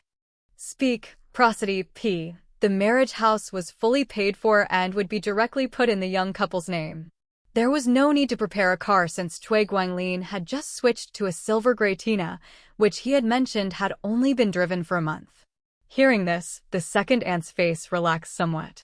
After all, this sincerity was touching. Both the substance and appearances were accounted for, which demonstrated that the Cui family valued Xiaoyu highly. Looking at the tall Mr. Cui and Mrs. Cui, the second aunt said with a touch of regret, "How much money there is, whose name it's in, that's all secondary. Ultimately, it's all prepared for the two of them. We don't have any complaints. Their relationship is strong, and that's what counts. There's just one thing: Guanglin doesn't seem to be as tall as Xiaoyu, and he does appear quite thin and weak. Why don't you two go for a checkup first? It's a matter of responsibility to both sides." Cui Guanglin was taken aback and slightly lowered his gaze, and Zhou Ning could not see his expression from his angle. The second aunt's words might not have sounded pleasant, but they definitely reflected a mother's concern. However, Mr. Cui and Mrs. Cui looked stunned for a moment and then looked at Cui Guanglin together. When Cui Guanglin looked up again, he had a smile on his face. "Auntie, we have physical exams twice a year at school, and Xiaoyu and I have both been checked. You can rest assured about this," he said. The second aunt waved her hand. /p break time equals 300 ms / prosody / speak. Speak, prosody, p. I'm not talking about that kind of physical exam. I mean the professional premarital checkups, including a genetic analysis and things like HPV, to see if there are any hereditary diseases. A colleague of mine had this test, and she was identified as a carrier of hemophilia. After that, they decided not to keep a pregnancy if it was a boy, but if it was a girl, she was born without the condition. This is about taking responsibility for your future, and you can ask Zhou Ning about it. He is a professional. The second aunt was a bit anxious, and Zhou Ning understood what she meant. This was truly considering the children. As the saying goes, inspect the family for 3 generations. This was certainly spot on, as one would want to know if the other family carried genes prone to cancer or had a history of familial diseases. However, looking at the expressions of the Cui family members, Zhou Ning had many questions in his mind. Were they hiding something? Second aunt, don't worry. When they need to go, I'll help arrange it. Actually, this is about being responsible to each other. I think Uncle and Auntie Cui wouldn't oppose it. After all, Guanglin isn't young any longer. You're planning to have children as soon as you're married, and who doesn't want to have a healthy baby? Zhou Ning said. This comment made Mr. Cui and Mrs. Cui nod in agreement and smile, which apparently meant that the Zhou family was satisfied with the Cui family's arrangements. /p break time equals 300 ms / prosody / speak. Speak, prosody, p. Then well, trouble the young man from the Zhou family to arrange it. When Guanglin was born prematurely, we left him when he was not even 100 days old. He has been a little frail since he was a child, though our family doesn't have any major illnesses. For the next generation, let's do a thorough check, said Mr. Cui. Xiaoyu looked at Cui Guanglin worriedly. Everyone in the room was smiling except for him, who still had his head slightly lowered. Zhou Ning's gaze never left this man. He felt that Cui Guanglin seemed to be controlling his emotions. Was he feeling that the mention of a checkup was an affront to his dignity? Or perhaps he felt that the Zhou family should have shown a certain response that had not met his expectations. As he pondered this, Cui Guanglin raised his head and looked directly at Zhou Xiaoyu. "Xiaoyu, let's just call it quits. Let's not go through with the marriage," Cui Guanglin said. Zhou Xiaoyu was stunned. The cup in her hand slipped, and she stood up, her face turning pale. "Why?" she asked. /p break time equals 300 ms//prosody/speak. Speak, prosody, p chapter 90 I won't serve. Happy Mid-Autumn Festival, _1 chapter 90, chapter 90 I won't serve. Happy Mid-Autumn Festival, _1 The sudden twist left Zhou Ning stunned. Zhou Xiaoyu stood up excitedly, but Cui Guanglin simply got up and left. Mr. and Mrs. Cui gazed blankly at their departing son, continually bowing to their uncle, aunt, and grandfather. "I don't know what got into the kid today. Probably the pressure from teaching a senior high school graduation class is too much. We'll give him a good talking to when we get home, and then visit to apologize." After Mr. and Mrs. Cui left, Grandpa stood up, and the uncle began to complain to his wife. "What were you thinking, bringing that up?" A pleasant meeting turned so awkward. Unhappy, the aunt stood up abruptly, pointed at the uncle's nose, and shouted, "Don't try to play the good guy here. What did I say that was wrong? Shouldn't we check his health first? He looks weak like a sickly chick, not even as tall as Xiaoyu. How can I give Xiaoyu to him without a checkup?" He flips out and walks away at the slightest word. This is his upbringing? I think we should forget this marriage. The uncle was about to speak again, but Grandpa tapped his walking stick on the ground, and both the uncle and aunt fell silent. My daughter-in-law is right. Xiaoyu isn't in a rush to find a partner. This issue must be treated seriously. Xiaoyu, don't be upset. Although choosing a partner is your business, I support your mother on this matter. /p break time equals 300 ms/prosody/speak. Speak, prosody, p Zhou Xiaoyu was close to tears, and Zhou Ning patted her back. Don't worry. I'll speak to Cui Guanglin later. Your aunt acted rashly, but it's only because she cares about you. Come, you can go shopping with me for a while. With that, Zhou Ning pulled Zhou Xiaoyu downstairs, turned back nodding at the aunt to signal not to worry. Even if he knew the aunt was right, in front of Zhou Xiaoyu, he needed to be patient in persuading her. Leaving the hotel, they didn't take a taxi, but slowly walked in the direction of home. Zhou Ning didn't say anything comforting, and when Zhou Xiaoyu cried, he didn't coddle her. After a long while, Zhou Xiaoyu finally looked up at Zhou Ning. Do you think my mom is just picking a fight, trying to split us up? Zhou Ning shook his head. On the contrary, I think your aunt really wants to help you get married. But marriage isn't child's play. You've worked with Cui Guanglin for over a year and think you know him well, but as a family member, I hope you can understand and clear up all aspects of this person to prevent unforeseen issues down the line. Zhou Xiaoyu pouted and kicked at the pebbles on the ground. We could have talked about this slowly with Cui Guanglin. Speaking about it in his face, how embarrassing is that for him? Zhou Ning ruffled Zhou Xiaoyu's messy hair, and seeing her mood improve, he sighed and said, as the party involved, it's easy to be blind. Let's look at it from another angle. /p break time equals 300 ms/prosody/speak. Speak, prosody, p. If your parents were discussing marriage with the Cui family and Mr. and Mrs. Cui suggested that it's best to have a health checkup before marriage, would you object? Zhou Xiaoyu was taken aback and instinctively shook her head, then frowned deeply. Of course I wouldn't. Zhou Ning raised a hand. Stop. Don't say anything else. That's the most important thing. Naturally, you wouldn't oppose it, right? So why did Cui Guanglin object? And why did he leave so angrily? What was the occasion today? It was the first meeting between both sets of parents, and after chasing you for so long, your uncle and aunt had finally expressed consent over your relationship, implying marriage as the intention. Even if you were dissatisfied, you would probably just grumble to Cui Guanglin later. Would you have stormed off on the spot? Zhou Xiaoyu looked aggrieved, and seeing this expression, Zhou Ning didn't say anything more. All right, that's in the past. You should go to work when you need to, and avoid contacting Cui Guanglin for the next couple of days. Everyone needs some time to cool down. Actually, this incident is a blessing in disguise, as it's always better to discover a person's flaws before marriage than after. Zhou Xiaoyu stamped her foot. Brother, aren't you also trying to break us up? Zhou Ning shook his head. I'm simply stating the facts and have no intention of breaking you two up. Even if Cui Guanlin has health issues and you still want to marry him, I'll support you. /p break time equals 300 ms / prosody / speak. Speak, prosody p, but hiding such things, that's a question of character, understand? Zhou Xiaoyu stared at Zhou Ning for a long while.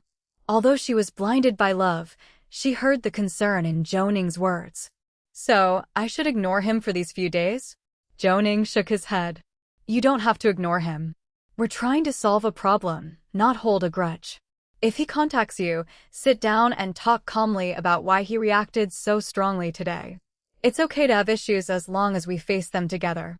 Of course, if he doesn't reach out, then take some time to calm yourself. If after the honeymoon phase is over and he walks away or embarrasses you, ask yourself if you can tolerate him. If you genuinely feel like you can't live without him, then continue. Otherwise, I suggest you reevaluate your relationship. Zhou Xiaoyu sighed deeply and leaned on Zhou Ning's shoulder. All right, I'll listen to you. Zhou Ning rubbed her head. Come on, hurry home. As they turned around, someone under the street light was watching them.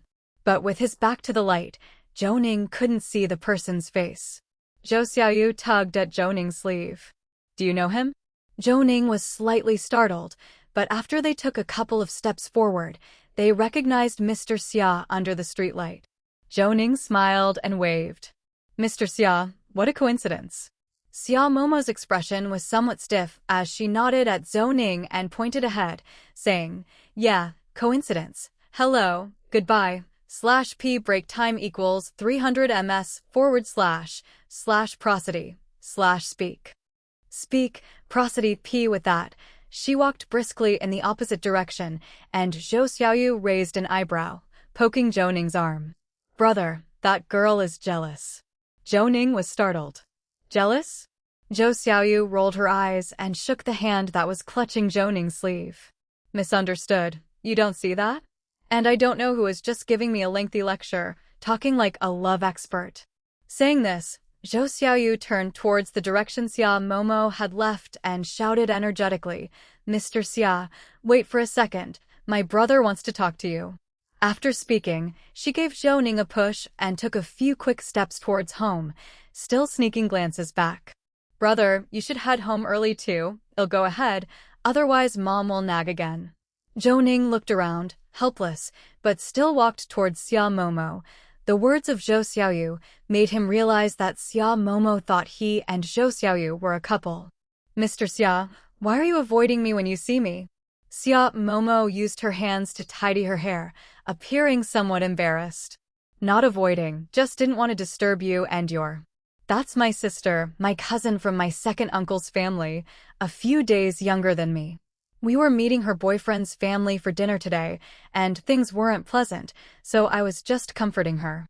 Xia Momo nodded in sudden realization, the explanation easing her former embarrassment and discomfort. Your sister is so tall. Is everyone in your family tall? Yeah, my cousin is even taller than me at 192 centimeters /p break time equals 300 ms / prosody / speak. Speak, prosody p. It's late. Let me walk you home. Xia Momo didn't refuse, and the two walked down a road behind the Cultural Palace. Zhou Ning knew her home was behind the Cultural Palace. Have you been busy these past few days? There's a case that's kept me occupied for many days straight.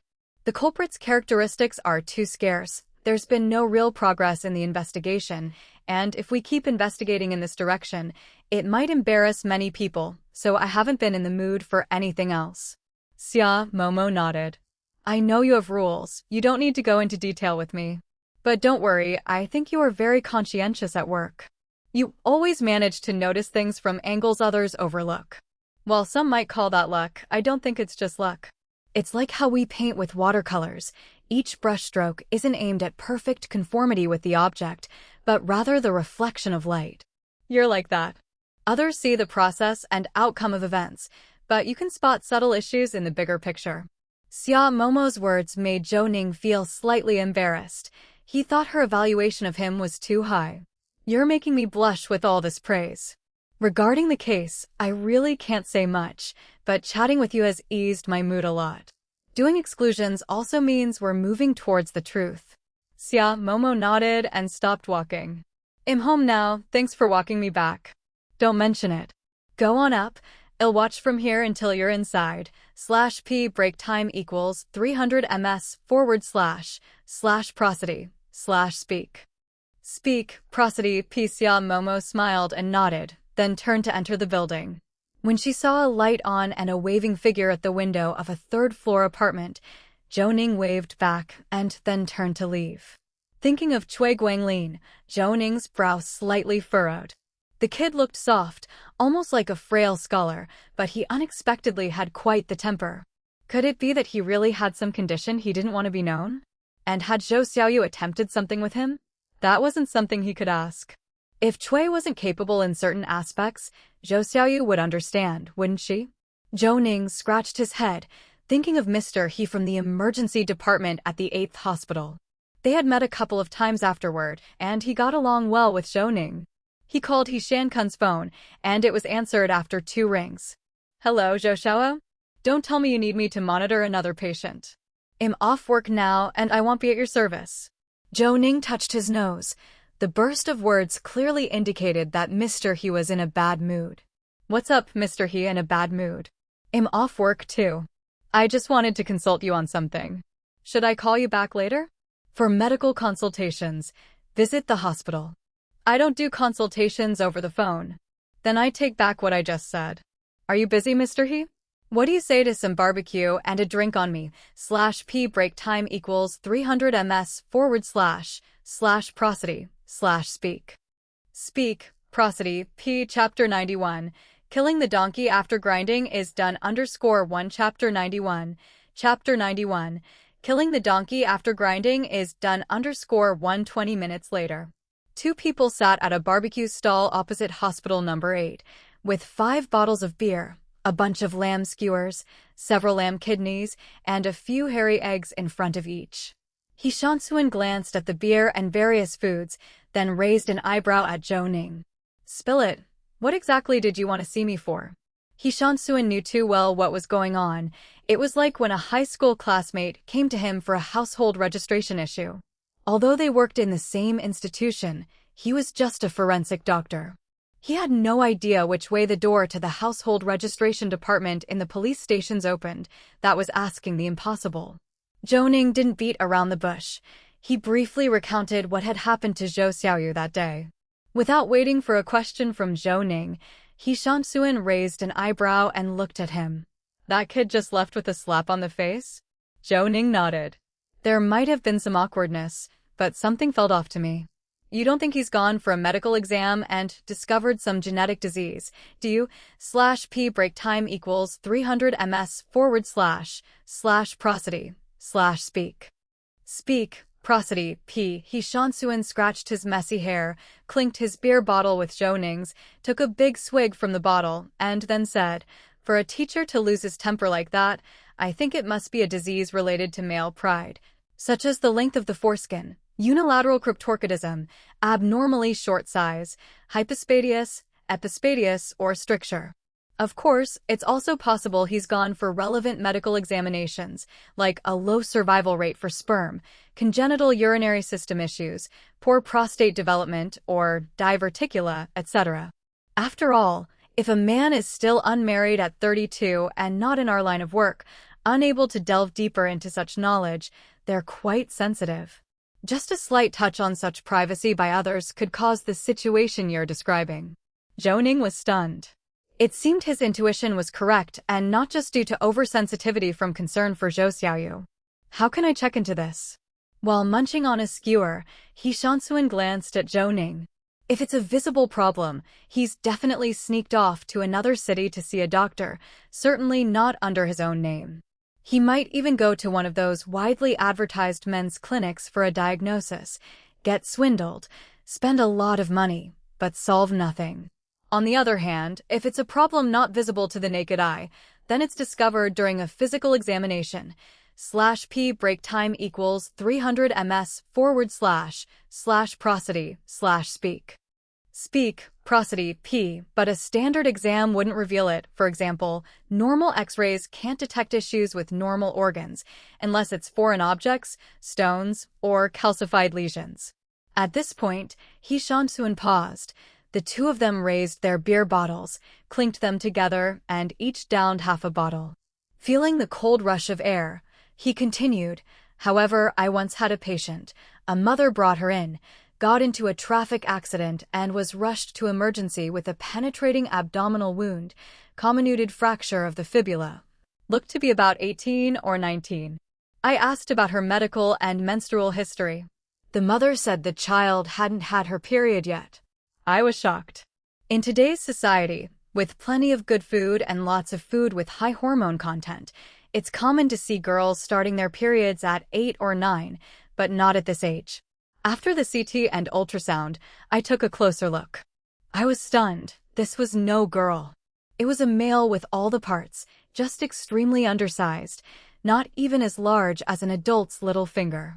The parents hadn't noticed. We had her undergo genetic testing, and as I suspected, she was an XXY hermaphrodite. The mother didn't even want to sign the surgery consent form. We contacted the father. In the end, her life was saved, but what happened afterward, I don't know." Zhou Ning was taken aback. /p break time equals 300 ms//prosody/speak. Speak, prosody, p. In his mind, he involuntarily thought of the perpetrator of the 3.10 case, but just when he tried to explore why he had such an idea, he couldn't grasp that fleeting thought. He didn't even notice the beer spilling from his hand as He Shansuan kicked him. "Hey, if you're not going to drink, don't waste the beer, will you? This is from factory number 2. But I've noticed you've been off today. If your sister's boyfriend isn't the right fit, just break it off. Why do you seem so troubled?" Zhou Ning waved his hand dismissively. Deep down, he was also feeling frustrated, since Cheng Chunyan's case was still pending. Although the software had led them to a few people, they had to wait for the final DNA report for confirmation. It's work-related. The case isn't going well. We in this line have discipline and can't share with others, so it feels even more suffocating. But let me ask you something else. Is it only through such accidents that someone suddenly discovers they have the genetic condition XXY? He Shansuan was taken aback. He still had half a lamb kidney in his mouth, which he swallowed without much chewing, nearly choking and quickly taking several swigs of beer to wash it down. Damn, having a meal with you is not easy. What's with all these convoluted questions? One moment it's about a nearly explosive sensitive brother-in-law. The next it's about hermaphrodites. What are you really suspicious about? The pot calling the kettle black, you mentioned it first. /p break time equals 300 ms//prosody/speak. Speak, prosody, p. Cut it out. I was just giving an example. You're not suspecting something about your soon-to-be brother-in-law? Zhou Ning gestured awkwardly. These are two separate issues. In the current case, we found a DNA on the victim that indicates the person has an abnormal sex chromosome, an XXY.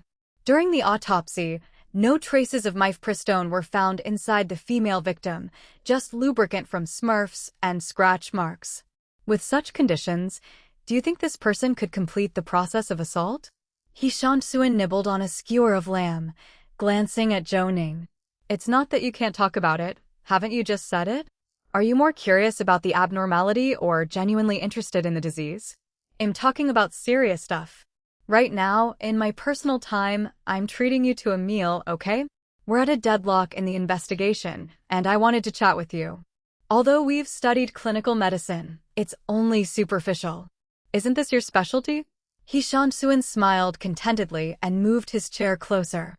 If you had just said that earlier, why act all high and mighty when asking for help? 90% of intersex people have various issues, but this doesn't mean they are mostly incapable of completing that process. It's just the duration, sensation, and quality of the act that differ from a normal person's. /p break time equals 300 ms//prosody/speak. Speak, prosody, P, like the emergency patient I mentioned.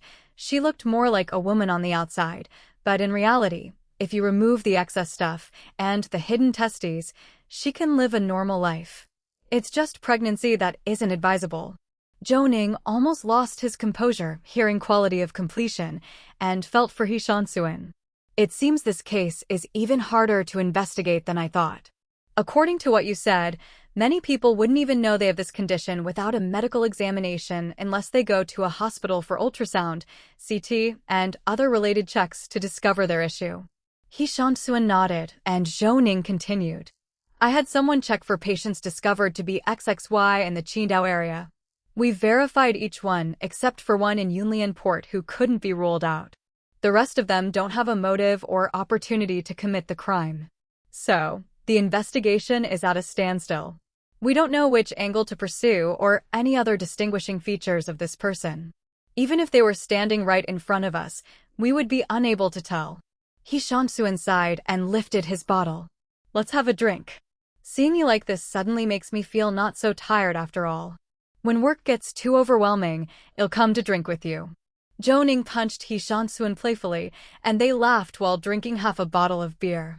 Chatting and ribbing each other like this was quite stress-relieving. He Shansuan wiped his greasy mouth and turned to Zhou Ning. /P break time equals 300 ms / prosody / speak. Speak, prosody, P. As I said earlier, very few men with that problem would visit a legitimate hospital, especially not one in their hometown. So I think you're looking in the wrong direction. Zhou Ning looked up at He Shansuan. You mean we should check the provincial hospitals? That's right. Turn on the TV tonight, watch the primetime news, and see which hospitals are advertised during the most expensive slots. Focus your investigation on these places. Even if the information they provide isn't always accurate, they do leave phone numbers. And you know a phone number can always lead to an identity, right? Zhou Ning nodded. Nowadays, real name registration is required. They're after profits, so they wouldn't forego follow-ups. The phone numbers are definitely real. Well, that's settled then. Now that there's a direction for the troublesome matter, shouldn't you toast to me? Zhou Ning raised his bottle, and they clinked together, finishing off the last half in one go. Both burped, and then started laughing, heads thrown back. He Shansuan put his arm around Zhou Ning's neck, pulling their heads close, and whispered, As for your future brother-in-law, why don't you just ask your sister when you get back? They've met the parents and are planning a wedding. Surely they have tried it out already? In telling you, you need to give a man a test run to know if he's any good. You can't marry without testing first. Zhou Ning pushed him away, raising his buzzed head to give He Shansuan a glare. Don't start with me. /P break time equals 300 ms / prosody / speak. Speak, prosody P. How am I supposed to ask her? Like you said, with some issues, the process can still happen. Do you expect Xiaoyu to test a few for comparison? But I have come up with a solution to this. He Shansuan paused. What solution? Zhou Ning swayed as he stood up, tossed 100 yuan to the owner, picked up the change without turning back, and waved He Shansuan off. I'm not telling. I'm off to suggest a change in the investigation to the boss. Thanks, mate. Zhou Xiao, you in great. /P break time equals 300 ms / prosody / speak. Speak, prosody, P. Chapter 92 It's actually him. _1 Chapter 92. Chapter 92 It's actually him. _1 Ring, ring, ring. A series of urgent telephone rings yanked Zhou Ning from his autopsy training. The hangover made his head swim, and after a brief struggle, he grabbed the cell phone. Seeing Su Da's name, even the yawn he was in the middle of was scared away. Su Da, you haven't gotten up yet? If the leader has an order, just say it directly, scaring someone like that. You've had quite a bit to drink, haven't you? It's past 10 o'clock. Hurry up and get over to the team. Do you not remember the task you assigned me last night? Zhou Ning froze, racked his brain for a while, and instantly remembered.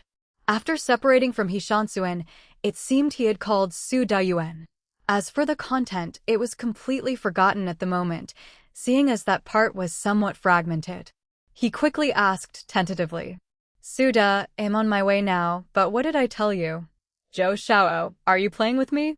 Zhou Ning was scared out of his wits. How can that be? Wait, I remember now.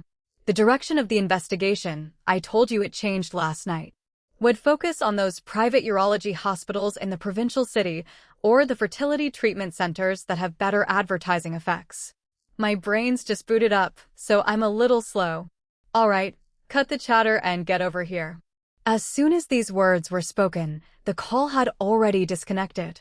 Zhou Ning rolled out of bed, freshened up, dressed, and dashed out. /P break time equals 300 ms / prosody / speak. Speak, prosody P. 10 minutes later, he arrived at the detective squad. He hadn't taken a taxi since treating He Shanxuan to dinner last night was already an unexpected expense for this month. Besides, if Su Dayuan really wanted to scold him, he wouldn't use this tone of voice. It seemed there might be a discovery in the provincial city. However, wanting the remaining alcohol in his body to metabolize quickly, he didn't rush and instead jogged to the second floor. As soon as he reached the second floor, he heard Su Daiwan's loud voice, seemingly on the phone with someone, speaking quite dominantly. Following the sound, he saw Su Dayuan was actually in Dr. Lu's office, discussing something with Lu Yongxin and the others. Even though it was Saturday, the employees of the software research group were mostly present. After all, Dr. Lu had provided them with many skulls to study, remains from the World War II era, and unclaimed graves found during roadwork. In short, they had a plethora of materials to work with. Zhou Ning had just peeked his head in when Su Dayuan, as if he had eyes on the back of his head, shouted, "Stop peering around. Zhou Xiao, come in quickly." "What's the matter, boss?" Su Dayuan waved his hand, and Zhou Ning quickly moved to Lu Yongxin's side. The computer screen displayed numerous surveillance images. At a quick glance, this single page alone held more than 40/P break time equals 300 ms / prosody / speak. Speak, prosody P. These are surveillance videos from several private urology and fertility treatment centers in the provincial city. Dr. Lu had someone check them just now. Generally, they keep a month's worth of surveillance footage, but they'll save the records for a much longer time. And in the consultation rooms, they take photos of the patients for their files. Following Lu Yongxin's explanation, Mr. Chu adjusted the screen, and now it showed various photos from the doctor's perspective. The photos, very clear in quality, captured both the patient's records and their faces. I feel that the 3.10 case's perpetrator knew about his abnormal sex chromosomes a long time ago, so searching the footage probably won't yield much. We should focus on screening the records. From 2005 to 2010, anyone with an XXY abnormality should be filtered. These are the people within our investigation scope. Su Dayuan looked at Zhou Ning, nodding continuously. You don't have to stick with 2005. See when they started keeping records and don't miss anyone. After all, the number of such patients isn't particularly high, making screening easier. Mr. Chu smiled and nodded his head. I'll give it a try. This will be fast. Their saved electronic medical records all have the name of the disease included. With that said, his fingers flew over the keyboard, and shortly after, the large screen displayed numerous files. A number, 447, appeared in the search box below. This was a massive number. Mr./P break time equals 300 ms / prosody / speak. Speak, prosody P. Chu turned around and passed the mouse to Zhou Ning. 447 patients with XXY chromosome anomalies, all concentrated in these two Putian system urology hospitals. I'll cross-reference this later with the information from public hospitals. Patients who used medical insurance can be identified by their real names, but those who paid out-of-pocket are less likely to choose their real names. Su Dayuan nodded, and Zhou Ning began examining a photo. Investigating every one of the 400-plus people in detail would require an unimaginable amount of time and resources. Zhou Xiao, have you and the forensic doctor made a portrait of the perpetrator? From which aspects should we screen? Zhou Ning looked at Lu Yongxin, who nodded back at him. The meaning was clear. They were asking him to speak freely. After all, They had both studied the killer's detailed characteristics long ago, from the strength and direction of the torture wounds to the length of the scratch marks inside the victim's vagina. Based on the 3.10 case crime scene and autopsy analysis, I believe the killer is not tall, thinner than the average man. Only then is it possible to lower his perceived threat level. Otherwise, a burly man, even if he pretended to be injured by the roadside, Chung Chunyan would not have come to help. As for age, considering the timing of the red dress serial killings from 2006 to now, the perpetrator must be at least 22 years old. I asked Mr./P break time equals 300 ms//prosody/speak. Speak, prosody, he, patients with XXY chromosome anomalies are mostly not obvious in secondary sexual characteristics or develop extremely slowly, and the youngest for a first offense would be 17 years old, meaning someone born before 1989. Moreover, based on the scratch marks inside the victim's body, the killer's finger length, the longest finger being 7.5 centimeters, by estimating normally, the killer's hand length would be between 16 to 17.5 centimeters, which is smaller than most girls' hands, so our estimate for the killer's height would not exceed 170 centimeters. Of course, there's another point, that is the Qidong household registration, or folks from cities nearby on the coast. After all, he has considerable knowledge of the tides, because the tides around our Qidong are quite different from other places. Lu Yongxin nodded incessantly by his side, evidently agreeing with Zhou Ning's judgment. Su Dayuan pulled out his notebook and quickly jotted down Zhou Ning's words. The clues to the killer found on a corpse were very few. To have deduced this much was a tough job for a forensic doctor. All right, Mr. Chu, start with the age range we laid out and compare it to the lists of patients with the same disease we gathered from various major hospitals in the province last night. Conduct an initial screening and do a thorough assessment and investigation of those who are selected. Mr. Chu didn't waste words and quickly got to work on the screening. After all, a big portion was minors, so the screening process wasn't slow. /P break time equals 300 ms/prosody/speak. Speak, prosody, P. After matching against similar patient records from key hospitals in the provincial city, the number of files remaining on the screen had dropped to only 154. Seeing Mr. Chu stop, Zhou Ning then went over, took the mouse, and opened each file for observation. Although height was not visible, most had photos and electronic medical records, so you could still make some comparisons from their seated positions.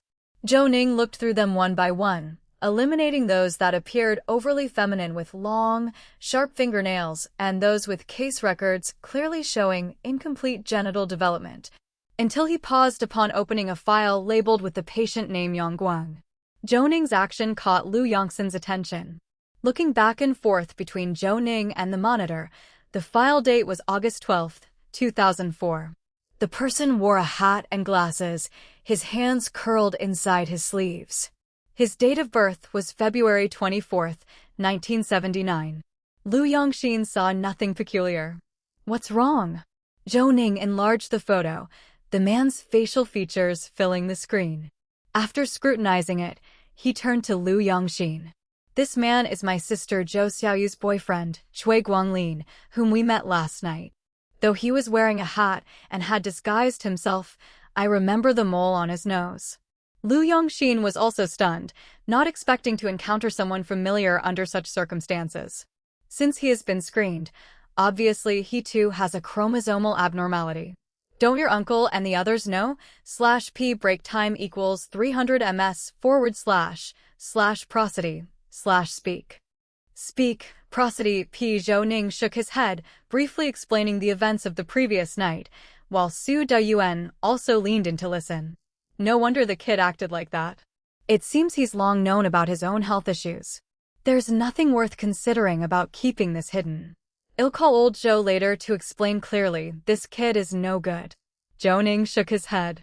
Let me handle it. It's not appropriate for my uncle to talk about this, and even if they break up, we can't let the other side know it's because we found out. After all, they still work in the same high school. Lu Yongxin nodded, patting Zhou Ning on the shoulder. You're right, but since this kid has been screened, let's see when he went for treatment so we can properly scrutinize him. Su Dayuan understood Lu Yongxin's implication and nodded as well, while Zhou Ning lowered his head in thought for a moment.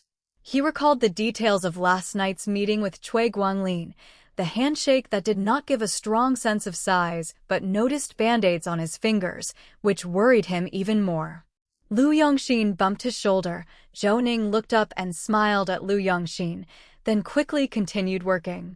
Half an hour later, the screening process was completed, with only 32 individuals remaining.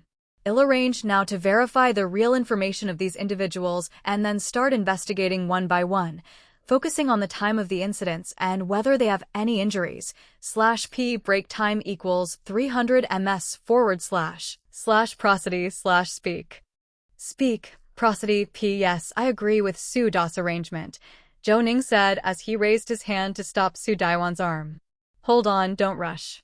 Su Da, I want to confirm again all the incident times of the serial red dress killings case at the City Bureau. Mr. Chu clicked on a file. All the timelines appeared on the display screen like a list. The bodies were all found in February, March, August, and September. However, if one were to estimate the victim's time of death, the incidents mostly happened in February and August. Perhaps that's also the reason why the last time the City Bureau came by, they determined at first glance that this case was not a series of serial killings. Time was likely a consideration. Su Da, we should investigate Cui Guanglin first, not because of Zhou Xiaoyu, but because I remember last night at dinner, Cui Guanglin had a band-aid on his finger. Moreover, besides this 3.10 case, all incident times were in February and August, which are the winter and summer vacation periods. Su Dayuan and Lu Yongxin were both taken aback and their expressions grew more serious. Then let's check him first. /p break time equals 300 ms / prosody / speak. Speak, prosody p. Chapter 93, missing _1 Chapter 93, Chapter 93, missing _1 Zhou Ning dialed Zhou Xiaoyu's phone and a female voice came through. The number you have dialed is turned off or is out of service. After hanging up, Lu Yongxin patted Zhou Ning's arm. Don't panic, concern leads to chaos. Xiaoyu might be in class. My wife knows someone from first high school. I'll ask her about Cui Guanglin, whether he went to school today, and get some indirect information. Lu Yongxin went to make a call, and Zhou Ning walked to the window, directly dialing his second aunt's number. Is second aunt at work? Xiao Ning, why are you calling me? It's nothing, I talked with Xiaoyu for a long time last night.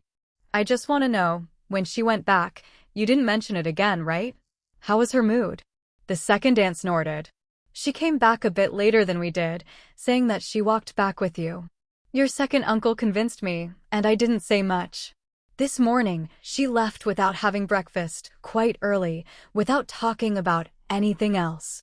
She still went to school today? Were there classes? You kid, did you work yourself silly? They're in a boarding system at high school. They have a 2-day break every 2 weeks. It's not a long break this week. They would have had to ask for leave to come out on Friday night. I forgot because I've been busy. I just wanted to ask. Second aunt, don't worry along with us. Xiaoyu is not an unreasonable child. She understands your concerns. /p break time equals 300 ms / prosody / speak. Speak, prosody p. Alright, don't try to reassure me. I know you're a good child. I didn't say anything much. You talk to her more. I have a class to attend, so I'm hanging up now. As she spoke, she hung up. Lu Yongxin had also finished contacting the person and was discussing something with Su Dayuan. Zhou Ning hurriedly joined them. Cui Guanglin went back to school last night.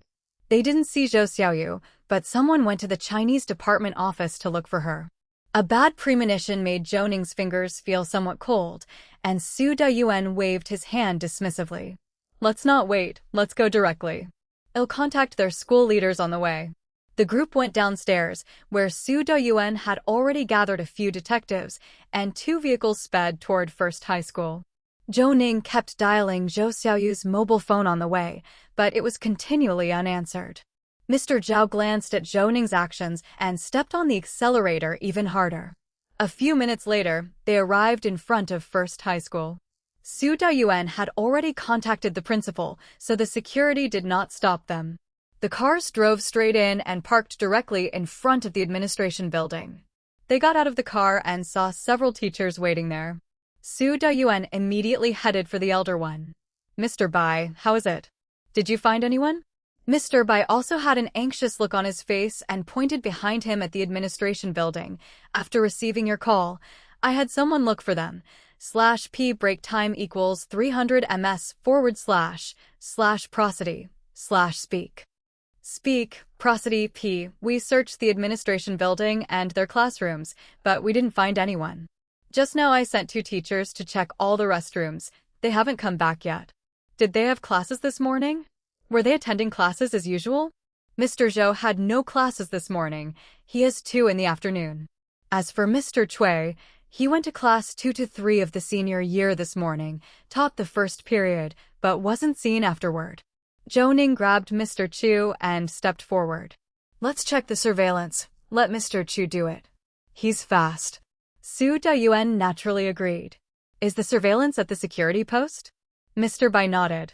"Let the head of security take you there." Mr. Zhao gestured. "Quick, head of security, ride with Mr. Chu. We're going to check the surveillance. You know what Zhou Xiaoyu and Cui Guanglin look like, right?" "I do." The group got in the car and turned around, heading toward the security post. Mr. Bai pulled Su Dayuan aside and asked in a low voice, "I say, when searching for someone at school, we should try to minimize panic. Tell me, what exactly is the matter?" Su Dayuan shook his head. "I don't want to cause panic either, but the situation is a bit special. You know him with the Criminal Police Brigade, and I can't tell you the details of the case. You just need to cooperate with us in looking for someone." "Are all the teachers in the office building now?" Mr. /p break time equals 300 ms / prosody / speak. Speak, prosody p. Bai was taken aback for a moment, but he also knew that Su Dayuan wouldn't ask so bluntly if it weren't something serious. In 10 minutes, the bell for the end of class rings at 11:40. "I've already notified all the teachers to gather in the multifunctional hall on the 2nd floor. Su Dayuan nodded, gave a few commands to He Chunyang, and they quickly dispersed before speaking to Mr. Bai. "Principal Bai, you go ahead to the multifunctional hall. Find a teacher to take me to Cui Guanglin's office, and also find the school's floor plan. Have the teacher with the keys follow us. My people need to check every corner of the school, and Dr. Liu, I'm sorry to trouble you with following a teacher to the faculty dormitories." Lu Yongxin understood what this meant. One was to see if anyone was hidden, and the other was that dormitories allowed them to look for items like hair or toothbrushes that could be used for DNA extraction. If something really happened, they could be used for comparison.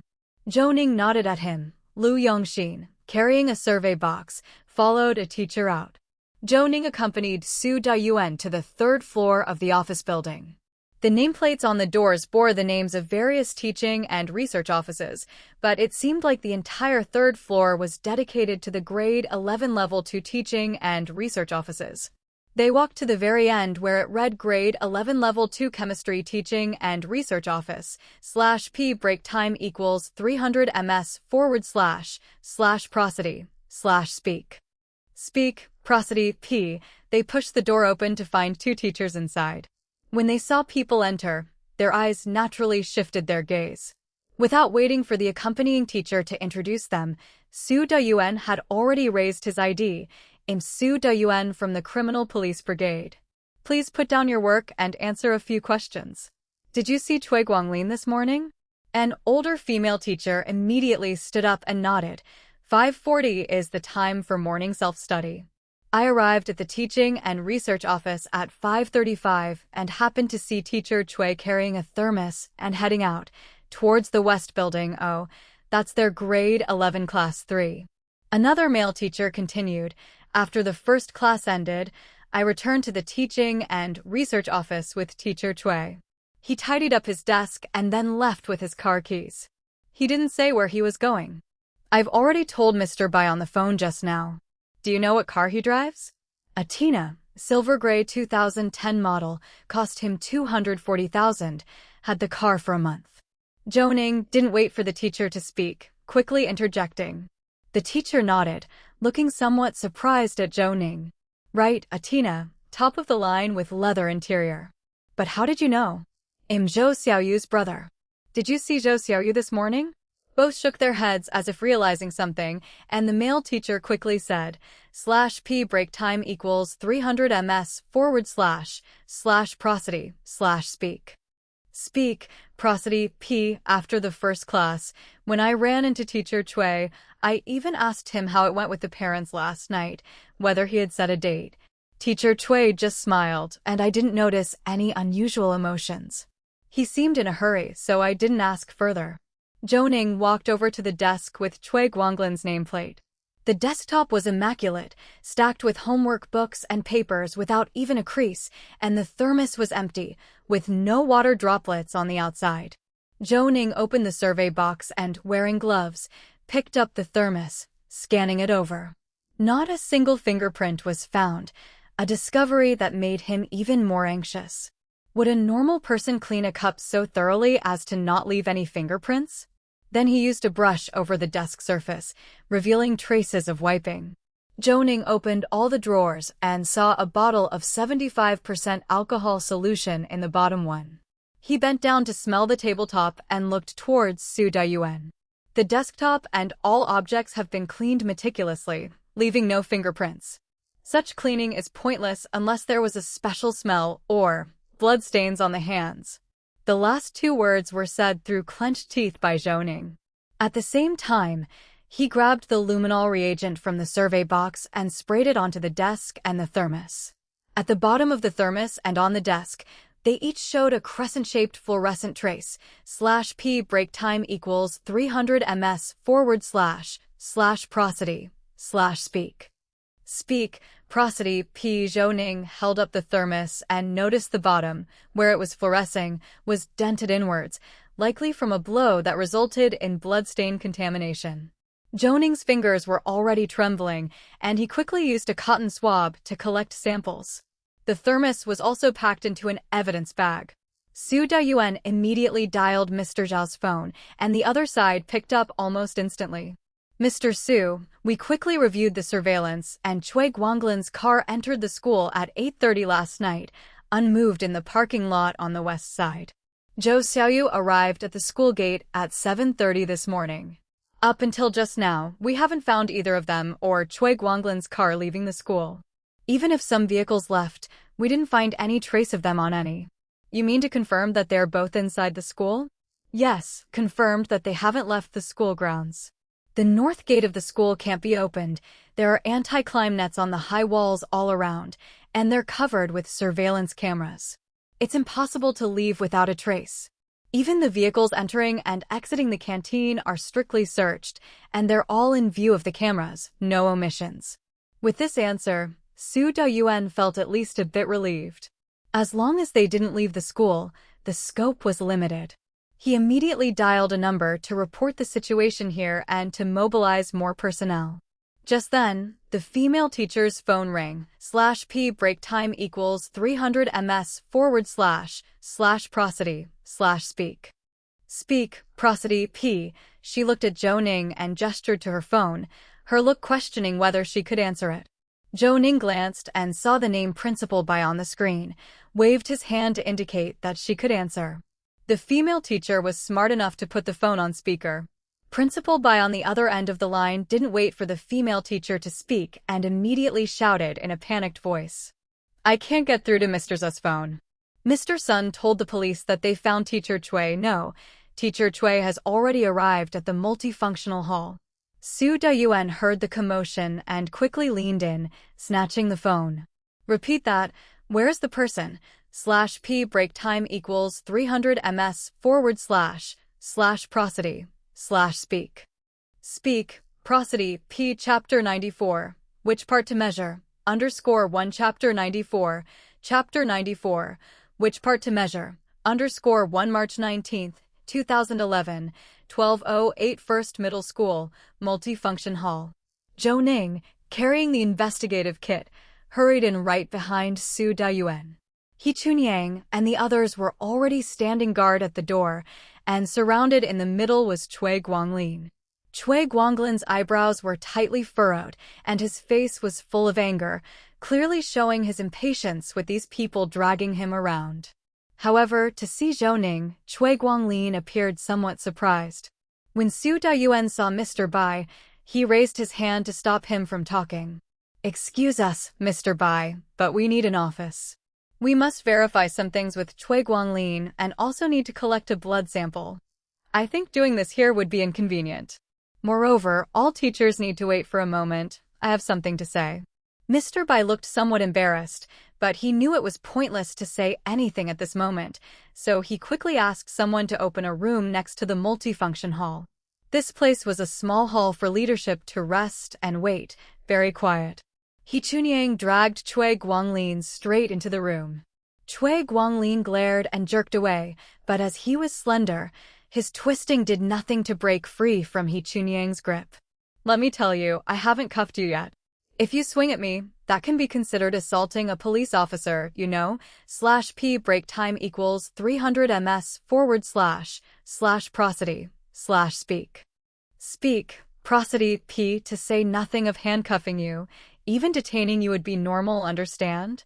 As he spoke, He Chunyang grabbed Cui Guanglin by the collar, pinning him firmly to the chair. Su Dayuan came closer, pulled open the zipper on his clothes. The recent run had left him drenched in sweat. But based on the surveillance footage just now, Zhou Xiaoyu had been missing for the whole morning, and they had found blood traces on Cui Guanglin's cup, none of which were good omens. "I'm asking you a question now. Think carefully before you answer me. Where is Zhou Xiaoyu?" Cui Guanglin slightly furrowed his brows, casually glancing at Zhou Ning. "Last night, we had some unpleasantness between us. I left the Zilidang Hotel first, and up till now I haven't seen her. Why don't you call her if you're looking for her? Why ask me?" Zhou Ning stepped forward, and fearing Zhou Ning would be rash, Su Dayuan quickly blocked him. Zhou Ning shook his head. "Suda, don't worry, I am very calm. I'm just going to take a blood sample from Cui Guanglin. As one of the 32 suspects, DNA comparison is necessary." Cui Guanglin slightly turned his head away, not looking at Zhou Ning. However, his ears twitched slightly, a sign of focused attention. Clearly, he was paying close attention to every word Zhou Ning was saying despite ostensibly not looking at him. Su Dayuan nodded, then continued to question Cui Guanglin. "Don't tell me all that. Now that Zhou Xiaoyu can't be found, you're her boyfriend. /p break time equals 300 ms / prosody / speak. Speak, prosody p regardless of whether you had a fight or there was some misunderstanding between you. Even if you're just colleagues, shouldn't you be concerned instead of retorting with find her and give her a call? So, don't test my patience. Tell me now where Zhou Xiaoyu is, or recount everywhere you've been from the end of the first class up to now. I'm going to check the surveillance immediately. Also, what's with the blood trace on the outside of your thermos cup?" Confronted by such a barrage of questions, Cui Guanglin fell silent, not saying a word. He Chunyang roughly pulled up Cui Guanglin's sleeve. Zhou Ning approached to draw his blood, and at the moment of pulling out the needle, Zhou Ning abruptly ripped off the band-aid from Cui Guanglin's hand. "What are you doing?" He Chunyang grabbed his hands, allowing Zhou Ning to clearly see the scabs on the insides of Cui Guanglin's right index and middle fingers. The wounds seemed mostly healed, but the scabs were thick, indicating deep cuts, and there were cracks in the middle of the scabs. "Hold on to this. Have you people gone mad? How can the police behave like this? Who gave you the right to do this?" He Chunyang tightened his grip, pinching the wrist in one hand and the elbow tendon in the other, rendering Cui Guanglin immobile. Zhou Ning used tweezers to grab the scabs and yanked hard, peeling them off as blood instantly flowed out. Zhou Ning didn't bother with the wounds, instead placing the scabs into an evidence bottle. /p break time equals 300 ms / prosody / speak. Speak, prosody p. Taking advantage of Cui Guanglin's shock, Zhou Ning quickly used a nail clipper to edge along his fingernails, trimming them off. The hard skin along the edges of the nails and the inner side of the grooves were scraped forcefully, all done so swiftly that Cui Guanglin hardly had time to react. After finishing, Zhou Ning stood upright. "Suda, I need someone to search every corner of the school, especially the places where Cui Guanglin has keys or permission to enter, like laboratories, storerooms, and the like. As for these teachers..." Su Dayuan waved his hand. "Don't worry, I'll arrange it. The teachers can disperse after we find the person. Let Mr. Bai explain it, as finding the person is the most important thing right now. These samples, let's have them sent to the City Bureau's examination center immediately. Our people are here, let Lu Yang take a drive." Zhou Ning nodded. Cui Guanglin had already been handcuffed by He Chunyang, with the handcuffs threaded through the water pipes of the room's heating, thus restricting his movements. He no longer struggled, but instead stared unwaveringly at Zhou Ning. "You Zhou family people are really funny. If you didn't want me to marry Zhou Xiaoyu, you could have just said so. You insulted my character last night, and now you pull this stunt. Is it because you hope to tarnish my reputation so that I will back off? Oh, there are many police in your family. Is this how you abuse your power?" No one responded to Cui Guanglin's rant. /p break time equals 300 ms/prosody/speak. Speak, prosody p Su Dayuan went straight out, while He Chunyang patted Zhou Ning. "Anything else to do?" "Measure." He Chunyang was momentarily startled. He had not followed to Dr. Lu's office, and so he was a bit lost at this sudden turn of events. "Measure which part? Do I need to take off my pants?" Zhou Ning paused and quickly shook his head, reaching out to stop He Chunyang's actions. After all, the man was faster with his hands than his mouth and had already begun tugging at Cui Guanglin's belt. "I need to measure the hand. However, his belt needs to be sent for examination as well."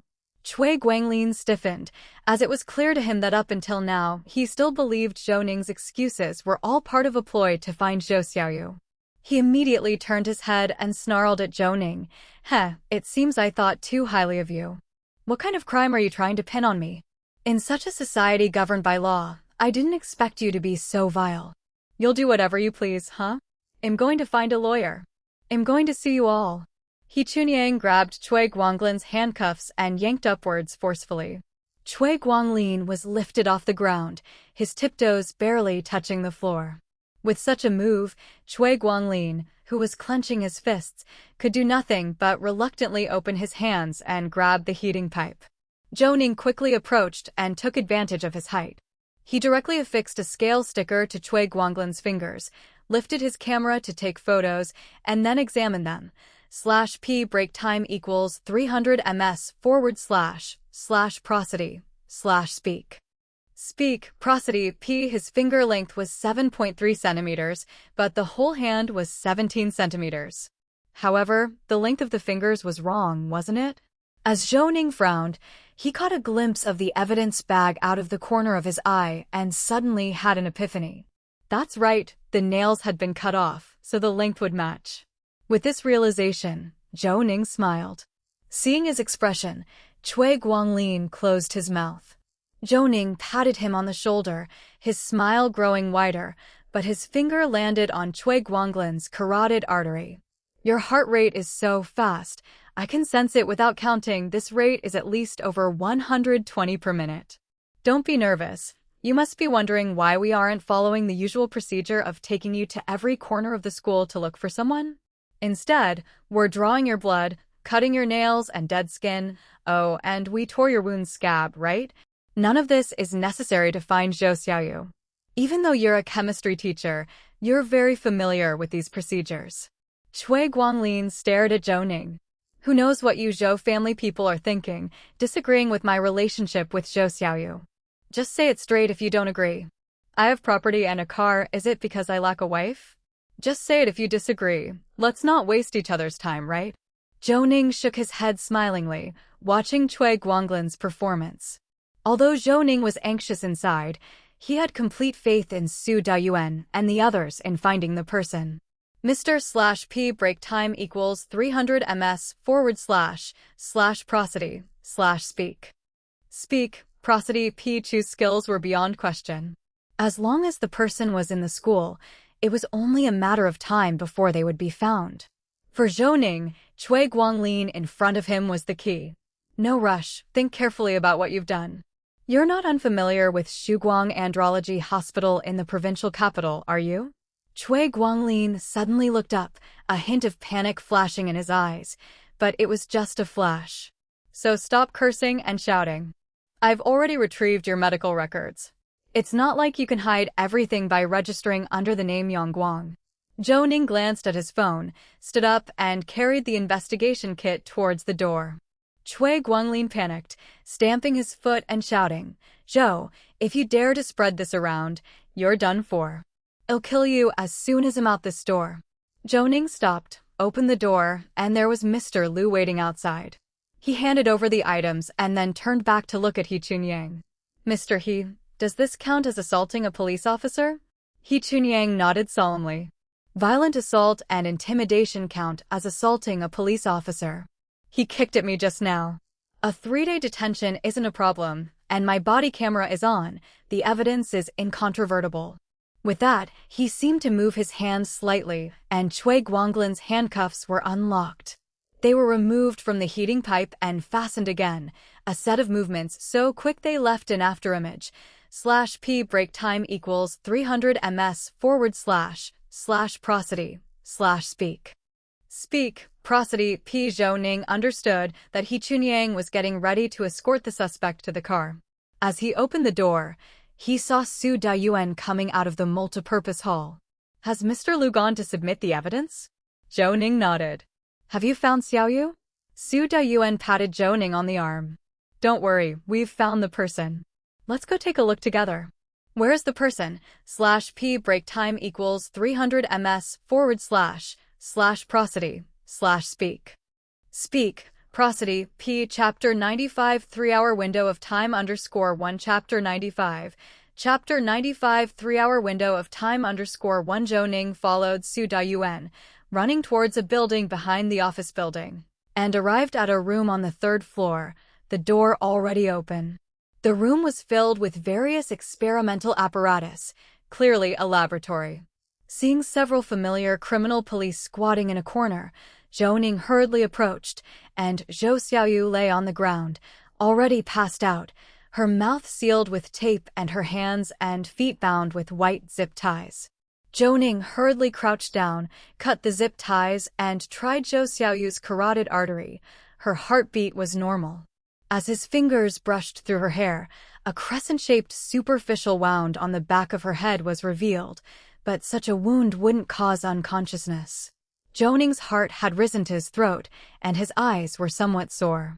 Hurrying to hold her in his arms, he gently patted Zhou Xiaoyu's cheeks, calling out to her, "Xiaoyu, Xiaoyu, wake up." Zhou Xiaoyu slowly opened her eyes, and seeing her do so, Zhou Ning finally let go of the worry in his heart. "Brother, why are you here? Why am I here? Do you remember what happened?" Zhou Xiaoyu supported her head and sat up, apparently still feeling a bit dizzy. "I don't know, wait, where's Cui Guanglin? He hit me with a water cup, and while I was falling, he pounced on me and covered my mouth, then I don't remember anything. /p break time equals 300 ms / prosody / speak. Speak, prosody. P. Zhou Ning checked the back of Zhou Xiaoyu's neck again, pressed around the wound to make sure it wasn't serious, and found no finger marks on her neck. Seeing her lipstick had smudged, he quickly used a cotton swab to collect the residue around Zhou Xiaoyu's lips and nostrils, and put away the swabs before comforting her. "It's all over now. Try to remember at what time and where did you encounter Cui Guanglin today?" Zhou Xiaoyu rubbed her wrists, where the indentations were already breaking the skin, sucking in a breath from the pain. "I just arrived at school this morning and saw Cui Guanglin waving at me in the corridor of the office building. I left my bag in the office, thinking you were right, that some things needed to be cleared up, so I left the office and saw him around the corner of the corridor. He said, whether we continue planning to marry or call it quits, we had to clear the air. There were too many people around, and it would be quieter in the laboratory, so I followed him to the laboratory on the 3rd floor of the science building. But as soon as the door opened, He hit the back of my head from behind, then covered my mouth and nose, and I panicked, not knowing what Cui Guanglin was going to do. I struggled for a bit, but I had no strength, and then I knew nothing. Brother, what exactly happened? Zhou Ning hugged the still trembling Zhou Xiaoyu, feeling a wave of fright inside him, patting her back to comfort her. Don't be scared, I am here. /p break time equals 300 ms / prosody / speak. Speak, prosody, p. You go with my colleague to the hospital for a checkup, and as for Cui Guanglin, we have caught him. Regarding his actions, after this investigation is over, I'll tell you about it. Mr. Zhao, please find someone to take Xiaoyu to the hospital. Mr. Zhao had already come over, helping Zhou Xiaoyu to her feet. Don't worry, I'll have Mr. Feng take Xiaoyu to the hospital. You call Mr. He. Zhou Xiaoyu grabbed Zhou Ning's hand, her face showing some urgency. Don't tell Mom. Relax, I won't mention it. It would only make them worry. But you have to listen to me and get checked out. Zhou Xiaoyu nodded and followed Mr. Zhao downstairs. Zhou Ning glanced at the spot on the ground where Zhou Xiaoyu had been sitting, noticing that under a table beside it was a cabinet with its doors all open, showing scuff and tread marks. Zhou Ning narrowed his eyes. Xiaoyu was stuffed into this cabinet? Su Dayuan patted Zhou Ning on the shoulder, able to feel Zhou Ning's anger. If it were him, he probably wouldn't be able to control his emotions either. Not only was Xiaoyu stuffed in there, but it was also locked. This laboratory has already been searched once. We only found Xiaoyu during the second search after opening everything inside the cabinet. Fortunately, she was unharmed. Zhou Ning nodded. That was the key point. Fortunately, she was unharmed. If anything had happened to Xiaoyu, Zhou Ning didn't know how he'd forgive himself. I should have told Xiaoyu to take a few days off last night. /p break time equals 300 ms / prosody / speak. Speak, prosody, p. It was my negligence. Stop it, don't give me that gloomy talk. There are so many teachers in the multifunction hall. I need to take care of that first. Cui Guanglin has been taken away. You take a look around here, then also head back to the station. Mr. Zhao will stay to assist. What I don't understand is why Cui Guanglin would take control of Xiaoyu like that. Zhou Ning shook his head. He couldn't understand this either. If Cui Guanglin was indeed the perpetrator of the March 10th case, it's very likely he was also the red dress serial killer. Such a person, with severe obsessive-compulsive disorder and being so meticulous, only overlooked the fisherman. But what about today? Was it because of the Zhou family's reaction? Or was it a case of if I can't have it, I'll destroy it? Thinking of this, Zhou Ning felt even more fear, taking a deep breath to control his emotions. You go ahead. I'll have Mr. Chu check the surveillance inside the building. As for here, for a chemistry teacher, creating some chemical substances that can cause brief unconsciousness isn't difficult. Su Dayuan waved his hand and led the people away, and Mr. Zhao hurried back. Mr. Feng took Xiaoyu to the hospital, following the ambulance. Have you called yet? Zhou Ning took out his phone and dialed He Shankun's number. It's me, Zhou Ning. Speak, I'm busy. My sister Zhou Xiaoyu has been sent to your hospital by an ambulance. She should arrive shortly. She was hit on the back of her head. /p break time equals 300 ms / prosody / speak. Speak, prosody, p. Please check for any fractures and concussion. Additionally, I suspect she was rendered unconscious by drugs. I collected samples from her nasal cavity and the edges of her mouth, but I don't know if there will be any residue left. Can you help me give Xiaoyu a thorough examination? According to what Xiaoyu said, she was knocked out before 8 o'clock, and I was the one who woke her up just now. If it wasn't an anesthetic, then what chemical could cause such a prolonged unconsciousness? He Shansuan paused for a moment, clearly startled by Zhou Ning's words. What? Your soon-to-be brother-in-law did this? I remember you mentioning last night that he teaches chemistry, right? Yes, give me a direction. I'm in their school's chemistry laboratory. Don't hurry. As inhaled anesthetics, we commonly use sevoflurane, desflurane, but there are also many similar substances like isoflurane and enflurane that can be used as anesthetics. I remember reading in some magazine that with the presence of a catalyst, hexafluoroisopropyl can react with dimethoxymethane, and by adding some strong acid or such, one can produce sevoflurane. For someone proficient in chemistry, these wouldn't be difficult tasks. However, such a substance is gaseous and difficult to preserve, while the fluorane is a liquid with an aromatic smell, but it's not very stable. Zhou Ning was somewhat confused, yet he remembered these names. Got it. /p break time equals 300 ms / prosody / speak.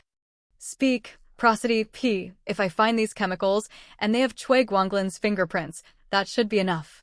Right. Roughly speaking, that's the idea. Oh, and check the trash cans. If he used any, at least he would have thrown away bottles, gauze, or such nearby.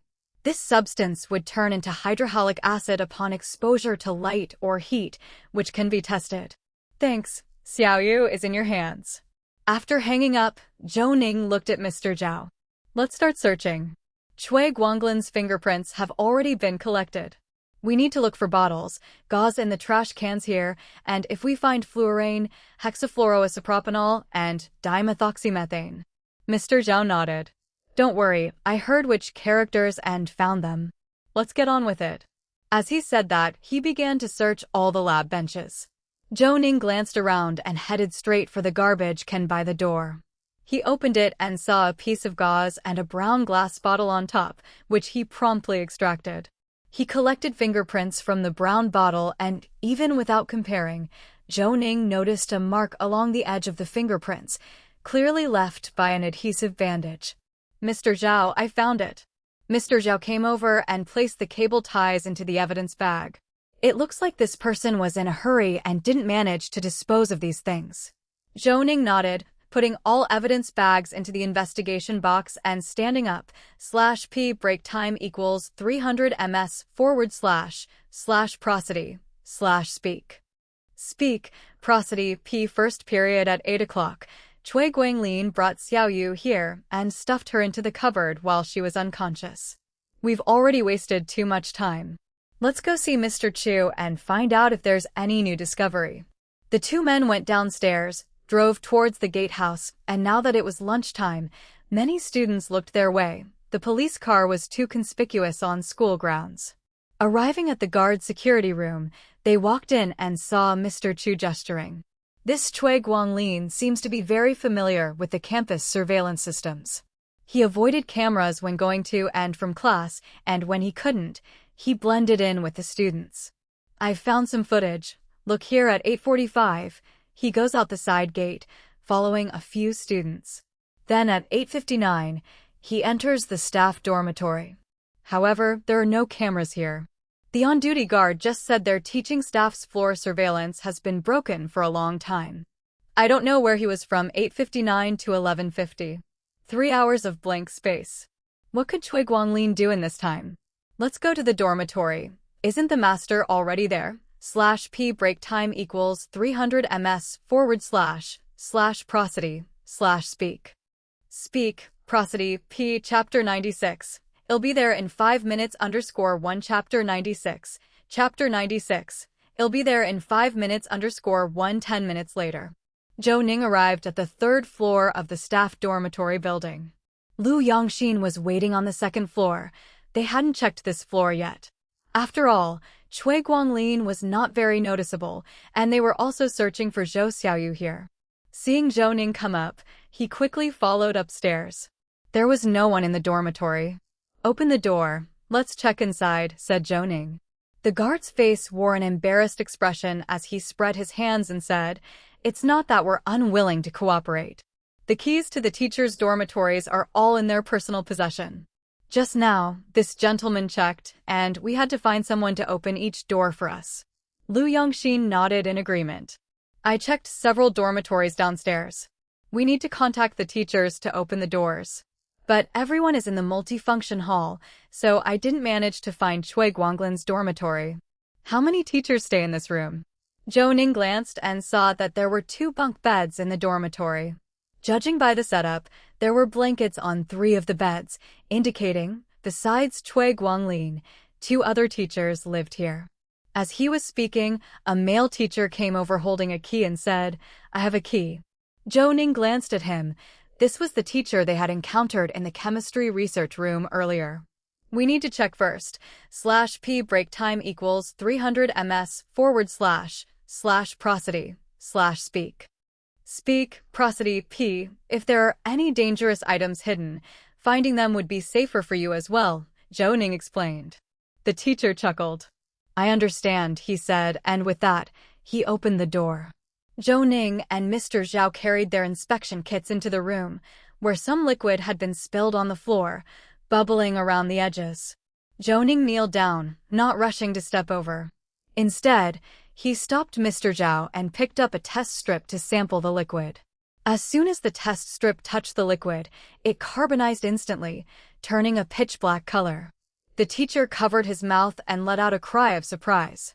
"Sulfuric acid, this is concentrated sulfuric acid," he exclaimed. Zhou Ning nodded. The chemistry teacher was certainly impressive. He could guess the substance just by looking at it. However, the area covered by the spill wasn't large. Zhou Ning looked towards the source and saw a brown glass bottle shattered in the corner of the room. It was clear that the sulfuric acid had spilled out when the bottle fell. The fact that such a thing could be found in a dormitory made Zhou Ning a bit apprehensive. "Mr. Zhao, find the special evidence box and pick up the bottle fragments. Be careful not to touch the liquid, and don't let your gloves come into contact with it either." Mr. Zhao's flesh twitched as he swiftly came over and packed the fragments into a glass box, cautiously putting the lid on afterward. "Which bed and cabinet belong to Cui Guanglin?" Zhou Ning inquired. /p break time equals 300 ms / prosody / speak. Speak, prosody, p. The male teacher pointed to a bed by the window and said, "That bed over there, the cabinet and desk by the window are his." Zhou Ning walked over. The bed was impeccably tidy, not a hair out of place, and not even a wrinkle on the bedsheet. He lifted the mattress. Nothing was hidden underneath. The cabinet was equally empty, containing only a wash basin with toothpaste, a toothbrush, and soap in it. Zhou Ning was not convinced. A broken bottle of sulfuric acid lay near the door, apparently left in haste, and yet the place was so clean. Could someone have come and disturbed him? No, there had to be something they were missing. But the room was only so big, and everything was clearly visible. Zhou Ning glanced outside the window, opened it, and the north wind gushed in fast. Mr. Zhao approached from behind. "There's nothing here." Could he have just been hiding in here for 3 hours after locking up Xiaoyu? What would be the point in that? Mr. Zhao puzzled aloud. Zhou Ning did not reply. He stepped forward to the window's edge and poked half of his body out. That's when he noticed a plastic bag hanging on the edge of the decorative railing outside the window. A thought struck Zhou Ning, and he braced himself against the windowsill to climb up to the window. Mr. Zhao dared not speak out, promptly going over to stabilize Zhou Ning. It was only the 3rd floor, not very high, but with his whole body leaning out of the window, it was still somewhat frightening. /p break time equals 300 ms / prosody / speak. Speak, prosody, p. Zhou Ning did not grab the plastic bag directly, but used a cotton swab to prod at it. The bag swung, but there was no reaction on the swab. Then, with the help of tweezers, he picked up the plastic bag and handed it straight to Mr. Zhao. Lu Yongxin called out from behind, "Don't catch it with your hands, handle it gently." Mr. Zhao shivered, quickly grabbed an oval forceps, caught the bag, and placed it on the table, then assisted Zhou Ning as he jumped down. Zhou Ning operated 2 pairs of tweezers, opened up the bag, and found 4 brown glass bottles inside, identical to the sulfuric acid bottle from before. Mr. Zhao leaned in for a closer look and promptly took photographs. Good God, there are 4 more bottles here. Could they also contain sulfuric acid? Mr. Zhao wondered aloud. Before Zhou Ning could speak, Lu Yongxin leaned in and shook his head. "Take the items back. Dr. Lu is still there. He's the expert. Let him make the distinction," he advised. Without any delay, Mr. Zhao quickly found a box to pack the items up. Given the likelihood that the bottles contained sulfuric acid, spilling them or breakage would be dangerous, so they needed to be handled with care. Seeing that Zhou Ning was about to leave, the teacher pointed at the sulfuric acid spill on the floor. How should we deal with this? Can we clean it up? He inquired. Zhou Ning nodded. The samples have already been taken. There's no need to preserve the scene anymore. /p break time equals 300 ms / prosody / speak. Speak, prosody, p, please clean it up. I think you're more professional at that. The person heaved a sigh of relief and quickly splashed water into the room. Since it wasn't a lot, the small amount could be diluted and cleaned up without harming anyone. Half an hour later. Criminal Police Division. Zhou Ning hopped out of the car with some items. Mr. Zhao was carrying a box, and Lu Yongxin followed. The three of them swiftly headed to Dr. Lu's office. The items that needed to be sent for testing had already been dispatched on the way, except for 4 brown bottles left in this bag. Dr. Lu, could you please help me take a look at this? These bottles were found outside the suspect's dorm window. He smashed a sulfuric acid bottle in his room, and a little bit spilled on the floor. I'm not sure what the substance in these is. Dr. Lu came over happily, quickly had someone take the bottles, and thoughtfully instructed, "Don't damage the outer bag. Zhou Xiao still needs to lift fingerprints from it. It's evidence for them too. Oh, and extract from the outside of the bottles first. You can pass me the powder and brush for that. We can handle it here." Zhou Ning, of course, had no objections and left the necessary tools behind. He felt a bit guilty that he, along with Mr. Zhao and Lu Yongxin, had been occupied until now without having eaten. They had all worked hard, so he hurriedly left the materials.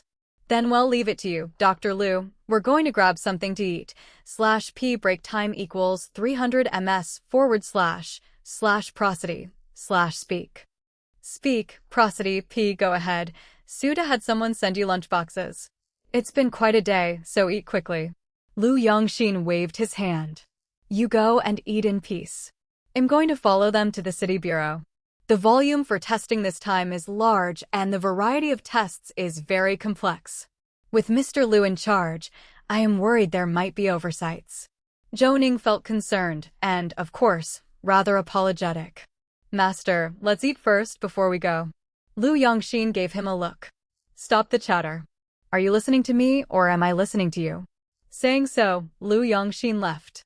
Zhou Ning knew his master was concerned about him. The case was indeed too complex for Mr. Lu to explain alone without making mistakes. With the master's help, the testing would naturally go faster. Thinking of this, he immediately pulled Zhao Xinli out of Dr. Lu's office.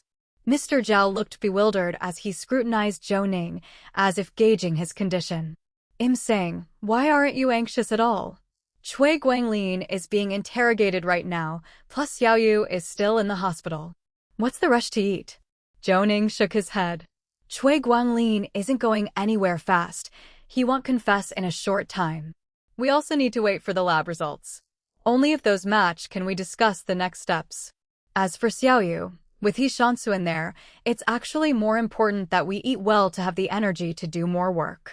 Mr. Zhao sighed, and while Zhou Ning put it that way, Mr./P break time equals 300 ms / prosody / speak. Speak, prosody, P. Zhao knew very well that Zhou Ning was truly anxious, the kind of anxiousness where one feels helpless. The more composed he appeared now, the worse he felt inside. Well, I'll listen to you. Let's eat first. Both men washed up and swiftly took care of their meal, guzzling down a large cup of water. Only then did Zhou Ning finally dial He Shankun's mobile phone, and as soon as it rang, the other party picked up. I was wondering how you could stay so calm and not care about your sister's condition. I left it to you, didn't I? I'm not worried. He Shansun laughed. He was very satisfied with Zhou Ning's answer. Xiaoyu's condition is good. The wound on her head isn't deep. She got 6 stitches, and we didn't shave too much hair to avoid affecting her appearance. I've ordered a variety of blood tests, and so far, we haven't found any problems. The nurses also examined her thoroughly, and not even a needle mark was found. However, if she was knocked out with an anesthetic, it won't show up in the blood, especially since it was about 5 or 6 hours ago. Zhou Ning knew that the hospital's testing capabilities were limited. They could only wait for the results from the testing center now. I understand. As long as Xiaoyu is okay, that's all that matters. Also, did the nurse you arranged for examine Zhou Xiaoyu thoroughly? What's the matter? You want me to check on her myself? Cut it out. What I mean is, didn't you find a female doctor to examine her? I'm worried about scars on her body, or /p break time equals 300 ms / prosody / speak. Speak, prosody, p. Let's put it this way. In this case so far, several of the deceased were found to be HPV positive, and one was HIV positive. I can't determine if those were their own viruses or related to the culprit.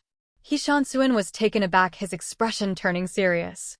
I got it. I'll get a surface examination and the relevant testing done right away. Why didn't you mention this to me sooner? Did you collect the blood sample from her lousy boyfriend? Was there any screening for viruses? His sample was sent over at noon. It just came to me to get Xiaoyu checked too, just to be sure. All right, I'm hanging up now. After he hung up, He Shansuan gritted his teeth, feeling a bit like he had been poorly accompanied.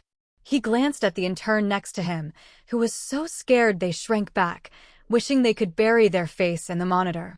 He Shansuan dialed another number, and as soon as it connected, the person on the line didn't have a good attitude. Every time I get a call from Mr. He, my calves cramp up. What is it this time? Heh, personal favor, personal favor. A friend's sister was brought in unconscious to the ER, and we are not sure if she has been assaulted. After all, the suspect's been caught, and he's got all sorts of diseases, HIV, HPV. I'd rather you take a look, okay? Give me 5 minutes, I'll be there. /p break time equals 300 ms / prosody / speak. Speak, prosody, p. Chapter 97, he is the murderer _1 Chapter 97. Chapter 97, he is the murderer _1. A ring from the phone alarm woke Zhou Ning up. He grabbed his cell phone, discovered it was the alarm, quickly shut it off, but Zhou Xiaoyu on the hospital bed was already awake. Zhou Ning revealed a smile. Awake?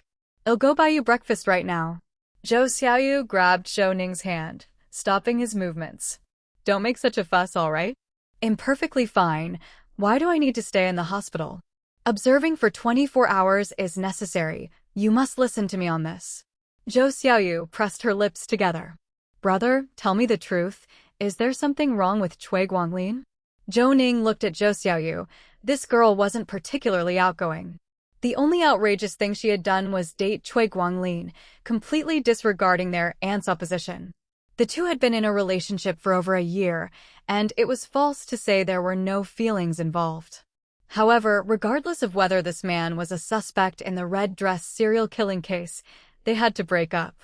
According to relevant regulations, I can't disclose case details to you, but there is one thing I can tell you. Cui Guanglin has issues.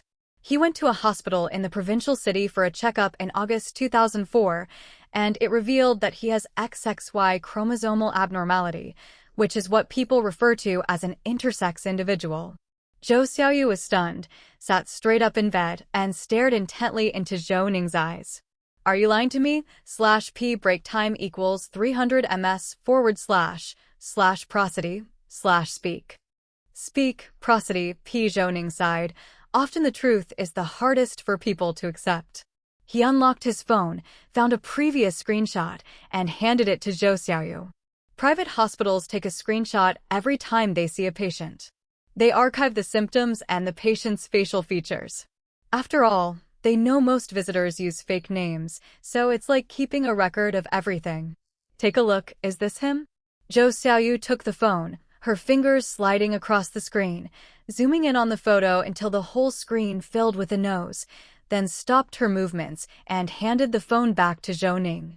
This mole was the feature Zhou Ning recognized at a glance as belonging to Cui Guanglin, and Zhou Xiaoyu naturally recognized it as well. After a lengthy silence, Zhou Xiaoyu looked at Zhou Ning again. Then what? There must be other issues for you to have dug this up, right? Zhou Ning nodded. You should know, I'm from the Forensic Department of the Criminal Police Team.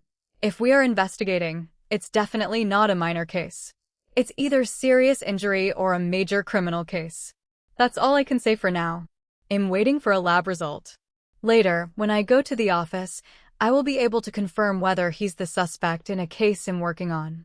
Once the DNA comparison comes back, we can determine that he's the murderer. And his problems don't end with just this one case. Zhou Xiaoyu nodded, continuously picking at the blanket in her hands. He never touched me. /p break time equals 300 ms / prosody / speak. Speak, prosody, p. He said he wanted to wait until we were married, that it would make it seem more sacred. I know, I've had someone check you. All right, stop thinking about it and forget this man. If you don't want to stay in the hospital, wait for me to get off work later, and I'll come pick you up to stay at my place for a few days. Once you've had the stitches removed from your head, you can do whatever you want. Zhou Xiaoyu shook her head, trying hard to show Zhou Ning a smile. I'm not that fragile. I'll go to school in a bit. I can't neglect the students' curriculum, especially since I'm leading a senior class and we're already into final reviews. Plus, the sooner I go back, the fewer rumors there'll be. Avoiding the wound, Zhou Ning gently rubbed the top of Zhou Xiaoyu's head. Actually, the more composed she appeared, the more Zhou Ning worried. Even bursting into tears now would be better than such rationality. At least that would allow her emotions to be released. I've spoken to Suda and Mr. Bai. The school won't make things difficult for you, nor will they mention this matter. If Cui Guanglin's case breaks out later, the school will also actively cover up these traces. If you want to go to school, I won't stop you, but you have to call me every day to check in. Can you do that? Zhou Xiaoyu sighed, seeing that Zhou Ning was not going to back down, and rolled her eyes at him. You're more annoying than my mom. Honestly, my relationship with Cui Guanglin wasn't that deep.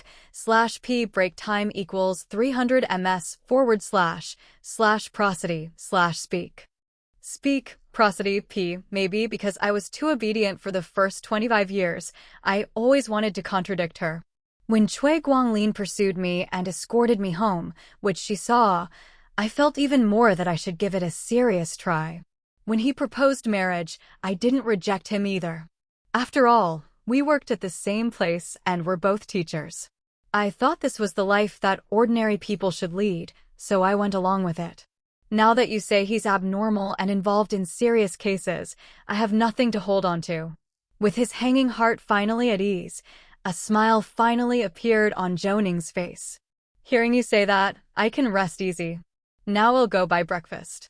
March 20th, 2011, 7:10 a.m. Zhou Ning had already rushed into the office.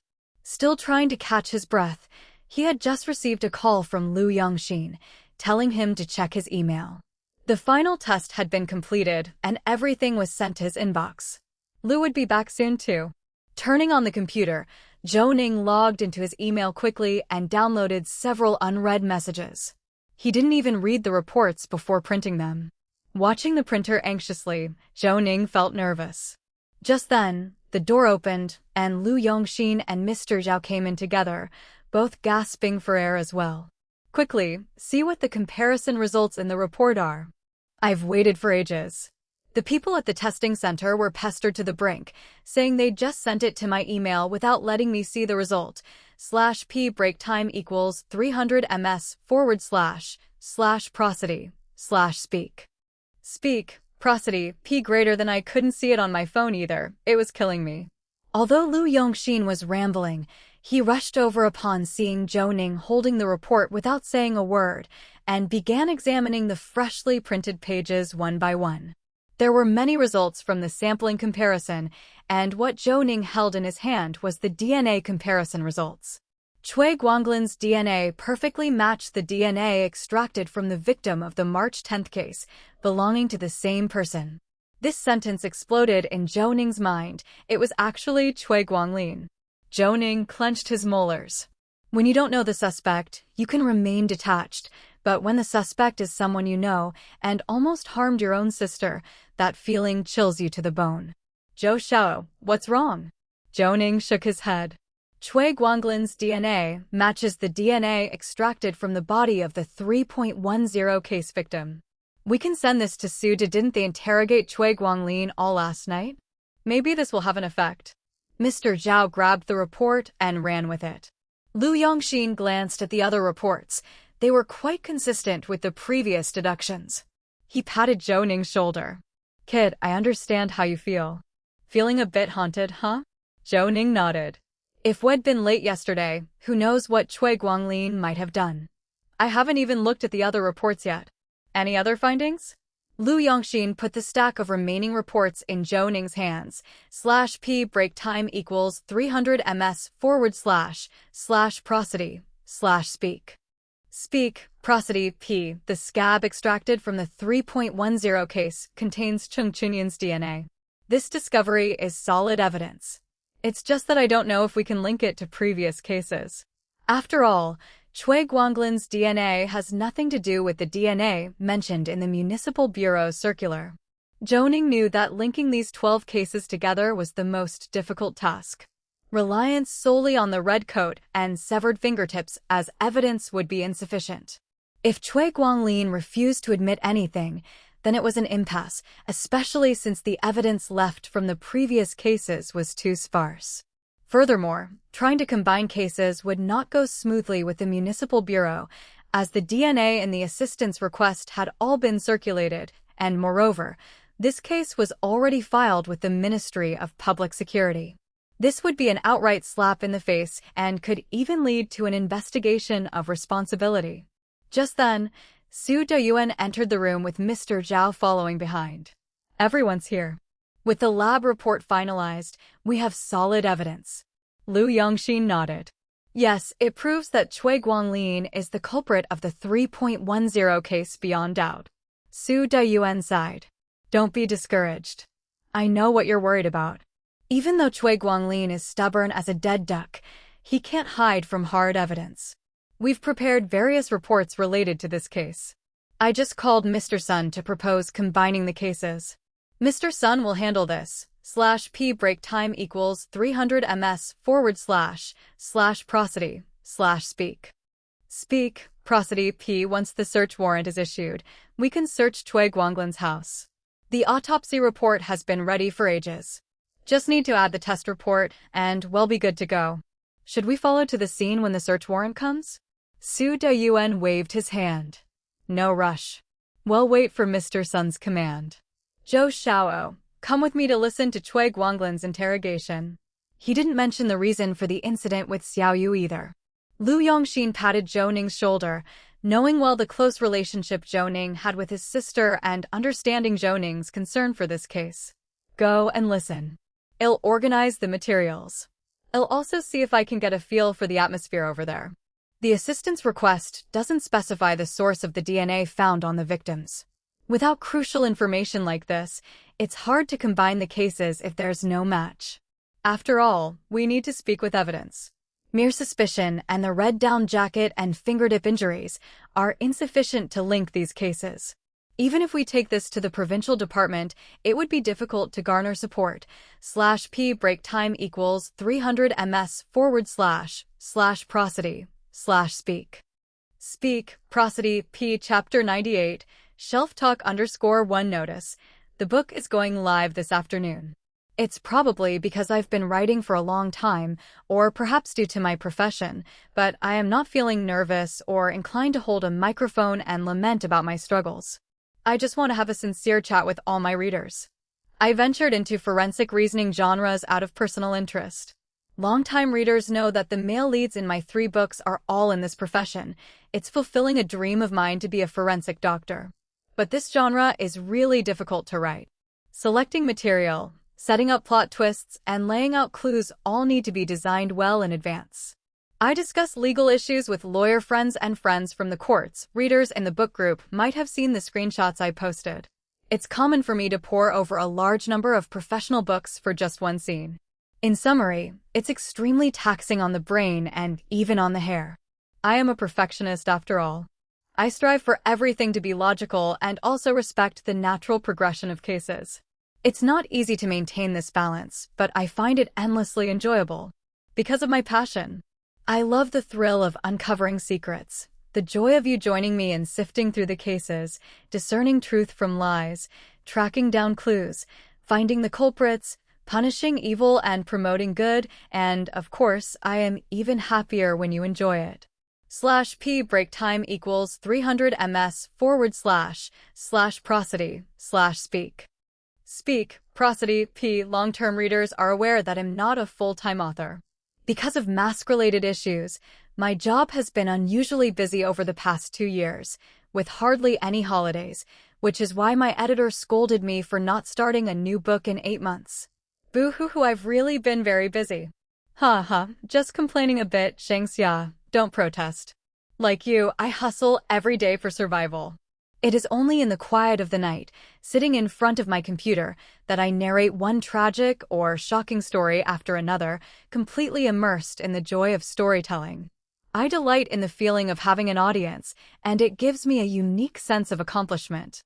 Forensic Doctor Zhou Ning, Goofy Mr. Zhao, Ace Detective Su Dayuan, Defender Lu Yongxin, and many other characters all come to life in the Novice Coroner.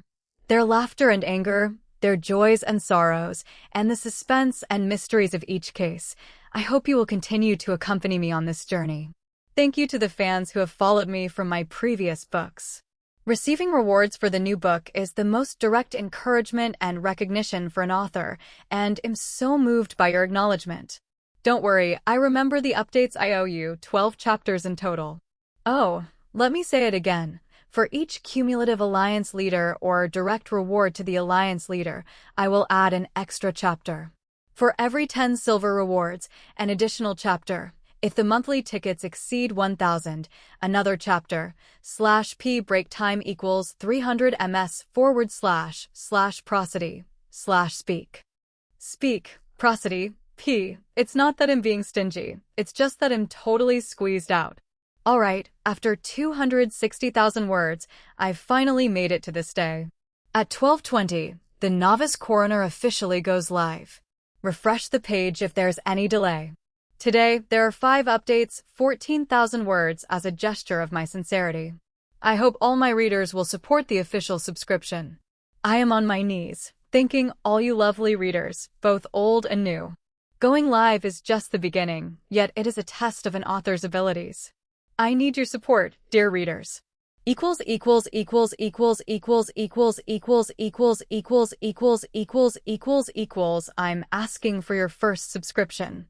I'm asking for your monthly tickets. I'm asking for your rewards. Schweier is here. Are you ready? /p break time equals 300 ms/prosody/speak. Speak, prosody, p. Chapter 99 to 98 multiple personalities. First update, subscribe. _1 Chapter 99. Chapter 98 multiple personalities. First update, subscribe.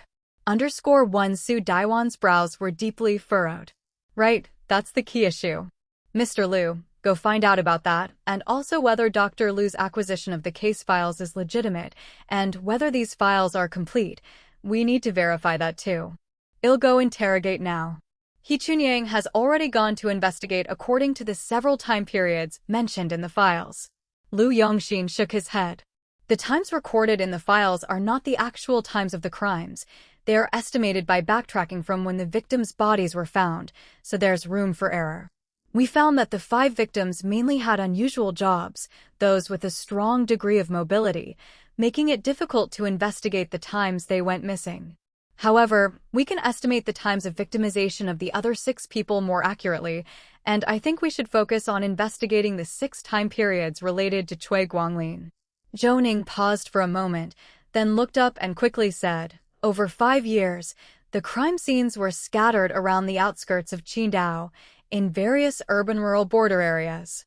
In addition to being familiar with the terrain, the perpetrator would have needed convenient transportation. I remember Mrs. Cui mentioned at the banquet that Cui Guanglin had just changed cars a month ago.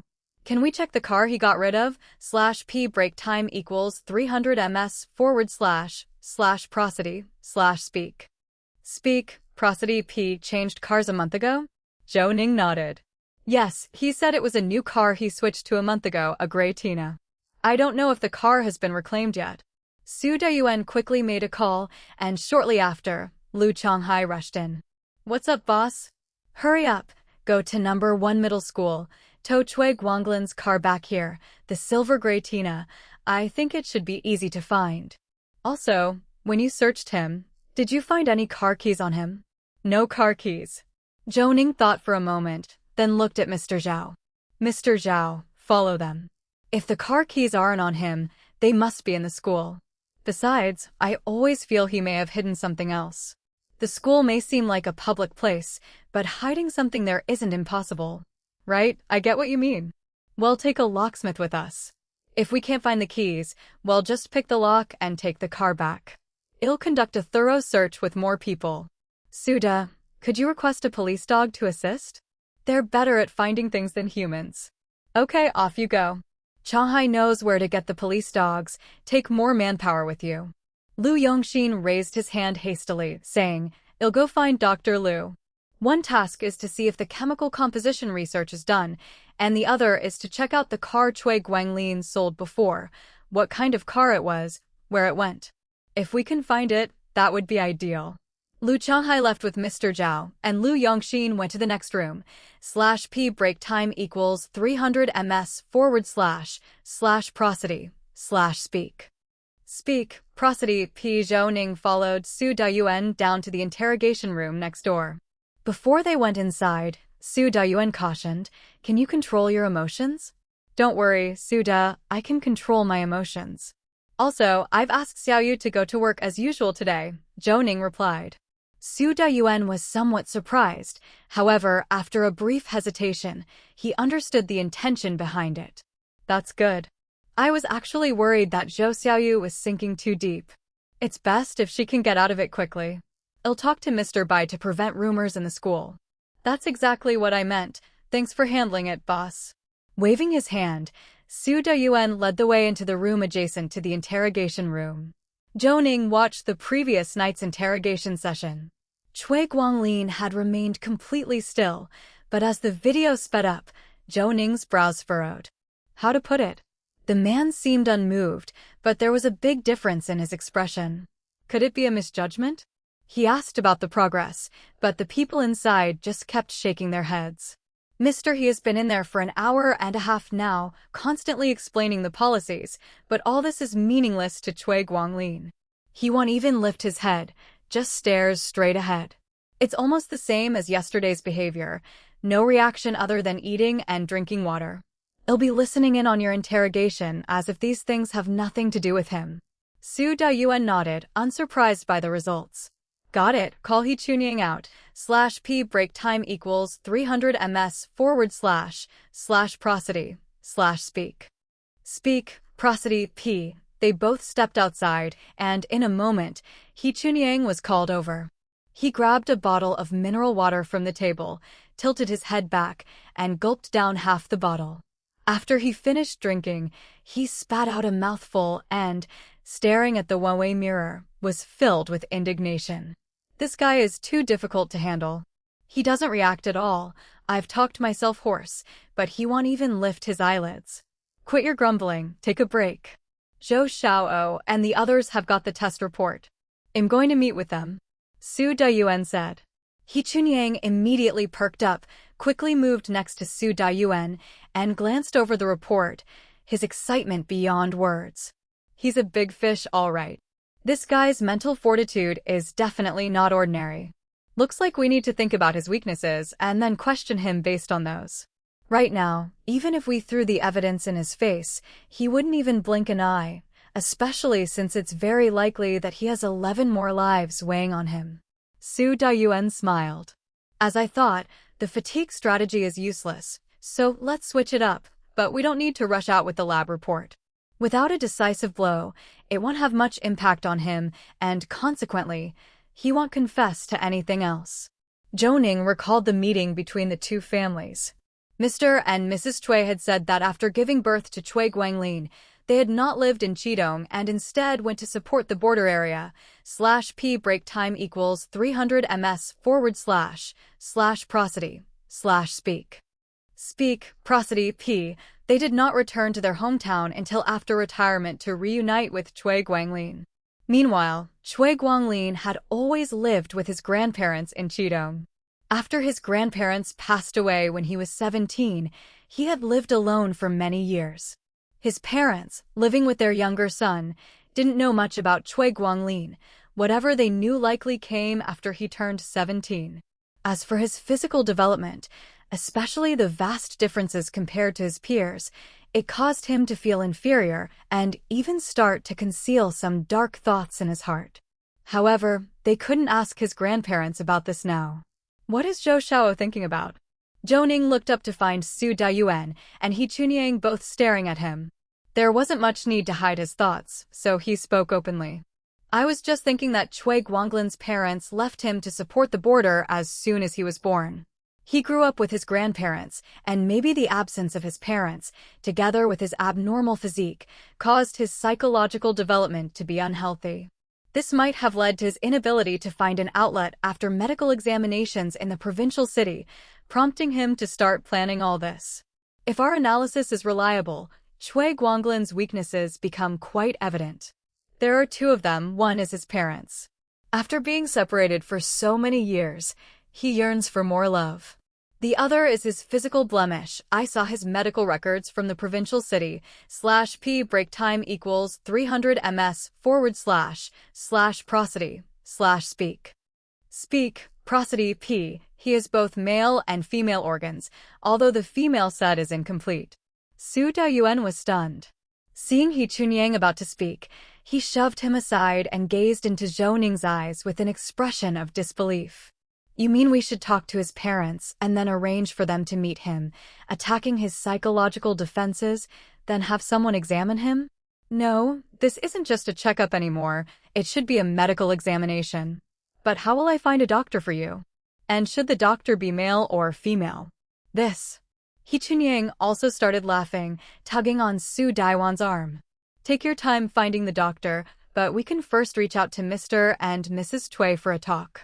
Their child has committed such an act. It's not impossible to work with them to provide some comfort and persuasion.